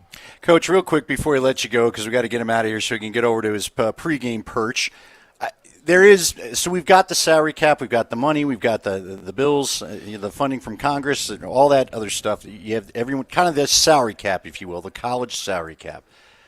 Is that going to stop the shenanigans? What's the next evolution of this NIL era that we're living in? Well, it's not going to stop anything. I mean, we've had it for 3 years, and it's changed every year. Yeah. It's going to change next year. This oversight committee is understaffed. They've had 1,500 offers go in there. There's 100 out there that have been refused. They have another 100 waiting to get enough staff people to rule on. People don't know how to send all the information in. They just changed the NIL rule to allow collectives at the school all of a sudden not to have to be subject to this oversight. So it's changing, Andy, every day. And we're in the middle of a big evolution. Sooner or later, they're going to go, hey, guys, why don't we make them employees and get this over with? So we're going to get there, but, we're going to stab each other and kick each other and fall down and have who knows what happens between now and then. By the way, Coach, before you take the headset off, one more question, just a simple question, really. The 1990 Colorado Buffaloes, were you guys the national champions or the split national champions? We were the split national champion. Wow. You're the only one that says that. Well, look what we did. We tied Tennessee. Uh-huh. We barely beat Sanford on the last play of the game, Yep. and we lost Illinois. Mm-hmm. And we took 5 plays to beat Missouri. So we're just darn lucky to have even been there. And then we had to have 5 teams lose in the last 5 weeks in order for us to get there. So, I'd like to stand here and say there's no question we were the best, but until you play a national championship game, you don't have that. So I'm going to say we're a split. Now, I may get run out of Colorado for a while. But seriously? Wow. Yeah. Dude, Pritchard's opening game against Tennessee, though. Mike Pritchard, hello. Have a day. Yeah. Have a day, Mike Pritchard. Yeah. Eric Bieniemy was watching. Yeah, that's true. You're right. All right. All right. Coach, thank you. All right, guys. Okay. The legendary Gary Barnett with us right there. Andy, GB's the only one that says that. You won't find but he's anybody. the coach. He's no BS. He's He's laughing as he walks out the door. Yeah, Look, the coach. Yeah, Georgia Tech and Bobby Ross, your UPI national champions. Colorado and Bill McCartney, the Associated Press national champions. But yeah, it's apparent. Coach respecting the process, which in 1990 that was the process. We had no playoff, we had no BCS, there was no Colorado Georgia Tech game. His parting comment was, "Coach tells you what you need to hear, not what you want to hear." That's and then his he job. went out the door. That's what he does. Yes. Wow. That's coaching. Man. Our buddy Chad Brown's right there too. Can you see Chad in the doorway? Yeah. By the way, I don't think Chad would agree with the Well, quarterbacks coach of the 1990 Colorado Buffaloes on that one. They're going to have to get going. We'll have to ask. I'll try to get comment here. Yes, yes. We'll continue to pull all the assorted. Where are we at in the break time? Ex-Buffs. Here, before we lose him. Hold on. Hey, Chad. He's on this show. Just get him in here. I know. This may cost us money. Go tap him on the shoulder. I know. Andy. Well, I don't have enough cord to play with there. Take your headset off. I'm on a ledge. And go book again. Well, don't jump. Whatever you do. Okay? Well, I mean, hey, look, Coach just caused some of that a second ago. Now what are we going to do? You have too much to live for, Andy. You have an entire life in front of you. No, you just need the answer before. That's all you need. Because I don't think Chad sees it that way. I don't think a lot of them see it that way. That phrase "split national champion" is a massive insult to a lot of people that played on that 1990 team. And by the way, Coach cites the 5th down right there, but ask Darian Hagan, ask Charles Johnson. Did they water down the sand-covered turf in Columbia, Missouri that season? No, they sure did not. They were slipping and sliding all over the place, and they still won that game. Yeah, but Coach, look, Coach had quite a few points there. By the way, Coach brought up the close games and the way, tie. I always forget about the guy going into cardiac arrest in the front row. like during the 5th down series? Yeah. Like all that going Chad, down as well? Can I grab you? We got to get you to react to just one thing. Get your Coach headset just on, said Chad here. Brown. We got it here. Just put this on. All right, Chad Brown Tell him is what Coach just said. Putting on a headset right Wait now. to Twitch. Oh, what's up, Coach? How you doing, my friend? No, Coach Barnett just said this to us. That's Nate. That's me. I don't coach anything. Sorry, Chad. Nate Kreckman. Sorry. Me? Coach, we don't know where Coach Okay. Sanford went. He's dodging us all of a sudden. I'm 55 plus, so I'm not wearing my glasses. I couldn't see. Who I'm And the looking at. screen's not very big. I don't carry a lot of authority, Chad. Let's be honest. Chad, Gary Barnett, I just asked him a simple question, and I was surprised by his answer. I will ask the same question of you. The 1990 Colorado Buffaloes, were you guys national champions or split national champions? We were national champions. Uh-huh. One time in my entire life have I ever referred to myself as a split national champion. Never. And it won't happen. Yeah. It just won't happen. Gary Barnett, he respects the split. What? He declared He just called it a split right here on this show. 2 seconds ago. I just saw Coach. I will chase him down and we will have a conversation how that should never come out of his mouth. Yeah. Seriously. No. If it wasn't for Tom Osborne and whatever vengeful thing he had going with that vote in the coaches poll, we would be unanimous national champions. So, yes, I will never call myself a split national championship. I've got a ring with a number 1 in diamonds on it. Nowhere on there does it say split or co-champions. Also, if I'm not mistaken, were you guys number 1 in the country in strength of schedule that year? I know you played the tougher schedule than Georgia Tech did. We had the nation's toughest schedule that year. Mm-hmm. So to run that gauntlet and to end up being national champs, there's no ever recognition of what Georgia Tech did. It was all for me about the Buffaloes and what we accomplished that season. Do you ever wish this generation of Buff fans could go back and see? Now, look, we got pretty close to it with Shedeur and Travis. A hell of a lot of fun. But I was just running through the names with Coach last segment. With an Eric Bieniemy, J.J. Flanagan before him, Mike Pritchard shows up on the scenes. I mean, you guys had so many fun players to watch back in the day.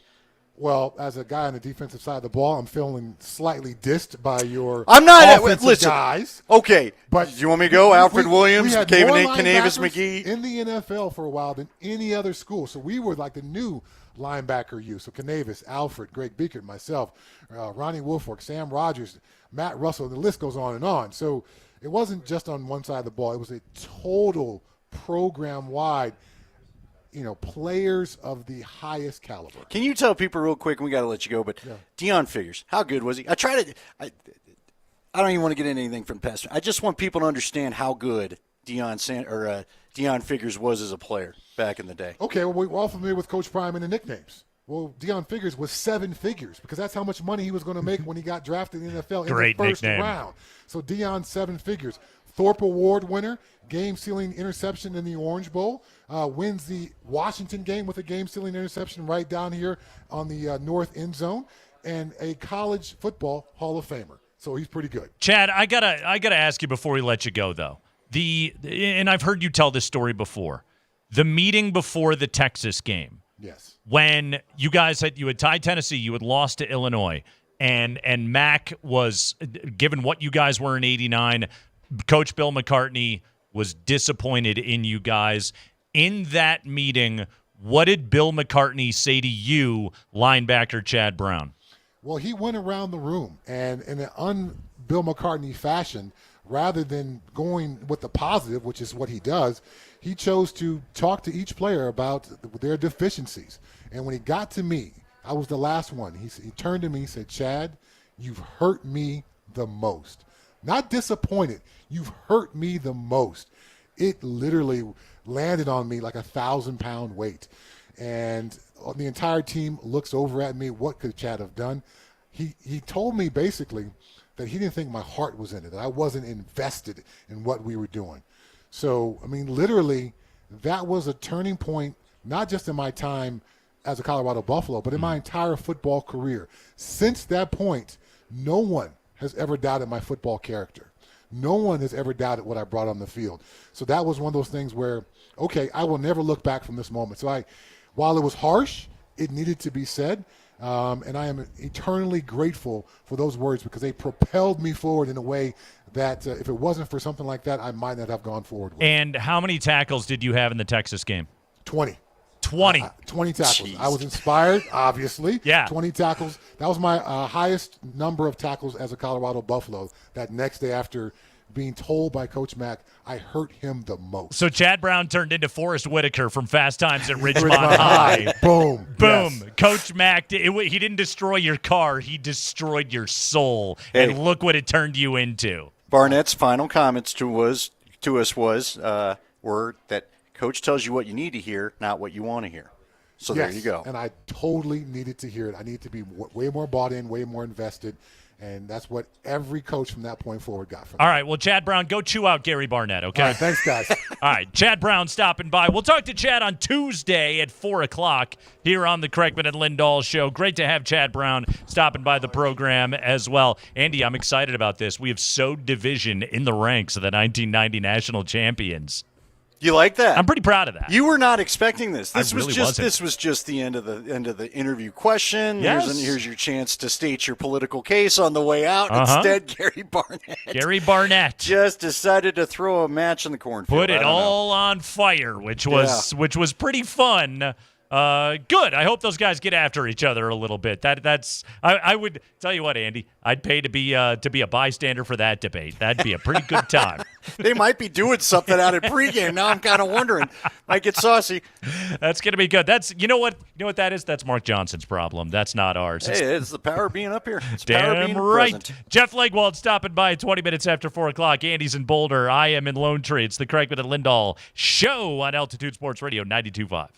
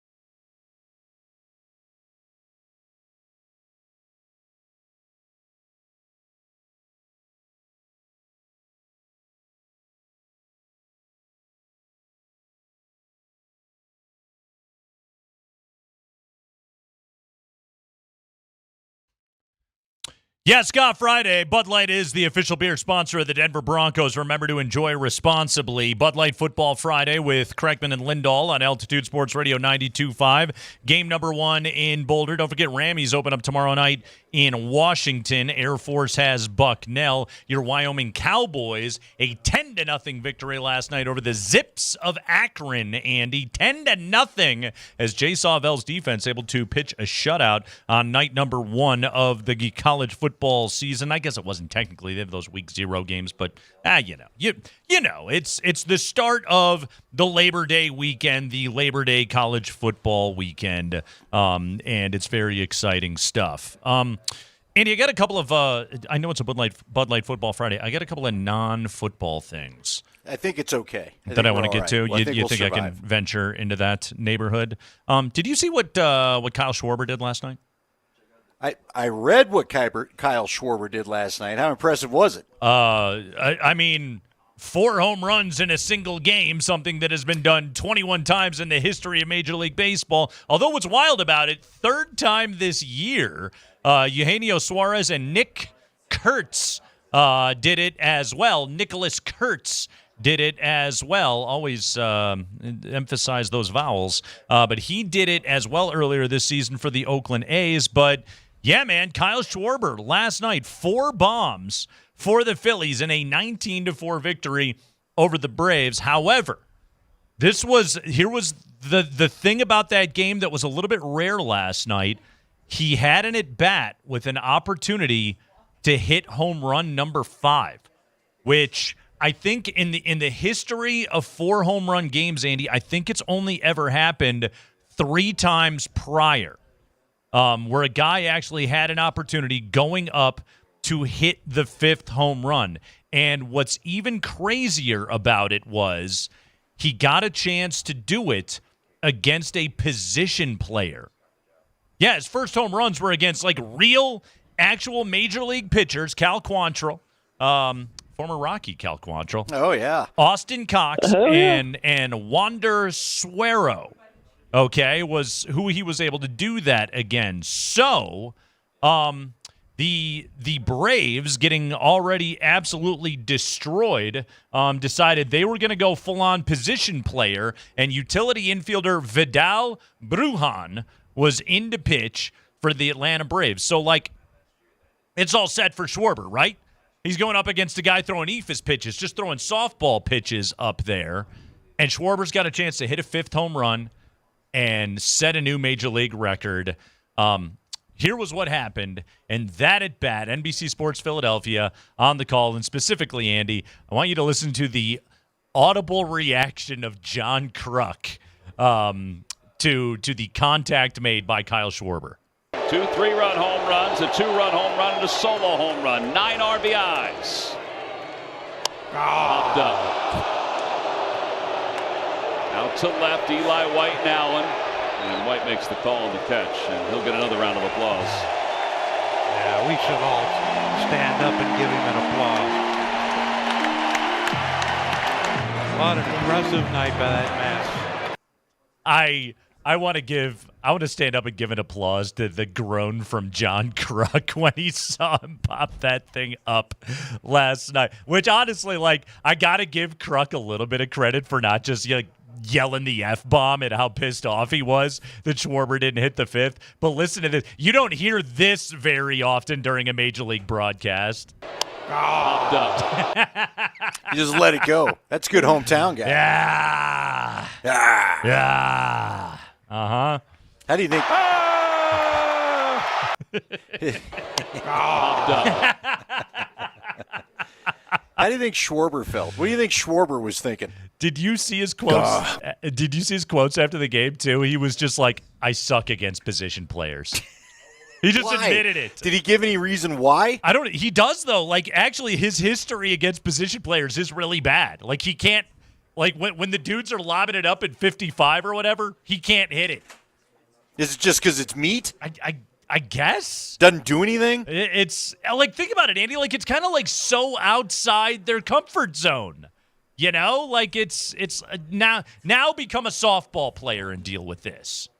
Well, and you've got muscle memory, quite honestly. Totally. Right? You got the muscle memory, the reaction time, the quick twitch, and none of that matters when that thing's coming 45 into you. Kyle Schwarber does that, have you ever seen a dude with a shorter, faster, more violent swing than Kyle Schwarber? There's no arms to that swing. It's like the anti-Brad Hawp. Schwarber is just that bat is through the zone like freaking lightning. And so I guess it mechanically makes sense. Like you talked about, it's muscle memory. What was the longest of the home runs? That he hit last night? Yeah, how far did the farthest one go? Good. I'm assuming over 400. Were they all bombs, or were they was he really just dialed in? Or he had one that barely made it inside the pole. I think it was the last one that was just a friggin' bullet. There was just one of those that he ripped out. One of them he went oppo on. They were all over the field. Yeah, he was locked up, and he had been slumping badly before that. All right, hold on. Did he have more runs? Did he have more home runs than the Rockies did against the Astros? Let's see. The Rockies would have hit because they had the sixth. I know they got a pretty good home run in the sixth game, 6-0 or whatever it was. See, Tovar homered the other day. What did they hit for the series? Spring 3? I think Schwarber might have had him in the series. 450 was his longest. 450 was his longest. It was his first. That's a bomb. That's gone a bit. Cal Quantrill. I've got erstwhile Rocky, Cal Quantrill. That's why you're. I've got one more non-football story on a Bud Light Football Friday, and for this one, Andy, we go to Riga, Latvia. Spring. Thank you very much. Our guys, Team Serbia, Andy, moved to 2-0 in Group A play at Eurobasket. An 80 to a not-so-nice 69 today against Team Portugal. Listen to Joker's stat line here, Andy. 23 points in 23 minutes. 8 of 10 from the field, 10 boards, 3 assists, 2 steals, 2 blocks for Nikola Jokic as they cruised to victory. Shout out, by the way, to Portugal. My guy, Nemias Keita, 6 points in 21 minutes. Diogo Brito. What's funny is both those guys used to play at Utah State. I've actually called many of their games before. Diogo Brito, 22 points and 9 rebounds in a losing effort for Serbia. Bogdan Bogdanovic leaving in the first half with a hamstring injury. He did not return. Something to watch for tomorrow when Team Serbia takes on the hosts of Group A play, Latvia in Group A. But yes, Nikola Jokic and Team Serbia 2-0 in Eurobasket play. Good. I'm a freak of nature. And I know you are. At one point, Jokic scored 13 straight points today, including a dunk. Was that in 13 minutes too, or you just 23 in 23. Not too bad. It's a Bud Light Football Friday. Bud Light is the official beer sponsor of the Denver Broncos. Remember to enjoy responsibly. Jeff Legwald coming up here at 20 minutes after 4 o'clock. When we come back, Deion Sanders with an interesting comment this week to our friend Romy Bean about Folsom Field. I will find out if Andy Lindahl can corroborate this claim or not. That's next on the Kreckman and Lindahl Show.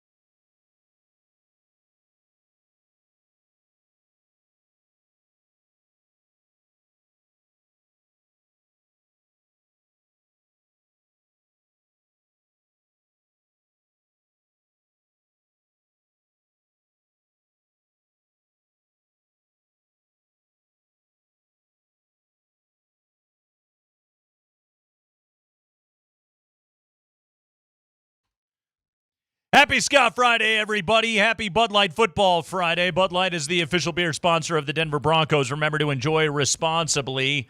Andy Lindahl joining us from Folsom Field. Nate Kreckman joining you from Lone Tree, Colorado, along with Mark Springer on the other side of the glass. Andy, did you bring the rain jacket, and how are the conditions looking for tonight? There it is. Where is it? There it is. It's behind me. It's Well on the done. damn chair. I don't Well know. done. Let's make everybody sick while I hold this little selfie stick. Yeah. By the way, Coach heard our Scott Friday open, and he started smiling. He goes, "Beer? The beer? You guys into the beer?" I was like, "Coach, yes, we like the beer, and yes, they used to sponsor the segment. We but do it's like a the beer style of music. Uh-huh. He was only interested in the beer. So. We do like the beer. That is one of the things that we like. You know where else they like the beer, Andy? Boulder, Colorado, and Folsom Field. They like the beer in those parts. They also they like other things historically, as we know. And Deion Sanders sat down with our friend Romy Bean this week and had an interesting answer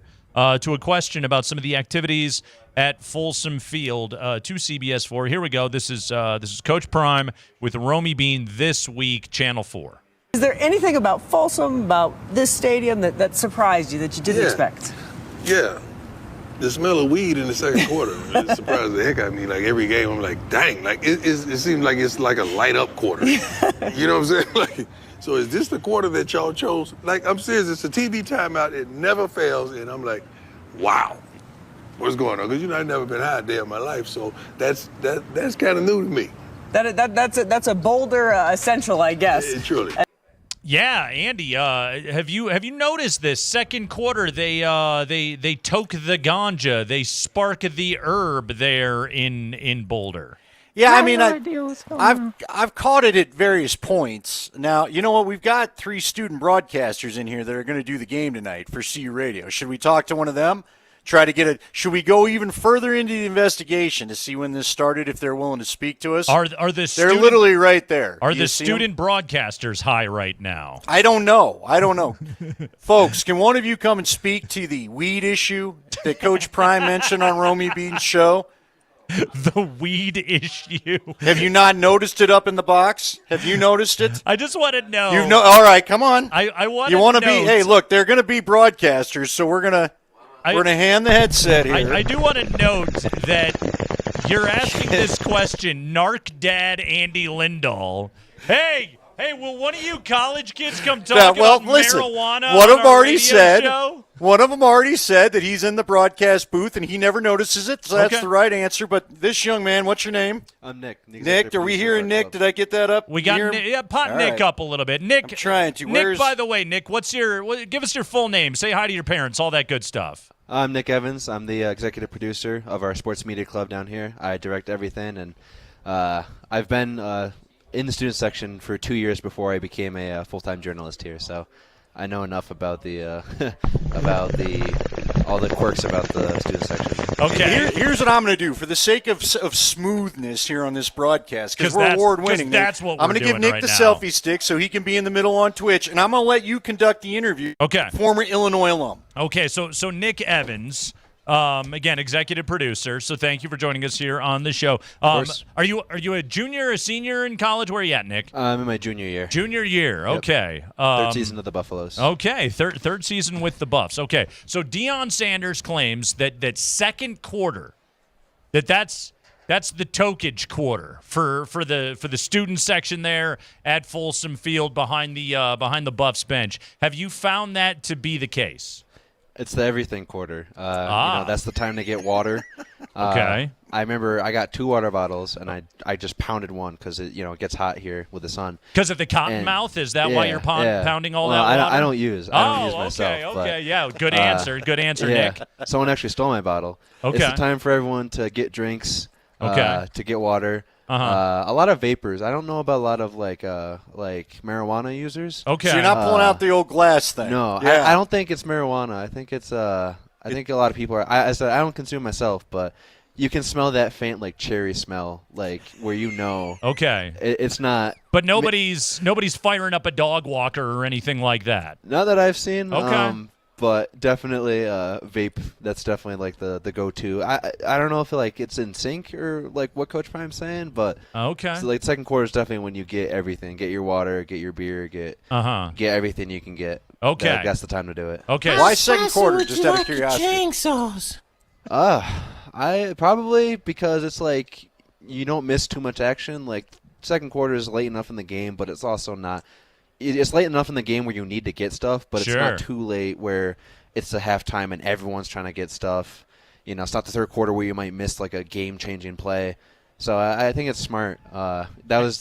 If I had to take a break, like the bathroom or get a water, second quarter is the way to do it. So you don't want to do it. You don't want to go at halftime. The concourses are going to be too packed. Yep. So there's the smart kids. They do it in the second quarter, and apparently some of your fellow student body, Nick, gets a little bit bored and decides, hey, that's the point of the game that I need to glass the old eyeballs up a little bit. Well, I said needs. I mean, needs. If that's one of their needs. I mean, I don't judge, but yes, they gotta attend to their. Maybe they had like a pregame or something like that before the game. Came here, and now it's the second quarter, and you gotta take a hit or whatever. So I think that's their their mentality. Did it startle you and your fellow broadcast department when Narc Dad Andy Lindahl asked if you guys were into weed? I simply asked if they smelled it. You got to call them. Now, look, one of them looked at me. The young lady over here said, "Are you a cop?" I mean, we're not judging anybody. You know who would have scared them because we had it happen? I'll tell it. These guys all know Mark Johnson. I told you we walked in after calling a crush game. We went to a diner in Queens, literally in Queens, under the bridge. And we walked into this diner, and two heavy-set Italian guys, as Mark walks by in his typical suit and tie and goes back to our table, because, of course, he's picking the table, and I'm trailing along, and the guy goes, what's with the detective? And that's what he said to his buddy. So I don't give off quite the cop vibes that maybe Mark Johnson does. Nick Evans, everybody, junior, University of Colorado. You're in the broadcast journalism. That's the track you're studying. Yes, sir. Sports go sports. We do everything, and that's why we're here today. And we have a great set of people. So if you can, we'd love to kind of get more exposure to those guys. Nick, how does everybody follow your guys' work today? You can find us on YouTube, SKO Buffs Sports, once again, SKO Buffs Sports. We'll be live on YouTube. I have no idea when. But we do a pregame show. We do a postgame show. We do a weekly live show on Fridays at 5. We do everything. So and you can guarantee the entire crew is sober. Yeah, Nate, we're okay. I mean, again, here, I'm going to borrow this. Crew, was, stand up and wave, crew. That was not an emphatic He yes, seems by to the think way. that maybe we've got a bunch of Deadhead shirts and you guys are waiting for Dead and Company to show. No, look at them. Now, they have hot dogs, so is that questionable? Maybe. I mean, who hadn't invited? Maybe people get a little bit hungry. Again. Real quick, Nick, do you have a LinkedIn page? Can they find you on LinkedIn? He's got a network. They better be teaching that here. Again, that's the narkest question ever. You got a LinkedIn? He wants a job. Nate, I know you're trying to find some hookup for when you come up to a CU game. Nick Evans and his crew aren't it. All right? Yeah, you got Nicholas Evans, LinkedIn. I'm a video news producer and director, so I do it all. And we have a TV station, Nate. I will be joining someone in professional Colorado. It just depends on who takes me. All right, Nick, we appreciate it. Thank you very much. I appreciate you guys. Strong audition, everybody. SKO Buff Sports on YouTube. Nick Evans, senior at the University of Colorado. Nick, very, very kind to join us right there and let us know if everybody gets baked at the second quarter. We're getting in the Buffs middle of games. everything here today. We really are. Maybe, you know what I'll do with this dumb $10 selfie stick that I bought so you and I could shoot videos. Maybe I'll just wander into the locker room till they yell at me to get out. Should we go down to Thunder shoot? You want to do that? I mean, Andy, you're on the sidelines. Do you notice this all happening in the second quarter? Again, yes, I've caught wind of it in the past. Yeah. But so the way things have worked since Coach Prime got here, though, I've told you, I do wish, Folsom Field had a skosh more room so I could actually walk with the play as we've talked about. It Skosh Buffs. So what I've found, it's easier for me. Here, we'll look at I'll do weatherman for you. So usually I'm on this side, which is the side that's right by us. Over there is where all the action's happening. It's just too crowded for me to be there. Okay. Mm-hmm. So I don't ever go over there. I've actually had a kid steal my little I have BPAC once. I was trying to cut through the student section for some reason. I don't know anything because I had headphones on. He literally snagged my pack. My earphones went dead. I was trying to talk, and so that's the last time I cut through the student section. Well done, Andy. Are you just so disappointed? Hey, do you need me to go find a stoner in the parking lot right now so that you can get to the bottom of this? Do you want to know who started the second quarter puff up? Is that it? That's what I didn't know. It was like that. Nick really confirmed second quarters when it all goes down. But he said he's you know what? Again, it's just smart game attending. It really is. He knows the crowds are fewer. First quarter, you're all amped. You're settling in. Exactly. Second half is obviously more critical to the outcome of the game. Second quarter, second quarter is the second quarter's 420, so to speak, during a football game. I feel like Nick gave us insight. And maybe still admitted stuff. Maybe didn't cover everything up because he admitted that whatever happened at the tailgate at noon is maybe worn off by second quarter. Oh, here, come here. Gentlemen, can we wave in? The police literally just walked by. There they are. We were talking about the smell Coach Prime talked about, and here are the cops. Now we're in trouble. Now the police have arrived. I gotta go. Again, Boulder cops, they don't care. They're here checking the stadium. Everyone calm down. They're fine. They're not searching anybody's backpack, okay? Thanks again to Nick Evans. That was nice of him to join us there on the show. I did notice he took painstaking efforts to make it clear I don't do it over and over and over again. He's not enjoying the college experience, so that's fine. Yeah, he wanted to make. I thought he told us a suspicious amount of times that he doesn't do it. That's all. Now who's being the cop? That's what I would have called that. Mm-hmm. Yeah. It's doubting parent. You know, Andy. You know what that is? That game recognizing game. Yeah, okay. If you were his dad, are you going to go find a way to search the room? Is that it? Where'd you learn how to do this? I learned this from watching you.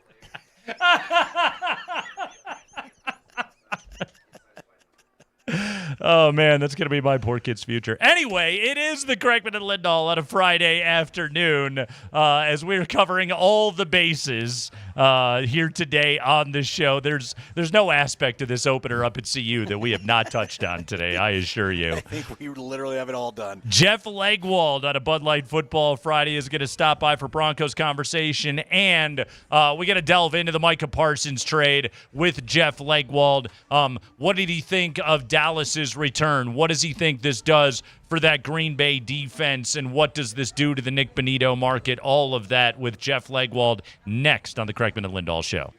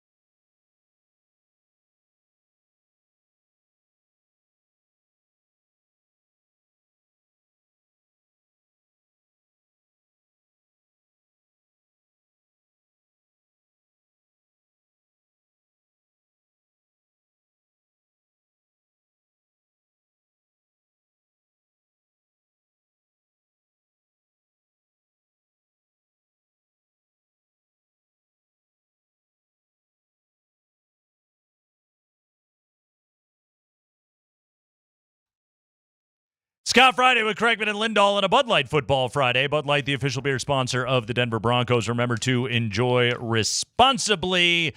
Jeff Legwold time here on a Friday afternoon. Jeff Legwold's appearance is brought to you by the International Brotherhood of Electrical Workers, IBEW Local 68. You start with a job, you end with a career. All right, Jeff. Micah Parsons, $47.2 million average annual value from the Green Bay Packers. The market has been reset, and oh my, has it ever been reset, clearing T.J. Watt by $6 million per year. George Payton saying this week that conversations are ongoing, but he's keeping them between all parties involved right now when it comes to the Nick Bonito thing. Jeff, there's a lot of ins, a lot of outs, a lot of what have yous when it comes to what Bonito is going to do. How do you think this is going to go? Well, I still believe, Nate, they both want a deal in Denver, unlike the situation in Dallas with Micah Parsons. Also, when I spoke to Nick a week or so ago when he said he believed the deal would get done and that good progress had been made. He also said, I just leave that all to my agent. So you're not having this, the team refusing to talk to the agent as was in the Micah. So Greg Penner didn't call Nick Bonito directly and negotiate a contract with him? No, not that I know of. I think at least Nick doesn't know that either. Okay. So, I think they're okay there. But, I think obviously the Broncos will always look at it from a team perspective and what is truly guaranteed at signing. And, I bounced this off a couple people today, and most team people I talk to see this as a 3-year deal with $120 million guaranteed, overall. And then, after that, then things are not quite as guaranteed. But still, it's huge money, and it's what everybody thought. Micah Parsons was going to put the bar where the bar will be for edge rushers, and everyone else will get slotted until you play better than Micah Parsons or the cap grows enough that, the natural progression takes place. So Bonito probably gets fit in there under there somewhere. Where that is probably what's up for debate right now. Yeah, Leggy, this is and this was me theorizing on it yesterday, seeing the way that the market was reset with that Parsons at $47 million AAV. But my theory being that if he were to do the deal now, he gets paid in the Trey Hendrickson, Nick Bosa neighborhood of between $29 and $34 million per year. But if he waits, bets on himself, and replicates his production from 2024 here in 2025, then he moves into the Myles Garrett, TJ Watt neighborhood where you start talking about maybe $40 million per. And that to me is kind of what the span of what the market could look like for Nick Bonito. Yeah, I think so. I mean, I don't know anybody, probably including Nick and his representatives. They'd certainly gladly take a deal that resets everything, but I don't think anyone involved went into this thinking they have to make Nick Bonito the highest paid edge rusher in the league. I don't think that was like the starting point where it was with Von Miller, for example, when Von did his deal, which seems ancient now as the highest paid non-quarterback in NFL history. But so I think they've had good groundwork. In all of these deals the Broncos have done, Meinertz, Sutton, Zach Allen, all of them have had the right dollar figures. Yeah. They haven't really done the whole let's lowball and start from there. They've gotten, Pat Surtain. They've put the money where it's enticing to the player, and I think they've tried to do that. We'll try to do that with Bonito, and I think really they're down to how much money does he get when he puts the pen to paper, and that's always the last thing that's agreed to on all of these, including Zach Allen, for example, in training camp. All right, Jeff, I heard some of your story about the Sam Ehlinger and why he chose to come here and all that, and I heard you tell the morning guys yesterday you confirmed one other team at the time that was willing to offer him a spot, but it was not number 2, and then in the presser it was number 2 or whatever. really it's all semantics. Why does a guy like Sam Ehlinger want to be here no matter the position? Certainly, Andy, he'd make more money at his experience level, which is, year 4 or 5, if you're on an active roster all year. But the gap isn't nearly as much as it used to be for a player of his experience. So you can recoup some of the money you couldn't 5 years ago. And I think the one time you sort of have a choice in this type of thing, this is one of the examples where he has a choice. He can pick where he wants to go, and if he doesn't think from a football perspective, it's as good. Is it better to be on a 53-man roster for a bad team where you don't think maybe you won't be as coached as well as where you were?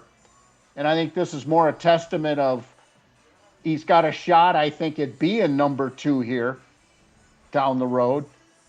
And he's going to get coached by Davis Webb, which people just saw Zach Wilson turn this into a $6 million deal.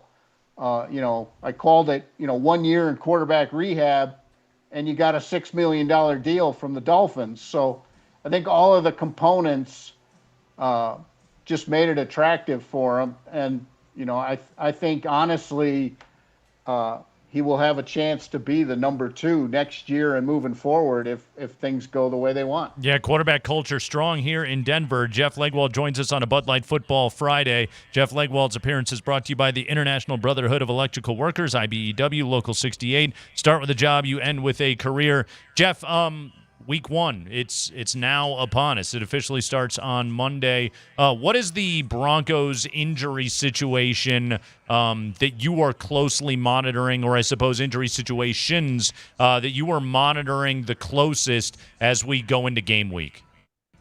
Well, obviously the Mims, Sean Payton has said he'll be back at practice Monday, but, I always reserve judgment till I actually see the guy back at practice. So I think certainly that's one. And probably doesn't have a lot to do with, what people would get excited about. But the head coach wants a fullback in uniform for the opener, and I think will cause some adjustments because Nate Atkins was walking around on the field yesterday. I saw him, and he did not have a wrap on the surgically repaired ankle or a boot or anything. He was walking, so. I think they're still hoping for week 2 on him, but I think that means there'll be some roster jockeying, whether that's bringing somebody up from the practice squad for that elevation. But I think those are the 2 things that sort of impact it right now. Where are we at on Dre Greenlaw going into week 1? Yeah, watching him practice yesterday, I think I would expect some kind of pitch count in the opener, but not because he's hurt right now. I think it would be because of what he's coming back from, that he didn't participate. He hasn't had the wind-up of all the other players since he missed the off-season program. So I would expect some kind of pitch count, but that's hard to – you can hide that in the regular season when you go to nickel and do some of your other situational things. But he looks great moving around. I think they're only going to regulate him to keep it that way. All right, when the Broncos take the field and line up in their first play formation against the Tennessee Titans, who is the running back that's behind Bo Nix?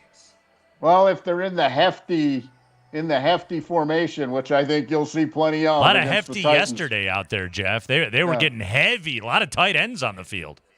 Well, Titans play big up front, so I would guess it's Harvey in that situation, Andy, just because that's been the early down deal. But I think Dobbins is going to get more work than we've seen. I think that's where I come down on that. I think he's too good a player for them to I think he's more ready to go, I think I should say, right now in terms of reacting to the speed of what would be Harvey's first NFL game. And he has, Harvey just needs to be more decisive, and I'm not sure that your first NFL game is kind of where you get that over that hurdle.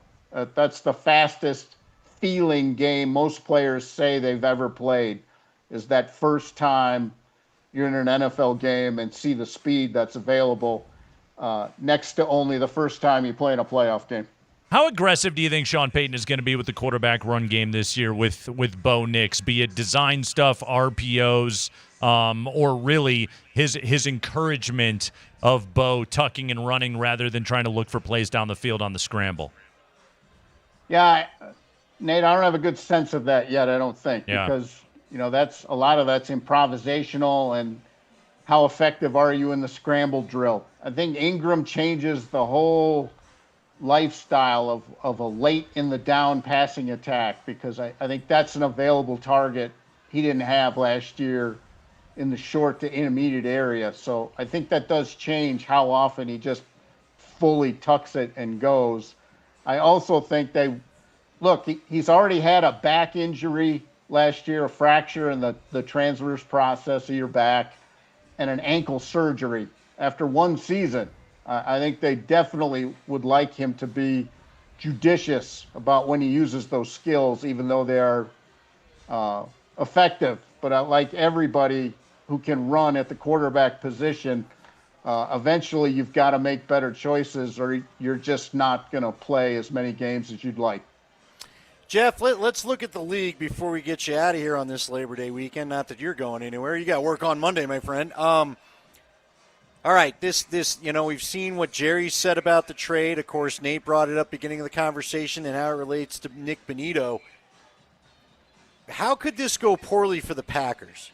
Because, this is a generational talent that we're talking about. Nate and I came up with the name Reggie White. This feels a little Reggie White-like of getting that kind of pass rusher to Green Bay. But what's the path that maybe this doesn't go well for the Packers other than he gets hurt and, the career, could he not? Are you worried about this guy? Was Dallas worried about this guy at all of maybe getting paid and not having the same fire? I don't think that's the case. I think they just made a mistake. Yeah. There are two kinds of players, in my opinion, you should never get rid of in the prime: a franchise quarterback and a franchise edge rusher. Those are the two. You don't get rid of those guys in their prime. Reggie White is the only other player to have at least 12 sacks in his first 4 seasons, like Micah Parsons. But Reggie wasn't nearly this young when he went to Green Bay. That was in the early days of free agency.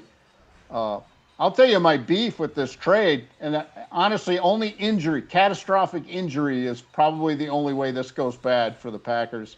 Or unless your team wasn't one player away like you think it is, because you've certainly acted that way in this respect. But these aren't really first-round picks they've shipped.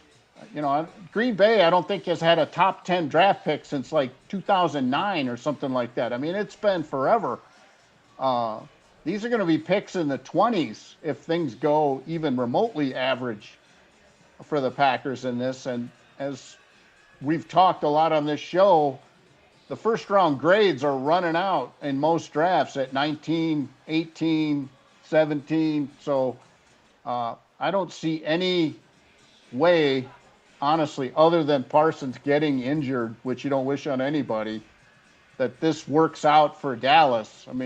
They traded an elite, one of the most elite pass rushers in his prime for a 4-time Pro Bowler or a 3-time Pro Bowler, but he's 30, and 2 draft picks that probably aren't legitimately first-round picks, and that you may not be able to package to move up to get the elite player you're trying to replace who you just traded. Yeah, Jeff, and Kenny Clark, by the way, is a free agent after this upcoming season. I think Green Bay was going to let him walk anyway, so they were just like, okay, go ahead. He also had a sack last year. Now Dallas needs help stopping the run, so he could certainly help with that part of the job. But here's the other part of it, Leggy. This is what I'm wondering about from Dallas's perspective. Is it's like Jerry Jones defenders out there will look at the haul and return and say, no, this is great for Dallas. 4 first-round picks in the next 2 years. This is a great opportunity to kickstart a rebuild or a reload or whatever you want to call it in Dallas. And I would say, well, that sounds great,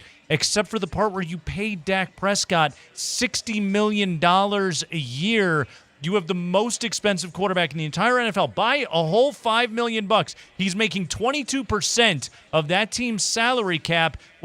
How do you rebuild with that kind of cap structure on your team. You can't. And I would even argue a step further that when they approached their team building on offense, they approached it as win now. Yeah. Sign CD Lamb, sign Dak Prescott, pay now, go big. George Pickens, isn't he not a free agent after this season? Everything on the offensive side of the ball is win now, do it now. And then suddenly on the defensive side, you've let your best players walk in free agency, and now you've traded your absolute best player on your roster. So it's just an odd team building strategy that doesn't make sense. You make a call. You got to pick one side or the other. You can't do it this way, half on one side, half on the other side of the ball. But they've let their best defensive players go for the most part, and now have traded their best player. It just doesn't make much sense. But again, they didn't really call me and ask me what I thought. And see, that's where Jerry Jones made his mistake right there. Instead, he called and tried to negotiate directly with Micah, and that didn't work out either. Jeff Legwold, Which, by everybody. the way, yeah. when I first started covering the league decades ago, this was a technique teams used. Sure. The owner would put the player in a room, the head coach, the GM, and they would, when I was on the cops beat, they called it hot boxing. When you put a guy in a room and you try to talk him into something, oh, you did it, you did it, that type of thing. When I was a cops reporter, that's what they called it. But that's what this was in my early days on the beat. This was quite common. Yeah. So this is an old technique that hasn't worked for like 20 years and certainly didn't work this time. Well, not even just that. Like, Jeff, they essentially, Jerry Jones declared war on arguably the most powerful agent in the entire NFL. And not even just NFL, like entire of all professional sports. And it's like, good organizations have good relationships with people like David Mulligetta. Yeah, and I'd have to look this up, but I apologize to everyone if it's wrong. But I think he's George Pickens' agent. I think my memory is that he's George Pickens' agent. So, okay, now that's going to go pretty well when the time comes for that. But anyway, again, they didn't really ask me, and that's all I know. And that's their mistake. Yeah. Jeff Legwold, everybody, ESPN. Leggy, we won't be here Monday. I don't know. We'll talk to you Tuesday. We'll book you for Tuesday. Yeah. You'll do the show, and you'll like it. By the way, Leggy, go. I'll do Monday. I'll call in. Yeah, call in. We won't be here. By the way, he'll text me, why is nobody answering? Yeah, nobody's Andy, on pick Zoom. up the line. Leggy, go Illini. Luke Altmaier and the Illini opening up in 1 hour against Western Illinois. Have a great weekend, man. Yeah, the mighty Leathernecks. Look out. There you go. Hey, fellas. Jeff Legwold with us right there on the Kreckman and Lindahl show. Andy, I want to take a break. When we come back, I'm going to drive you nuts with this tease. You're going to love this, okay? Here we go. Yesterday on the Kreckman and Lindahl show, I told you exactly why the Green Bay Packers will not win the Super Bowl this season.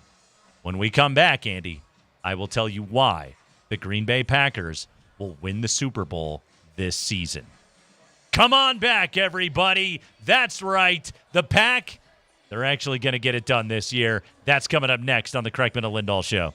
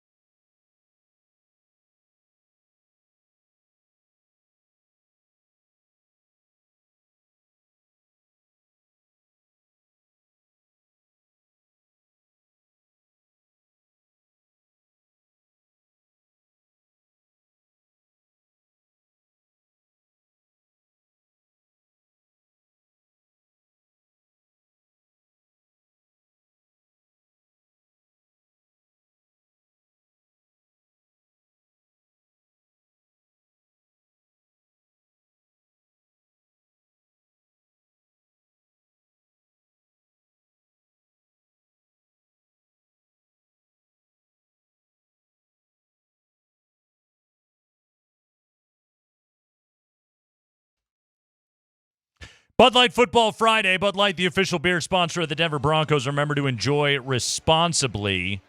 So much going on. College football weekend. Buffs Georgia Tech kicking off at 6 o'clock. Andy is live at Folsom Field. Rammies tomorrow at Washington. Cubs in town to play the Rockies over the weekend. Cade Horton v. Herman Marquez, your pitching matchup for game number 1 of that series coming up here tonight. By the way, Andy, I've seen some tweets from your reporter brethren, and I'm sure you can do some reporting on this tonight on Learfield on the Buffs broadcast.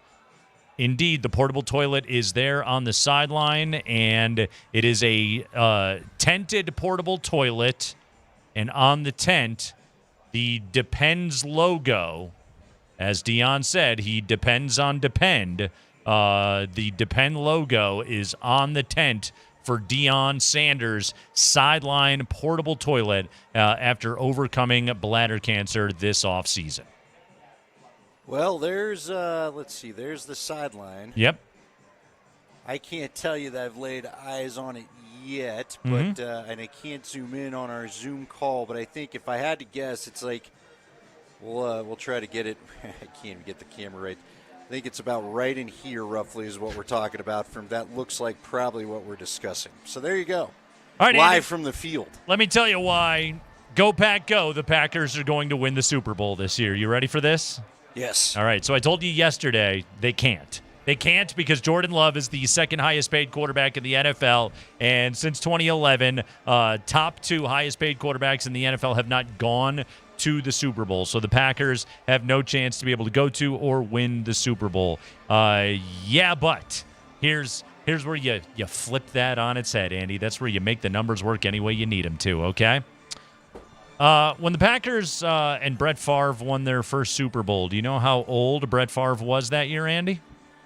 Same age as Jordan Love, I'm going to guess. He was 27. When Aaron Rodgers won the Super Bowl for the first time with the Green Bay Packers, you know how old he was? 27. Do you know what Jordan Love turns in September? 27. That's right. My number. Okay. Now let's flip even more on that, okay? Actually, by weighted AV on Pro Football Reference, the best player on the team when the Packers won the Super Bowl with Brett Favre was Reggie White.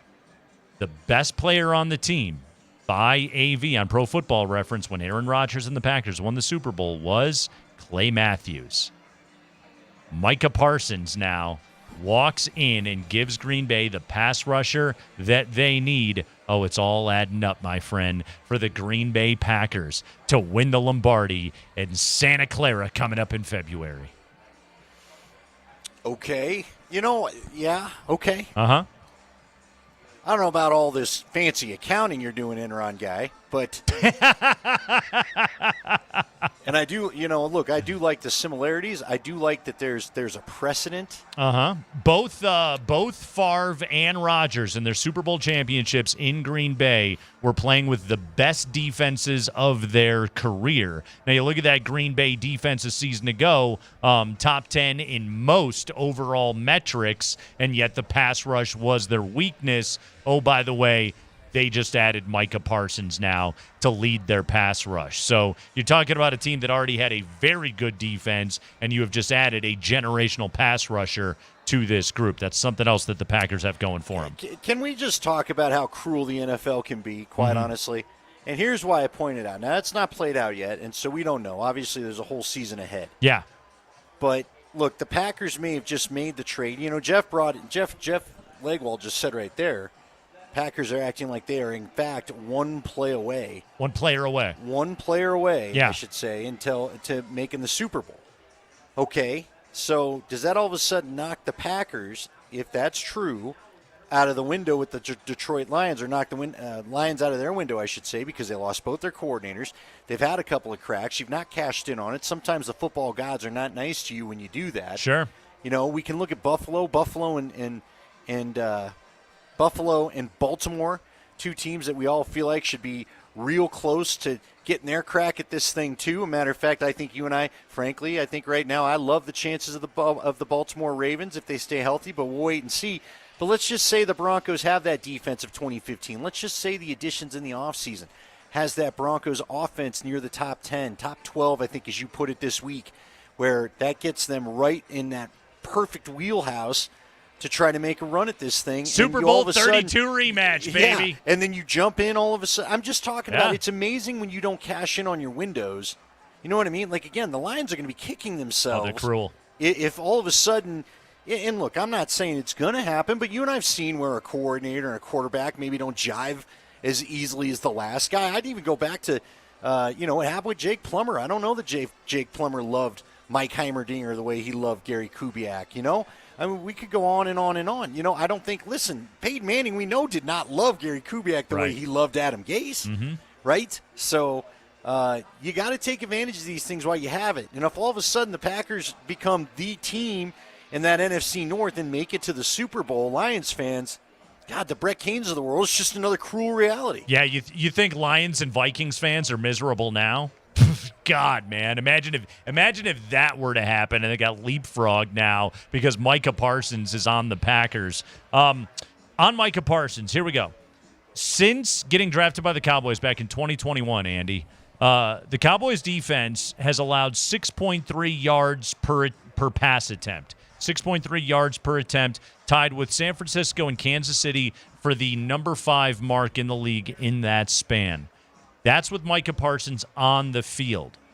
Without him, when he's been off the field in the last 4 years, they dropped to 32nd in yards per attempt against them as a defense, to give you an idea of his value. I've got one more note on how good a player the Cowboys just gave up. So The Athletic had this handy little table for you to give you the career sacks in the first 4 seasons and the pressure rate from the player via Pro Football Focus. Okay, this is since 2000, generational pass rushers. By sacks, Micah Parsons is 3rd, trailing J.J. Watt with 57 and DeMarcus Ware with 53.5. J.J. Watt? Parsons, 52.5 sacks over his first 4 seasons in the league. By Pro Football Focus pressure rate, he is at 19%. That is higher than J.J. Watt, who was at 14%. They didn't track it for DeMarcus Ware. Next best on the list, Von Miller at 15.9%. Parsons' pressure rate, 19% in his first 4 seasons in the league. Better than Dwight Freeney, T.J. Watt, Von Miller, Nick Bosa, Myles Garrett, Khalil Mack, and Max Crosby. And that's the dude that Dallas just gave up. Man, and again, everyone, I don't have to point it out, a lot of people remember, you lose Luka Doncic and Micah Parsons in the same calendar year. Not even that, 6 months apart? Yeah. 5 months apart? Uh-huh. Are you kidding me? Yeah. If you're a Dallas fan, and I've heard from a couple, and one of our good listeners here has sent me a few messages on Twitter about, he literally said, where do I go get my Bo Nix jersey, basically. We've done this dance in Denver. Now, Jay Cutler was not to the level of Micah Parsons, but you've done the thing where you're trying to tell yourself it's going to be okay without the guy that stirs the drink. And I just don't know. Again, I don't know how does Jerry think this is all going to end up? Seriously. I think he looks at it and he says, okay, this is comparable to the Herschel Walker trade in 1989 where the Cowboys got 3 first-round picks, okay? Some differences. The Cowboys had been 3-13 the year prior. They would start at 0-5, and they traded 27-year-old Herschel Walker. Okay, what's wild about it is but like Jeff Legwald just said earlier this hour, with the Dak Prescott contract, with what you're paying CeeDee Lamb, the way that team is constructed, the Cowboys are built to win now. The Cowboys are built to be a win-now team. They weren't in a full rebuild like they were back in 1989. And what's wild about it, and I should add this, is Micah Parsons runs a 4.39 40, okay? I'm willing to bet you that Micah Parsons today is faster than Herschel Walker was in 1989. And Herschel Walker's an all-time great back, Andy, but I promise you, Micah Parsons, better player. All right, and there's not only that aspect about it. How does this hurt Jerry and players wanting agents wanting players to go to the Cowboys after this? It goes to show you are apparently not operating in the modern NFL. Is what it tells us. And good on you. You have the spectacle. Jerry You Jones got all your headlines. Jerry and Steven yesterday was a return that we couldn't say no to. First off, that seems insane to me too. Like, why did the Cowboys not a week ago just put a full stop on this and just send out a declaration like, hey, everybody in the NFL, call with your best offer. Open bidding war, okay? And Micah will go wherever we send him right now. Why not? Why not do it that way rather than say, okay, we'll take 2 first-round picks, which if Green Bay lives up to their hype, will be down in the 20s. And, oh, by the way, you got Kenny Clark, who's a good player. I'm not kicking Kenny Clark out of bed, but he's a 30-year-old defensive tackle in the last year of his contract.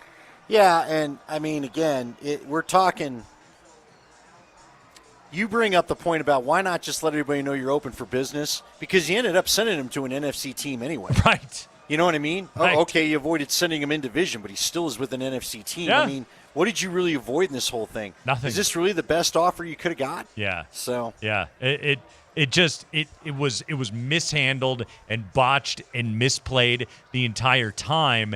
And really, Andy, outside of just the social media scrub, which who cares, right? Outside of that, Parsons generally, his camp kept all this stuff under wraps. Jerry had no problem trashing Micah and his agent publicly. Micah didn't really do that. Because he had no leverage. Yeah, he didn't trash the Cowboys. He was under contract, and they had the franchise tag in play. Yeah. So It's insane the way that this all worked out. Andy Lindahl live at Folsom Field. The Buffs and Georgia Tech. Year 3 of the Coach Prime era kicking off coming up at 6 o'clock. We got the 5 biggest stories of the day from around the NFL. We're going to hear from Jerry Jones. We're going to hear from Matt LaFleur. We're going to do all of that next on Altitude Sports Radio 92.5.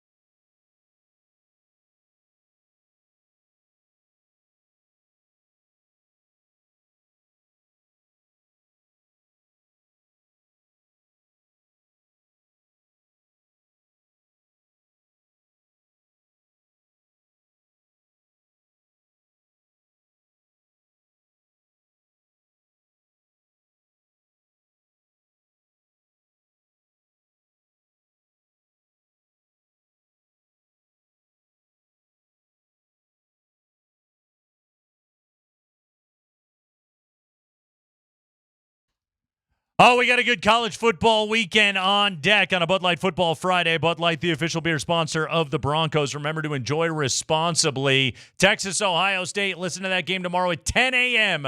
right here on Altitude Sports Radio 92.5 as Arch Manning and the Longhorns take on Jeremiah Smith and those Buckeyes. Good college football day on deck tomorrow. Another top 10 matchup with Clemson and LSU tomorrow night at 5:30. Good games all over the place. Bama and Florida State. Plus, Spring, I know you're jacked for this one. Your Oklahoma Sooners will take on the Fightin' Katie Wingies of Illinois State at 4 o'clock tomorrow. Sorry, Katie. Actually, you never know with the Sooners. I they think, got Cubs syndrome sometimes. You know what I'm talking about. I think you know against the Redbirds. Yeah, they'll win. They'll win. I'm reasonably confident of that. So that's all coming up in week number 1 of the college football season. Of course, game of the night, not the Buffs and Georgia Tech, Illinois and Western Illinois kicking off coming up at 5:30. But maybe that's just me. Spring, let's hit the 5 biggest stories of the day from around the NFL. What do you got for us today? All right, hey, tonight we have, what is this, Division II? It's not FCS. It's not FBS because I don't see a line on this game. We got Dayton versus Eastern Illinois. Yeah, can you feel it? So Eastern Illinois is the alma mater of Sean Payton. Dayton. Of Sean Payton, Mike Shanahan, and Jimmy Garoppolo, all Eastern Illinois Panthers, Spring. Yeah, is that Tony Romo as well? Tony Romo, very well done. Yes, Eastern Illinois has produced some very, very fine players. And John Gruden went to Dayton, so we got a little wager here. The Dayton Flyers. Yeah, Eastern Illinois versus Dayton, Sean Payton. John Gruden, alums of each school respectively. Sean Payton laying down the gauntlet. I suggest we get a little bet going, a little wager, I like to watch that show of yours where you open the boxes, that have been sent from everywhere in the country. My problem with that show is the tape cutter. The tape cutter's dull. All right, it takes you forever to open the box. So, and I kind of need a tape cutter here. So we're going to bet a high-tech tape cutter, all right, and a dinner on this game tonight. High-tech tape cutter. John Gruden, do you accept? And I heard your bet. I'll bet you a fancy box opener. And I want dinner in Shanahan's restaurant in Denver. Oh, boy. Ooh, got a stake on the line. Well, I tell you what, Andy. John Gruden is... he's picking up the tab because that game was last night. Eastern Illinois, a 24-14 victory over the Dayton Flyers of the Pioneer League. Congratulations, Sean Payton. He is officially 1-0 in the 2025 football season as Eastern Illinois comes out on top in that matchup. Cole LeCroux throwing for $129 for the Panthers. But, man, dual threat athletic quarterback, 26 carries for 193 and 3 tutties. Cole LeCroux and the Panthers coming out on top of Bryce Schondelmeyer and the Dayton Flyers. Oh, hey, you can't stop Eastern Illinois football. By the way, Cole LeCroux, Andy, Cole LeCroux out of Broomfield, Colorado. All right. The quarterback at Eastern Illinois. You keep calling me Andy. Or Mark. Yeah, whatever the hell your name is. You get into a rrhythm. I really do. And Andy has disappeared on us. I am mailing things in here on a Friday afternoon. Andy is walking down to the sideline right now. Cole LeCroux out of Broomfield, though. Hey. Eastern Broomfield? Illinois. That's great. That's a city that's just north of Denver. That's us. Absolutely. You ever do that thing where you're like, oh, hey, that's where I'm from. That's where I live. Broomfield, home of the Eagles. Once an Eagle, always an Eagle. Do you know why it's called Broomfield, Spring? They like brooms. Because of the grass that grew in the plains of Broomfield that was then picked and used to make brooms. Oh, so it is broom related. It is. That's why it's Broomfield. All right. These are things that I know about Broomfield, Colorado. Wow. Uh-huh. That's an appropriate name. Thank you. That's for that city. Well done to the folks of Broomfield. That's all I got for you. Oh, that's what Sean Payton's up to. Okay. Well, Yeah, that's what he was doing. Well, that's what he's going to go to Shanahan's with John Gruden. Years ago, I remember Woody Page and Jay Mariotti. I remember Woody telling me this story. Woody Page and Jay Mariotti, they had a bet on dinner, and I don't even remember what the bet was, but Mariotti won the thing, and Woody simply mailed him a check because he said, here, this is so you can buy dinner, but regardless of whatever happens, I'm never going out to dinner with you. That is some great old school around the horn right there. That really is. Those are the good old days right there. All right, Spring, what's next? Okay, that Micah Parsons trade. You know that trade. It's kind of a big trade. So after our show got off the air last night, Jerry Jones talked to the media. Let's hear from him, his comments last night, and then Matt LaFleur just talked to the media. But let's start with Jerry, some highlights of what he said last night. We did think it was in the best interest of our organization, not only the future, but right now, this season as well. We've gained a Pro Bowl player. We've gained a Pro Bowl player in an area that we had big concerns in on the inside of our defense. Micah Parsons did an outstanding job for us for 4 years. And a little bit of the way Herschel Walker may have had his greatest contribution to the Cowboys. What he brought to us when he left could be a tremendous thing for our fans and the success of this team. We not only gives us 4 first-round picks over the next 2 years, we not only do that, nothing says we can't use some of those picks right now to go get somebody right now. Don't rule that out. So apparently Jerry is in the trade market. Also, this is apparently in the best interest of their organization. But again, now reports have since come out that there was a 5-year, $200 million offer on the table for Micah Parsons. So I guess that it wasn't in the best interest of your organization when you made that offer, Jerry, I guess.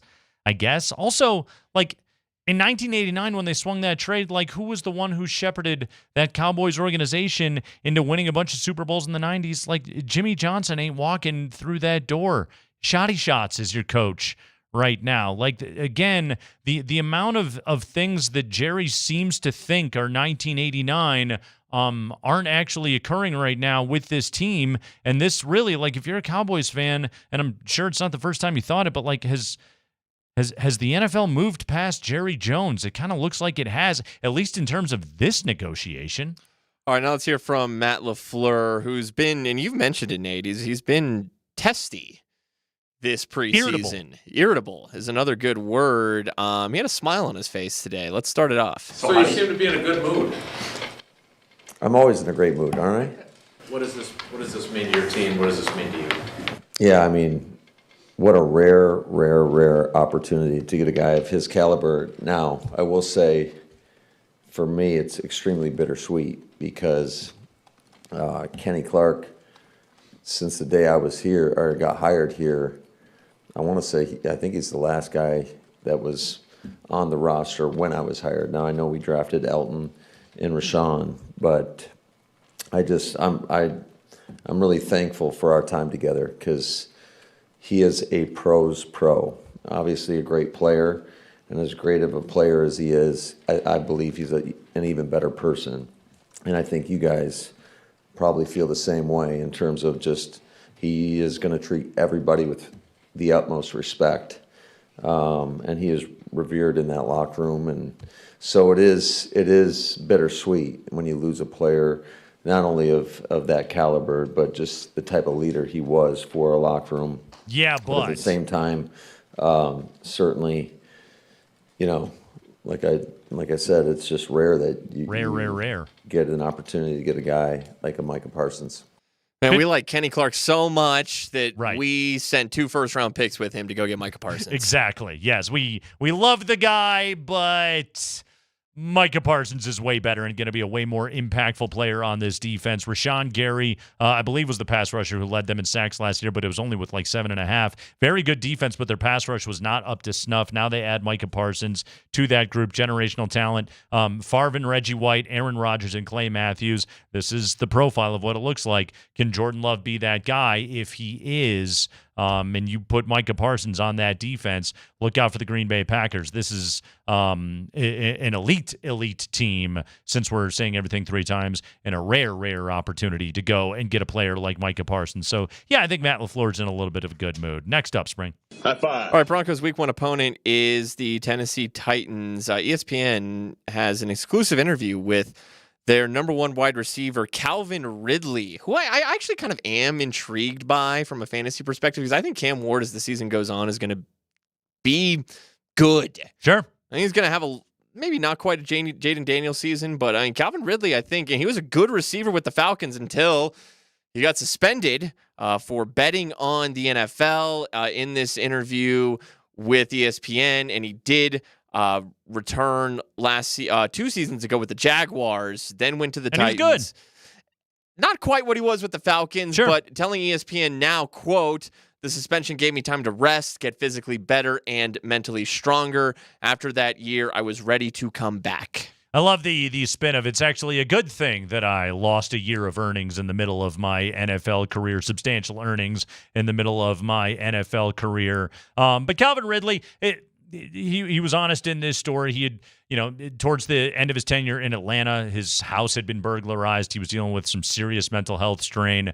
He had asked the Falcons if he could go away for a while. While he was away, he was hanging out with his younger brothers. Apparently, they got into some sports betting, and the NFL found out about it. He bet on 2 NFL games, and boom, he was suspended for an entire season, came back with Jacksonville, now in Tennessee, and a well-compensated wide receiver with the Tennessee Titans. Had a good year, not a great year, but a good year last year. He was a 1,000-yard receiver. I'll tell you this, you're intrigued by him from a fantasy standpoint. I would tell you this, Spring, don't start him week 1.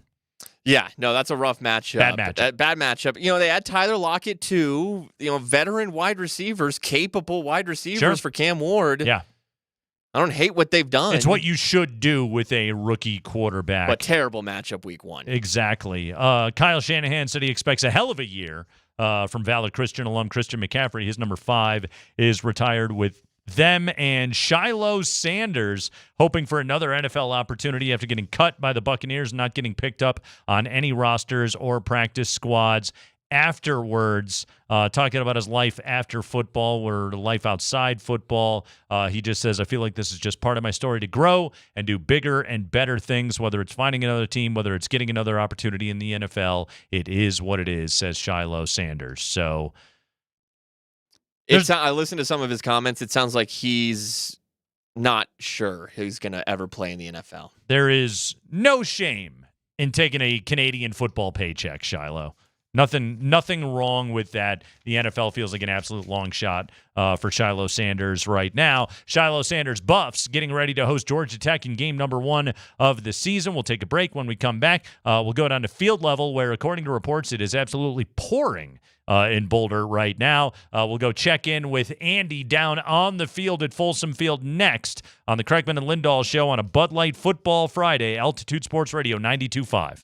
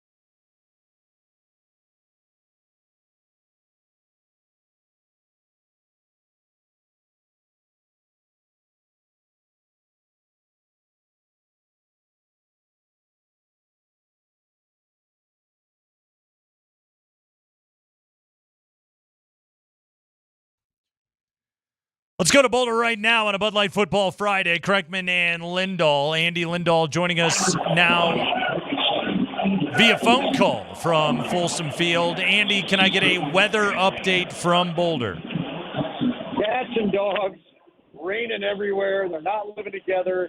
We've got the Buffs on the field warming up. Only a smattering of Georgia Tech players that come out right now, but a torrential downpour, Nate. I sent you a picture of our guy, Reed. You could go ahead and tweet it out if you want to. He said it's cool.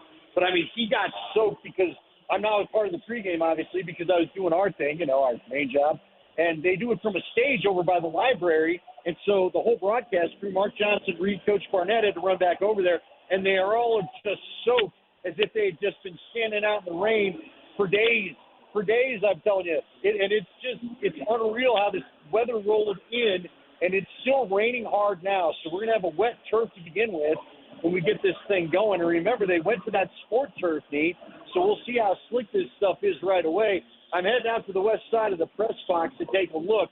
It looks like we might get some clearing, but I think this rain's going to stick around. And certainly, I would bet if I had to, I'm no Chris Bianchi, but I bet you it's raining at kickoff, Nate. Yeah, it certainly, and I'm looking at the radar right now. It's going to rain for a while. So if any of you are listening to this right now and you're on the way to Boulder, well, we certainly hope that you brought the weather, the rain gear, the waterproof equipment with you. I know that Andy is well geared up. Professional sideline reporter Andy Lindahl is never caught off guard by the conditions. I can assure you of that. Andy, so Georgia Tech.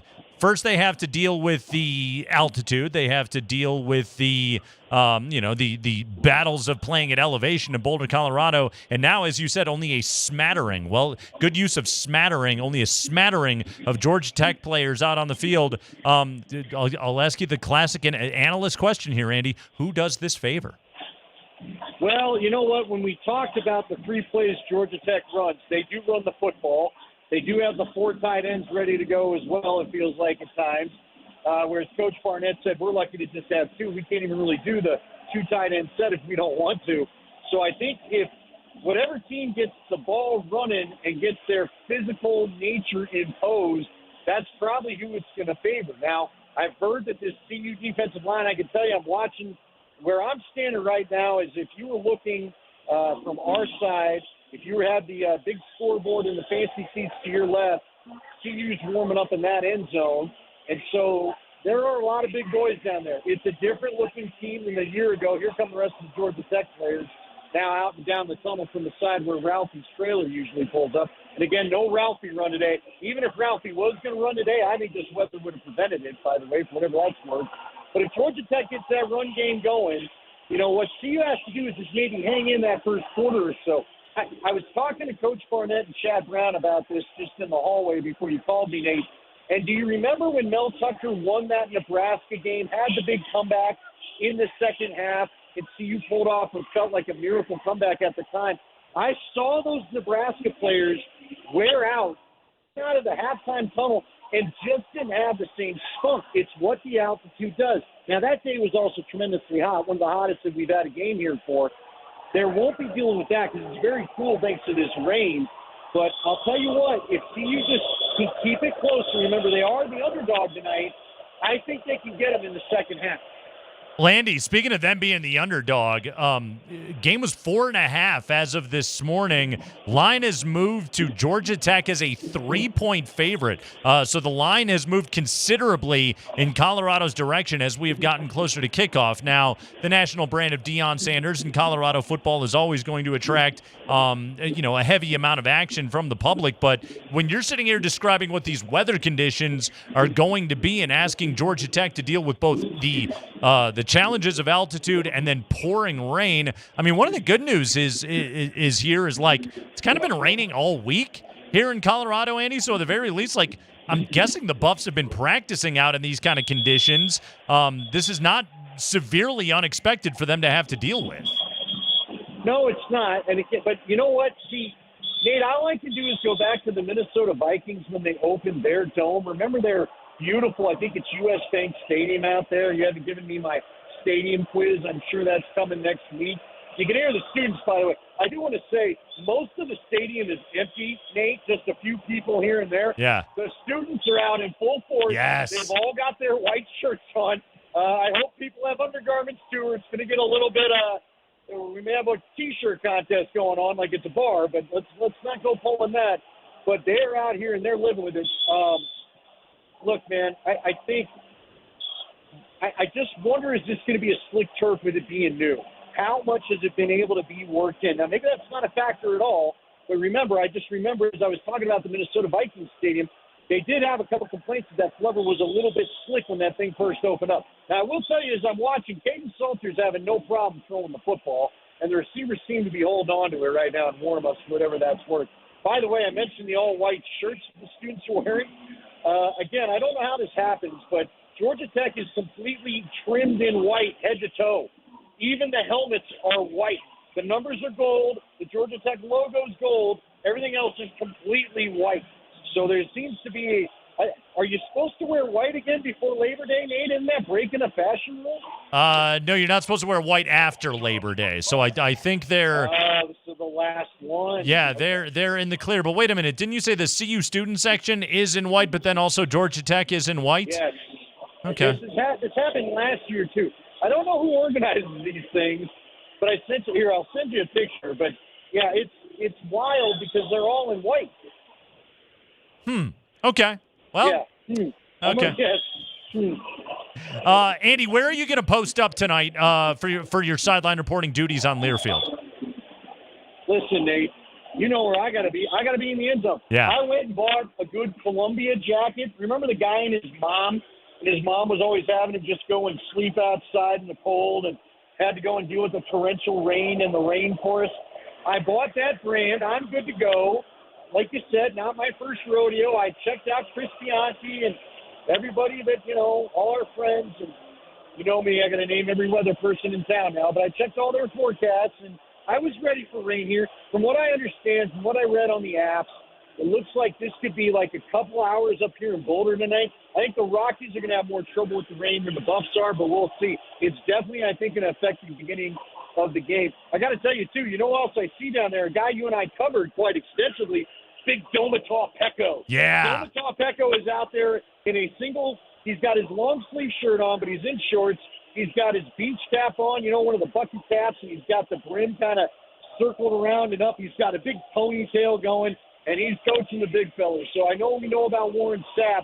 One of my favorite guys to cover when I was at the Broncos was Domataw Pecco when he showed up here with Vance Joseph. Yeah, Domataw Pecco does not get cold. We're talking to Andy Lindahl right now. He is on the field at Folsom Field as Colorado is warming up to take on Georgia Tech. Andy, give me the scouting report on this Colorado offensive line. Obviously, Jordan Seaton at left tackle, but Xavier Hill, the left guard, the transfer from Memphis, Xylon Chrysler, the transfer from Illinois at right guard. Like, there's more beef up front than Colorado has had. This is your first look to lay eyes on this group. How does this offensive line look? The reports weren't lies. Here's the thing, and Mark Johnson's been saying it, and they exemplify it right now. They look like a Power 5, Power 4 offensive line, okay? And listen, you may think big whoop if you're not familiar with Colorado football, but Nate knows all too well. A lot of the CU fans know all too well. I used to talk to Charles Johnson about this. Unfortunately for CU, a lot of their offensive lines, and frankly some of the athletes themselves, have not looked like you would expect athletes to look at the Division I level. That's just been the plain truth of it. This looks like a Power 5 offensive line. I guess I'm going to keep saying Power 4 offensive line.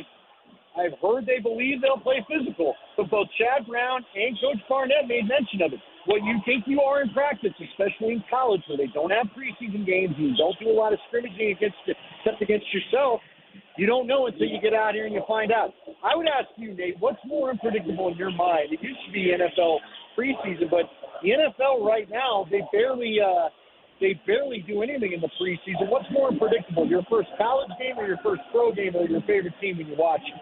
It's you know what, Andy? Like, I'm thinking about, and as you ask that question, I'm thinking about the possibility of Julian Lewis getting out on the field tonight, the true freshman quarterback for the University of Colorado. Like, not just week one of the season for him, it is week one of his college football career. Deion Sanders has said that he plans to get Juju involved in the offense. I do wonder, again with these conditions, because you want to be a run-heavy kind of team, do you want to put Juju Juju Lewis out there and tell him to sling the ball around if the conditions are challenging, taking snaps, being able to have a grip on the football, those kind of issues, dealing with slippery turf or anything else that you're going to have to do. Does that mean that this was going to be more of a Caden Salter game than it previously was scheduled to be?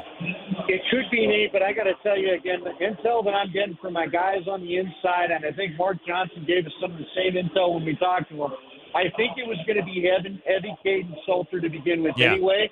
Coach Prime knows, that you got to get these early games. I think they'd love to get the upset here. By the way, Coach Prime in his cowboy hat and sweatshirt, they're doing the field goal warm-ups right now. Right now they're kicking from about the 37-38, and Coach Prime is right next to the holder, and he ran up on the kicker one time and almost faked the rush. So Coach Prime, no effects of what he dealt with in the offseason. He's bouncing around. He's showing great energy, and he's extremely easy to pick out there as he's in the middle of his team. But, look, I think we will see a little of Juju Smith, or Juju, help me out. Julian Lewis, Juju Lewis. Yeah, thank you. Juju Lewis. I always say Smith.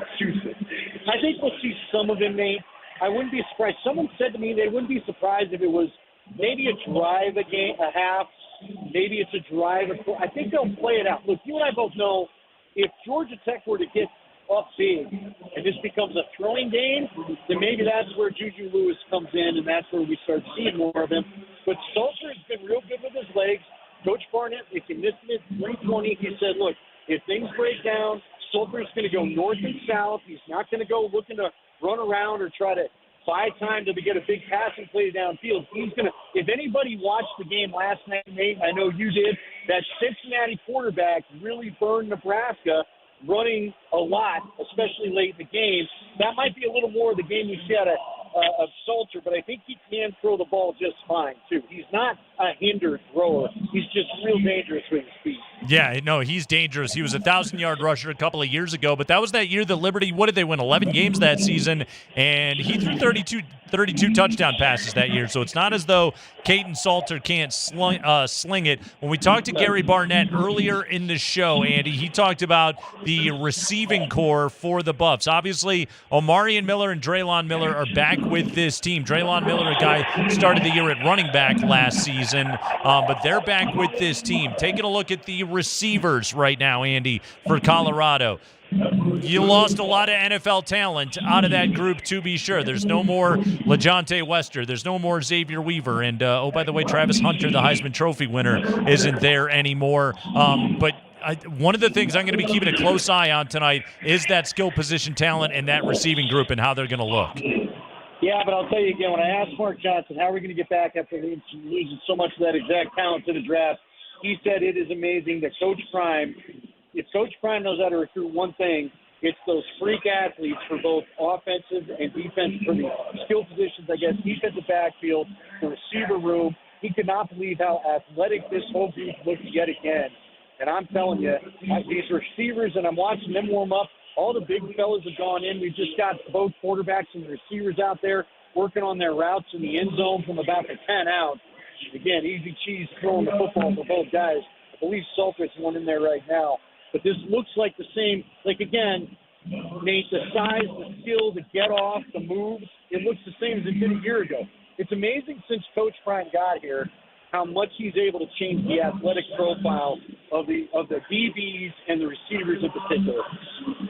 All right, so Andy, I believe, and can you confirm this, and I'm looking at the picture that you sent me earlier today, I think I have spotted the Coach Prime porta potty with the Depends tent. I have spotted it at right around the 20-yard line, between the 20 and the 15, just below the white-clad student section.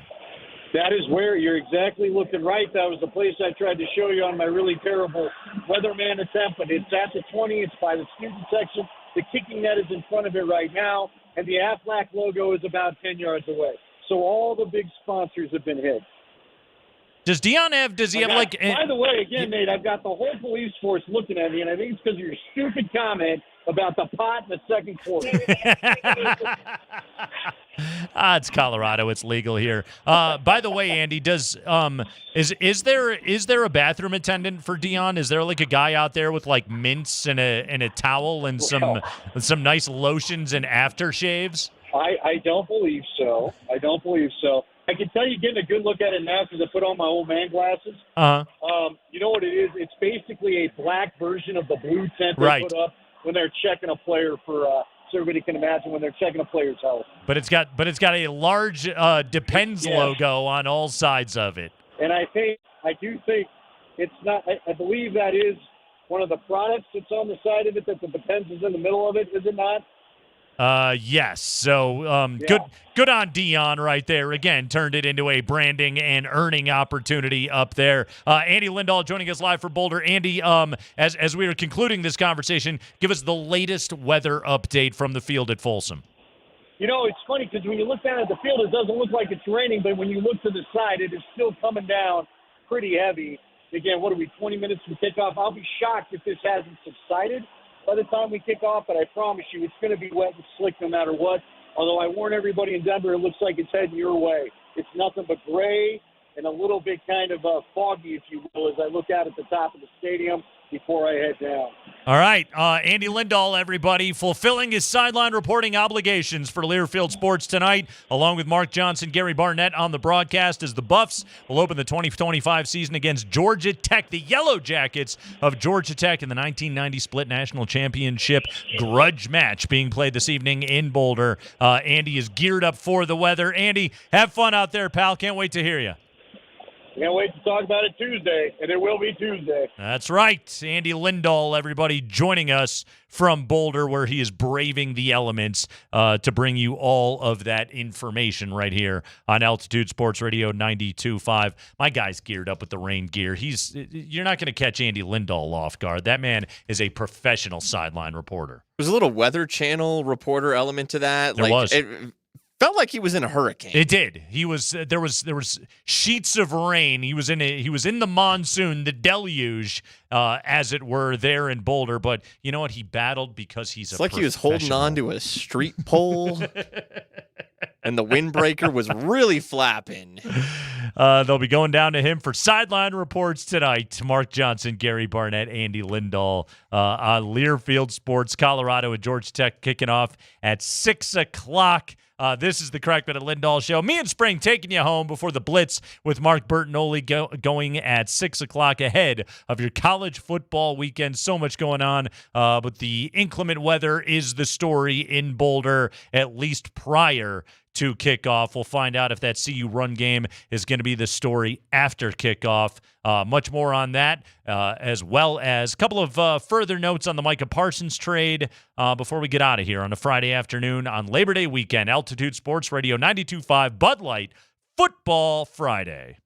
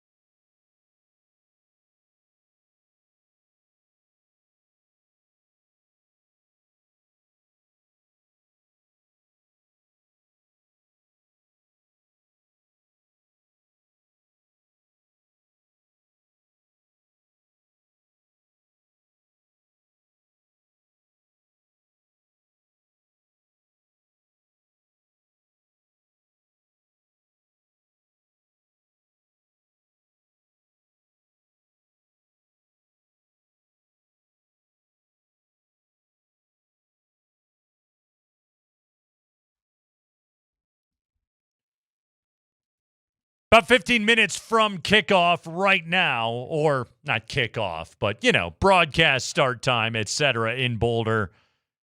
And it is raining.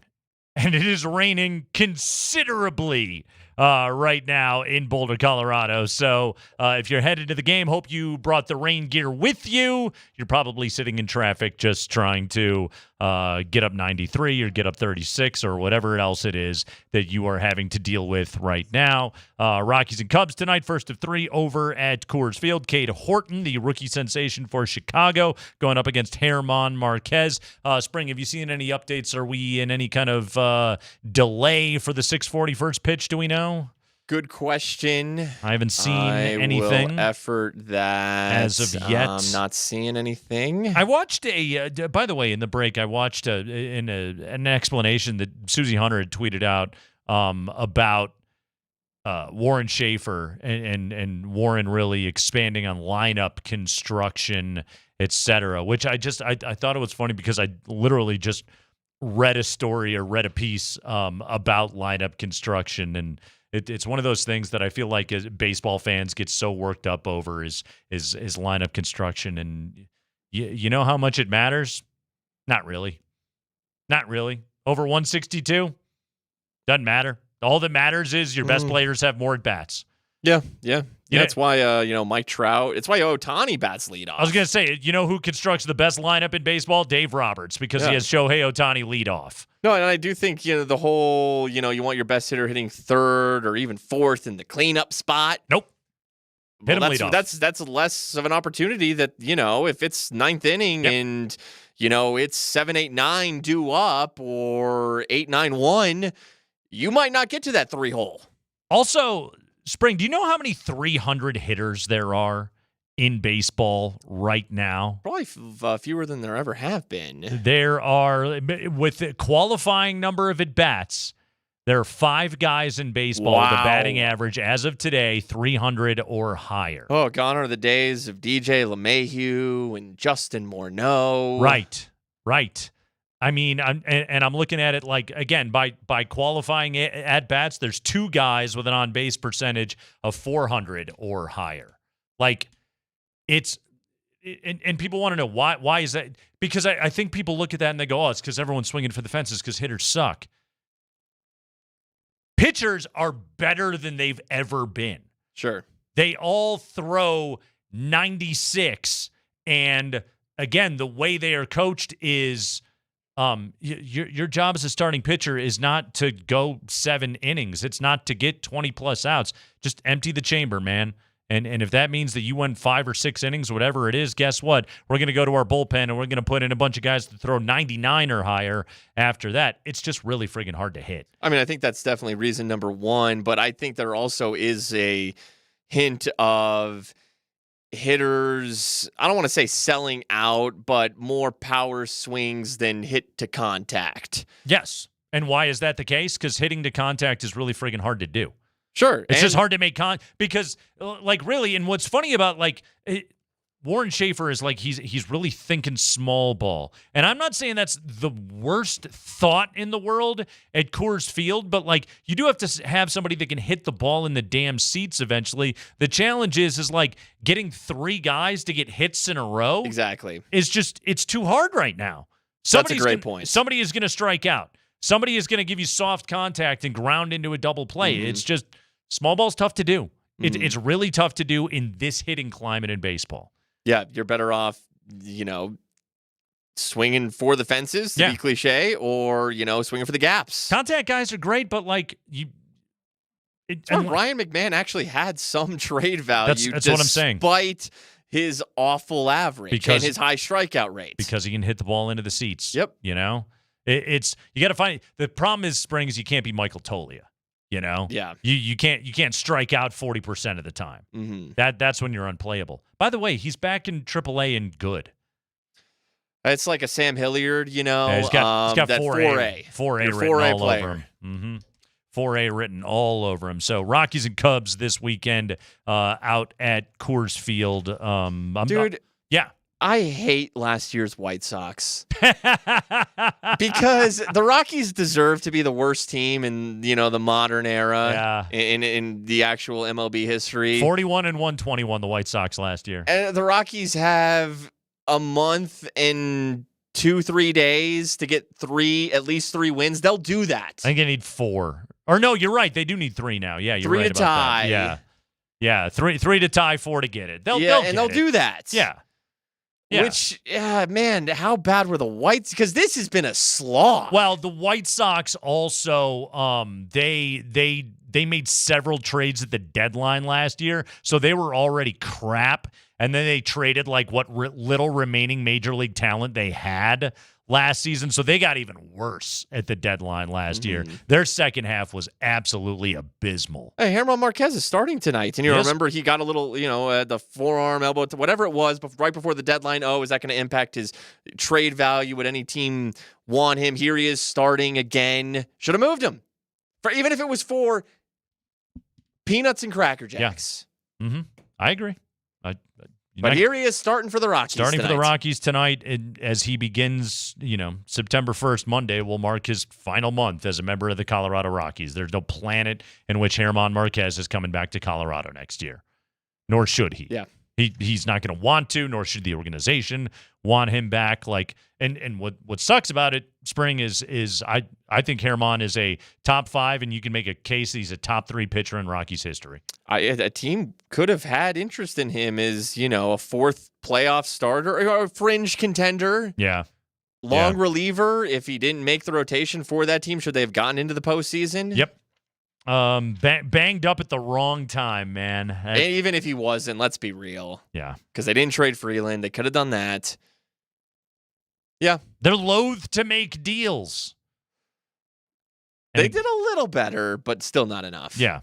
Still better, but not nearly aggressive enough. So there we go. See, we worked in baseball talk on a Bud Light Football Friday. Well, we just don't know what to expect from this Buffs team. Yeah. And again, I'm very interested to see how is this run game going to go.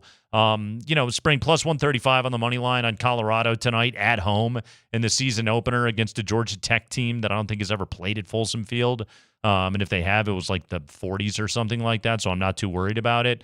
So I tend to like Colorado there. 49.5 total has gone below 50 on that game, and I'm sure news of the weather is getting generally to the betting public right now. Colorado and Georgia Tech coming up tonight. Tomorrow at 10 a.m. right here on Altitude Sports Radio 92.5 Spring.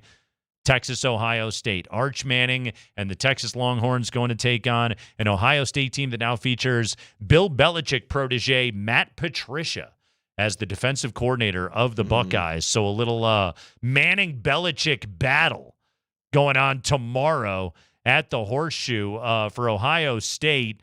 Jeremiah Smith, who everybody remembers from last year and what he did in the playoffs, didn't do much in the national championship game. They kind of bracketed him with coverage. But last season, Spring, one of the great true freshman seasons of all time, 1,315 yards, 15 tutties. And then, he scored 4 touchdowns in the first 2 rounds of the playoff last year. That dude he's a guy that, had he been in the NFL draft this year, after his true freshman season, Jeff Legwold said that's a top 5 pick, maybe a top 3 pick. Yeah, but, that's tomorrow morning. That really kicks off the college football season. That's a great game. That's a great game to start. And every time Texas and Ohio State play, it's always a good game. I'm not a huge Steve Sarkisian guy, but, and we haven't seen Arch Manning in a big-time game, in a big-time role yet. But, and I've been saying it all week, I just don't see Arch losing his true debut. I think the Arch era gets off with a dub, and the odds makers, the bettors must have been listening to the Blitz all week because Texas were slight dogs all week. Now they're slight favorites. Yeah, 1-point favorite. Going into Ohio Stadium. Spring. I really don't remember a quarterback with as much pre-starting days hype as Arch. I don't either. There have been other quarterbacks that have had